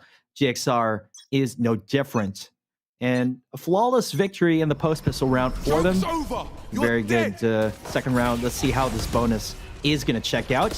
Emin tries to make his way onto the side. Does get taken out by that shock dart. Run it back. Denied. Zeus not wanting to get his position exposed, but nonetheless, because of the kind of one-by-one nature of how GXR have been taken out to the site, they still get him found out. But the problem is, because the delay was there, as well as the slow orbs coming in momentarily from Cruz, that all but shut down any chance of GXR to even plant the site or plant the spike on the site. And now they got themselves a point on the board. Bonus round for GXR done. And now we go to a gun round for both sides. I mean, that was a near perfect round for X10. Again, Fox is just being a thorn to the side of GXR here. As the Sushi Boys taking the high ground there and just denying any kind of aggression from GXR in that bonus round. But now you're going to have full buys here, 2-1. Third round turnaround secured for the side of X10. Let's see if they can bounce off of that momentum. But Scary, he's going to be drawing first blood here onto Georgie. That is a huge pick. We all know how scary Georgie can be, and once he's off the board, then you really neuter GXR to a high degree. Yeah, again, we were kind of wondering what happened to Amon during the Breeze map, but you know what? I think he's more stable here on Ascent anyways, as was all actually in the other team. To be more specific, he has picked up on the Phoenix, which we didn't really brush up on during the Asian selection, but it's actually one thing that GXR have been using on their Ascent maps. But because of this, even though this could be a real good Swiss Army knife type of deal for GXR, you know that X10's been watching some of the VODs. Anyways, though, Sushi Boy is also down for the count. That's going to be both of the Jets have been knocked out here. We got Silverjohn escorting the short side. Emma's going to be pushing through, but again, Cruz's utility usage with these slow orbs really does put a damp cloth in how well GXR just take these sides. And look at that, they're getting pinched in here. Ching alone. And he's going to be the last man, but not for long. And X10, another clean round on the board. I mean, GXR in that round just tried to steamroll their way through the slow orbs of Cruz right there. I don't think that was the right way to go, as we saw what happened to Emma. It was just completely shut down over there onto A short. I really think they should sort of rethink their strat on how they execute onto the side. Perhaps collapsing in or bursting like that just doesn't work in that configuration, at least on A side, as long as Cruz is there to utilize those slow orbs to its highest degree. GXR could just be, again, rummaging through the utilities, but that's never what you really want to kind of transpire or happen when these rounds kind of, flow underway. And they had all the chances to actually just go back, and they've already gotten the kill onto Sushi Boy. So I was wondering why they kind of, again, went and pushed a case for that. Yeah, it was a very curious decision, I got to say, Azure.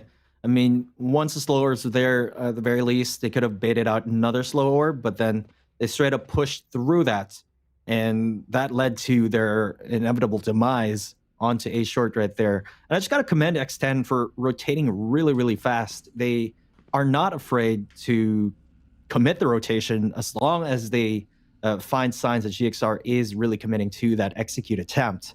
And really, it's just a really quick response from the rest of the X10 squadron. That's why they're so solid on defending these sites. Again, really early on in the game, we have another quick technical timeout here as we sort out a little bit more technical difficulties. But GXR, they've gotten 2 points on the board. They were off to a really great start, but as soon as X10 got the buy round, things have turned. Now, seems like GXR is going to be on the low buy. And, at the very least, in the next buy round, Johan is going to be having that lockdown available. Very true. They can also try to at least fuel some of the ultimates that are almost there for the GXR roster. Ching and Emma 2 away from a nice little from the shadows, as well as another run it back. Emma got completely shut down with that slow orb. I think X10 has done a good job at kind of rotating Cruz with that, so GXR do have to be aware. Slow orb seems to be a pretty good counter for to run it back. If you play far back enough to the site and you throw a slow orb in, you waste so much time for Emon's utility to be pretty much null and void. He can get information close by, but the far back, definitely not. Anyways, these camera movements, I gotta say, they've been pretty drone-esque. Pretty scenic, I'd say. Yeah, there you go. That's a beautiful word for it. Scenic. Yeah, very cinematic. But again, I just want to drive this point, Ezra. A Phoenix is such a great pick here on a map like Ascent because of the way those ultimate orbs are situated across the map here on B main and of course A main. It's very easy to secure the orbs. And as you know, Phoenix has one of the most powerful, impactful ultimates in the game. That run it back only takes 6 ultimate orbs in order for you to proc that ability. And once you can secure both of those orbs on either A or B, it's just so easy to get that ult up online as much as you can. You can really abuse it, especially if you're going to be on the attack. And, you know, I understand the rationale of GXR coming into that, and it does favor their playstyle. Double duelist, hyper aggression. They're not afraid to try and assert dominance here as we get into round number 5. Georgie, I think he's going to challenge A short here. Oh, but he got triple challenged by the rest of X10. He was a lone wolf, a solo cowboy. And it seems like he went against tribes of X10 here moving forward. In any case, this is just basically a save buy for GXR. There's nothing really that can be said about that. Anything else? Emon, by the skin of his teeth, gets away as well as the orb taken. This is good. Had to use his hot hands, but again, it's all about how much they can use and utilize in terms of the equipment or in terms of the charges, and it seems like they at least were able to fuel that run it back.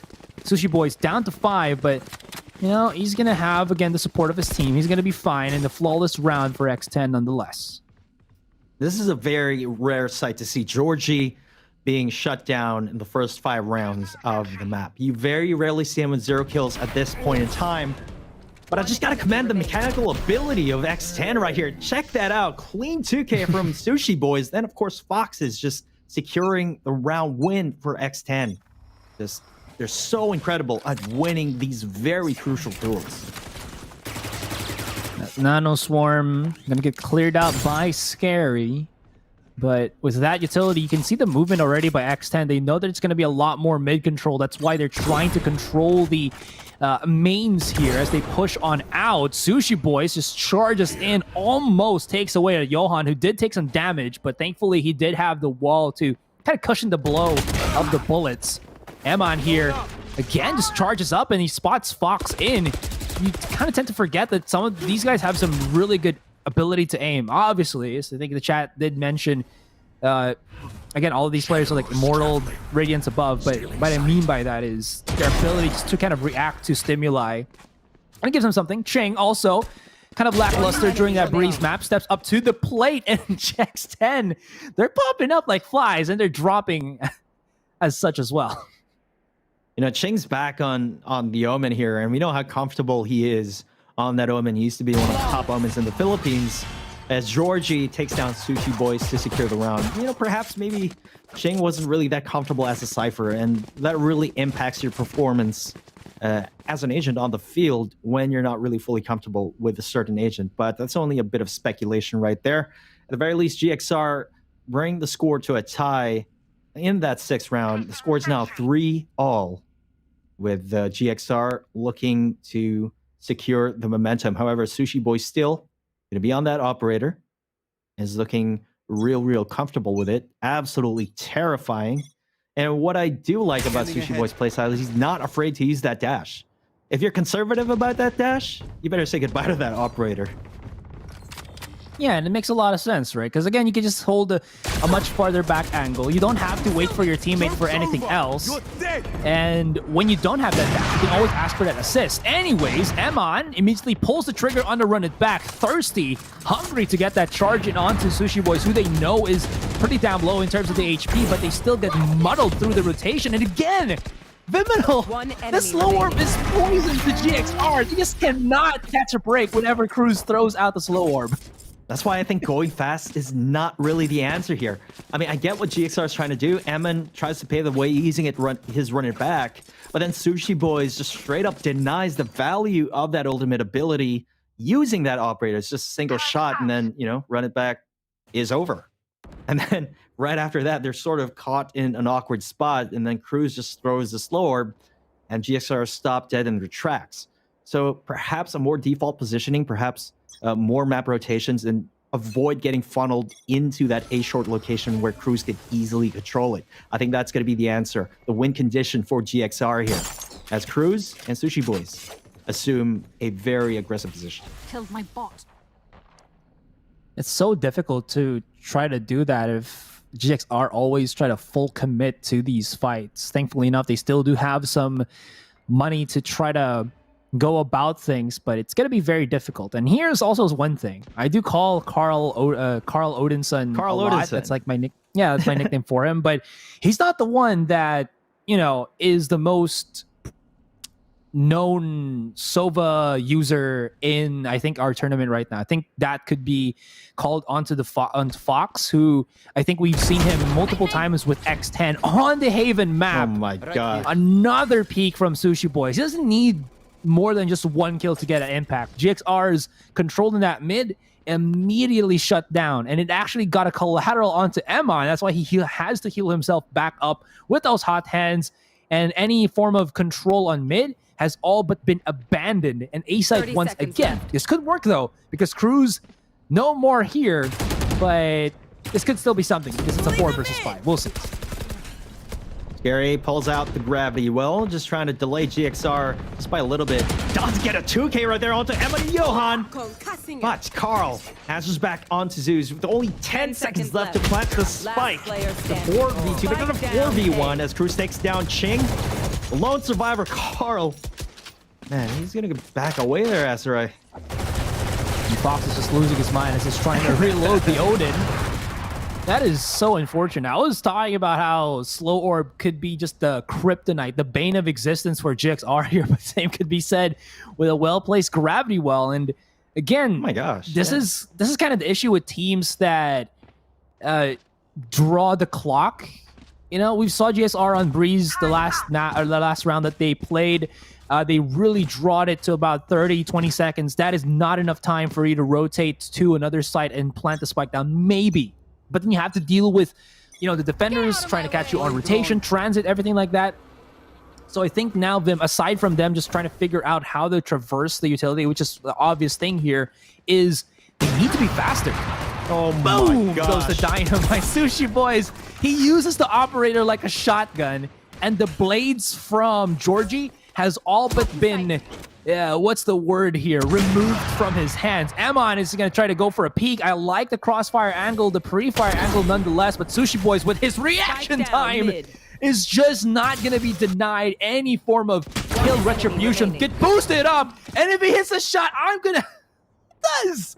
4K already! And Ching, is he just going to give the ace, or will Scary be a spoil sport? Looks like that's going to be the latter, and a flawless round victory for X10. GXR don't even know what hit him. I mean, Sushi Boys, almost with that ace, that amazing 4K with that operator. It just reminds me the sheer irony of the fact that you remember that time, like way back when, Season 0 of Valorant, wherein nobody would pick Jett, and they were like, Jett is just such a selfish agent, and it's worthless in the meta. Well, tell you what, fast forward into the future, Jett is an agent that directly scales to the raw mechanical skill of the player. And when you have someone like Sushi Boys on that, it's just absolutely terrifying. Hunter's Fury goes out onto the B side over here. Carl trying to get a tag, perhaps trying to make an entry onto the side. Georgie takes down Cruz, and Ching answers back with Foxes as well. It's going to be a 5v3 with the advantage for GXR. Spike planted. The quick use on Ching to get the kill, plus him having the spike, makes it so that this plant will be much faster than anticipated. Sushi Boys finds one. Scary here onto the pinch coming out from spawn. And this post plant is going to be quite difficult. It's a 4 versus 3. There is 2 hiding on B main, and this is going to be perfect because only will probably expect 1 to be in that main corridor. So Sushi Boys is finding so many targets here. Zeus just gravitating to the head. Sushi Boys has flicked out his blades, but he just dashes right in and gets punished by Carl. That could have been something different, but through the grit, GXR find a couple, and all spearheaded not by the ultimate of Ching, but by Carl's Hunter's Fury. Yep. That was really big from him. He did not find that first initial tag onto Fox. Ching would not have ever used his From the Shadows to follow up on it. You know, Azra, as a Silva main myself, There are multiple scenarios wherein you can use the Hunter's Fury. Sometimes you can use it to deny an ultimate from Killjoy. Sometimes you use it for post-plant, but I think one of the most ideal situations is using it to make space for entry onto the site. But Ching will be taking out Sushi Boys as well as Zeus. Tremendous value on that slow peek onto A main. Finally putting an end to the onslaught of Sushi Boys are here, but Scary gets a 2K as well. What is going on, Ezra? Did you see what he just did? He used the budget version of his smoke that basically had no duration whatsoever, hit on it, and GXR was like, yeah, nobody's gonna be here. Scary just refunded that so he could use it for something else. But no, bigger brain player on Scary. He just uses it as quick cover, and nobody from GXR was even looking at the close proximity of that ability. Cruz is going to isolate the fight here. He's going to leave himself in a 1-versus-1 with Carl, but this could actually work in his favor because Carl is a crack shot, which he does. But Fox overwhelms. We're down to Soba versus Soba. This tag is going to be brutal because there's the Odin. He's got to be careful about this. The Shockler 2 come through, and Fox once again cleans out the round with smart plays and positions on his Shock Dart, my man.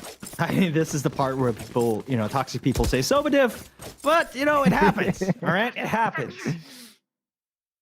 There's no time as well, so he had to plant the spike either way. So yeah, Scary, big brain Astra main. Woo. Those two first kills were just chef's kiss. Here's the thing, Ezra. You don't typically see the dissipate used in that way. It's just a testament to the efficiency of how Scary uses that Astra kit right there. Cruz assuming a more forward position here onto A main. Sushi Boys as well. Just so confident on that operator. Goes for the updraft. Repositions here. Perhaps anticipating Carl peeking onto that top mid location. But yeah, Carl's expecting that. So he's, trying to reposition himself to a more safer location. Bit of a standoff happening right now between GXR and X10. Yeah. And you think that Sushi Boys is in a weird spot because he's on top of Arch. This is very exposed position, but X10's very communicative with each other. Look at how not Sushi Boy, sorry, but Scary is just holding on short with his own teammate. Fox is activating his own ult on the A site, but I wonder what that was for. Shuts down onto Emon, who was charging right in, but this B site is exposed. Zeus has to try to anchor this offensively, but Georgie has all but pushed onto the B stairs, gets 1 kill already, and now with a bit of, I guess, bravado and baiting, they find themselves a couple of kills. But Sushi Boys, oh my gosh, okay, offensive operator plays. Hello, Sushi Boys comes in for the big flank onto B main and leaves the rest of GXR to fend off for themselves. Cruz goes in for the Grim Wall, and Sushi Boys claim a third. And this is going to be the first half done. 4-8, X10. I was already complimenting GXR with their fake plays in here, but X10, you gotta compliment them with their flanks and everything. Sushi Boys on the direct approach with the lurk on B main with an off. Switching sides. I mean, here I was getting ready to call a 5-7 score line with GXR scoring 5 on the board, but no, it's 4-8 in favor of X10. What an incredible first half. An incredible end to that first half. Sushi Boys getting a quick 2K, but he's not done here just yet. Oh my gosh, this man is unstoppable, and perhaps in another dimension, in another time or space, Azura, I would probably play Jet just like that. But alas, we live not in the fantasy world, but in a harsh reality where I can't. So we're gonna get into the second half in just a few seconds here, folks. GXR are gonna be on defense right now, and this was a really good half for X10, considering that their lineup arguably is heavily defensive sided. Yeah. This could turn a swing for them. But to be fair, I think GXR also has a pretty good defender's side composition. Again, being on a Phoenix as Emma is a lot of things to kind of stop the opponents from bleeding into the sites, hot hands, and those XDR flashes, which everybody has been calling. And I've been calling it already. Again, before Phoenix was picked up by Filipino teams, he's really underappreciated. And, you get to see why. Anyways, though, X10 have found a perfect counter to it, but you know what? We'll talk about that for another round because it seems like Carl has to be the one to defend the site only with the classic. As they waterfall in, they come in from multiple angles, and jumping kangaroo by Cruz denied. Although the quick follow-up for Sushi Boys will be swift, and well, justice will be served the same way. It's all about the retake, and there is not enough players in the world for GXR to go against X10 here. Like a waterfall, they came crashing down onto B site right here. Ching and Emin left to their own devices against 4 of the X10 squadron. Emin left to 9 HP. And check out that that awareness from that agent holding B main. Sushi Boys secures a round win. Gets a quick tap onto Emin and Ching. 4-9 in favor of X10. That was a very clean pistol round. I wouldn't be surprised if this turns into a 4-10 scoreline, Azra, given the firepower discrepancy here. Yeah. Question now is, will GXR go for a force buy? It looks like that's going to be a straight up no. But moving around the map indicates that they might actually double stack onto the B site. But this is a 50-50. And, well, we're the ones who are privy to that information. We're the ones who will know what is going to be happening. And I'm predicting already, Vim, it's going to be a flawless for X10. Just because there's nobody on the A site. The setups are being thrown out. I'm liking it. And where's the explosion from X10? There it is. Carl's going to be hearing everything right now as the Soba for GXR. But all they can really do is just try to hold on. But they're coming in one after the other. The meat grinder fueling the ult charges of the X10 roster. That's a pretty cheeky barrier orb right there onto the door. There's a little bit of space there. Kind of unexpected for this post-plant situation. With Sushi Boy is just waiting underneath Evan right there. Zeus takes a kill onto Johan. Double boost right here. Ching does get one using that shorty. 150 credit gun. Lots of value right there. Cruz and Fox has made quick work of Ching and Emin, however. Georgie, he's gonna try to make the most out of the situation, but Cruz denies anything from happening right there. Just as we predicted, Ezra, it's 4-10 in favor of X10. Not looking really good for GXR as of this moment, but let's see if we get a third round turnaround.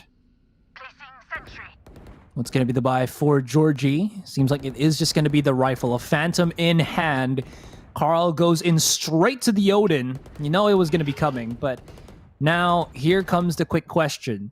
There is multiple bodies outside of B main here. I think they're going to try to feel out if Carl is going to be there with the possible LMG as we mentioned, and then try to go for that mid control where Johan's defense is not really going to be at its strongest. Yes, there is that alarm bot, but imagine it as an alarm bot to stop the rest of X10 from rushing right in. That is a very scary thought, and we'll see if they can convert on that one. But for now, it seems like X10, knowing that their opponents are going to be on the gun round, play at a much slower pace here, trying to be getting a bit of mid control.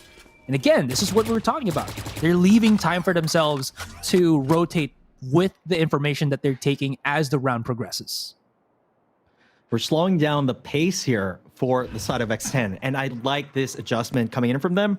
You know, they were playing really fast during the first couple of rounds, understandably so, but now that firepower is in the hands of GXR, they definitely don't want to get ahead of themselves, and a cool, calculated approach perhaps will reward them with another point on the board here. Slowly but surely making their way onto B side. Scary, just make some noise over there onto A main.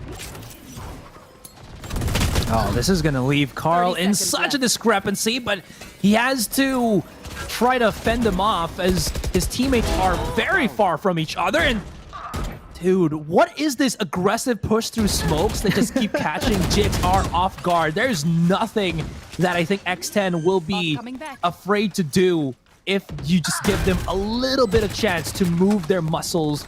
A lineup from Eman, but it's just a bit too late on the use, and that's not really going to find too much damage, and it's going to be quite difficult. One into the back of the side, too many to just try to flank or try to flick on, and Ching, he's up in a 3 versus 1. There's already a big flank coming in from Scary here. The quick little refrag from Cruz as well, and I would say, even if there is X10 members dropping in or dropping down, it's still a clean round for them nonetheless. Carl only good for 1 kill, and Johan getting taken away from the board too quickly as well. I mean, they started off the round at a very slow pace, but then they sort of burst onto the side really quickly.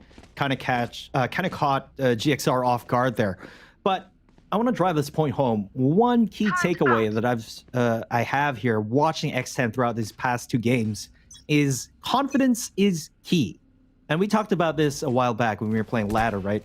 You have to be really confident when taking those duels, and you have that innate gut feeling that you're going to win those duels. They don't have the information that we're seeing, and it looks like it's so obvious to go through that smoke, but they make the most out of it without having that information. Emma does get a 1-tap onto Sushi Boys at the very least, and this could be an advantage that they need here. Lockdown is going to be activated. 0 players detained. Oh my gosh! Spike down A. Okay, some lineups with the Sova.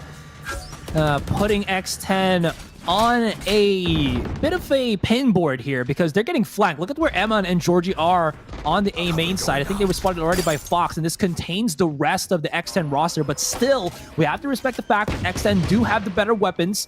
Even though the positioning is overwhelming by GXR, this is going to be a tall task for them. Johan getting wallbanged to almost oblivion.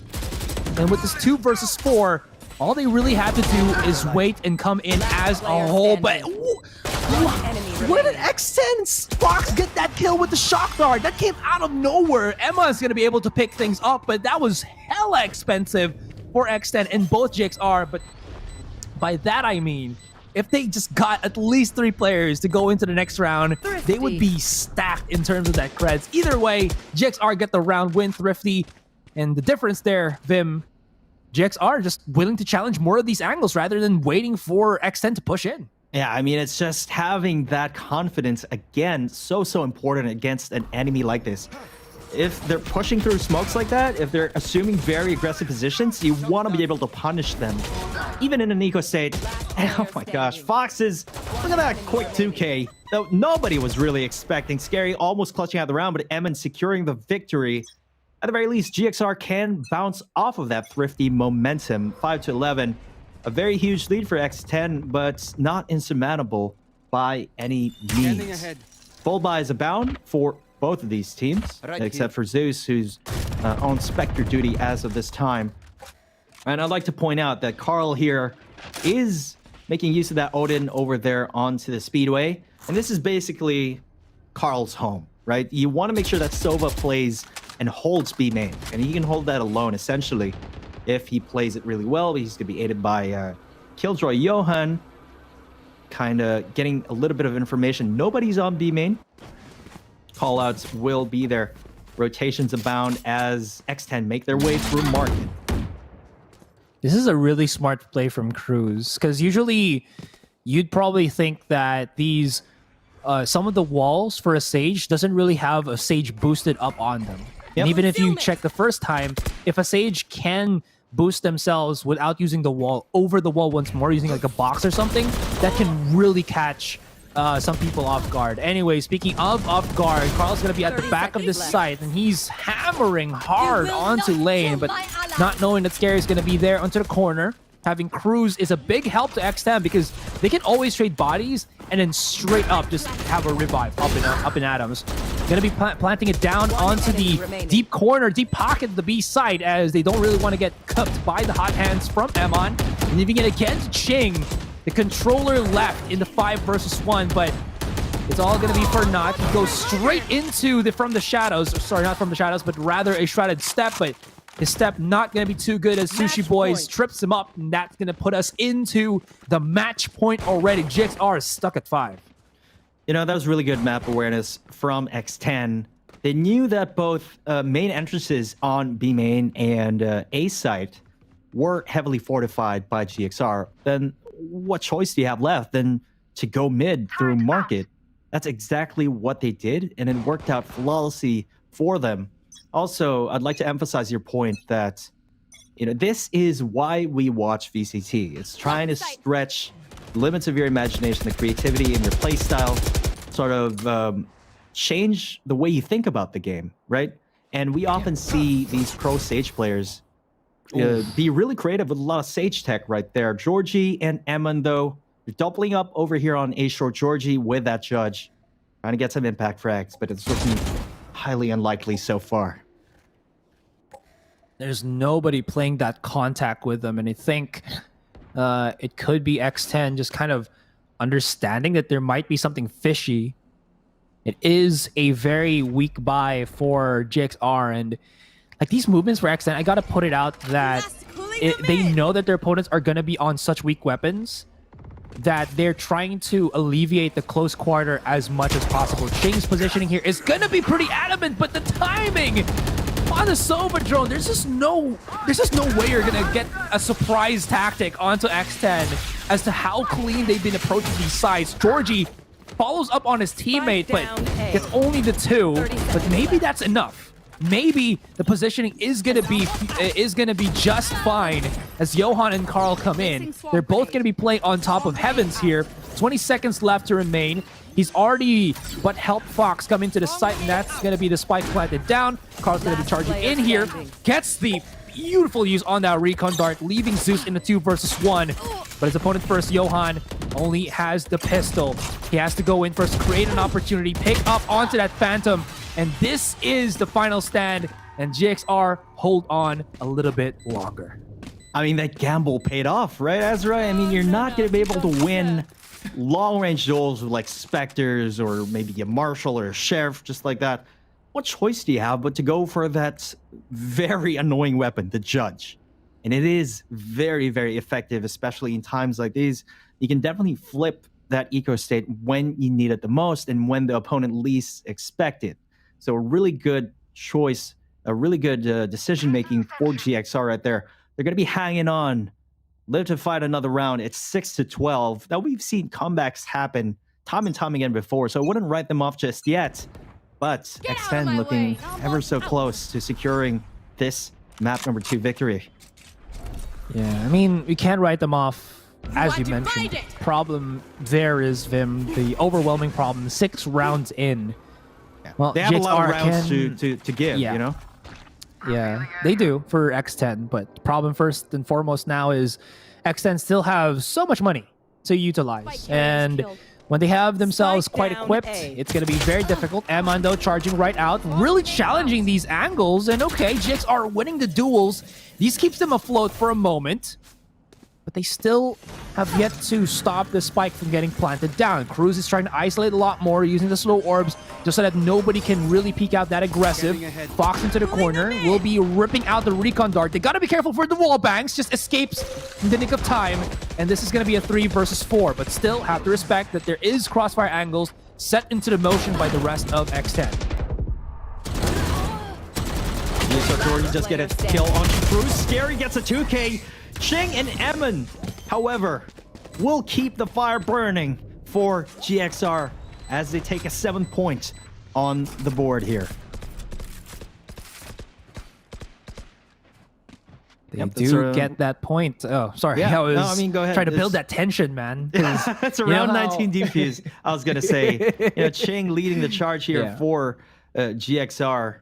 So all things considered, it is a considered effort for the GXR squadron, but a few of them are having a bit of a rough time here.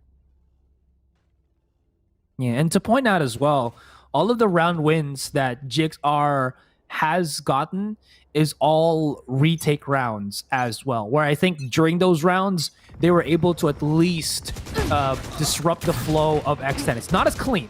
And now, this is something that we haven't really seen from GXR in the rounds when they started coming here from the defensive side, which is to actively get that map control rather than just, again, wait for X10 to get into the site and basically leave people like Carl on an island. They try to get the upper hand first. 4 more rounds in, and maybe, just maybe, if you're a fan of GXR, if you're from the Philippines, you might see a glimpse of hope here. But X10 have all the cards in their hands still. They need 1 more round, and they still have, I believe, weapons to burn for days. Yep, they do have the money for that. And finally, X10 called a tactical timeout.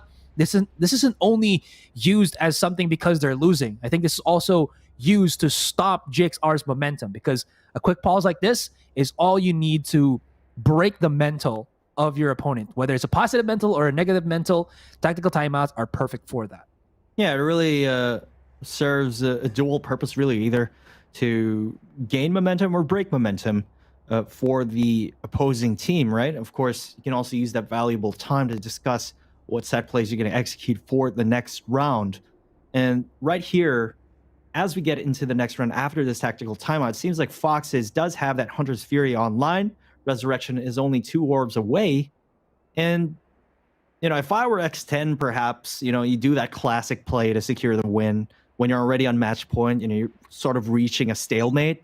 You just stack ultimates in 1 round, and then you basically can't lose, you know? That is true. I have seen some teams that, let's say, get like 10-2, right? Or let's say something around that line, and then they get caught up to like 10-9. And the way that they get a round back for themselves is to save up as many ults as they can use in one sitting. If they can't get any kills at all, then they just have to take the L and just keep dying and charge the ultimate the old-fashioned way. Any case, I do have to agree with that. But you know what? I don't think X10 is going to be put to that remark. Still, though, they're charging up their ult economy here, and that could be something.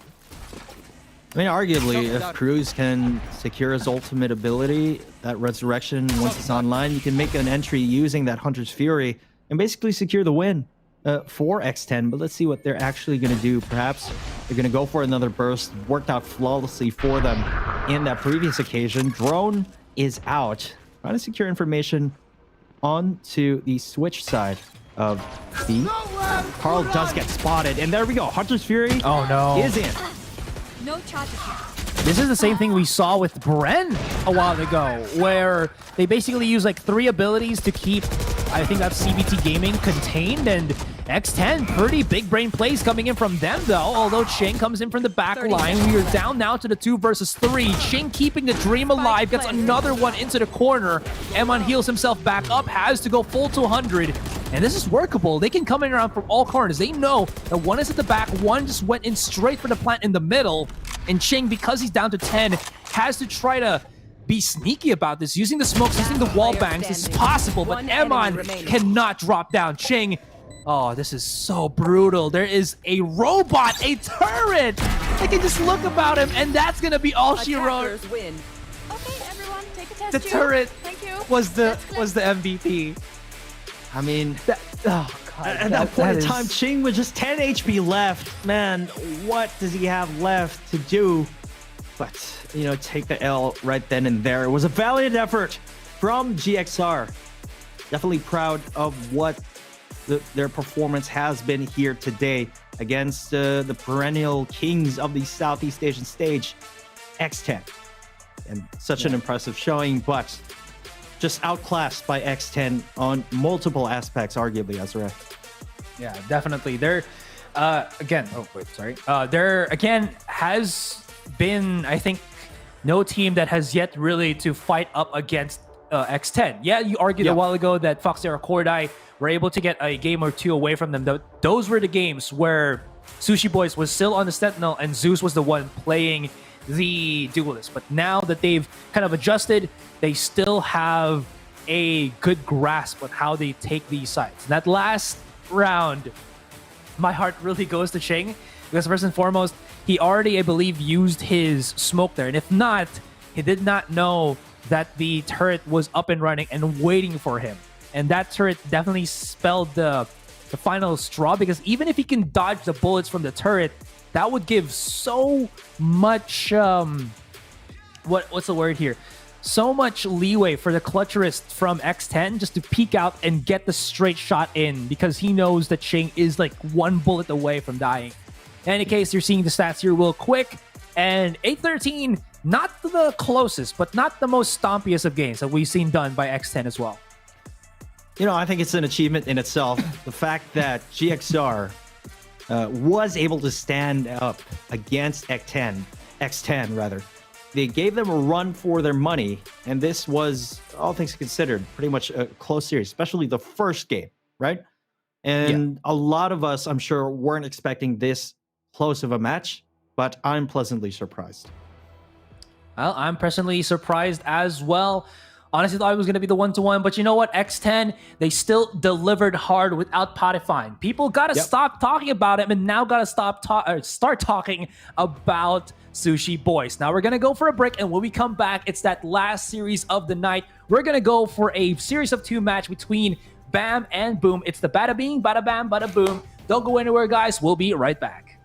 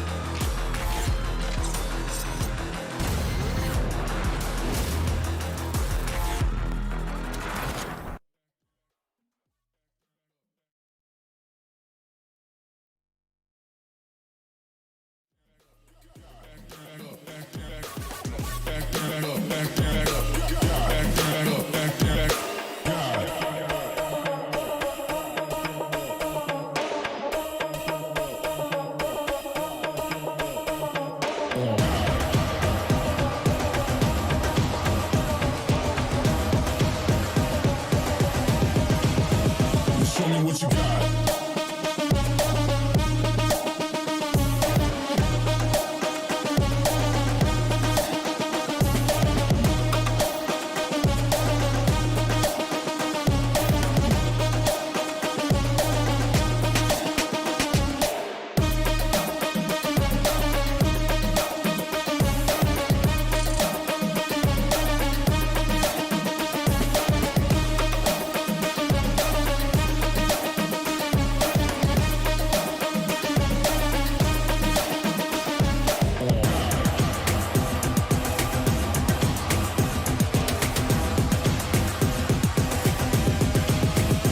Show me what you got. Down, up, back, up, God, down, up, back, God, down, up, back, up, God, down, up, back, God, down, up, back, up, God, down, up, back, God, down, up, back, God. Ain't no reason to back down, so step it up. God, down, up, back, God, down, up, back, God, down, up, back, God, down, up, back, God, down, up, back,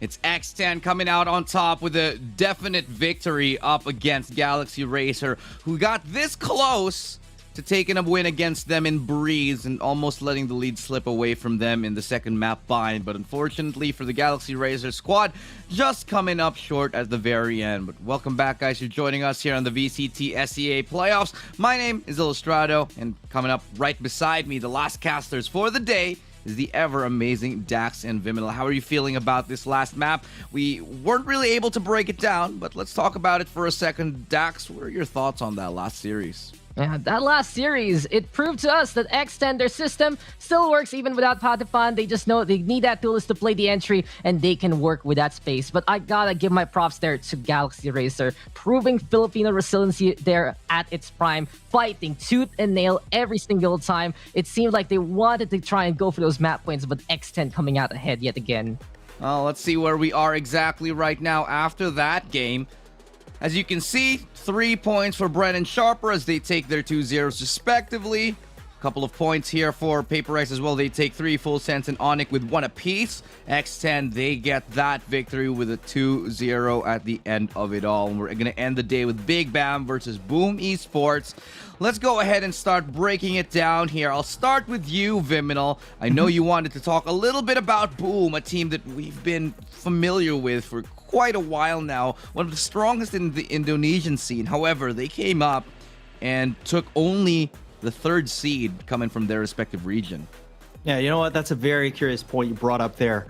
You know, by now, BAAM Esports really is pretty much a household name. Wouldn't you agree? It's just they've had so much local and regional experience here in the VCT, in their VCT. And what it begs the question, how have they evolved since then? They've had such a long tenure here.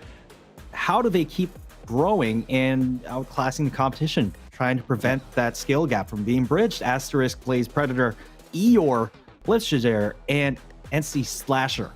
Again, household names. Yeah, they've come and made some changes to their roster after Adern King has taken a little bit of a, departure from that roster. But let's take a look at Big BAAM right now. Dax, I know you wanted to chat a little bit about these guys. What you got for us on them? Yep. Big BAAM, formerly known as Steeler Glory, and you got Crazy Guy, Dorfina, NTK, and Red Neville. And I've been so hyped to talk about this roster for quite a while already, and I thought I'd be talking about them last time when we were here for Sea Challengers number 2, but they couldn't make it there. Unfortunately, they weren't able to make that cut with Cerberus and Furious taking those slots instead. But looking at their track record in the community scene, almost 100% win rate, victory after victory, and in their road here to SEA, it was just absolute domination from that squad. A little bit of a issue here with our stats on Crazy Guy. I assure you, they're all not 0.0. We'll get that sorted out in a second. But it is worth mentioning here, Blaze Predator. He definitely used to be one of the top contenders for his team along with Adern King. It's always the 2 kings that we used to talk about. However, now it's a completely different story. We'll linger on that a little bit later on. But for now, let's talk about the maps here. Viminal, your thoughts? We got Bind and Ascent. Yeah, coming into Bind here in this first map, of course, a lot rides on the first game of just about every series. Teams can easily bounce off of that momentum. Bind, historically, a very polarizing map here in the Southeast Asia region. BAAM, historically, has shown their proficiency in this map. But Big BAAM, they really haven't dropped a single map. They have a 100% win rate coming into this. So, again, different contexts, right? Let's see if they can translate that success right here against BAAM Esports. Yeah, just agree with those stats there, Viminal. Big BAAM absolutely dominant in that local Vietnamese scene, and they have not dropped the map, as you mentioned. But the intriguing part here for BAAM is they are the ones banning out something like Split, and they used to be the kings of Split in the Indonesian scene, but it got decrowned from them by the likes of Onic and Alter Ego in just this stage number 3. So they've gone on over to Ascent instead. They've had a lot of success on this map so far, and it was one of their map wins against Alter Ego back then. So it does seem like they're trying to find a new home for them, a new identity perhaps for BAAM Esports, and that's what we want to see from them. Evolution, because BAAM Esports time after time has represented Indonesia here in VCT SEA, but they've fallen short a little bit more often than usual, and they're trying to find that extra little bit of oomph to get them further into the distance. Well, we managed to finally cap off the day after a very long day with this last series here, and this is going to be probably one of the closer ones, and we've seen a lot of close series across the day. I want to get your thoughts. I want to get your predictions for this. Dax, I'll start with you first, and we'll go straight with Viminal on to the next one. How do you think this is going to go down? Gotta split the difference in this one, guys. 1-1. BAAM, sure, experience here in VCT. But at the same time, I feel like Big BAAM will give us that first Vietnam region win. This is a team that's been working on their repertoire, working on all of their accomplishments so far in their local scene. And it's high time now to show SEA what Vietnam is all about. As for me, earlier on in the day, I did mention, judging from the performance of the other Vietnam teams that we saw here today, you really can't underestimate the Vietnam region. And if this Big BAAM is the flagship team for the Vietnam region, then they're definitely going to bring in some serious firepower, even against BAAM Esports. So I'm going to echo your predictions right there, Dex. It's going to be 1-1. Tough call, really. I gotta go with stick with my guns here. 2-0 for BAAM Esports. I feel like they got all the tools in their arsenal, and the map picks, I really think it's gone their way here. But I'm gonna leave it all in the hands of the casters to take care of us for this last series of the day. We got BAAM versus BAAM. Who's gonna explode bigger, and who's gonna reign supreme in the last series of the day? Casters, I'm leaving it up to you guys.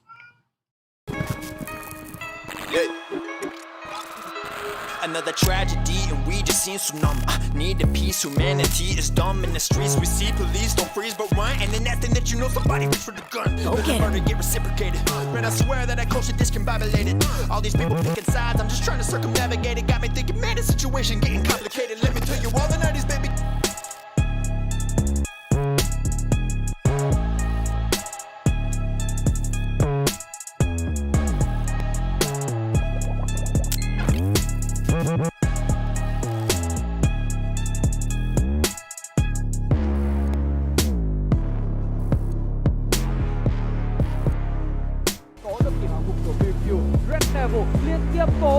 Akan melakukan refleks dengan sangat cepat juga, dan kita lihat Flip Killer mampu untuk mendapatkan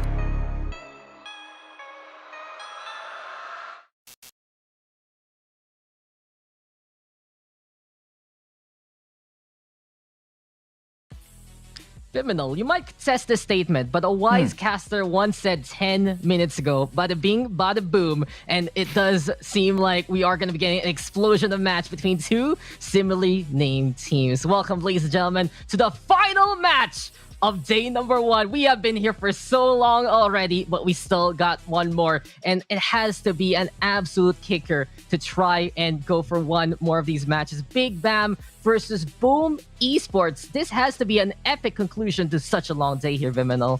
I mean, name checks out. BAAM versus BAAM. Who's the bigger explosion? We'll get to see later on. But really, you know, I've said this before on broadcast. We're in this for the long haul, Dex. We've been here the entire day. But, you know, for me, it's just when I wake up, I play Valorant. Go to work, I do more Valorant. After that, I go to play more Valorant before going to bed. And then I dream Valorant, and then the cycle repeats itself. So really, it's a regular day for me. So yeah, you know, Vim, this has to be one of the few times we're able to cast on VCT. I know we cast so much in the community circuit together, partner, but it's good to be here with you as